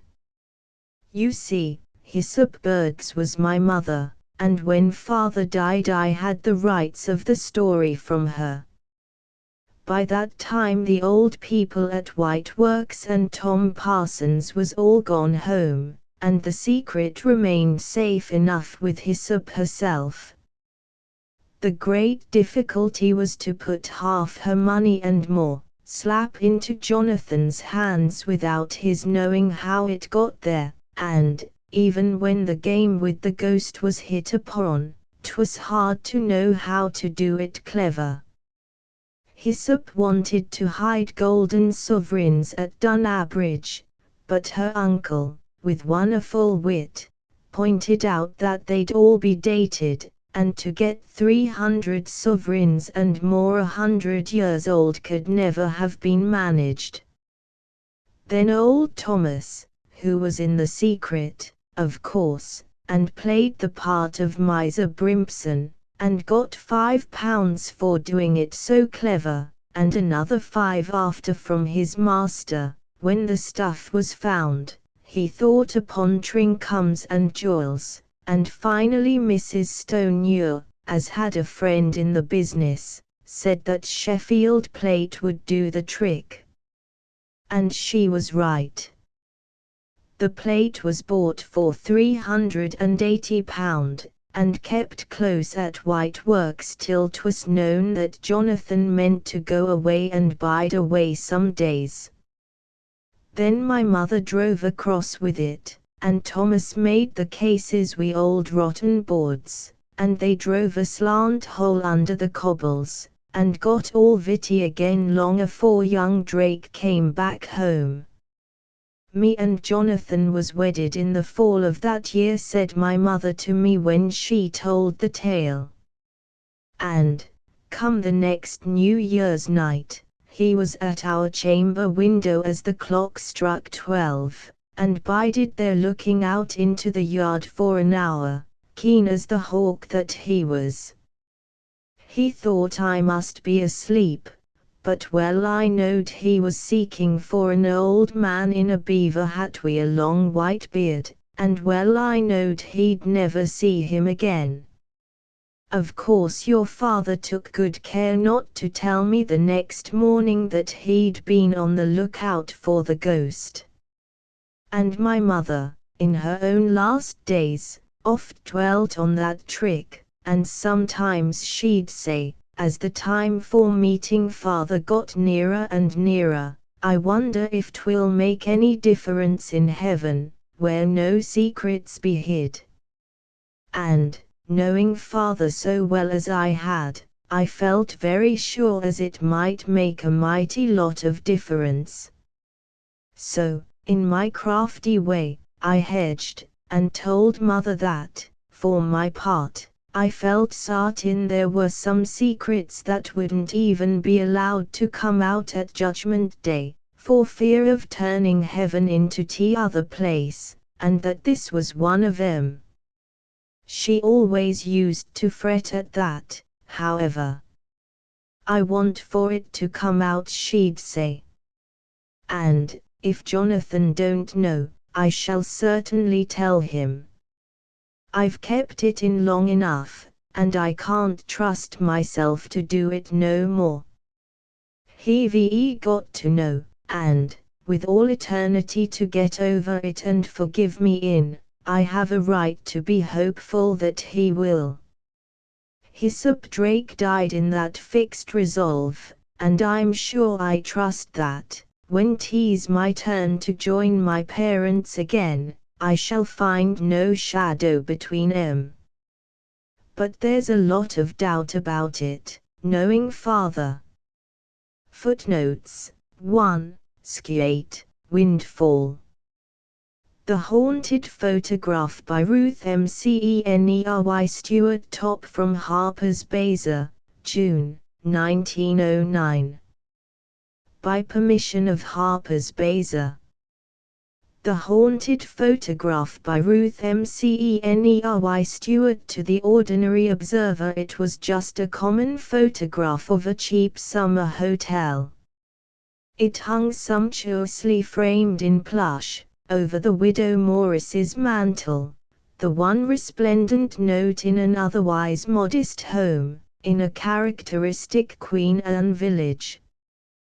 One had only to see the rapt face of its owner as she sat in her weeds before the picture, which she tearfully pronounced a striking likeness to sympathies with the townsfolk who looked askance at the bereaved woman, even while they bore with her delusion, feeling sure that her sudden sorrow had set her mind agog. When she had received the picture through the mail, some months before the fire which consumed the hotel, a fire through which she had not passed, but out of which she had come a widow, she proudly passed it around among the friends waiting with her at the post office, replying to their questions as they admired it. "Oh, yes. That's where he works, if you can call it work.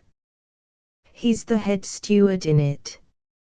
All that row o' windows where you see the awnings down, they are his, and them that ain't down, they are his, too. That is to say, it's his jurisdiction. You see, he's got the whip hand over the cook and the storeroom, and that key don't go out o' his belt unless he knows who's gettin' what, and he's firm. Morris always was. He's like the iron law of the Ephesians." "What key?" It was an old lady who held the picture at arm's length, the more closely to scan it, who asked the question.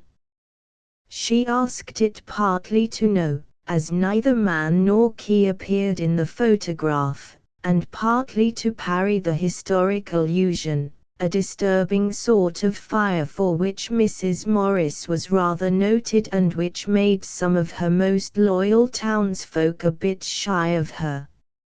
"Oh, I ain't referrin' to the picture," she hastened to explain. "I mean the keys that he always carries in his belt.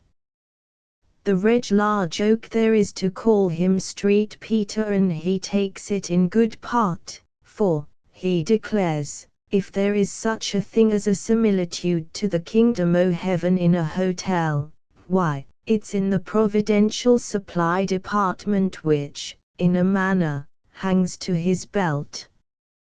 He always humors a joke, specially on himself. No one will ever know through what painful periods of unrequited longing the widow Morris had sought solace in this, her only cherished relic after the half-hour of skyworks which had made her, in her own vernacular, a lonely, conflagrated widow, with a heart full of ashes before the glad moment when it was given her to discern in it an unsuspected and novel value. First had come, as a faint gleam of comfort, the reflection that although her dear lost one was not in evidence in the picture, he had really been inside the building when the photograph was taken, and so, of course, he must be in there yet. At first she experienced a slight disappointment that her man was not visible, at door or window. But it was only a passing regret. It was really better to feel him surely and broadly within, at large in the great house, free to pass at will from one room to another. To have had him fixed, no matter how effectively, would have been a limitation. As it was, she pressed the picture to her bosom as she wondered if, perchance, he would not some day come out of his hiding to meet her. It was a muffled pleasure and tremulously entertained at first, but the very whimsicality of it was an appeal to her sensitized imagination, and so, when finally the thing did really happen, it is small wonder that it came somewhat as a shock. It appears that one day, feeling particularly lonely and forlorn, and having no other comfort, she was pressing her tear-stained face against the row of window shutters in the room without awnings, this being her nearest approach to the alleged occupant's bosom, when she was suddenly startled by a peculiar swishing sound, as of wind-blown rain, whereupon she lifted her face to perceive that it was indeed raining, and then, glancing back at the photograph, she distinctly saw her husband rushing from one window to another, drawing down the sashes on the side of the house that would have been exposed to the real shower whose music was in her ears. This was a great discovery, and, naturally enough, it set her weeping, for, she sobbed, it made her feel, for a minute, that she had lost her widowhood and that, after the shower, he'd be coming home. It might well make anyone cry to suddenly lose the pivot upon which his emotions are swung. At any rate, Mrs. Morris cried. She said that she cried all night, first because it seemed so spooky to see him whose remains she had so recently buried on faith, waving recognition in the debris, dashing about now in so matter-of-fact a way. And then she wept because, after all, he did not come. This was the formal beginning of her sense of personal companionship in the picture. Companionship, yes, of delight in it, for there is even delight in tears, in some situations in life. Especially is this true of one whose emotions are her only guides, as seems to have been the case with the widow Morris. After seeing him draw the window sashes, and he had drawn them down, ignoring her presence, she sat for hours, waiting for the rain to stop. It seemed to have set in for a long spell, for when she finally fell asleep, from sheer disappointment, long towards morning it was still raining, but when she awoke the sun shone and all the windows in the picture were up again. This was a misleading experience, however, for she soon discovered that she could not count upon any line of conduct by the man in the hotel, as the fact that it had one time rained in the photograph at the same time that it rained outside was but a coincidence, and she was soon surprised to perceive all quiet along the hotel piazza, not even an awning flapping, while the earth, on her plain, was torn by storms. On one memorable occasion when her husband had appeared, flapping the window panes from within with a towel, she had thought for one brief moment that he was beckoning to her, and that she might have to go to him, and she was beginning to experience terror, with shortness of breath and other premonitions of sudden passing, when she discovered that he was merely killing flies, and she flurriedly fanned herself with the asbestos mat which she had seized from the stove beside her, and staggered out to a seat under the mulberries, as she stammered, "I do declare, Morris'll be the death of me yet. He's most as much care to me dead as he was alive. I made sure he'd come after me." Then, feeling her own fidelity challenged, she hastened to add, "Not that I hadn't rather go to him than to take any trip in the world, but I never did fancy that hotel, and since I've got used to seeing him there so constant, I feel sure that's where we'd put up. My belief is, anyway, that if there's hereafters for some things, there's hereafters for all. From what I can gather, I reckon I'm a kind of a cross between a Swedenborgian and a Gates-Ajar, that, of course, engrafted onto a Methodist.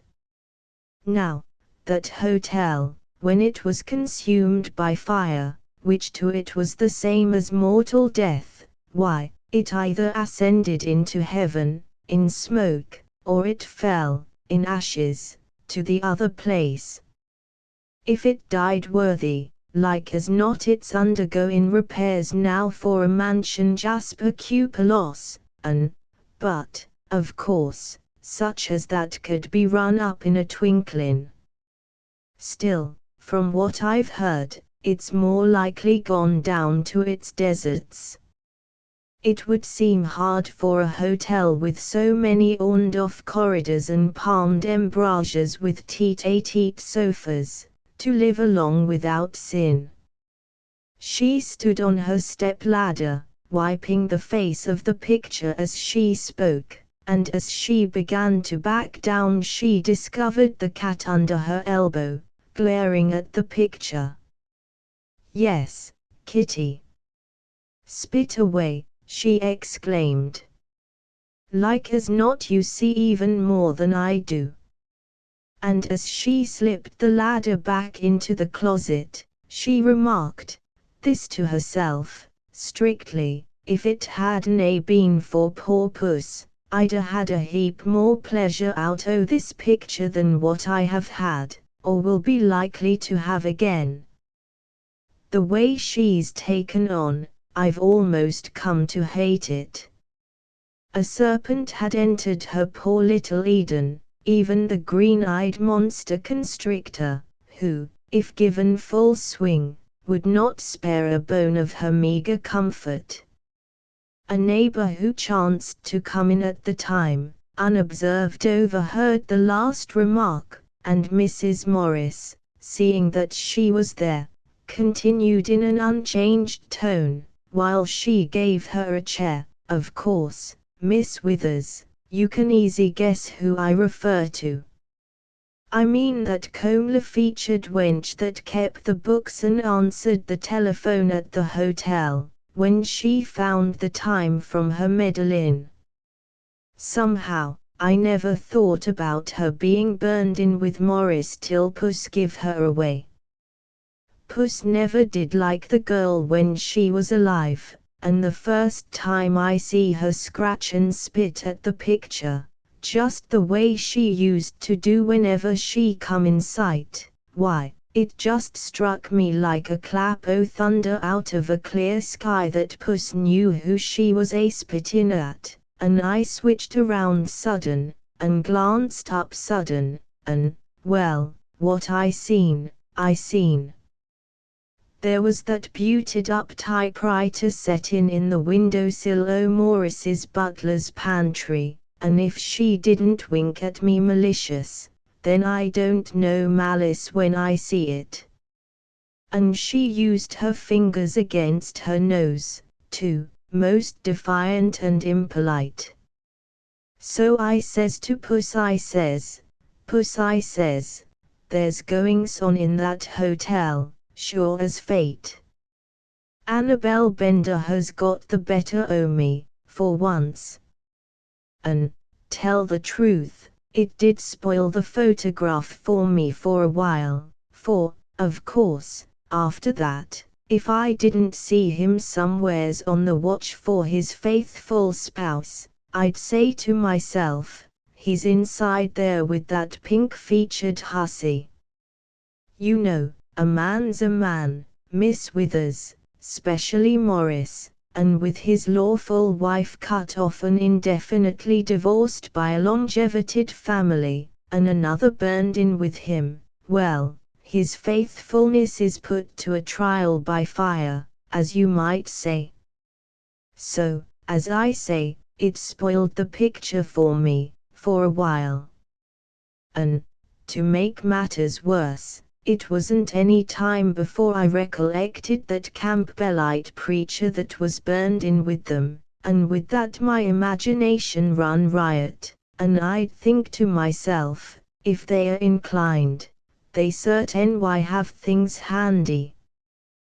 Then I'd catch myself and say, where's your faith in Scripture, Mary Marthy Matthews, named after 2 Bible women and born daughter to an apostle?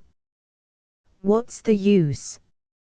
I'd say, and so, first and last, I'd get a sort o' alpha and omega comfort out o' the passage about no giving in marriage.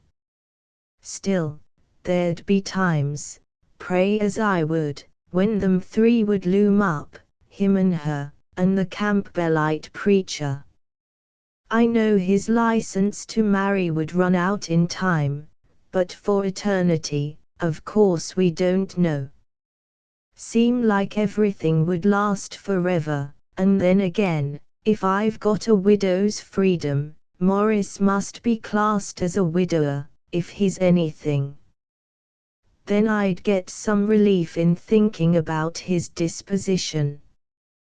Good as he was, Morris was fickle-tasted, not in the long run, but day in and day out, and even if he'd be taken up with her he'd get a distaste the minute he realized she'd be there interminable. That's Morris. Why, didn't he used to get nervous just seeing me around, and me his own selected? And didn't I used to make some excuse to send him over to Mame Madern's Mars, so's he'd be harmlessly diverted? She was full o' talk, and she was 90-odd and asthmatic, but he'd come home from them visits and call me his child wife. I've had my happy moments.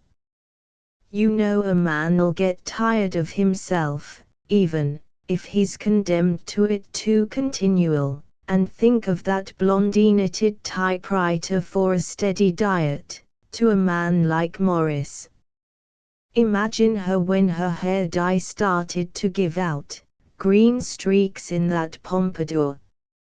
So, knowing my man, I'd take courage and I'd think, seeing me cut off, he'll soon be wanting me more than ever, and so he does. It's got so now that, glance up at that hotel any time I will, I can generally find him on the lookout, and menace the time I've stolen and put on a favourite apron o' his with blue bows on it, when we'd be alone and nobody to remark about me breaking my morning. Dear me, how full o' buoyancy he was, a regular boy at 35, when he passed away. Was it any wonder that her friends exchanged glances while Mrs. Morris entertained them in so droll a way? Still, as time passed and she not only brightened in the light of her delusion, but proceeded to meet the conditions of her own life by opening a small shop in her home, and when she exhibited a wholesome sense of profit and loss, her neighbors were quite ready to accept her on terms of mental responsibility.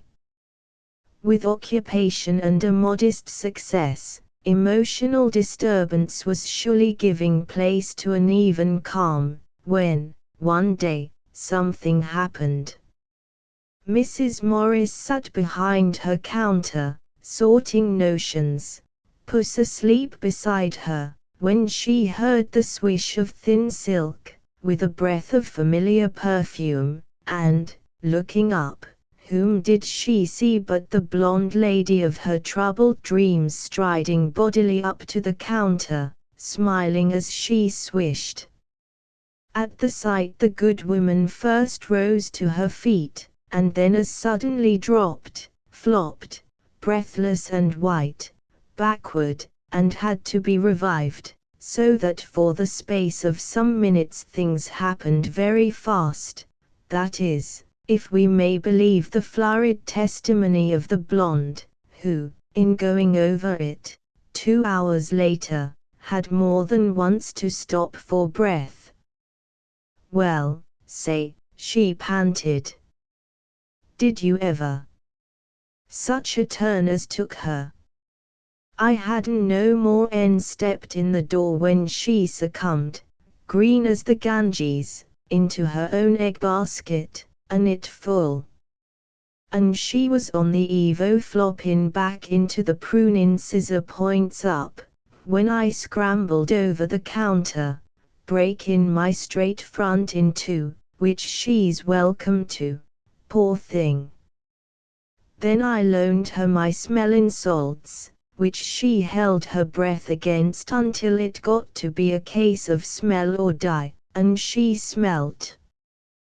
Then it was a case of temporary spasms for a minute, the salts spilling out over her face, but when the accident evaporated, and she opened her eyes, rational, I thought to myself, maybe she don't know she's keeled and would be humiliated if she did, so I acted callous, and I says, offhand like, I says, pushing her apron around behind her over its vice versa, so's to cover up the eggs, which I thought had better be broke to her gently, I says.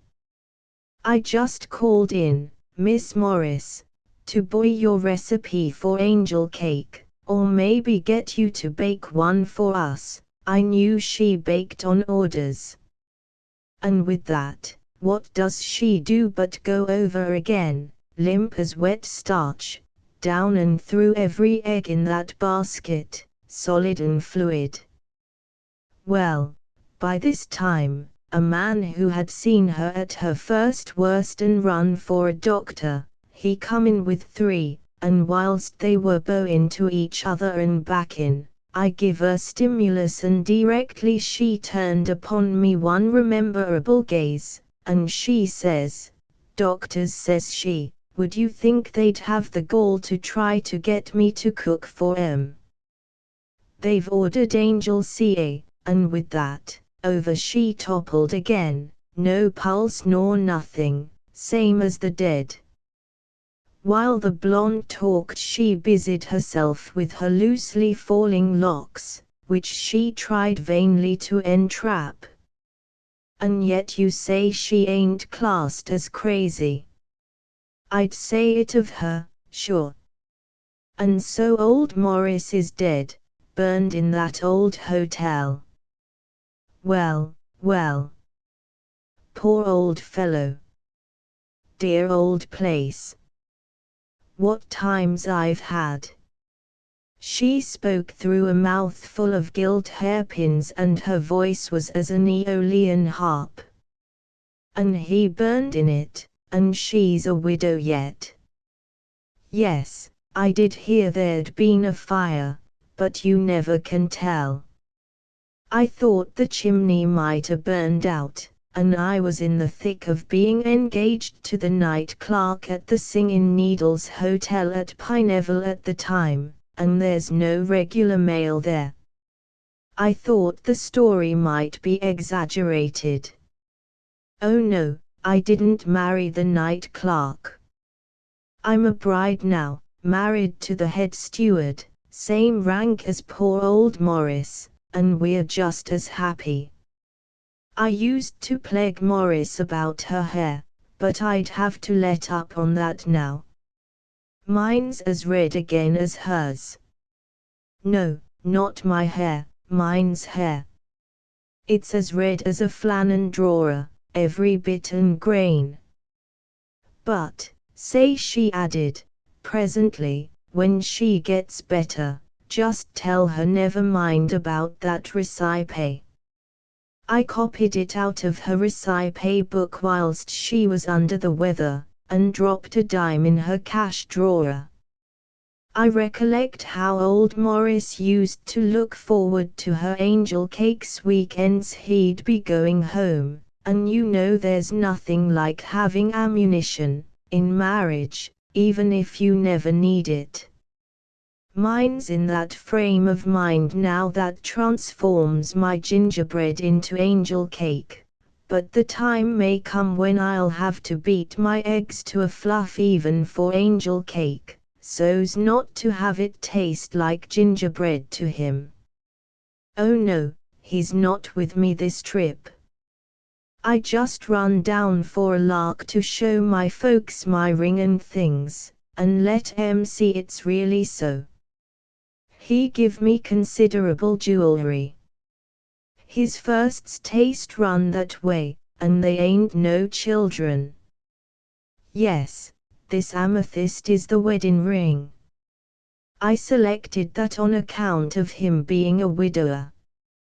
It's the nearest I'd come to wearing second mourning for a woman I can't exactly grieve after. The year not being up is why he stayed home this trip. He didn't like to be seen traversing the same old haunts with another till it was up. I wouldn't wait because, tell the truth, I was afraid. He ain't like a married man with me about money yet, and it's liable to seize him any day. He might say that he couldn't afford the trip, or that we couldn't, which would amount to the same thing. I rather liked him being a little ticklish about going around with me for a while. It's one thing to do a thing and another to be brazen about it, but if she don't get better, the reversion was to the widow Morris, if she don't get her mind, poor thing, there's a fine insane asylum just out of Pineville, and I'd like the best in the world to look out for her. It would make an excuse for me to go in. They say they have high old times there. Some days they let the inmates do most any old thing that's harmless. They even give 'em unpoisonous paints and let 'em paint each other up. One man insisted he was a barber pole and ringed himself accordingly, and then another chased him around for a stick of peppermint candy. Think of all that inside a close fence, and a town so dull and news hungry. Yes, they say Thursdays is paint days, and, of course, Fridays, they are scrub days. They pass around turpentine and hide the matches. But, of course, Miss Morris may get the better of it. Tine every woman that can stand widowing, and sometimes them that has got the least out of marriage will seem the most deprived to lose it, so they say. The blonde was a person of words. When Mrs. Morris had fully revived and, after a restoring night's sleep, had got her bearings, and when she realized clearly that her supposed rival had actually shown up in the flesh, she visibly braced up. Her neighbors understood that it must have been a shock to be suddenly confronted with any souvenir of the hotel fire, so one had expressed it, and the incident soon passed out of the village mind. It was not long after this incident that the widow confided to a friend that she was coming to depend upon Morris for advice in her business. Standing as he does, in that hotel door, between two worlds, as you might say. Why, he sees both ways, and oftentimes he'll detect an event on the way to happening, and if it don't move too fast, why, I can hustle and get the better of things. It was as if she had a private wire for advance information, and she declared herself happy. Indeed, a certain ineffable light such as we sometimes see in the eyes of those newly in love came to shine from the face of the widow, who did not hesitate to affirm, looking into space as she said it, taking all things into consideration, I can truly say that I have never been so truly and ideally married as since my widowhood. And she smiled as she added, marriage, the earthly way, is vicissitudinous, for everybody knows that anything is liable to happen to a man at large. There had been a time when she lamented that her picture was not life-sized as it would seem so much more natural, but she immediately reflected that that hotel would never have gotten into her little house, and that, after all, the main thing was having him under her own roof. As the months passed, Mrs. Morris, albeit she seemed serene and of peaceful mind, grew very white and still. Fire is white in its ultimate intensity. The top, spinning its fastest, is said to sleep, and the dancing dervish is still. So, misleading signs sometimes mark the danger line. Under-eating and overthinking was what the doctor said while he felt her translucent wrist and prescribed nails in her drinking water. If he secretly knew that kind nature was gently letting down the bars so that a waiting spirit might easily pass, well, he was a doctor, not a minister. His business was with the body, and he ordered repairs. She was only 37 and well when she passed painlessly out of life. It seemed to be simply a case of going. There were several friends at her bedside the night she went, and to them she turned, feeling the time come. I just wanted to give out that the first thing I intend to do when I'm relieved is to call by there for Morris. She lifted her weary eyes to the picture as she spoke, for Morris, and I want it understood that it'll be a vacant house from the minute I depart. So, if there's any other woman that's calculating to have any carry-ins on from them windows, why, she'll be disappointed, she or they. The one obnoxious person I thought was in it wasn't. My imagination was tempted of Satan and I was misled. So it must be sold for just what it is, just a photographer's photograph.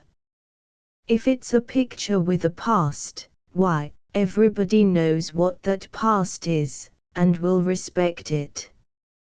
I have tried to conquer myself enough to bequeath it to the young lady I suspicioned. But human nature is frail, and I can't quite do it, although doubtless she would like it as a souvenir. Maybe she'd find it a little too souvenirish to suit my wifely taste, and yet, if a person is going to die, I suppose I might legate it to her, partly to recompense her for her discretion in leaving that hotel when she did, and partly for undue suspicion. There's a few debts to be paid, but there's eggs and things that'll pay them, and there's no need to have the hen set in the window showcase any longer. It was a good advertisement, but I've often thought it might be embarrassing to her. She was growing weaker, but she roused herself to amend. Better raffle the picture for $1 a chance and let the proceeds go to my funeral, and I want to be buried in the hotel fire general grave, commingled with him, and what's left over after the debts are paid, I bequeath to her, to make amends, and if she don't care to come for it, let every widow in town draw for it. But she'll come. Most any woman'll take any trip, if it's paid for, but look. She raised her eyes excitedly toward the mantel. Look. What's that he's wavin'? It looks, oh yes, it is, it's our wings, 2 pairs, mine a little smaller. I suppose it'll be the same old story, I'll never be able to keep up with him, and I've been so yes, Morris, I'm coming. And she was gone, into a peaceful sleep from which she easily passed just before dawn. When all was well over, the sitting women rose with one accord and went to the mantel, where one even lighted an extra candle more clearly to scan the mysterious picture. Finally one said, "You may think I'm queer, but it does look different to me already." "So it does," said another, taking the candle. "Like a house for rent.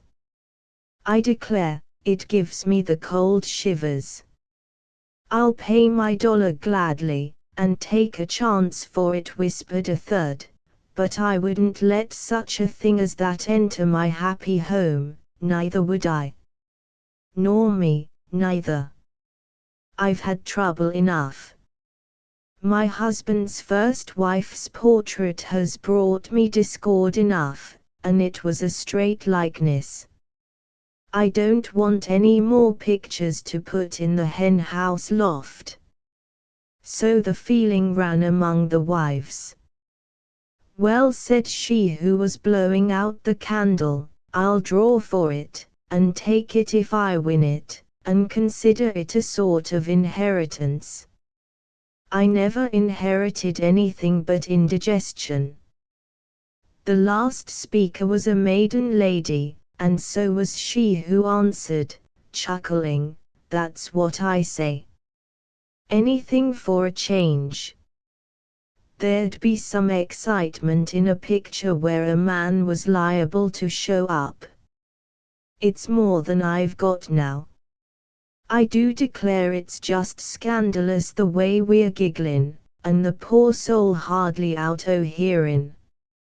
She had a kind heart, Miss Morris had, and she made herself happy with a mighty slim chance, yes, she did, and I only wish there'd been a better man waiting for her in that hotel." The Ghost That Got the Button by Will Adams, top from Collier's Weekly, the 24th of May, 1913. By permission of Collier's Weekly and Will Adams. The Ghost That Got the Button by Will Adams. One autumn evening, when the days were shortening and the darkness fell early on Hotchkiss and the frost was beginning to adorn with its fine glistening lace the carbine barrels of the night sentries as they walked post, Sergeants Hansen and Whitney and Corporal Whitehall had come to Stone's room after supper, feeling the need common to all men in the first cold nights of the year for a cozy room, a good smoke, and congenial companionship. The steam heat, newly turned on, wheezed and whined through the radiator. The air was blue and dense with tobacco smoke. The three sergeants reposed in restful, if inelegant attitudes, and Whitehall, his feet on the window-sill and his wooden chair tilted back, was holding forth between puffs at a very battered pipe about an old colored woman who kept a little saloon in town. "So she got mad at those K-Troop men," he said. "And next day when Turner stopped there for a drink she says, 'You git out a year. You men thunder arsenic with the crossbones on you caps, I ain't letting you in, but the medical corpses and the non-efficient officers, they may come. The laugh that followed was interrupted by the approach of a raucous, shrieking noise that rose and fell in lugubrious cadence. "What the deuce!" exclaimed Whitehall, starting up. "That's Bill," explained Stone. "Bill Sullivan. He thinks he's singin'. Funny you never heard him before, kid, but then he's not often taken that way, thank the Lord. Come in, Bill," he called, "and tell us what's the matter. Feel sick? Where's the pain?" he asked as Big Bill appeared in the doorway. "Come in, hombre, and rest yourself," invited Whitney, and hospitably handed over his tobacco pouch. "What was that tune yo all were singin' out yonder?" "Thanks," responded Bill, settling down. "That there tune was 'I Wonder Where You Are Tonight, My Love.' Sounded like sister's teeth are plugged with zinc," commented Whitney. "Or looking through the knot-hole in Papa's wooden leg," said Whitehall. "Or he won't buy the Ashman a manicure set," added Stone. "No," reiterated Bill solemnly. "It was like I told you, I wonder where you are tonight, my love, and it's a corker, too. I seen a fella and a goil sing it in Kelly's vaudeville palace out Turche en Onct. Foist he'd sing one v's and then she'd sing the next. He was dressed like a soldier, and while he sang they was showing tabloids o' what the goil was a-doing behind him, and then when she sang her v's he'd be in the tabloid, and when it got ter the last v's, and he was dying on a stretcher in a ambulance, everybody in the house was a-crying so you could hardly hear her. It was great. My," continued Bill, spreading out his great paws over the radiator, "ain't this the snappy evening? Real cold.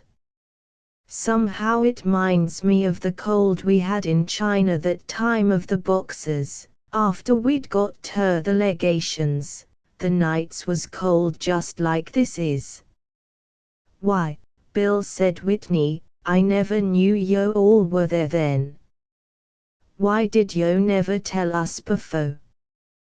What were yo with?"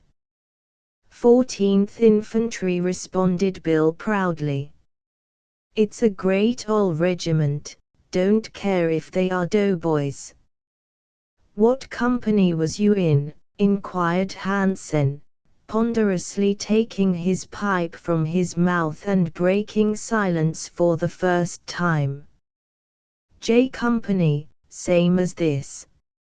At this reply Stone opened his mouth abruptly to say something, but thought better of it and shut up again.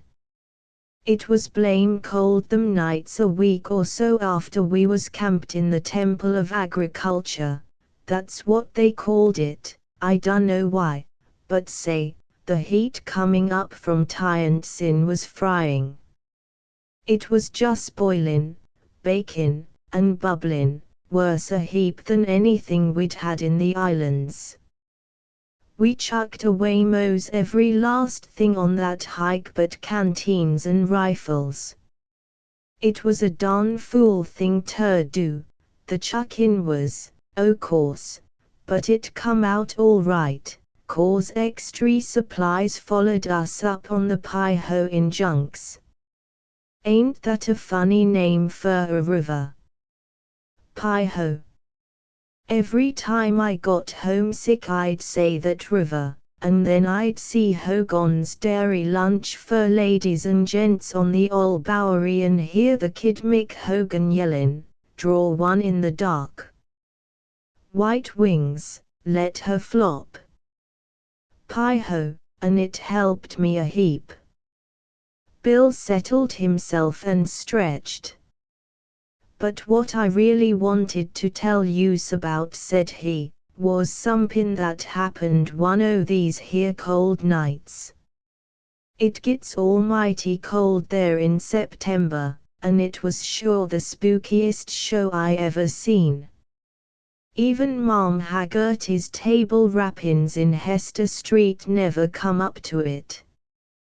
There was 3 of us fellers who ran in a bunch them days, me and Buck Duggan, my bunkie, from the Bowery like me, he was a corporal, and Ranch Fields, we called him that 'cause he always worked on a ranch before he come into the 14th. They was great fellers, Buck and Ranch was. Buck, now, you couldn't faze him, you couldn't never faze him. No matter what sort o' job you put him up against, he'd slide through slick as a greased rat. The Cap'n, he knew it, too. On't when we was fightin' and hadn't no men to spare, he left Buck on guard over about 25 Boxer prisoners in a courtyard and tells him he dasn't let one escape. But Buck wants ter git into the fight with the rest of the boys, and when he finds that if he leaves them chinos loose in the yard alone they'll git out plenty quick, what does he do but tie 'em tight up by their pigtails to some posts. He knows they can't undo them tight knots backwards, and no chink would cut his pigtail if he did have a knife. He'd die foist, and so Buck ski-doos off to the fight, and, sure enough, when the Cap'n wants them boxers, they're ready, tied up and waiting. That was his sort, and, gee, but he was smart. We was all right interested in them allies, o' course, and watched 'em clost, but, Bill says Buck ter me one night, "It's been workin' in me nut that these here fellers ain't so different from what we know a'ready. Except fer their uniform and outfits, we've met 'em all before but the Japs. Why, look here," says he, "foist, there's the white men, the English, ain't they just like us except that they're thicker and we're longer? And they're Injun niggers. Ain't we seen their clothes in the comic operas and them without their clothes in the monkey cage at Central Park? And their Hong Kong China regiment and all the other chinos is just the same as your meat in the pipe joints in Mart Street." Then says he, "Come all the Dagos. These leather necks of macaroni Dagos we've seen a swarmin' all over Mulberry Bend and 5 Points. The sauerkraut Dagos looks for all the world like they was going ter a Scoutson fest up by High Bridge. The froggy Dagos you'll find packed in them Frenchy restaurants in the 30s, where your git blue wine, and them vodka Dagos only needs a push cart ter make you think you're in Baxter Street." Buck, he could sure talk, but Ranch, he wasn't much on chin-chin. Little and dark and quiet he was, and just crazy fer dogs. Any old mutt-'d do fer him, just so's it was in the shape of a pup. He was fair wild fer 'em. He picked up a yeller cur out there the day after the Yangtze fight, and that there no account, mangy, flea-bitten mutt had ter stay with us the whole time. If the pup didn't stand in me and Buck and Ranch, he swore he'd quit too, so we had to let him come, and he messed and bunked with our outfit right along. Ranch named him Daggett, after the colonel, which was right hard on the CO, but I bet Ranch thought he was complimentin' him. Why, Ranch considered himself honored if any of the pup's fleas hopped off on him. The pup he kept along with us right through everything, Ranch watching him like the apple of his eye, and he hardly ever was out of our sight, till one night about a week after we quartered in the temple he didn't turn up for supper. He was always so regular at his chow that Ranch he begin to git the squirms, and when come Taps and Daggett hadn't reported, Ranch had the razzle-dazzles. Next morning the first thing he must go hunt that pup, and went a scouting all day, me and Buck helping him, but nary pup, and come another supper without that miserable mutt, and Ranch was up and alley all right, all right. He was all wore out, and I made him hit the bunk early and try to sleep, but, Lord, no sooner he'd drop off than he git to twitchin' and hitchin' and wake up a yelpin' for Daggett. Long about Taps, Buck, who's been out on a private reconnaissance, comes back and whispers to me, "SSST, Bill. The cur's found. Don't tell Ranch, the bloke did die of heart failure." I struck his trail and followed it, and say, "Bill, what in thunder do you think? Them heathen Chinos has it him. Lord, now, wouldn't that jolt yous? Them Chinos a eating Daggett." It give me an awful jar, and Buck he felt it, too. That their mutt had acted right decent, and we knew Ranch would have bats in the belfry for fair if he hoid tell o' the pup's finish, so says Buck, "Let's not tell him, 'cause he's taking on now like he'd lost mother and father and best go ill and all, and if he knew Daggett was providin' chow for Chinos he'd go clean bug house and we'd have to ship him home to St. Elizabeth." I says okay to that, and we made it up not to let on to Ranch, and now here comes the spook part you're been a-waiting for. 4 or 5 nights later I was on guard, and my post was the farthest out we had on the north. There was an old road out over that way, and I'd hoid tell it led to a old graveyard, but I hadn't never been there myself and hadn't thought much about it till long between 2 and 3 o'clock, as I was a-hiking up and down, when sompin comes a-zeezin' down the road hell for leather onto me, a-yellin' sompin fierce. Gee, but I was scared. I made sure it was a spook, and there wasn't a bit o' breath left in me. I was all to the bad that time for sure.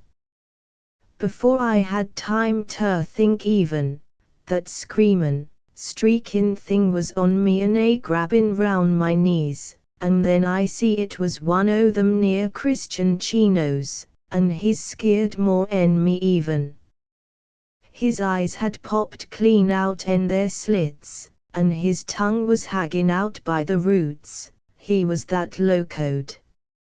I raised the long yell for corporal of the guard, which happened, by good luck, to be Buck, and when he come a-running, thinking from the whoops I give we was being rushed by the whole push of boxers, the two of us began prodding at the chink to find out what was doing.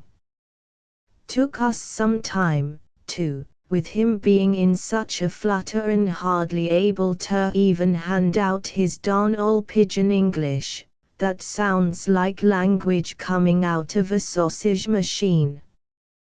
When we did savvy his line of chop suey talk, we found out he'd seen a ghost in the graveyard, and not only seen it but he knew who the spook was and all about him. We was gettin' some serious ourselves and made him tell us. Seems it was a Mandarin, that's a sort o' chink police court judge, till I got ter and sin I always thought they was little oranges, and this tangerines, I mean mandarins, name was Wu Ti-ming, and he'd been a high muckraker in his day, which was 200 or 300 years back. But the emperor caught him deep in some sort o' graft and took away his button and all o' his dough. Lord, says Buck when we come ter this, don't that prove what heathens chinks is? Only one button ter keep on their clothes with, and the emperor he kin take it away. What did this here Judge Ming do then, John?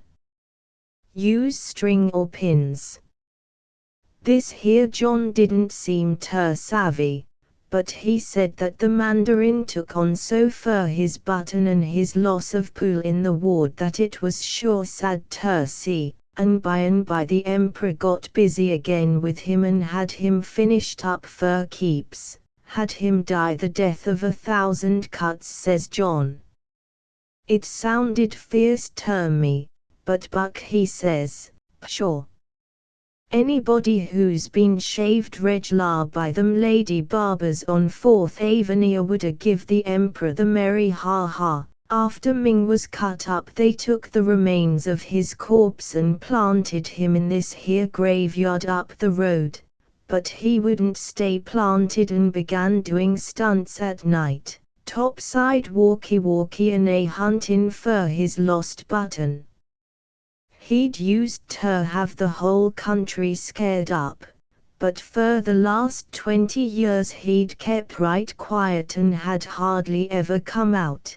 But now since the foreign devils come, ain't that a sweet name for us, he's up and at it again worse than ever, and the heathens is on their ear. For 4 nights now they'd seen him, wrapped in a blue robe, waiting and a huntin' behind tombstones and walking round and round the graveyard like a 6 days race for the belt at Madison Square. John had just seen him on the wall, and that was why he come chargin' down the road like 40 cats. Will Mr. Ming's spirit walk till he gets that button back? Buck asks. John says, sure. Well, says Buck, why don't you give him one? No can give. Only Emperor, only Son of Heaven give. Well, look here, says Buck, we sunned rabbits ain't no sons of heaven, but I'll be darned if we couldn't spare a button to lay the ghost of a poor busted police court judge, who's lost his job and his tin, if that's all he wants back. What time does he come out at, John? Could we see him tomorrow night? Sure could we, says John, he'll show us the way, but he won't wait with us, he's bad enough for his. So Buck takes John and goes back to the guard shack, as it's most time for relief. And after I got back we told John to git the hook, and we talked things over, and Buck he was just wild to see if he couldn't lay that Chino ghost. His talents was akin to git action on him, anything like that got up his spunk. Says I, maybe Ranch kin help. We'll tell him tomorrow after guard mount. It'll take his mind off Daggett. No, you don't, says Buck. Don't you dare tell him. He's nervous as a cat over the pup as it is, and this spook business is awful scary. I'm feeling woozy over it myself. I'm all off when it comes to ghosts, that is, if it's a real ghost. And things here in Pekin is so funny, the odds is all in favor of its being the sure thing. I ain't afeard o' no kinds o' people, but I sure git cold feet when I'm up against a ghost. wouldn't that jar use? And me a soldier, when it's a soldier's whole business not ter git cold feet. But I'm bound I'll have a show at that old spook even if it does scare me out o' my growth. Only don't you dare tell Ranch. Next night, right after 11 o'clock rounds, me and Buck slipped out o' our blankets, sneaked out past the guard, and met John, who was waiting for us in the road just beyond where the last sentry would have seen him. It was cold as git out. Just the same kind o' early cold as tonight, and John's teeth was chatterin' like peas in a box. He was some loco with scare, too, you bet. Which way, says Buck, and John spouts a lot o' dope joint lingo and takes us up a side alley, where there's a whole bunch o' chinos waiting for us, and they begun a kowtowin' and going on like we was the whole cheese. Turned out that John had jollied that the Millican soldier mans was big medicine and would make Judge Ming quit the midnight hike and cut out scarin' blue. That just suited Buck. He was all there when it come to play commander-in-chief. He swelled up and give a bundle o' talk that John put in chino for and then finished up by showing a button, a all United States Army brass button he'd cut off his blue blouse, and told he was going to bury it in Ming's grave so as to keep him bedded down. And them simple idiots was pleased to death, and the whole outfit escorted us over to the graveyard, but they shied at the gate. Lord, I hated to see go, even if they was heathens, and let John take us in and show us where to wait. He put us in behind a pile o' little rocks in about the middle o' the place near where Judge Ming hung out, and then retired on the main body at the double, leaving us two in outpost alone there together. I hadn't never been to a chino burying ground before, and night time wasn't extra pleasant for a foist introduce.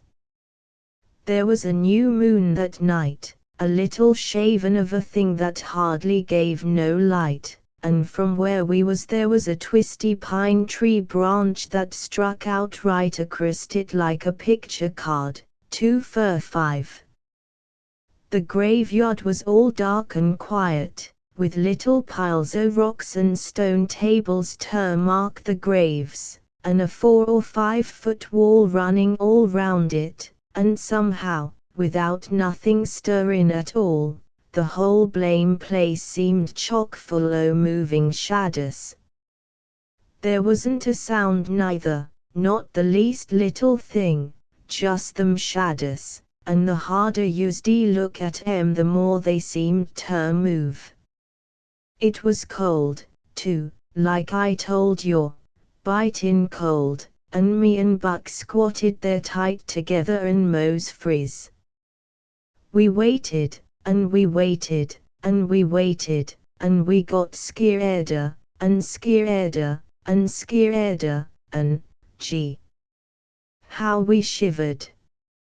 Every minute we thought we'd see Judge Ming, but a long time went by and he didn't come and he didn't come.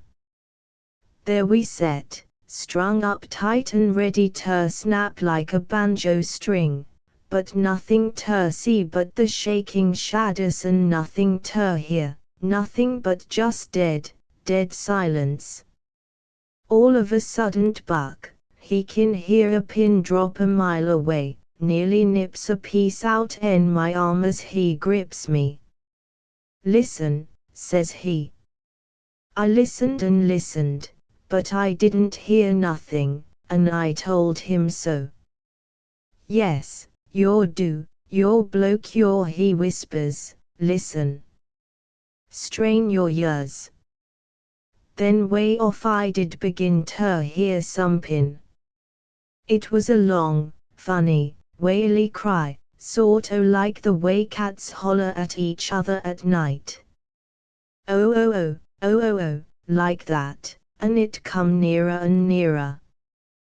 Then all of a sudden somepin popped up on the graveyard wall about 100 yards away, somepin all blue-gray against the hook o' the moon, and began walking up and down and hollerin'. I knew it was saying words, but I was so far to the bad I didn't know nothing and couldn't make it out. I never thought a fella's heart could bang so hard against his ribs without bustin' out, and me hair is so high me campaign hat was 3 inches off me head. I hope ter the Lord I'll never be so frightened again in all my living days. I sat there in a transom from fear and frizzed ter the spot. I don't know nothing o' what Buck was doing, as my lamps was glued ter the spook. It jumped down from the wall, calling and whistling and begin running round the little stone heaps. I seen it was coming our way, but I couldn't move or make a sound, I just sat. All of a sudden Buck he jumps up and makes a dash and a leap at the spook. And there's a terrible yellin' and they both comes down crash at the foot of a rock pile, rolling on the little pebbles, but Buck is on top and the spook underneath and letting off the most awful screeches. Gosh, they just ripped the air, them spooks yells did, and they turned my spell loose and I howled for all I was worth. Then Buck, he commenced a yawpin too. But me and the spook we was both raisin' so much noise I didn't savvy what he said for some time. Then I found he was cussin' me out. Come here, you forsaken, he howls. Quit yellin'. I say quit yellin'. Don't you see who this is? Come here and help me. You think I'm going to take that Ming spook? I shrieks. You miserable loony, he yells back, can't you see it ain't no Ming? It's Ranch. Well, so it was. It was Ranch scared stiff and hollerin' for dear life at being jumped on and waked up in the middle of a graveyard that way. Poor ol' fella had Daggett on his mind, and went sleepwalkin' and huntin' wrapped in his blanket. And says Buck to me, if yous hadn't been in such a dope dream with scare, you'd a sensed what he was a-yellin'. He was calling oh oh oh, oh oh oh, here Daggett. Here, boy, and then he'd whistle and call again, here, Daggett. Here, Daggett. That's how I knew it was Ranch, and, besides, he told me that he sleepwalked when he got worried. But you white-livered, and then he cussed me out some more. Smarty, I says, if you knew so blame well it was Ranch, why did you give him the flying tackle like you done and git him all waked up like this? Well, says Buck sort o' sheepy, I was some waked up myself, and time he come along I give him the spook's tackle without thinking, I was too scared to think. Hush, Ranch. Hush, old boy. It's just me and Bill. Nobody shan't hurt you. We comforted poor ol' Ranch and fixed him up, and then when he felt better told him about things, all but how Daggett was it, and I wrapped his blanket around him and took him back to quarters while Buck went a-looking for John and his gang. He found 'em about half a mile off, in front of a Mart Street Joss house, all prayin' and burnin' punk and huddled together, scared green from the yellin's they'd heard. Buck, he give em a long chin about laying the ghost, and how Judge Ming wouldn't never come back no more, and then he dragged em all back. They pull in at the halter shanks with ears laid back and eyes rolling, ter him bury his United States button on Ming's rock pile. He dropped it in solemn, and said what the chinks took ter be a prayer, but it was really the oath he said. Buck, having onged been a recruiting sergeant, knew it by heart all the way from I do solemnly swear ter so help me, good. Buck says I oughta seen them great full chinos then, they'd a give him the whole chino umpire if they could. They got down and squirmed and kissed his hands and his feet and his sleeve. They wanted to escort him back to camp, but he bucked at that, and said no, as he was out without pass and not itchin' for his arrival to be noticed none. After that we took turns watching ranch at night, and got him another mug to love, and he didn't wander any more, so Judge Ming seemed satisfied with his United States button, and kept quiet. But them chinks was the gratefulest gang you're ever seen. They brought us presents, things to eat, fruit, poultry, eggs, and all sorts of chow, some of it mighty funny looking, but it tasted all right. We lived high, we three.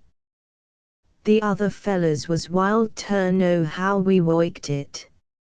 And I tell you I ain't never been scared o' ghosts since, that is, not to speak of, much.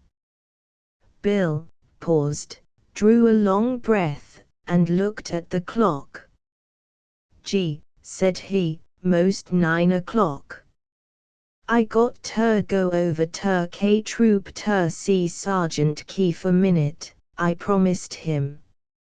Adios, fellas. Thanks for the smoking. Keep the change, hombre. Thanks for yo tail, shouted Whitney after him as he disappeared down the hall. Well, said Stone, and looked at Hansen. Well, responded Hansen. The big Swede shook with laughter. Is he not the finest liar? Yes. I was in the 14th myself. That was my company, Che. He was not even the army in then, in 1900. Yes, said Stone, I knew, but I wasn't going to spoil his bloomin' yarn. I happened to see his enlistment card only this morning, and the only thing he was ever in before was the 23rd Infantry after they came back from the islands. He's never even been out of the States. But where did he get it from? Asked Whitney. His imagination is equal to most anything but getting so many facts straight. Of course I noticed things here and there, but the most of it was okay. I tell you, said Hansen, grinning, he got it from an old 14th man, Dan Powers, at practice camp last July. He and I was often talking of China. He was in my old company and was then telling me how he and the other fellas all that extra chow got. I thank Bill he has a good memory. But the nerve of him, cried Whitehall, trying to pass that off on us with Hansen sitting right there. It is one thing he may have forgot, smiled Hansen. Well, who cares anyway, said Stone. It was a blame good story. And now clear out, all of you. I want to hit the bunk. Reveille does seem to come so early these cold mornings. Gee. I wish I knew of some kind of button that would keep me lying down when Shorty wants me to get up and call the roll. The Spectre Bridegroom by Washington Irving. The Spectre Bridegroom, A Traveller's Tale, 2, by Washington Irving. He that supper for is dight, he lies full cold, I trow, this night. Yestreen to chamber I him led, this night grey steel has made his bed. Sir Edgar, Sir Graham, and Sir Greysteel. On the summit of one of the heights of the Odinwald, a wild and romantic tract of Upper Germany, that lies not far from the confluence of the Main and the Rhine, there stood, many, many years since, the castle of the Baron von Landshort. It is now quite fallen to decay, and almost buried among beech trees and dark firs, above which, however, its old watchtower may still be seen, struggling, like the former possessor I have mentioned, to carry a high head, and look down upon the neighboring country. The Baron was a dry branch of the great family of Katzenelnbogen, 3, and inherited the relics of the property, and all the pride of his ancestors. Though the warlike disposition of his predecessors had much impaired the family possessions, yet the Baron still endeavoured to keep up some show of former state. The times were peaceable, and the German nobles, in general, had abandoned their inconvenient old castles, perched like eagles' nests among the mountains, and had built more convenient residences in the valleys. Still the Baron remained proudly drawn up in his little fortress, cherishing with hereditary inveteracy all the old family feuds, so that he was on ill terms with some of his nearest neighbors, on account of disputes that had happened between their great-great-grandfathers. The Baron had but one child, a daughter, but nature, when she grants but one child, always compensates by making it a prodigy, and so it was with the daughter of the Baron. All the nurses, gossips, and country cousins assured her father that she had not her equal for beauty in all Germany, and who should know better than they? She had, moreover, been brought up with great care under the superintendence of two maiden aunts, who had spent some years of their early life at one of the little German courts, and were skilled in all branches of knowledge necessary to the education of a fine lady.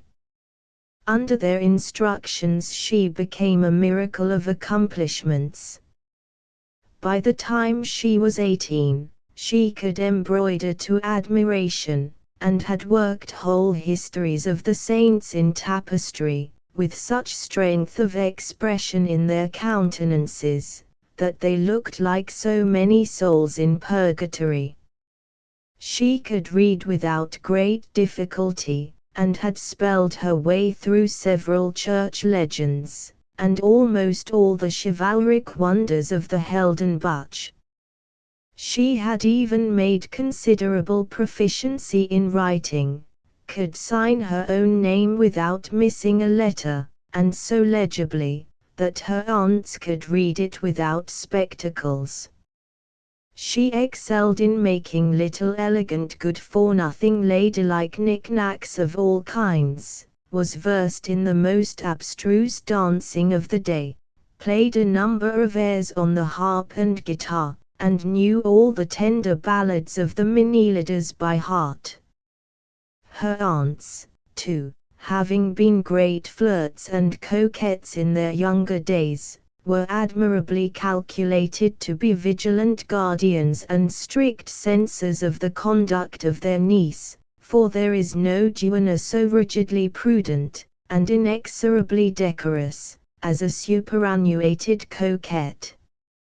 She was rarely suffered out of their sight, never went beyond the domains of the castle, unless well attended, or rather well watched, had continual lectures read to her about strict decorum and implicit obedience, and, as to the men, she was taught to hold them at such a distance, and in such absolute distrust, that, unless properly authorized, she would not have cast a glance upon the handsomest cavalier in the world, no, not if he were even dying at her feet. The good effects of this system were wonderfully apparent. The young lady was a pattern of docility and correctness. While others were wasting their sweetness in the glare of the world, and liable to be plucked and thrown aside by every hand, she was coyly blooming into fresh and lovely womanhood under the protection of those immaculate spinsters, like a rosebud blushing forth among guardian thorns. Her aunts looked upon her with pride and exultation, and vaunted that though all the other young ladies in the world might go astray, yet, thank heaven, nothing of the kind could happen to the heiress of Katzenelnbogen. But, however scantily the Baron von Landshort might be provided with children, his household was by no means a small one, for Providence had enriched him with abundance of poor relations. They, one and all, possessed the affectionate disposition common to humble relatives, were wonderfully attached to the Baron, and took every possible occasion to come in swarms and enliven the castle. All family festivals were commemorated by these good people at the Baron's expense, and when they were filled with good cheer, they would declare that there was nothing on earth so delightful as these family meetings, these jubilees of the heart. The Baron, though a small man, had a large soul, and it swelled with satisfaction at the consciousness of being the greatest man in the little world about him. He loved to tell long stories about the dark old warriors whose portraits looked grimly down from the walls around, and he found no listeners equal to those that fed at his expense. He was much given to the marvelous, and a firm believer in all those supernatural tales with which every mountain and valley in Germany abounds. The faith of his guests exceeded even his own. They listened to every tale of wonder with open eyes and mouth, and never failed to be astonished, even though repeated for the 100th time. Thus lived the Baron von Landshort, the oracle of his table, the absolute monarch of his little territory, and happy, above all things, in the persuasion that he was the wisest man of the age. At the time of which my story treats, there was a great family gathering at the castle, on an affair of the utmost importance. It was to receive the destined bridegroom of the Baron's daughter. A negotiation had been carried on between the father and an old nobleman of Bavaria, to unite the dignity of their houses by the marriage of their children. The preliminaries had been conducted with proper punctilio. The young people were betrothed without seeing each other, and the time was appointed for the marriage ceremony. The young Count von Altenburg had been recalled from the army for the purpose, and was actually on his way to the Baron's to receive his bride. Missives had even been received from him from Würzburg, where he was accidentally detained, mentioning the day and hour when he might be expected to arrive. The castle was in a tumult of preparation to give him a suitable welcome. The fair bride had been decked out with uncommon care. The two aunts had superintended her toilet, and quarreled the whole morning about every article of her dress. The young lady had taken advantage of their contest to follow the bent of her own taste, and fortunately it was a good one. She looked as lovely as youthful bridegroom could desire, and the flutter of expectation heightened the luster of her charms.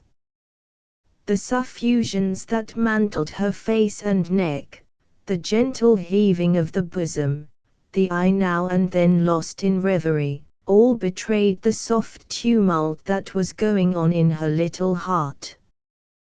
The aunts were continually hovering around her, for maiden aunts are apt to take great interest in affairs of this nature. They were giving her a world of state counsel how to deport herself, what to say, and in what manner to receive the expected lover. The Baron was no less busied in preparations.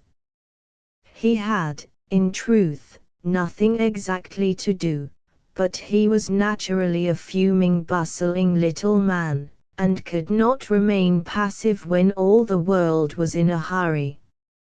He worried from top to bottom of the castle with an air of infinite anxiety. He continually called the servants from their work to exhort them to be diligent, and buzzed about every hall and chamber, as idly restless and importunate as a blue-bottle fly on a warm summer's day.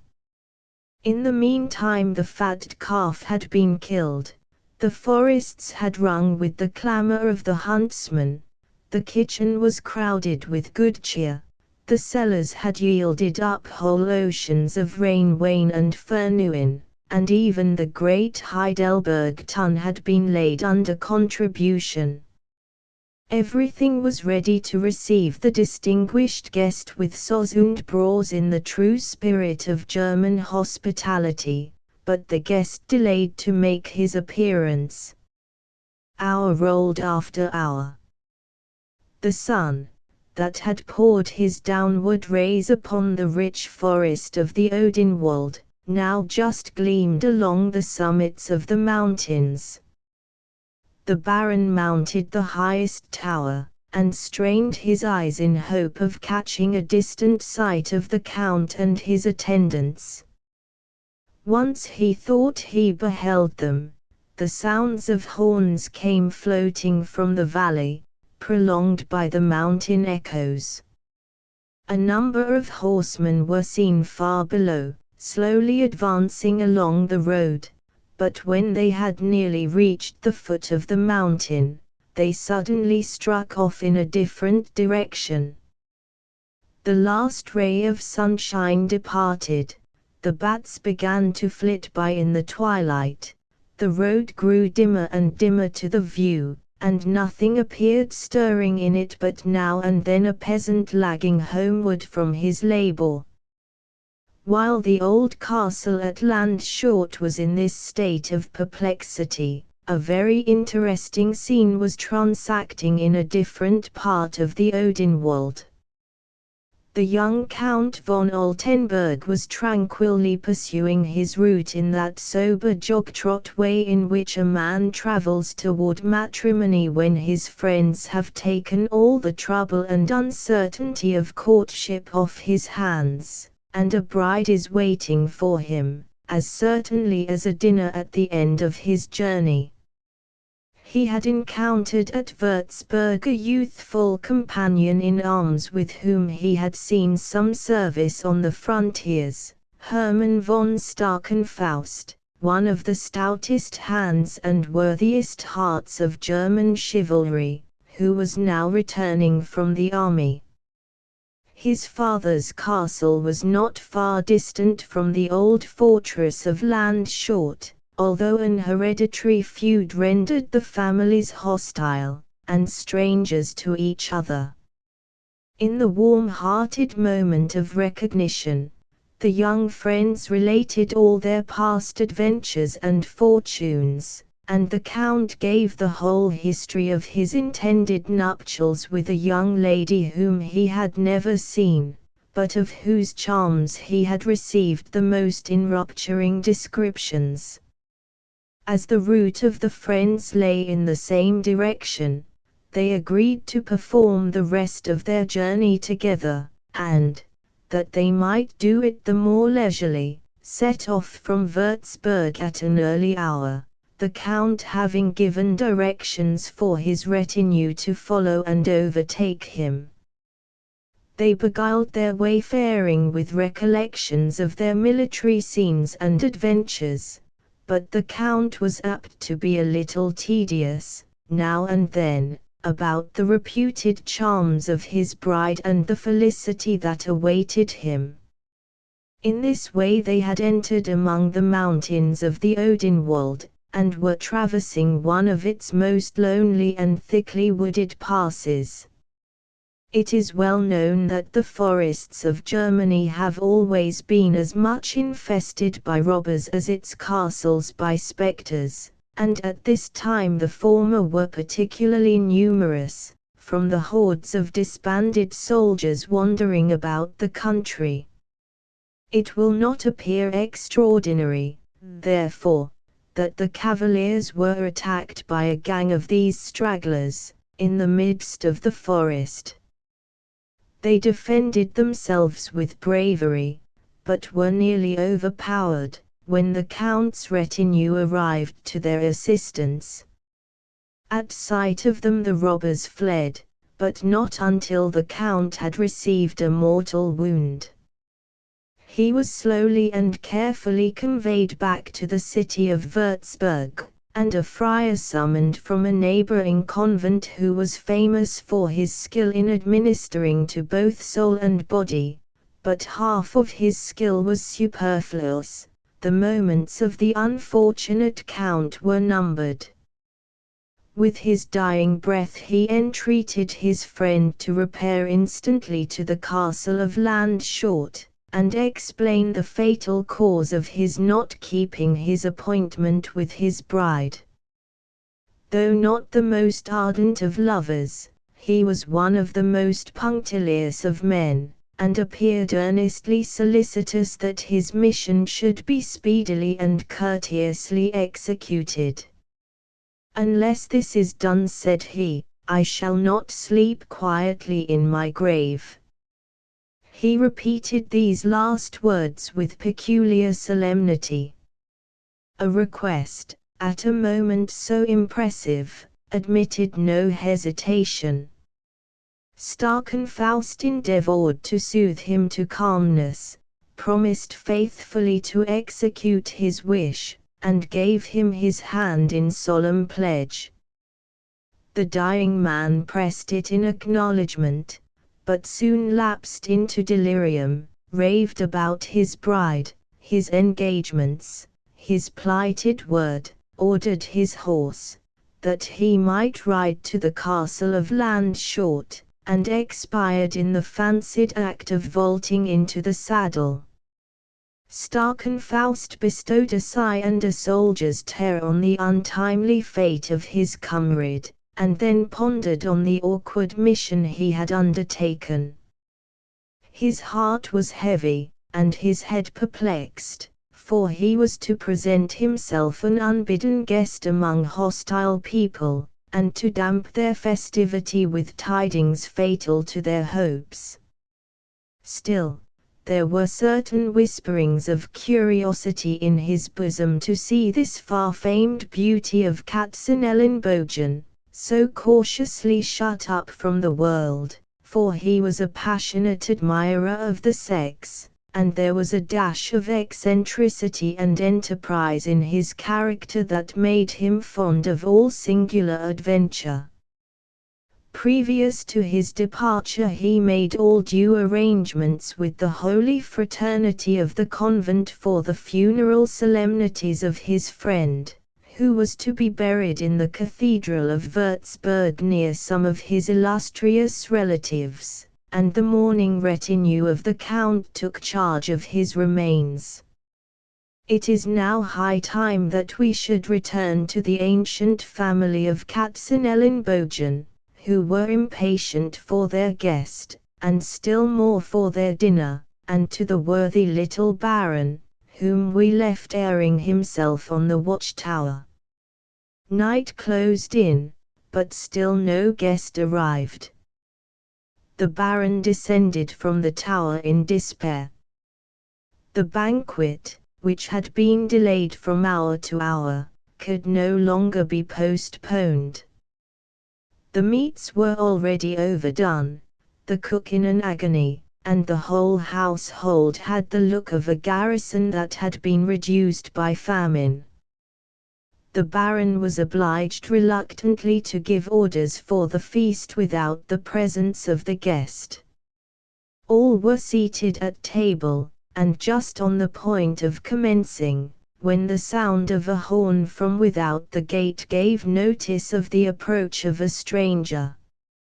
Another long blast filled the old courts of the castle with its echoes, and was answered by the warder from the walls. The Baron hastened to receive his future son-in-law. The drawbridge had been let down, and the stranger was before the gate. He was a tall, gallant cavalier mounted on a black steed. His countenance was pale, but he had a beaming, romantic eye, and an air of stately melancholy. The Baron was a little mortified that he should have come in this simple, solitary style. His dignity for a moment was ruffled, and he felt disposed to consider it a want of proper respect for the important occasion, and the important family with which he was to be connected. He pacified himself, however, with the conclusion that it must have been youthful impatience which had induced him thus to spur on sooner than his attendants. "I am sorry," said the stranger, "to break in upon you thus unseasonably." Here the Baron interrupted with a world of compliments and greetings, for, to tell the truth, he prided himself upon his courtesy and eloquence. The stranger attempted, once or twice, to stem the torrent of words, but in vain, so he bowed his head and suffered it to flow on. By the time the Baron had come to a pause, they had reached the inner court of the castle, and the stranger was again about to speak, when he was once more interrupted by the appearance of the female part of the family leading forth the shrinking and blushing bride. He gazed on her for a moment as one entranced. It seemed as if his whole soul beamed forth in the gaze, and rested upon that lovely form. One of the maiden aunts whispered something in her ear. She made an effort to speak, her moist blue eye was timidly raised, gave a shy glance of inquiry on the stranger, and was cast again to the ground. The words died away, but there was a sweet smile playing about her lips, and a soft dimpling of the cheek that showed her glance had not been unsatisfactory. It was impossible for a girl of the fond age of 18, highly predisposed for love and matrimony, not to be pleased with so gallant a cavalier. The late hour at which the guest had arrived left no time for parley. The Baron was peremptory, and deferred all particular conversation until the morning, and led the way to the untasted banquet. It was served up in the great hall of the castle. Around the walls hung the hard-favoured portraits of the heroes of the house of Katzenelnbogen, and the trophies which they had gained in the field and in the chase. Hacked corselets, splintered jousting spears, and tattered banners were mingled with the spoils of sylvan warfare. The jaws of the wolf and the tusks of the boar grinned horribly among crossbows and battle-axes, and a huge pair of antlers branched immediately over the head of the youthful bridegroom. The cavalier took but little notice of the company or the entertainment. He scarcely tasted the banquet, but seemed absorbed in admiration of his bride. He conversed in a low tone that could not be overheard, for the language of love is never loud, but where is the female ear so dull that it cannot catch the softest whisper of the lover? There was a mingled tenderness and gravity in his manner, that appeared to have a powerful effect upon the young lady. Her color came and went as she listened with deep attention. Now and then she made some blushing reply, and when his eye was turned away, she would steal a sidelong glance at his romantic countenance and heave a gentle sigh of tender happiness. It was evident that the young couple were completely enamored. The aunts, who were deeply versed in the mysteries of the heart, declared that they had fallen in love with each other at first sight. The feast went on merrily, or at least noisily, for the guests were all blessed with those keen appetites that attend upon light purses and mountain air. The Baron told his best and longest stories, and never had he told them so well, or with such great effect. If there was anything marvelous, his auditors were lost in astonishment, and if anything facetious, they were sure to laugh exactly in the right place. The Baron, it is true, like most great men, was too dignified to utter any joke but a dull one. It was always enforced, however, by a bumper of excellent Hockheimer, and even a dull joke, at one's own table, served up with jolly old wine, is irresistible. Many good things were said by poorer and keener wits that would not bear repeating, except on similar occasions. Many sly speeches whispered in ladies' ears, that almost convulsed them with suppressed laughter, and a song or two roared out by a poor, but merry and broad-faced cousin of the Baron that absolutely made the maiden aunts hold up their fans. Amidst all this revelry, the stranger guest maintained a most singular and unseasonable gravity. His countenance assumed a deeper cast of dejection as the evening advanced, and, strange as it may appear, even the Baron's jokes seemed only to render him the more melancholy. At times he was lost in thought, and at times there was a perturbed and restless wandering of the eye that bespoke a mind but ill at ease. His conversations with the bride became more and more earnest and mysterious. Lowering clouds began to steal over the fair serenity of her brow, and tremors to run through her tender frame. All this could not escape the notice of the company. Their gaiety was chilled by the unaccountable gloom of the bridegroom. Their spirits were infected. Whispers and glances were interchanged, accompanied by shrugs and dubious shakes of the head. The song and the laugh grew less and less frequent.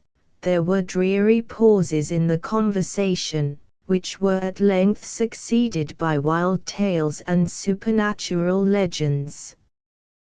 One dismal story produced another still more dismal, and the Baron nearly frightened some of the ladies into hysterics with the history of the goblin horseman that carried away the fair Leonora, a dreadful story which has since been put into excellent verse, and is read and believed by all the world.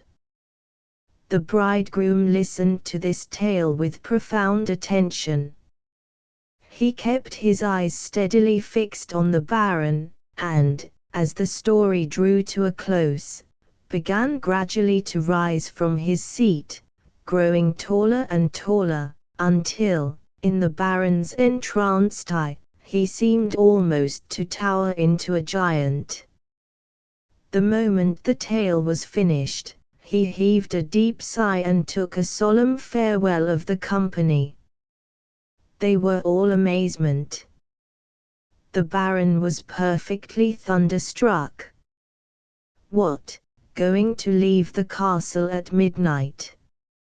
Why, everything was prepared for his reception, a chamber was ready for him if he wished to retire. The stranger shook his head mournfully and mysteriously. I must lay my head in a different chamber tonight. There was something in this reply, and the tone in which it was uttered, that made the Baron's heart misgive him, but he rallied his forces and repeated his hospitable entreaties.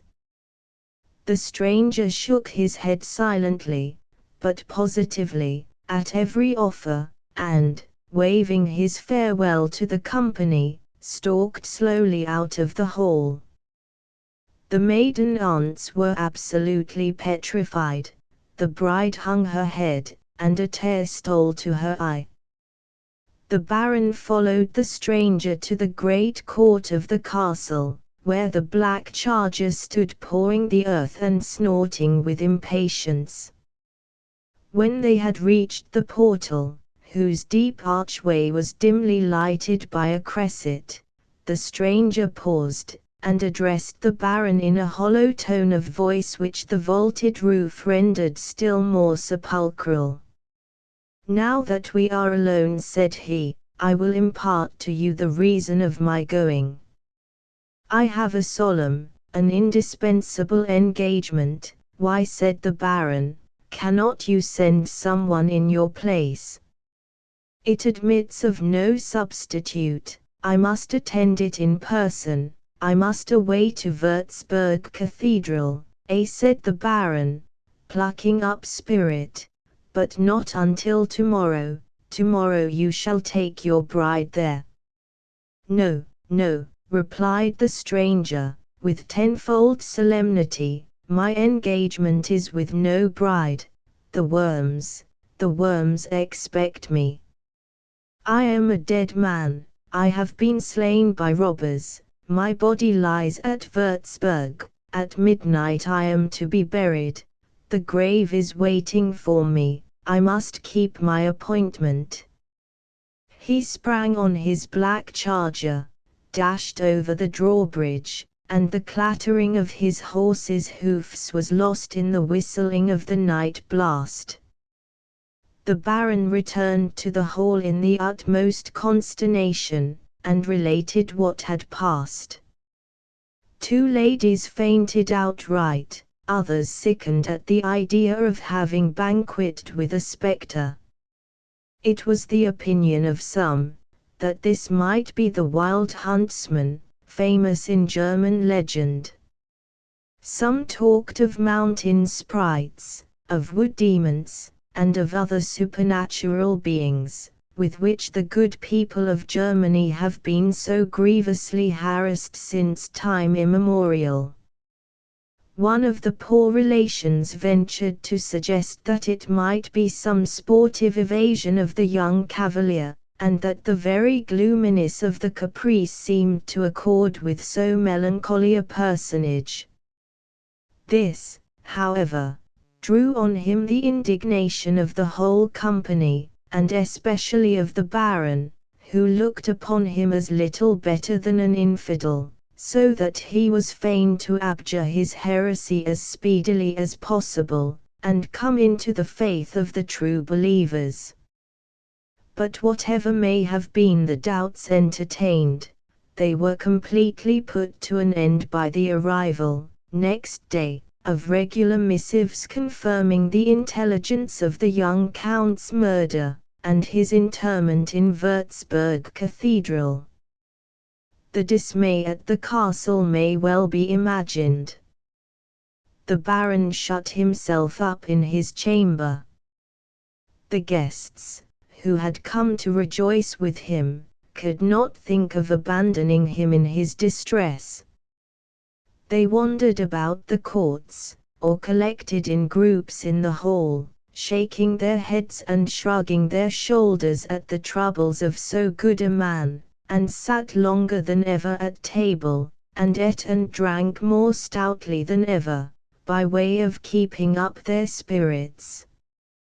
But the situation of the widowed bride was the most pitiable. To have lost a husband before she had even embraced him, and such a husband! If the very spectre could be so gracious and noble, what must have been the living man? She filled the house with lamentations. On the night of the second day of her widowhood, she had retired to her chamber, accompanied by one of her aunts who insisted on sleeping with her. The aunt, who was one of the best tellers of ghost stories in all Germany, had just been recounting one of her longest, and had fallen asleep in the very midst of it. The chamber was remote, and overlooked a small garden. The niece lay pensively gazing at the beams of the rising moon, as they trembled on the leaves of an aspen tree before the lattice. The castle clock had just tolled midnight, when a soft strain of music stole up from the garden. She rose hastily from her bed, and stepped lightly to the window. A tall figure stood among the shadows of the trees. As it raised its head, a beam of moonlight fell upon the countenance. Heaven and earth! She beheld the spectre bridegroom. A loud shriek at that moment burst upon her ear, and her aunt, who had been awakened by the music, and had followed her silently to the window, fell into her arms. When she looked again, the spectre had disappeared. Of the two females, the aunt now required the most soothing, for she was perfectly beside herself with terror. As to the young lady, there was something, even in the spectre of her lover, that seemed endearing. There was still the semblance of manly beauty, and though the shadow of a man is but little calculated to satisfy the affections of a lovesick girl, yet, where the substance is not to be had, even that is consoling. The aunt declared she would never sleep in that chamber again. The niece, for once, was refractory, and declared as strongly that she would sleep in no other in the castle.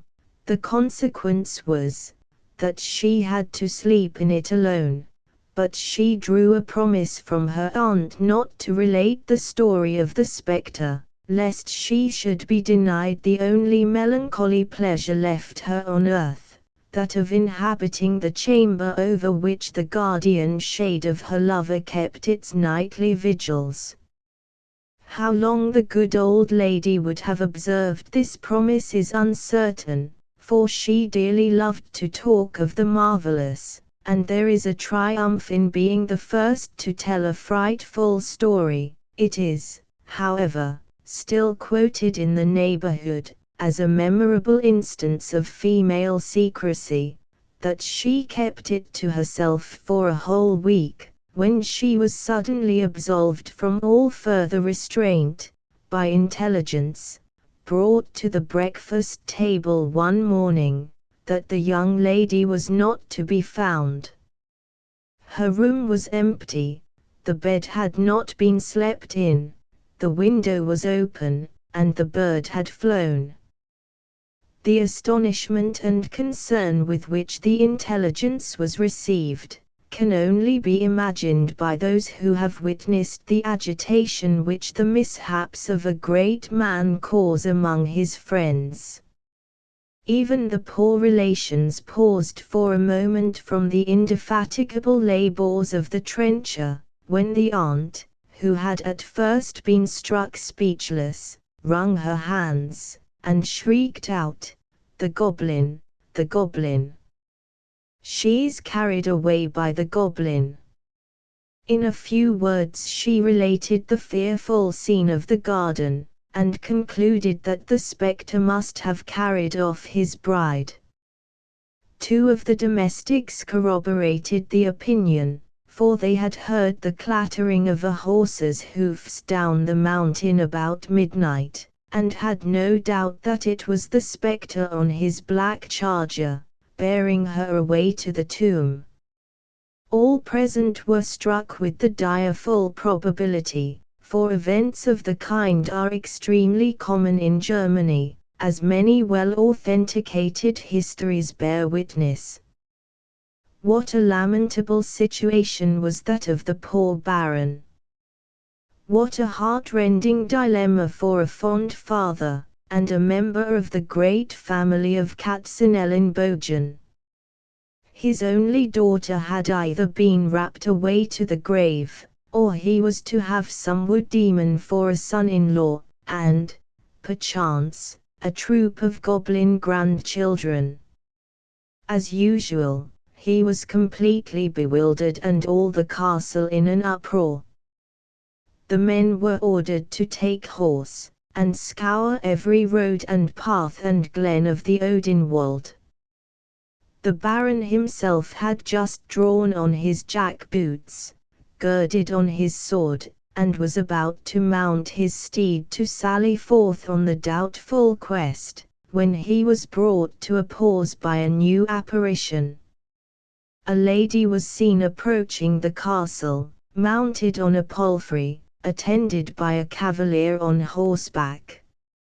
She galloped up to the gate, sprang from her horse, and falling at the Baron's feet, embraced his knees. It was his lost daughter, and her companion, the spectre bridegroom. The Baron was astounded. He looked at his daughter, then at the spectre, and almost doubted the evidence of his senses. The latter, too, was wonderfully improved in his appearance since his visit to the world of spirits. His dress was splendid, and set off a noble figure of manly symmetry. He was no longer pale and melancholy. His fine countenance was flushed with the glow of youth, and joy rioted in his large dark eye. The mystery was soon cleared up. The cavalier, for in truth, as you must have known all the while, he was no goblin, announced himself as Sir Hermann von Starkenfaust. He related his adventure with the young count. He told how he had hastened to the castle to deliver the unwelcome tidings, but that the eloquence of the Baron had interrupted him in every attempt to tell his tale. How the sight of the bride had completely captivated him, and that to pass a few hours near her, he had tacitly suffered the mistake to continue. How he had been sorely perplexed in what way to make a decent retreat, until the Baron's goblin stories had suggested his eccentric exit. How, fearing the feudal hostility of the family, he had repeated his visits by stealth, had haunted the garden beneath the young lady's window, had wooed, had won, had borne away in triumph, and, in a word, had wedded the fair. Under any other circumstances the Baron would have been inflexible, for he was tenacious of paternal authority, and devoutly obstinate in all family feuds. But he loved his daughter, he had lamented her as lost, he rejoiced to find her still alive, and, though her husband was of a hostile house, yet, thank heaven, he was not a goblin. There was something, it must be acknowledged, that did not exactly accord with his notions of strict veracity, in the joke the knight had passed upon him of his being a dead man, but several old friends present, who had served in the wars, assured him that every stratagem was excusable in love, and that the cavalier was entitled to a special privilege, having lately served as a trooper. Matters, therefore, were happily arranged. The Baron pardoned the young couple on the spot. The revels at the castle were resumed. The poor relations overwhelmed this new member of the family with loving kindness. He was so gallant, so generous, and so rich. The aunts, it is true, were somewhat scandalized that their system of strict seclusion and passive obedience should be so badly exemplified, but attributed it all to their negligence in not having the windows grated. One of them was particularly mortified at having her marvelous story marred, and that the only spectre she had ever seen should turn out a counterfeit. But the niece seemed perfectly happy at having found him substantial flesh and blood, and so the story ends. Footnotes 2. The erudite reader, well versed in good-for-nothing lore, will perceive that the above tale must have been suggested to the old Swiss by a little French anecdote, a circumstance said to have taken place at Paris. 3. i.e., Cat's Elbow. The name of a family of those parts very powerful in former times.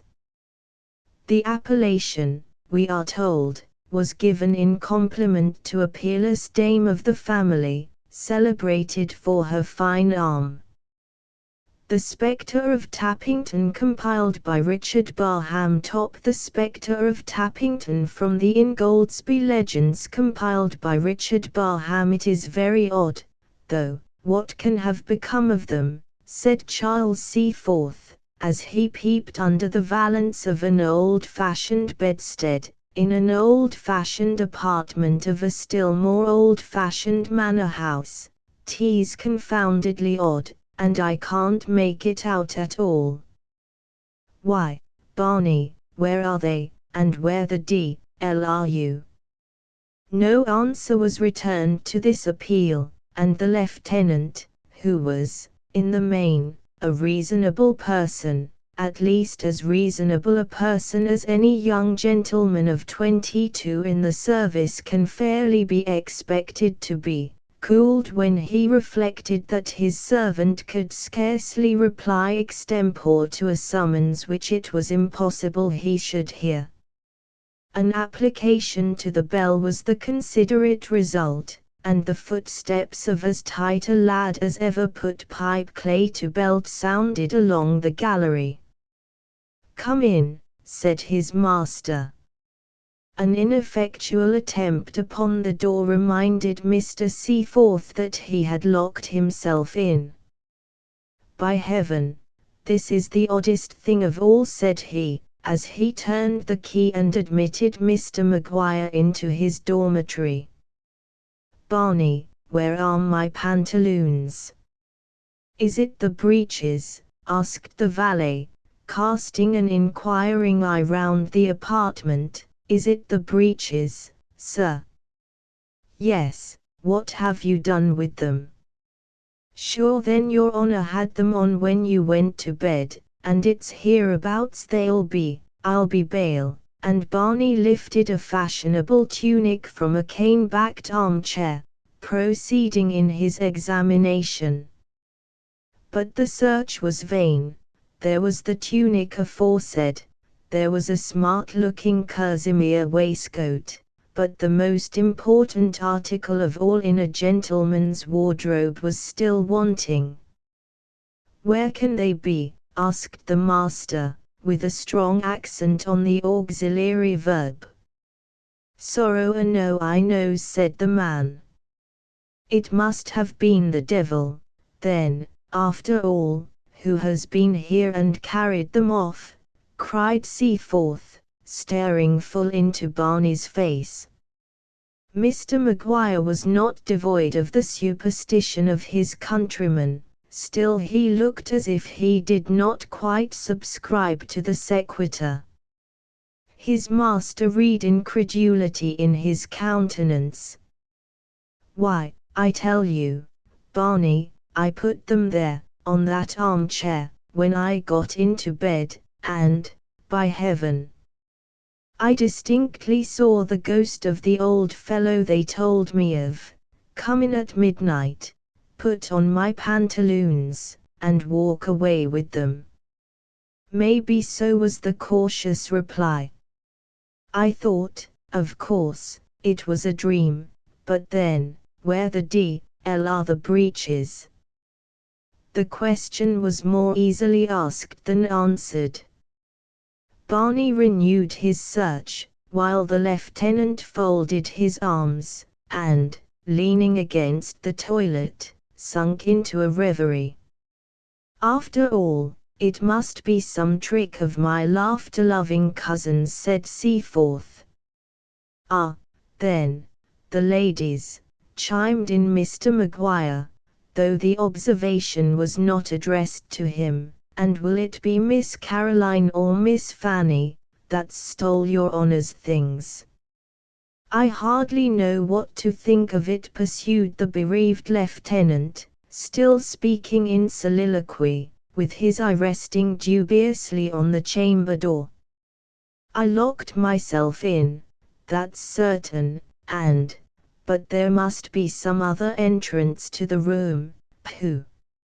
I remember, the private staircase. How could I be such a fool?" And he crossed the chamber to where a low oaken doorcase was dimly visible in a distant corner. He paused before it. Nothing now interfered to screen it from observation, but it bore tokens of having been at some earlier period concealed by tapestry, remains of which yet clothed the walls on either side the portal. "This way they must have come," said Seaforth. "I wish with all my heart I had caught them." "Ark, the kittens," sighed Mr. Barney Maguire. But the mystery was yet as far from being solved as before.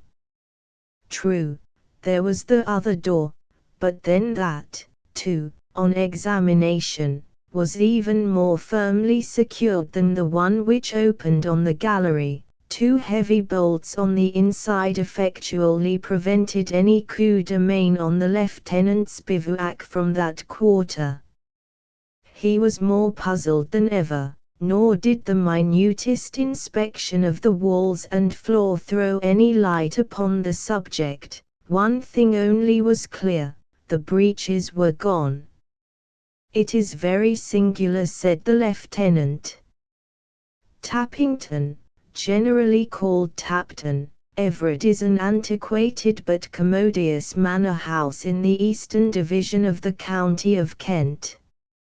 A former proprietor had been High Sheriff in the days of Elizabeth, and many a dark and dismal tradition was yet extant of the licentiousness of his life, and the enormity of his offences. The glen, which the keeper's daughter was seen to enter, but never known to quit, still frowns darkly as of yore, while an ineradicable blood stain on the oaken stair yet bids defiance to the united energies of soap and sand.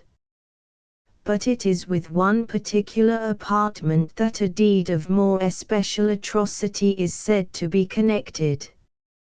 A stranger guest, so runs the legend, arrived unexpectedly at the mansion of the bad Sir Giles. They met in apparent friendship, but the ill-concealed scowl on their master's brow told the domestics that the visit was not a welcome one. The banquet, however, was not spared. The wine cup circulated freely, too freely, perhaps, for sounds of discord at length reached the ears of even the excluded serving men, as they were doing their best to imitate their betters in the lower hall.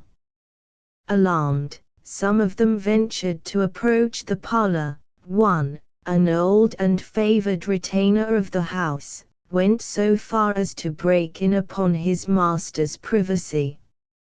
Sir Giles, already high in oath, fiercely enjoined his absence, and he retired, not, however, before he had distinctly heard from the stranger's lips a menace that there was that within his pocket which could disprove the knight's right to issue that or any other command within the walls of Tapton. The intrusion, though momentary, seemed to have produced a beneficial effect. The voices of the disputants fell, and the conversation was carried on thenceforth in a more subdued tone, till, as evening closed in, the domestics, when summoned to attend with lights, found not only cordiality restored, but that a still deeper caress was meditated. Fresh stoups, and from the choicest bins, were produced, nor was it till at a late, or rather early hour, that the revellers sought their chambers. The one allotted to the stranger occupied the first floor of the eastern angle of the building, and had once been the favourite apartment of Sir Giles himself. Scandal ascribed this preference to the facility which a private staircase, communicating with the grounds, had afforded him, in the old knight's time, of following his wicked courses unchecked by parental observation, a consideration which ceased to be of weight when the death of his father left him uncontrolled master of his estate and actions. From that period Sir Giles had established himself in what were called the state apartments, and the oaken chamber was rarely tenanted, save on occasions of extraordinary festivity, or when the Yule log drew an unusually large accession of guests around the Christmas hearth. On this eventful night it was prepared for the unknown visitor, who sought his couch heated and inflamed from his midnight orgies, and in the morning was found in his bed a swollen and blackened corpse. No marks of violence appeared upon the body, but the livid hue of the lips, and certain dark-colored spots visible on the skin, aroused suspicions which those who entertained them were too timid to express. Apoplexy, induced by the excesses of the preceding night, Sir Giles's confidential leech pronounced to be the cause of his sudden dissolution. The body was buried in peace, and though some shook their heads as they witnessed the haste with which the funeral rites were hurried on, none ventured to murmur.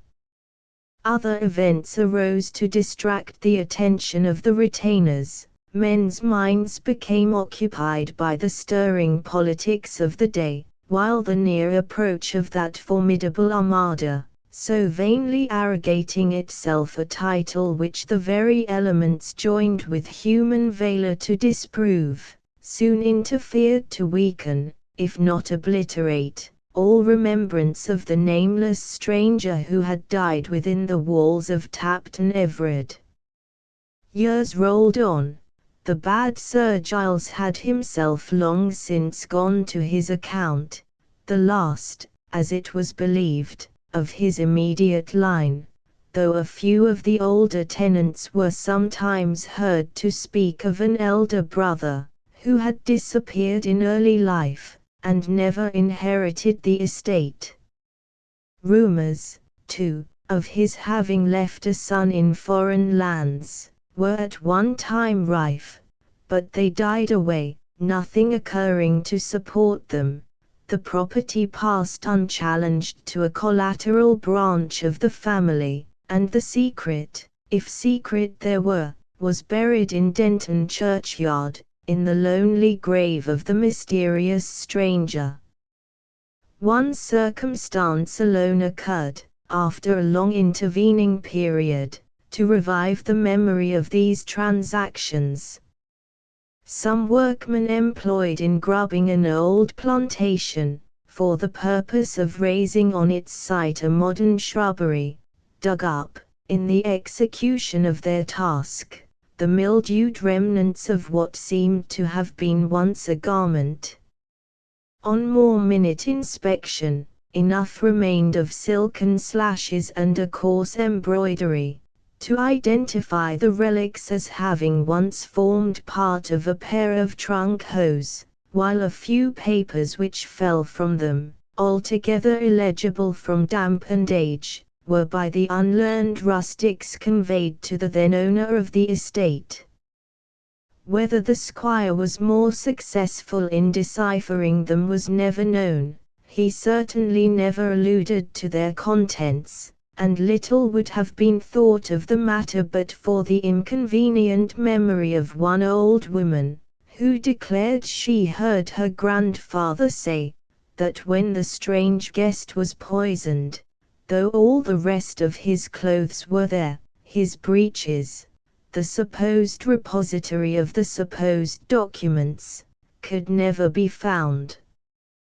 The master of Tapton Everett smiled when he heard Dame Jones's hint of deeds which might impeach the validity of his own title in favour of some unknown descendant of some unknown heir, and the story was rarely alluded to, save by one or two miracle-mongers, who had heard that others had seen the ghost of old Sir Giles, in his night-cap, issue from the postern, enter the adjoining copse, and wring his shadowy hands in agony, as he seemed to search vainly for something hidden among the evergreens.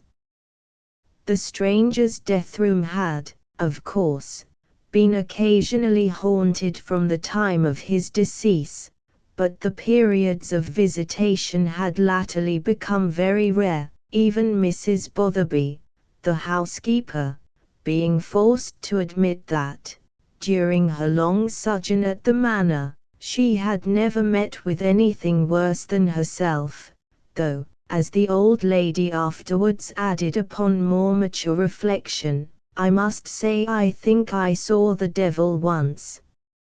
Such was the legend attached to Tapton Everett, and such the story which the lively Caroline Ingoldsby detailed to her equally mercurial cousin, Charles Seaforth, lieutenant in the Honourable East India Company's 2nd Regiment of Bombay Fencibles, as arm in arm they promenaded a gallery decked with some dozen grim-looking ancestral portraits, and, among others, with that of the redoubted Sir Giles himself. The gallant commander had that very morning paid his first visit to the house of his maternal uncle, after an absence of several years passed with his regiment on the arid plains of Hindustan, whence he was now returned on a 3 years' furlough. He had gone out a boy, he returned a man. But the impression made upon his youthful fancy by his favourite cousin remained unimpaired, and to Tapton he directed his steps, even before he sought the home of his widowed mother, comforting himself in this breach of filial decorum by the reflection that, as the manor was so little out of his way, it would be unkind to pass, as it were, the door of his relatives, without just looking in for a few hours. But he found his uncle as hospitable, and his cousin more charming than ever, and the looks of one, and the requests of the other, soon precluded the possibility of refusing to lengthen the few hours into a few days, though the house was at the moment full of visitors. The Peterses were from Ramsgate, and Mrs. and the 2 Miss Simpkinsons, from Bath, had come to pass a month with the family, and Tom Ingoldsby had brought down his college friend the Honourable Augustus Sucklethumkin, with his groom and pointers, to take a fortnight's shooting. And then there was Mrs. Ogleton, the rich young widow, with her large black eyes, who, people did say, was setting her cap at the young squire, though Mrs. Botherby did not believe it, and, above all, there was Mademoiselle Pauline, her femme de chambre, who mondiud everything and everybody, and cried "Quelle horreur!" at Mrs. Botherby's cap. In short, to use the last named and much respected lady's own expression, the house was choke-full to the very attics, all save the oaken chamber which, as the lieutenant expressed a most magnanimous disregard of ghosts, was forthwith appropriated to his particular accommodation. Mr. Maguire meanwhile was fain to share the apartment of Oliver Dobbs, the squire's own man, a jocular proposal of joint occupancy having been first indignantly rejected by Mademoiselle, though preferred with the last taste in life of Mr. Barney's most insinuating brogue. "Come, Charles, the urn is absolutely getting cold. Your breakfast will be quite spoiled. What can have made you so idle?" Such was the morning salutation of Miss Ingoldsby to the militaire as he entered the breakfast-room half an hour after the latest of the party. "A pretty gentleman, truly, to make an appointment with," chimed in Miss Frances. "What is become of our ramble to the rocks before breakfast?" "Oh, the young men never think of keeping a promise now," said Mrs. Peters, a little ferret-faced woman with underdone eyes. "When I was a young man," said Mr. Peters, "I remember I always made a point of—" "Pray, how long ago was that?" asked Mr. Simpkinson from Bath. "Why, sir, when I married Mrs. Peters, I was, let me see, I was—" "Do pray hold your tongue, P., and eat your breakfast," interrupted his better half, who had a mortal horror of chronological references. "It's very rude to tease people with your family affairs." The lieutenant had by this time taken his seat in silence, a good-humoured nod, and a glance, half smiling, half inquisitive, being the extent of his salutation. Smitten as he was, and in the immediate presence of her who had made so large a hole in his heart, his manner was evidently distrait, which the fair Caroline in her secret soul attributed to his being solely occupied by her agremens. How would she have bridled had she known that they only shared his meditations with a pair of breeches? Charles drank his coffee and spiked some half-dozen eggs, darting occasionally a penetrating glance at the ladies, in hope of detecting the supposed waggery by the evidence of some furtive smile or conscious look.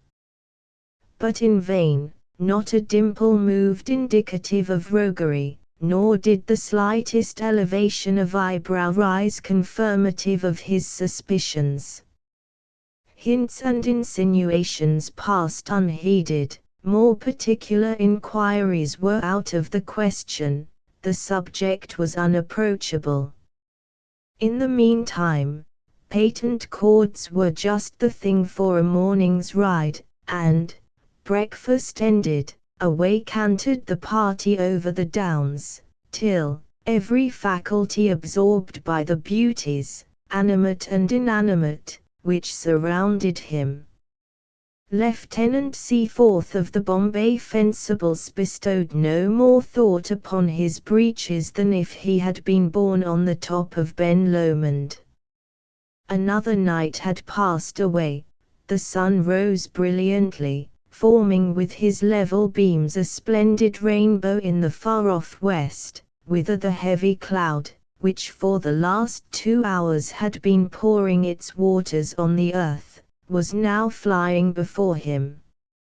"Ah, then, and it's little good it'll be the clarning of ye," apostrophized Mr. Barney Maguire, as he deposited, in front of his master's toilet, a pair of brand new jockey boots, one of Hobby's primest fits, which the lieutenant had purchased in his way through town. On that very morning had they come for the first time under the valet's decorating hand, so little soiled, indeed, from the turfy ride of the preceding day, that a less scrupulous domestic might, perhaps, have considered the application of Warren's matchless or oxalic acid altogether superfluous. Not so Barney. With the nicest care had he removed the slightest impurity from each polished surface, and there they stood, rejoicing in their sable radiance. No wonder a pang shot across Mr. Maguire's breast as he thought on the work now cut out for them, so different from the light labours of the day before. No wonder he murmured with a sigh, as the scarce dried window panes disclosed a road now inch-deep in mud. "Ah, then, it's little good clarning of ye." For well had he learned in the hall below that 8 miles of a stiff clay soil lay between the manor and Bolsover Abbey, whose picturesque ruins, like ancient Rome, majestic in decay, the party had determined to explore. The master had already commenced dressing, and the man was fitting straps upon a light pair of crane-necked spurs, when his hand was arrested by the old question, "Barney, where are the breeches?" They were nowhere to be found. Mr. Seaforth descended that morning, whip in hand, and equipped in a handsome green riding frock, but no breeches and boots to match were there. Loose jean trousers, surmounting a pair of diminutive Wellingtons, embraced, somewhat incongruously, his nether man, vice the patent cords returned, like yesterday's pantaloons, absent without leave. The top boots had a holiday. "A fine morning after the rain," said Mr. Simpkinson from Bath. "Just the thing for the ops," said Mr. Peters.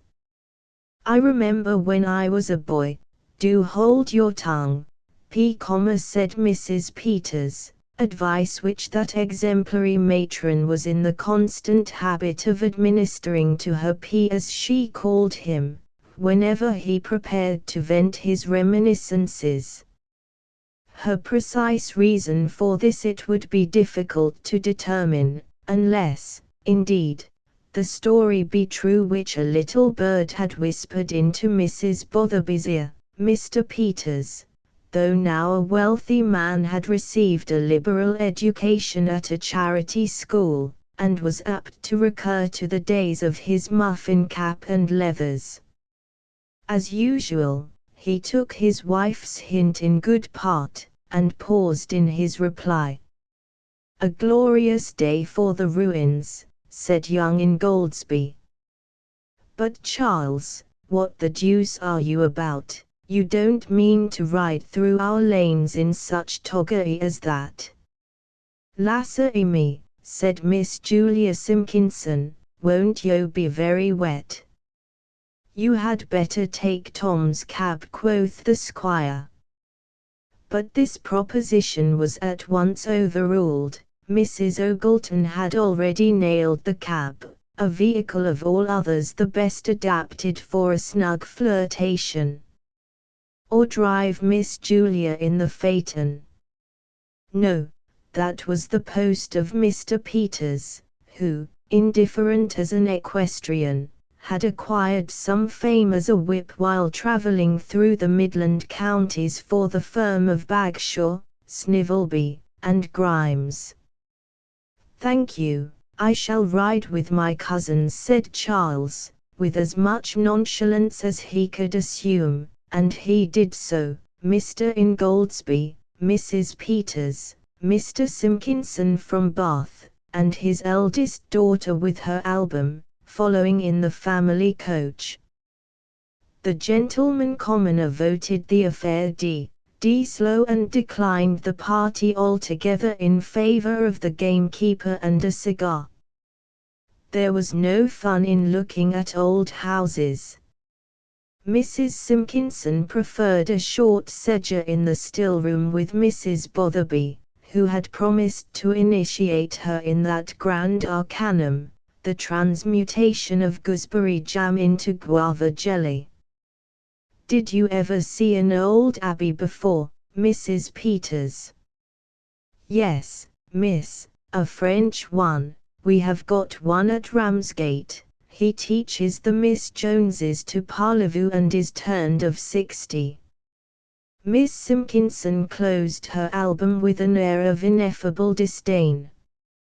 Mr. Simpkinson from Bath was a professed antiquary, and one of the first water. He was master of Gwillim's Heraldry, and Mill's History of the Crusades, knew every plate in the Monasticon, had written an essay on the origin and dignity of the office of overseer, and settled the date on a Queen Anne's farthing. An influential member of the Antiquarian Society, to whose Beauties of Bagnigge Wells he had been a liberal subscriber, procured him a seat at the board of that learned body, since which happy epoch Sylvanus Urban had not a more indefatigable correspondent.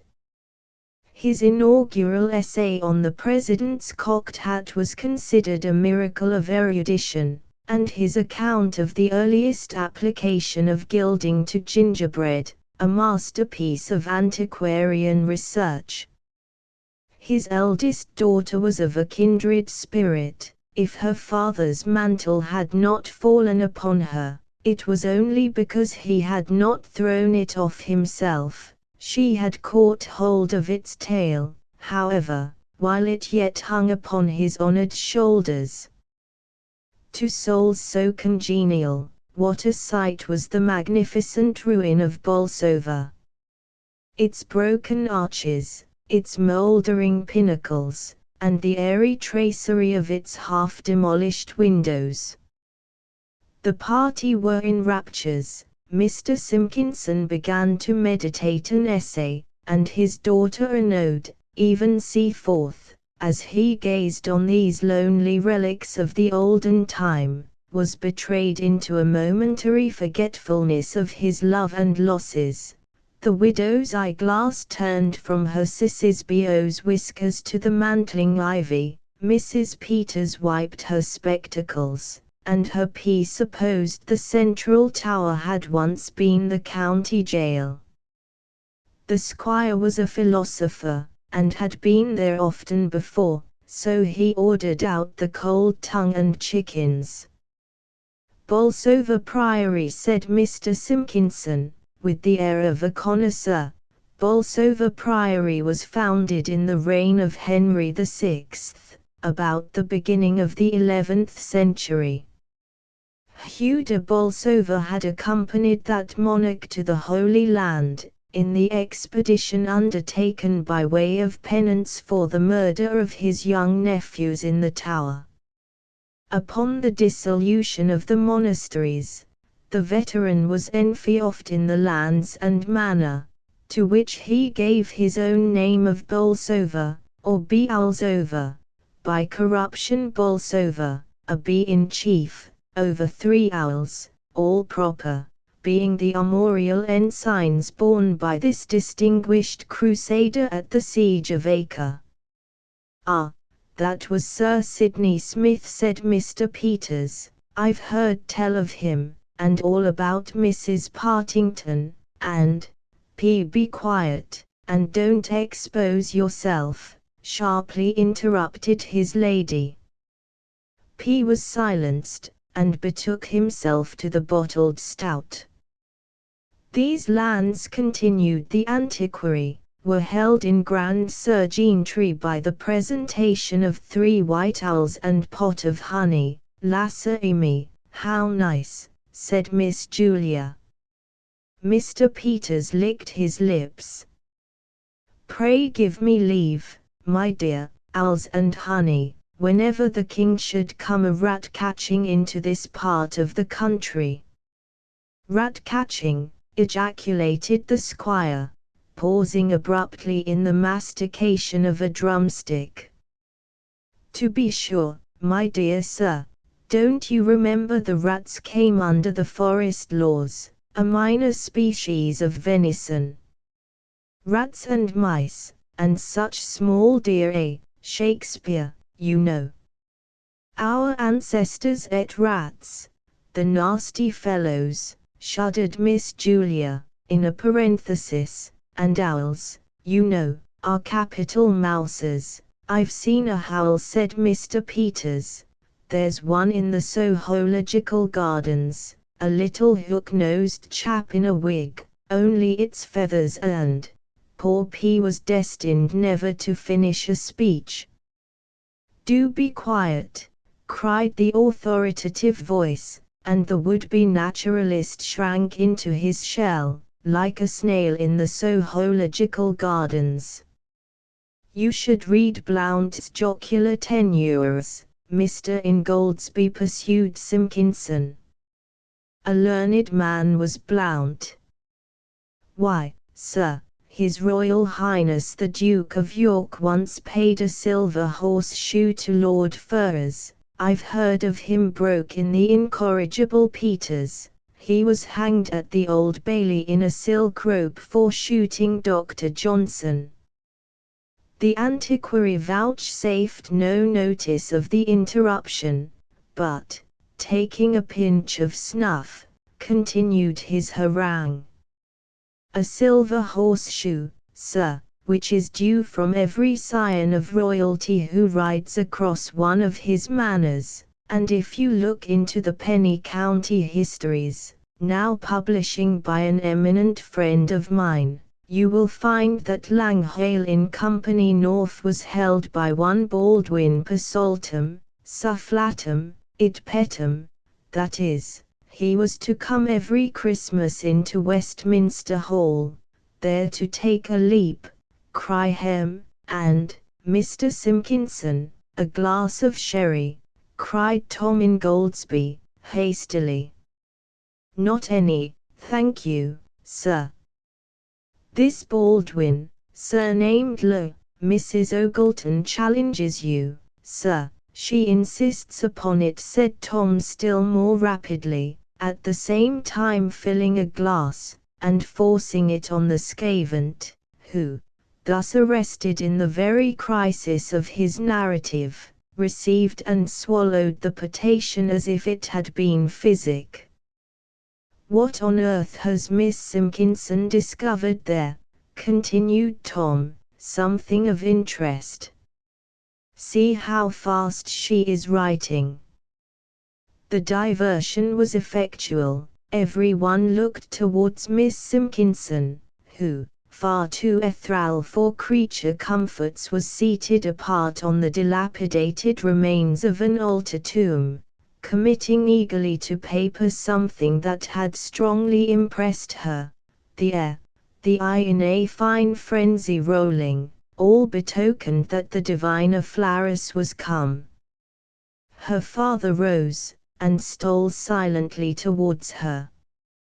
What an old bore, muttered young Ingoldsby, alluding, perhaps, to a slice of brawn which he had just begun to operate upon, but which, from the celerity with which it disappeared, did not seem so very difficult of mastication.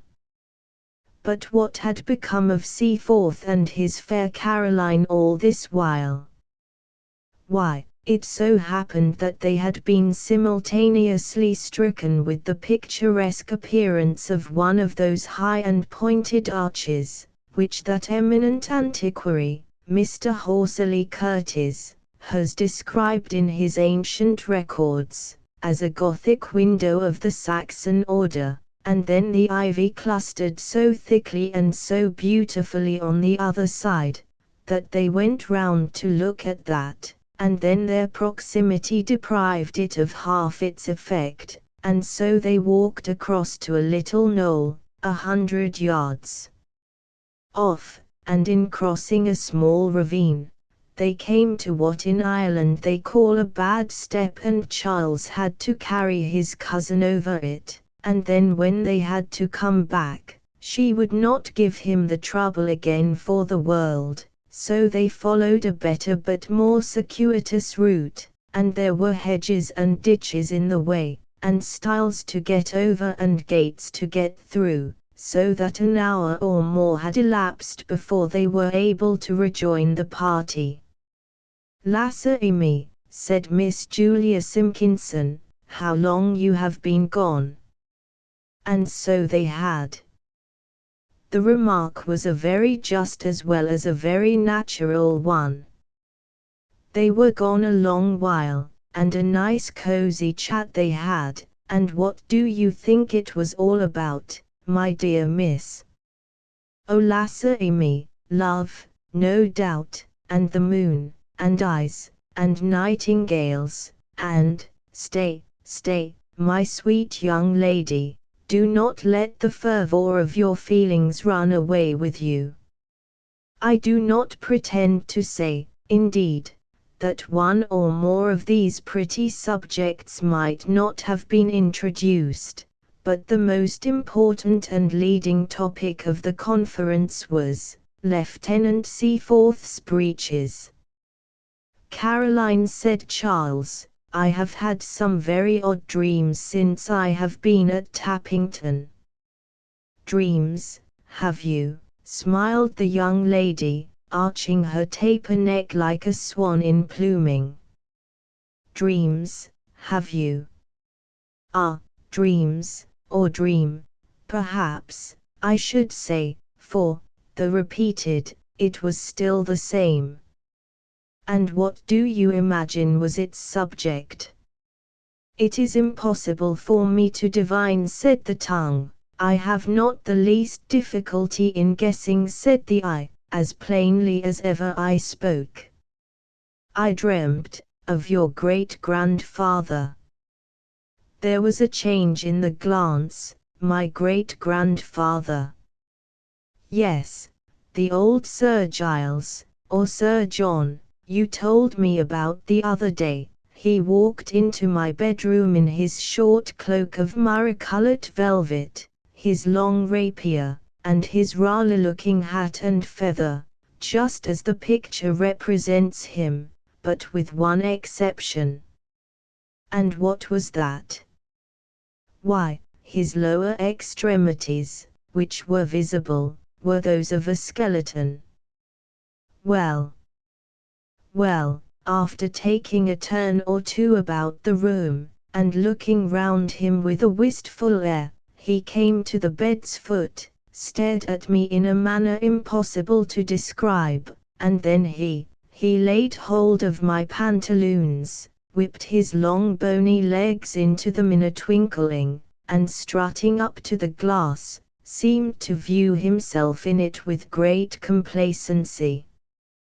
I tried to speak, but in vain. The effort, however, seemed to excite his attention, for, wheeling about, he showed me the grimmest-looking death's head you can well imagine, and with an indescribable grin strutted out of the room. Absurd! Charles! How can you talk such nonsense? But, Caroline, the breeches are really gone. On the following morning, contrary to his usual custom, Seaforth was the first person in the breakfast parlour. As no one else was present, he did precisely what 9 young men out of 10 so situated would have done. He walked up to the mantelpiece, established himself upon the rug, and subducting his coat-tails one under each arm, turned towards the fire that portion of the human frame which it is considered equally indecorous to present to a friend or an enemy.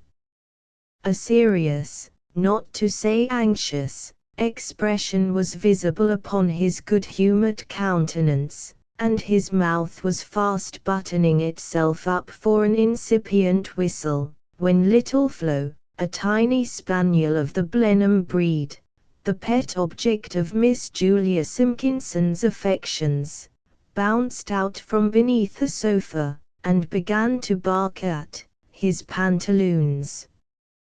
They were cleverly built of a light grey mixture, a broad stripe of the most vivid scarlet traversing each seam in a perpendicular direction from hip to ankle, in short, the regimental costume of the Royal Bombay Fencibles. The animal, educated in the country, had never seen such a pair of breeches in her life, omnignotum pro magnifico. The scarlet streak, inflamed as it was by the reflection of the fire, seemed to act on Flora's nerves as the same color does on those of bulls and turkeys. She advanced at the pas de charge, and her vociferation, like her amazement, was unbounded. A sound kick from the disgusted officer changed its character, and induced a retreat at the very moment when the mistress of the pugnacious quadruped entered to the rescue. "Lassez me! Flo, what is the matter?" cried the sympathizing lady, with a scrutinizing glance leveled at the gentleman. It might as well have lighted on a feather bed. His air of imperturbable unconsciousness defied examination, and as he would not, and Flora could not, expound, that injured individual was compelled to pocket up her wrongs. Others of the household soon dropped in, and clustered round the board dedicated to the most sociable of meals. The urn was paraded hissing hot, and the cups which cheer, but not inebriate, steamed redolent of hyson and pekoe, muffins and marmalade, newspapers, and Finnan haddies, left little room for observation on the character of Charles's warlike turnout. At length a look from Caroline, followed by a smile that nearly ripened to a titter, caused him to turn abruptly and address his neighbor. It was Miss Simpkinson, who, deeply engaged in sipping her tea and turning over her album, seemed, like a female chrononotanthologus, immersed in cogibundity of cogitation. An interrogatory on the subject of her studies drew from her the confession that she was at that moment employed in putting the finishing touches to a poem inspired by the romantic shades of Bolsover. The entreaties of the company were of course urgent. Mr. Peters, who liked verses, was especially persevering, and Sappho at length compliant. After a preparatory hem, and a glance at the mirror to ascertain that her look was sufficiently sentimental, the poetess began, "There is a calm, a holy feeling, vulgar minds can never know, o'er the bosom softly stealing, chastened grief, delicious woe. Oh! How sweet at eve regaining yon lone tower's sequestered shade, sadly mute and uncomplaining, yow, yowf, yowf, yow, yow, yelled a hapless sufferer from beneath the table. It was an unlucky hour for quadrupeds, and if every dog will have his day, he could not have selected a more unpropitious one than this. Mrs. Ogleton, too, had a pet, a favorite pug, whose squab figure, black muzzle, and tortuosity of tail, that curled like a head of celery in a salad bowl, bespoke his Dutch extraction. Yow! Yow! Yow! Continued the brute, a chorus in which Flo instantly joined. Sooth to say, Pug had more reason to express his dissatisfaction than was given him by the muse of Simpkinson, the other only barked for company. Scarcely had the poetess got through her first stanza, when Tom Ingoldsby, in the enthusiasm of the moment, became so lost in the material world, that, in his abstraction, he unwarily laid his hand on the cock of the urn. Quivering with emotion, he gave it such an unlucky twist, that the full stream of its scalding contents descended on the gingerbread hide of the unlucky Cupid. The confusion was complete, the whole economy of the table disarranged, the company broke up in most admired disorder, and vulgar minds will never know anything more of Miss Simpkinson's ode till they peruse it in some forthcoming annual. Seaforth profited by the confusion to take the delinquent who had caused this stramash by the arm, and to lead him to the lawn, where he had a word or two for his private ear. The conference between the young gentlemen was neither brief in its duration nor unimportant in its result. The subject was what the lawyers call tripartite, embracing the information that Charles Seaforth was over head and ears in love with Tom Ingoldsby's sister, secondly, that the lady had referred him to Papa for his sanction, thirdly, and lastly, his nightly visitations and consequent bereavement. At the two first times Tom smiled suspiciously, at the last he burst out into an absolute guffaw. "Steal your breeches! Miss Bailey over again, by Jove!" shouted Ingoldsby. "But a gentleman, you say, and Sir Giles, too. I am not sure, Charles, whether I ought not to call you out for aspersing the honor of the family. Laugh as you will, Tom, be as incredulous as you please. One fact is incontestable, the breeches are gone. Look here, I am reduced to my regimentals, and if these go, tomorrow I must borrow of you. Rochefoucauld says, there is something in the misfortunes of our very best friends that does not displease us. Assuredly we can, most of us, laugh at their petty inconveniences, till called upon to supply them." Tom composed his features on the instant, and replied with more gravity, as well as with an expletive, which, if my Lord Mayor had been within hearing, might have cost him 5 shillings. "There is something very queer in this, after all. The clothes, you say, have positively disappeared. Somebody is playing you a trick, and, 10 to 1, your servant had a hand in it. By the way, I heard something yesterday of his kicking up a bobbery in the kitchen, and seeing a ghost, or something of that kind, himself. Depend upon it, Barney is in the plot."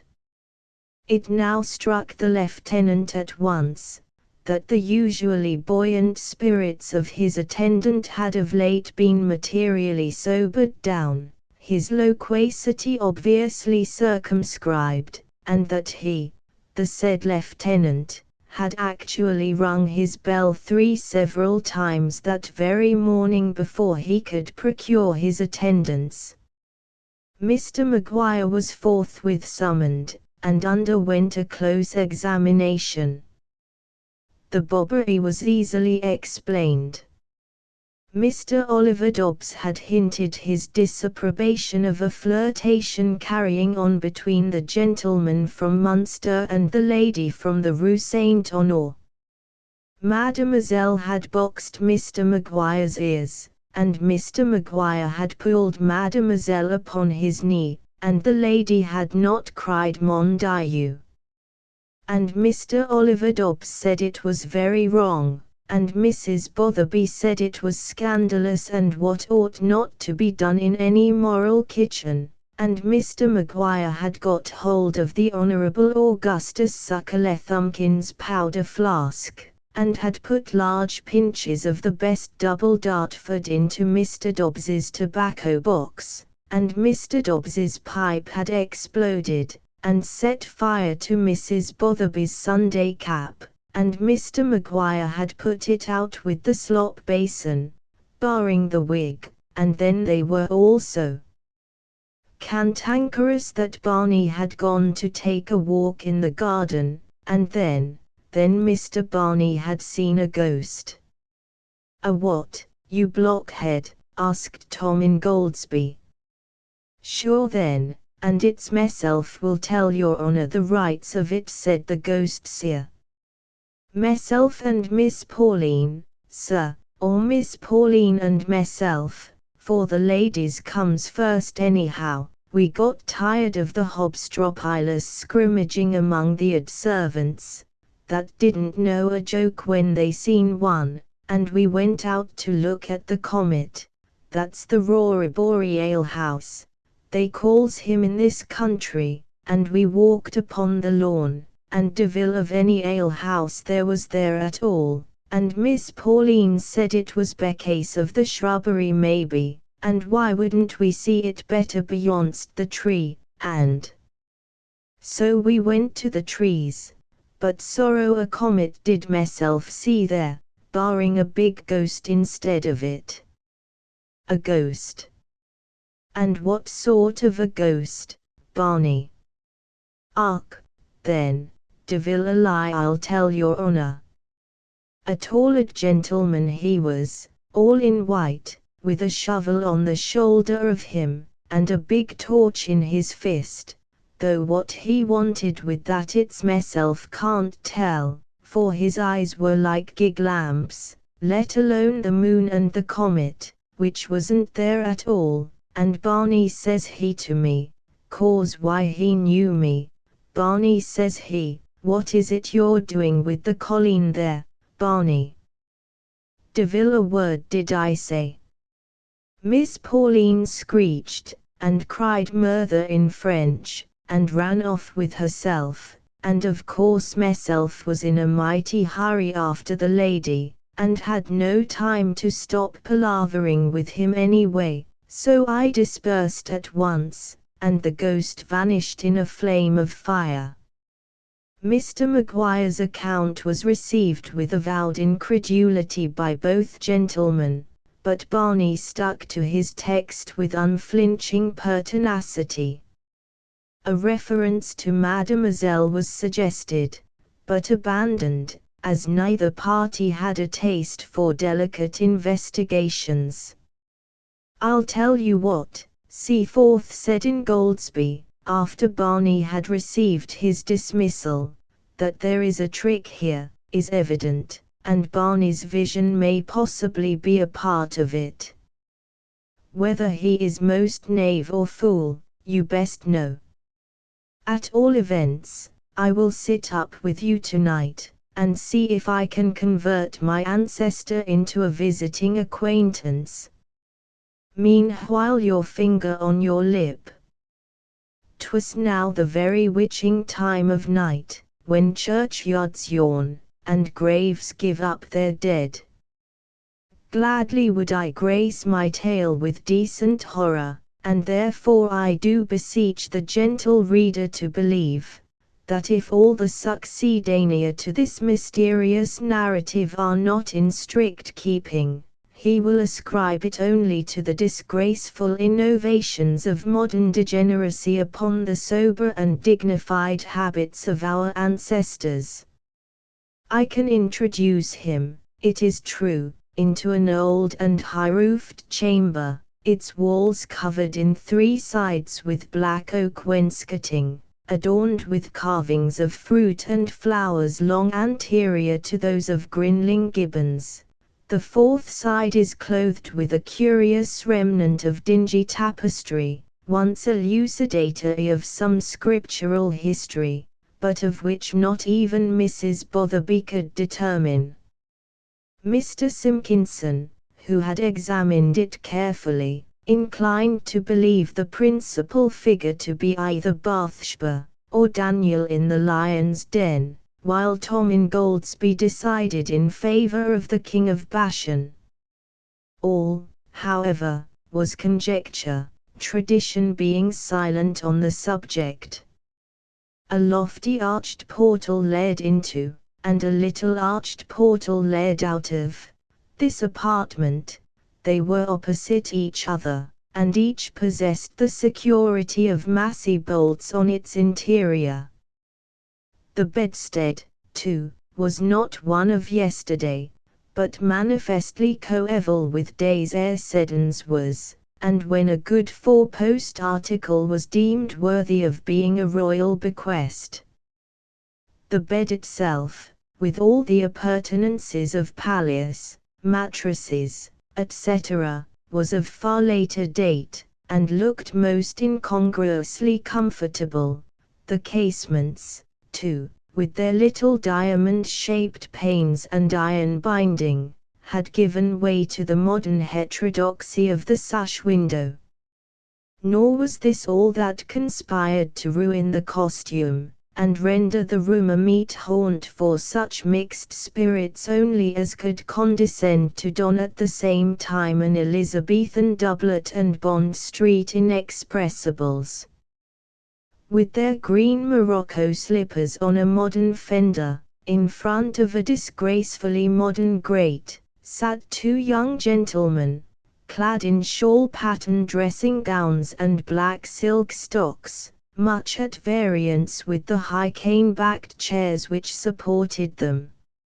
A bunch of abomination, called a cigar, reeked in the left-hand corner of the mouth of one, and in the right-hand corner of the mouth of the other, an arrangement happily adapted for the escape of the noxious fumes up the chimney, without that unmerciful funking each other, which a less scientific disposition of the weed would have induced.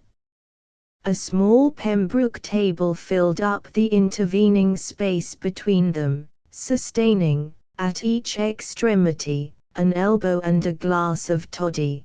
Thus in lonely pensive contemplation were the two worthies occupied, when the iron tongue of midnight had tolled 12. "Ghost time's come," said Ingoldsby, taking from his waistcoat pocket a watch like a gold half-crown, and consulting it as though he suspected the turret clock over the stables of mendacity. "Hush," said Charles, "did I not hear a footstep?" There was a pause. There was a footstep. It sounded distinctly. It reached the door. It hesitated, stopped, and passed on.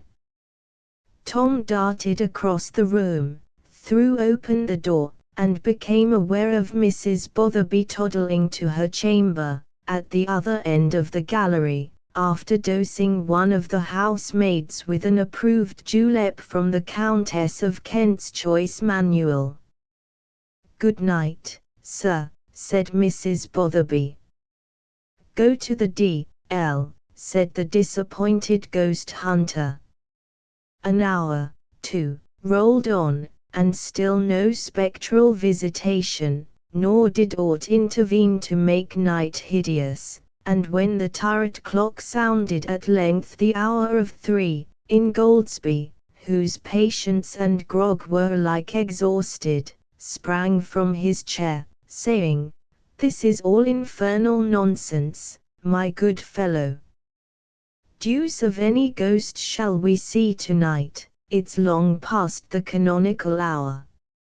I'm off to bed, and as to your breeches, I'll insure them for the next 24 hours at least, at the price of the buckram." "Certainly. Oh, thank ye, to be sure," stammered Charles, rousing himself from a reverie, which had degenerated into an absolute snooze. "Good night, my boy. Bolt the door behind me, and defy the Pope, the devil, and the Pretender."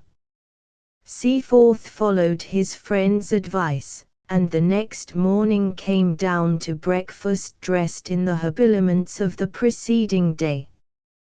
The charm was broken, the demon defeated. The light greys with the red stripe down the seams were yet in rerum natura, and adorned the person of their lawful proprietor. Tom felicitated himself and his partner of the watch on the result of their vigilance, but there is a rustic adage, which warns us against self-gratulation before we are quite out of the wood. Seaforth was yet within its verge. A rap at Tom Ingoldsby's door the following morning startled him as he was shaving. He cut his chin. "Come in, and be D to you," said the martyr, pressing his thumb on the scarified epidermis. The door opened, and exhibited Mr. Barney Maguire. "Well, Barney, what is it?" quoth the sufferer, adopting the vernacular of his visitant. "The master, sir." "Well, what does he want?" "The loanst of a breeches, plaise your honour." "Why, you don't mean to tell me, by heaven, this is too good," shouted Tom, bursting into a fit of uncontrollable laughter. "Why, Barney, you don't mean to say the ghost has got them again?" Mr. Maguire did not respond to the young squire's risibility. The cast of his countenance was decidedly serious. "Faith, then, it's gone they are sure enough. Hasn't meself been looking over the bed, and under the bed, and in the bed, for the matter of that, and devil a ha'porth of breeches is there to the fore at all. I'm bothered entirely." "Hark-ye, Mr. Barney," said Tom, incautiously removing his thumb, and letting a crimson stream incarnade in the multitudinous lather that plastered his throat. "This may be all very well with your master, but you don't humbug me, sir. Tell me instantly, what have you done with the clothes?"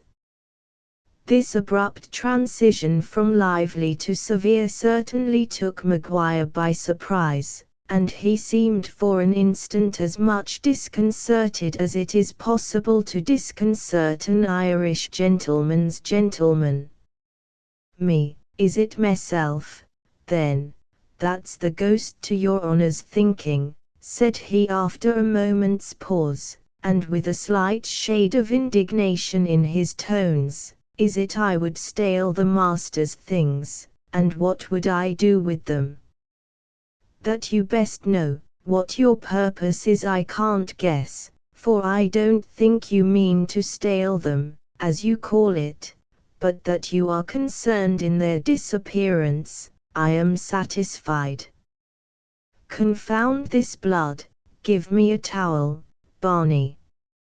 Maguire acquitted himself of the commission. "As I've a sowl, your honour," said he, solemnly, "little it is meself knows of the matter, and after what I seen." "What you've seen?" "Why, what have you seen, Barney? I don't want to inquire into your flirtations, but don't suppose you can palm off your saucer eyes and gig lamps upon me." "Then, as sure as your honour's standing there, I saw him, and why wouldn't I, when Miss Pauline was to the fore as well as meself, and—" "Get along with your nonsense, leave the room, sir." "But the master," said Barney, imploringly, "and without a breeches, sure he'll be catching cold." "Take that, rascal," replied Ingoldsby, throwing a pair of pantaloons at, rather than to, him. "But don't suppose, sir, you shall carry on your tricks here with impunity. Recollect there is such a thing as a treadmill, and that my father is a county magistrate." Barney's eye flashed fire. He stood erect, and was about to speak, but, mastering himself, not without an effort, he took up the garment, and left the room as perpendicular as a Quaker. Ingoldsby, said Charles Seaforth, after breakfast, this is now past a joke. Today is the last of my stay, for, notwithstanding the ties which detain me, common decency obliges me to visit home after so long an absence. I shall come to an immediate explanation with your father on the subject nearest my heart, and depart while I have a change of dress left. On his answer will my return depend. In the meantime tell me candidly, I ask it in all seriousness, and as a friend, am I not a dupe to your well-known propensity to hoaxing? Have you not a hand in? No, by heaven, Seaforth, I see what you mean. On my honor, I am as much mystified as yourself, and if your servant, not he, if there be a trick, he at least is not privy to it. If there be a trick, why, Charles, do you think, I know not what to think, Tom? As surely as you are a living man, so surely did that spectral anatomy visit my room again last night, grin in my face, and walk away with my trousers, nor was I able to spring from my bed, or break the chain which seemed to bind me to my pillow. Seaforth, said Ingoldsby, after a short pause, I will, but hush, here are the girls and my father. I will carry off the females, and leave you a clear field with the governor. Carry your point with him, and we will talk about your breeches afterwards. Tom's diversion was successful. He carried off the ladies en masse to look at a remarkable specimen of the class Dodecandria monogenea, which they could not find, while Seaforth marched boldly up to the encounter, and carried the governor's outworks by a coup de main. I shall not stop to describe the progress of the attack, suffice it that it was as successful as could have been wished, and that Seaforth was referred back again to the lady. The happy lover was off at a tangent, the botanical party was soon overtaken, and the arm of Caroline, whom a vain endeavour to spell out the Linnean name of a daffodilly had detained a little in the rear of the others, was soon firmly locked in his own. What was the world to them, its noise, its nonsense and its breeches all?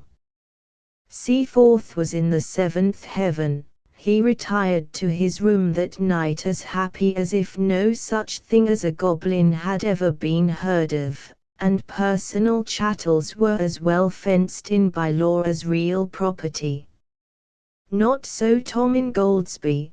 The mystery, for mystery there evidently was, had not only piqued his curiosity, but ruffled his temper. The watch of the previous night had been unsuccessful, probably because it was undisguised. Tonight he would ensconce himself, not indeed behind the arras, for the little that remained was, as we have seen, nailed to the wall, but in a small closet which opened from one corner of the room, and by leaving the door ajar, would give to its occupant a view of all that might pass in the apartment. Here did the young ghost hunter take up a position, with a good stout sapling under his arm, a full half-hour before Seaforth retired for the night. Not even his friend did he let into his confidence, fully determined that if his plan did not succeed, the failure should be attributed to himself alone. At the usual hour of separation for the night, Tom saw, from his concealment, the lieutenant enter his room, and after taking a few turns in it, with an expression so joyous as to betoken that his thoughts were mainly occupied by his approaching happiness, proceed slowly to disrobe himself.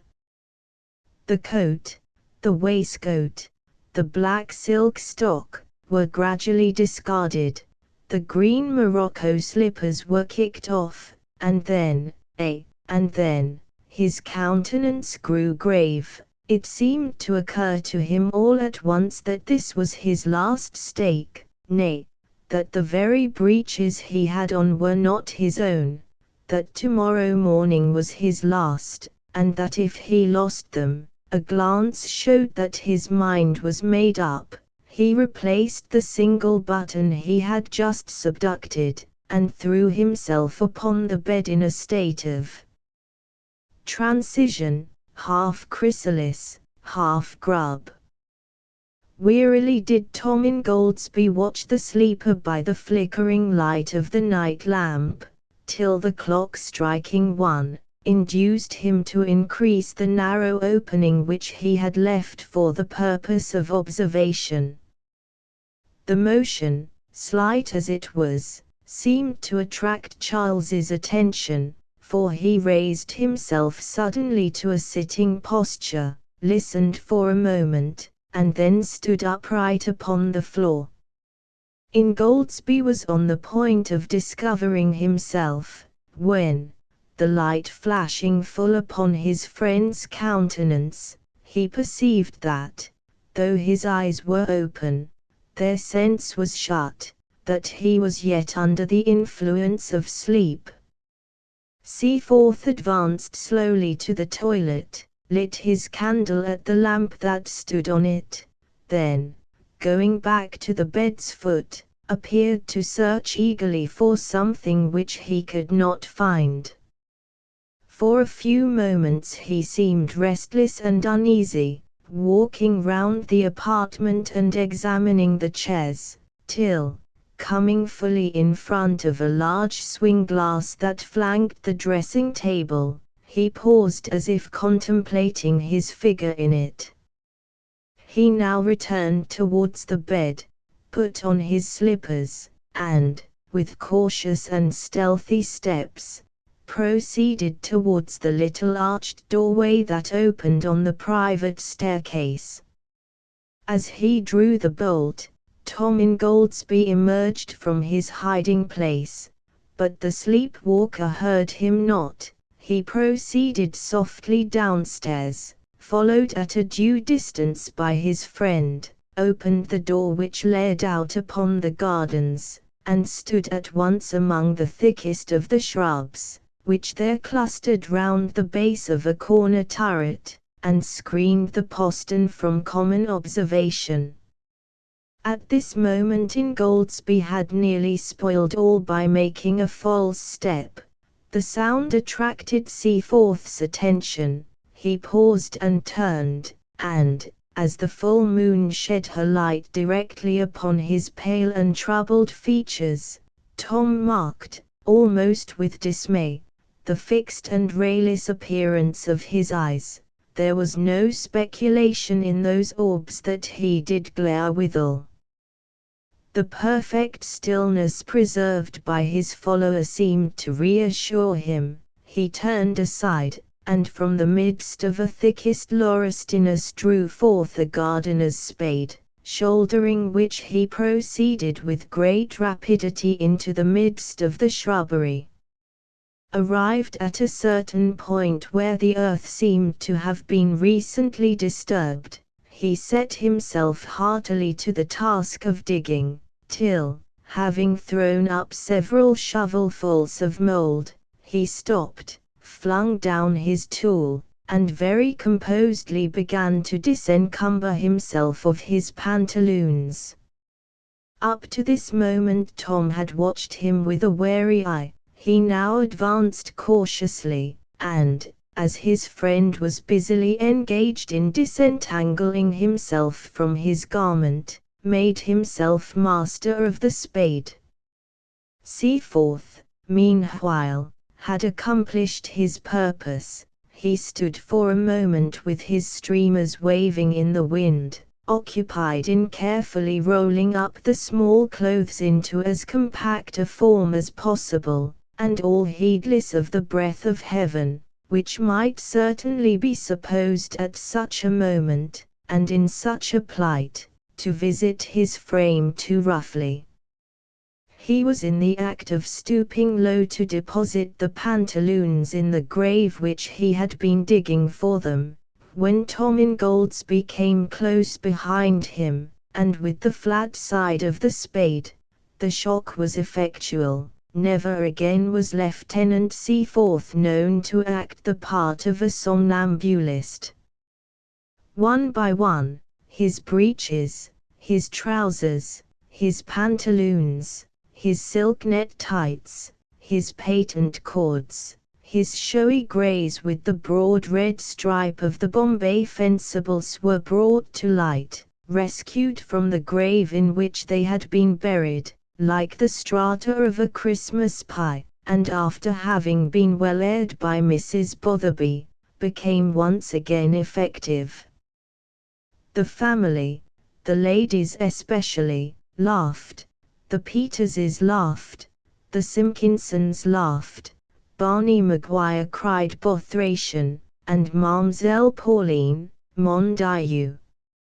Charles Seaforth, unable to face the quizzing which awaited him on all sides, started off 2 hours earlier than he had proposed. He soon returned, however, and having, at his father-in-law's request, given up the occupation of Rajah hunting and shooting nabobs, led his blushing bride to the altar. Mr. Simpkinson from Bath did not attend the ceremony, being engaged at the Grand Junction meeting of Scavens, then congregating from all parts of the known world in the city of Dublin. His essay, demonstrating that the globe is a great custard, whipped into coagulation by whirlwinds and cooked by electricity, a little too much baked in the Isle of Portland, and a thought underdone about the Bog of Allen, was highly spoken of, and narrowly escaped obtaining a Bridgewater Prize. Miss Simpkinson and her sister acted as bridesmaids on the occasion. The former wrote an epithalamium, and the latter cried Lasse me, at the clergyman's wig. Some years have since rolled on. The union has been crowned with 2 or 3 tidy little offshoots from the family tree, of whom Master Neddy is grandpapa's darling and Mary Ann mamma's particular sock.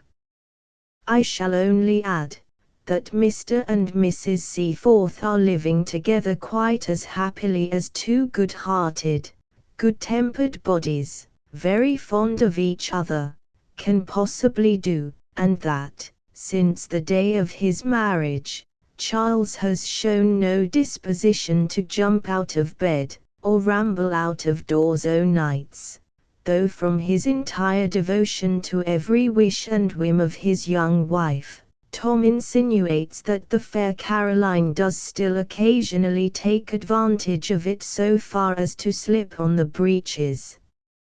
In the Barn by Bergs Johnson from the Century Magazine, June, 1920. By permission of the Century Company and Bergs Johnson. Top in the Barn by Bergs Johnson. The moment we had entered the barn, I regretted the rash good nature which prompted me to consent to the plans of those vivacious young students.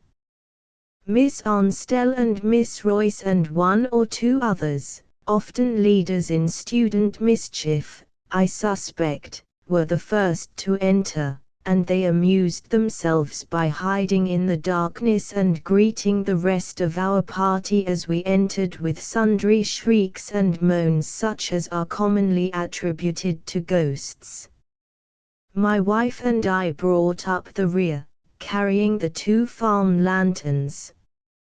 She had selected the place after an amused consideration of the question, and I confess I hardly approved her judgment. but she is native to this part of the country, and she had assured us that there were some vague traditions hanging about the building that made it most suitable for our purposes. It was a musty old place, without even as much tidiness as is usually found in barns, and there was a dank smell about it, as though generations of hay mows had decayed there.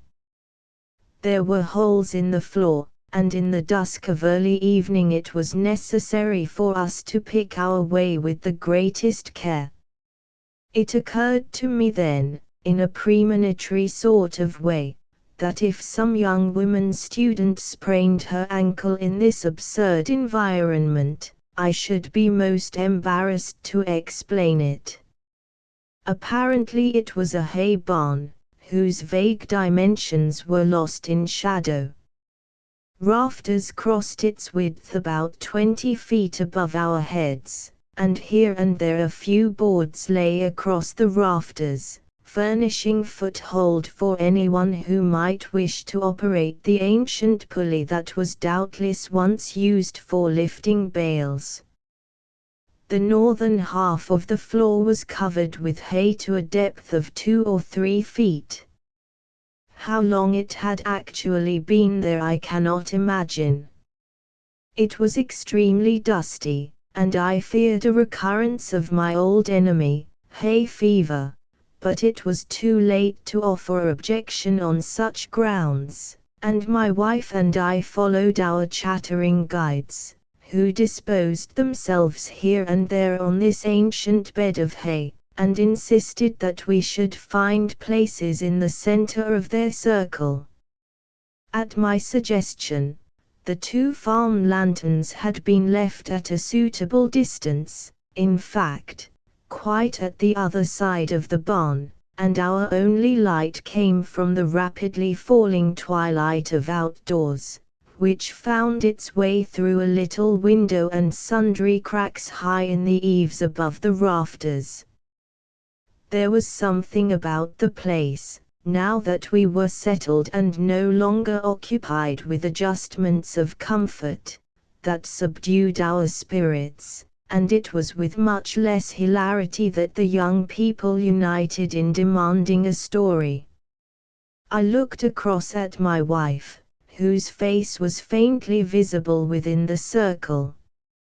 I thought that even in the half-light I glimpsed the same expression of amused incredulity which she had worn earlier in the day when I had yielded to the importunities of a deputation of my students for this ghost story party on the eve of a holiday. There is no reason, I thought to myself, repeating the phrases I had used then, there is no reason why I should not tell a ghost story. True, I had never done so before, but the literary attainments which have enabled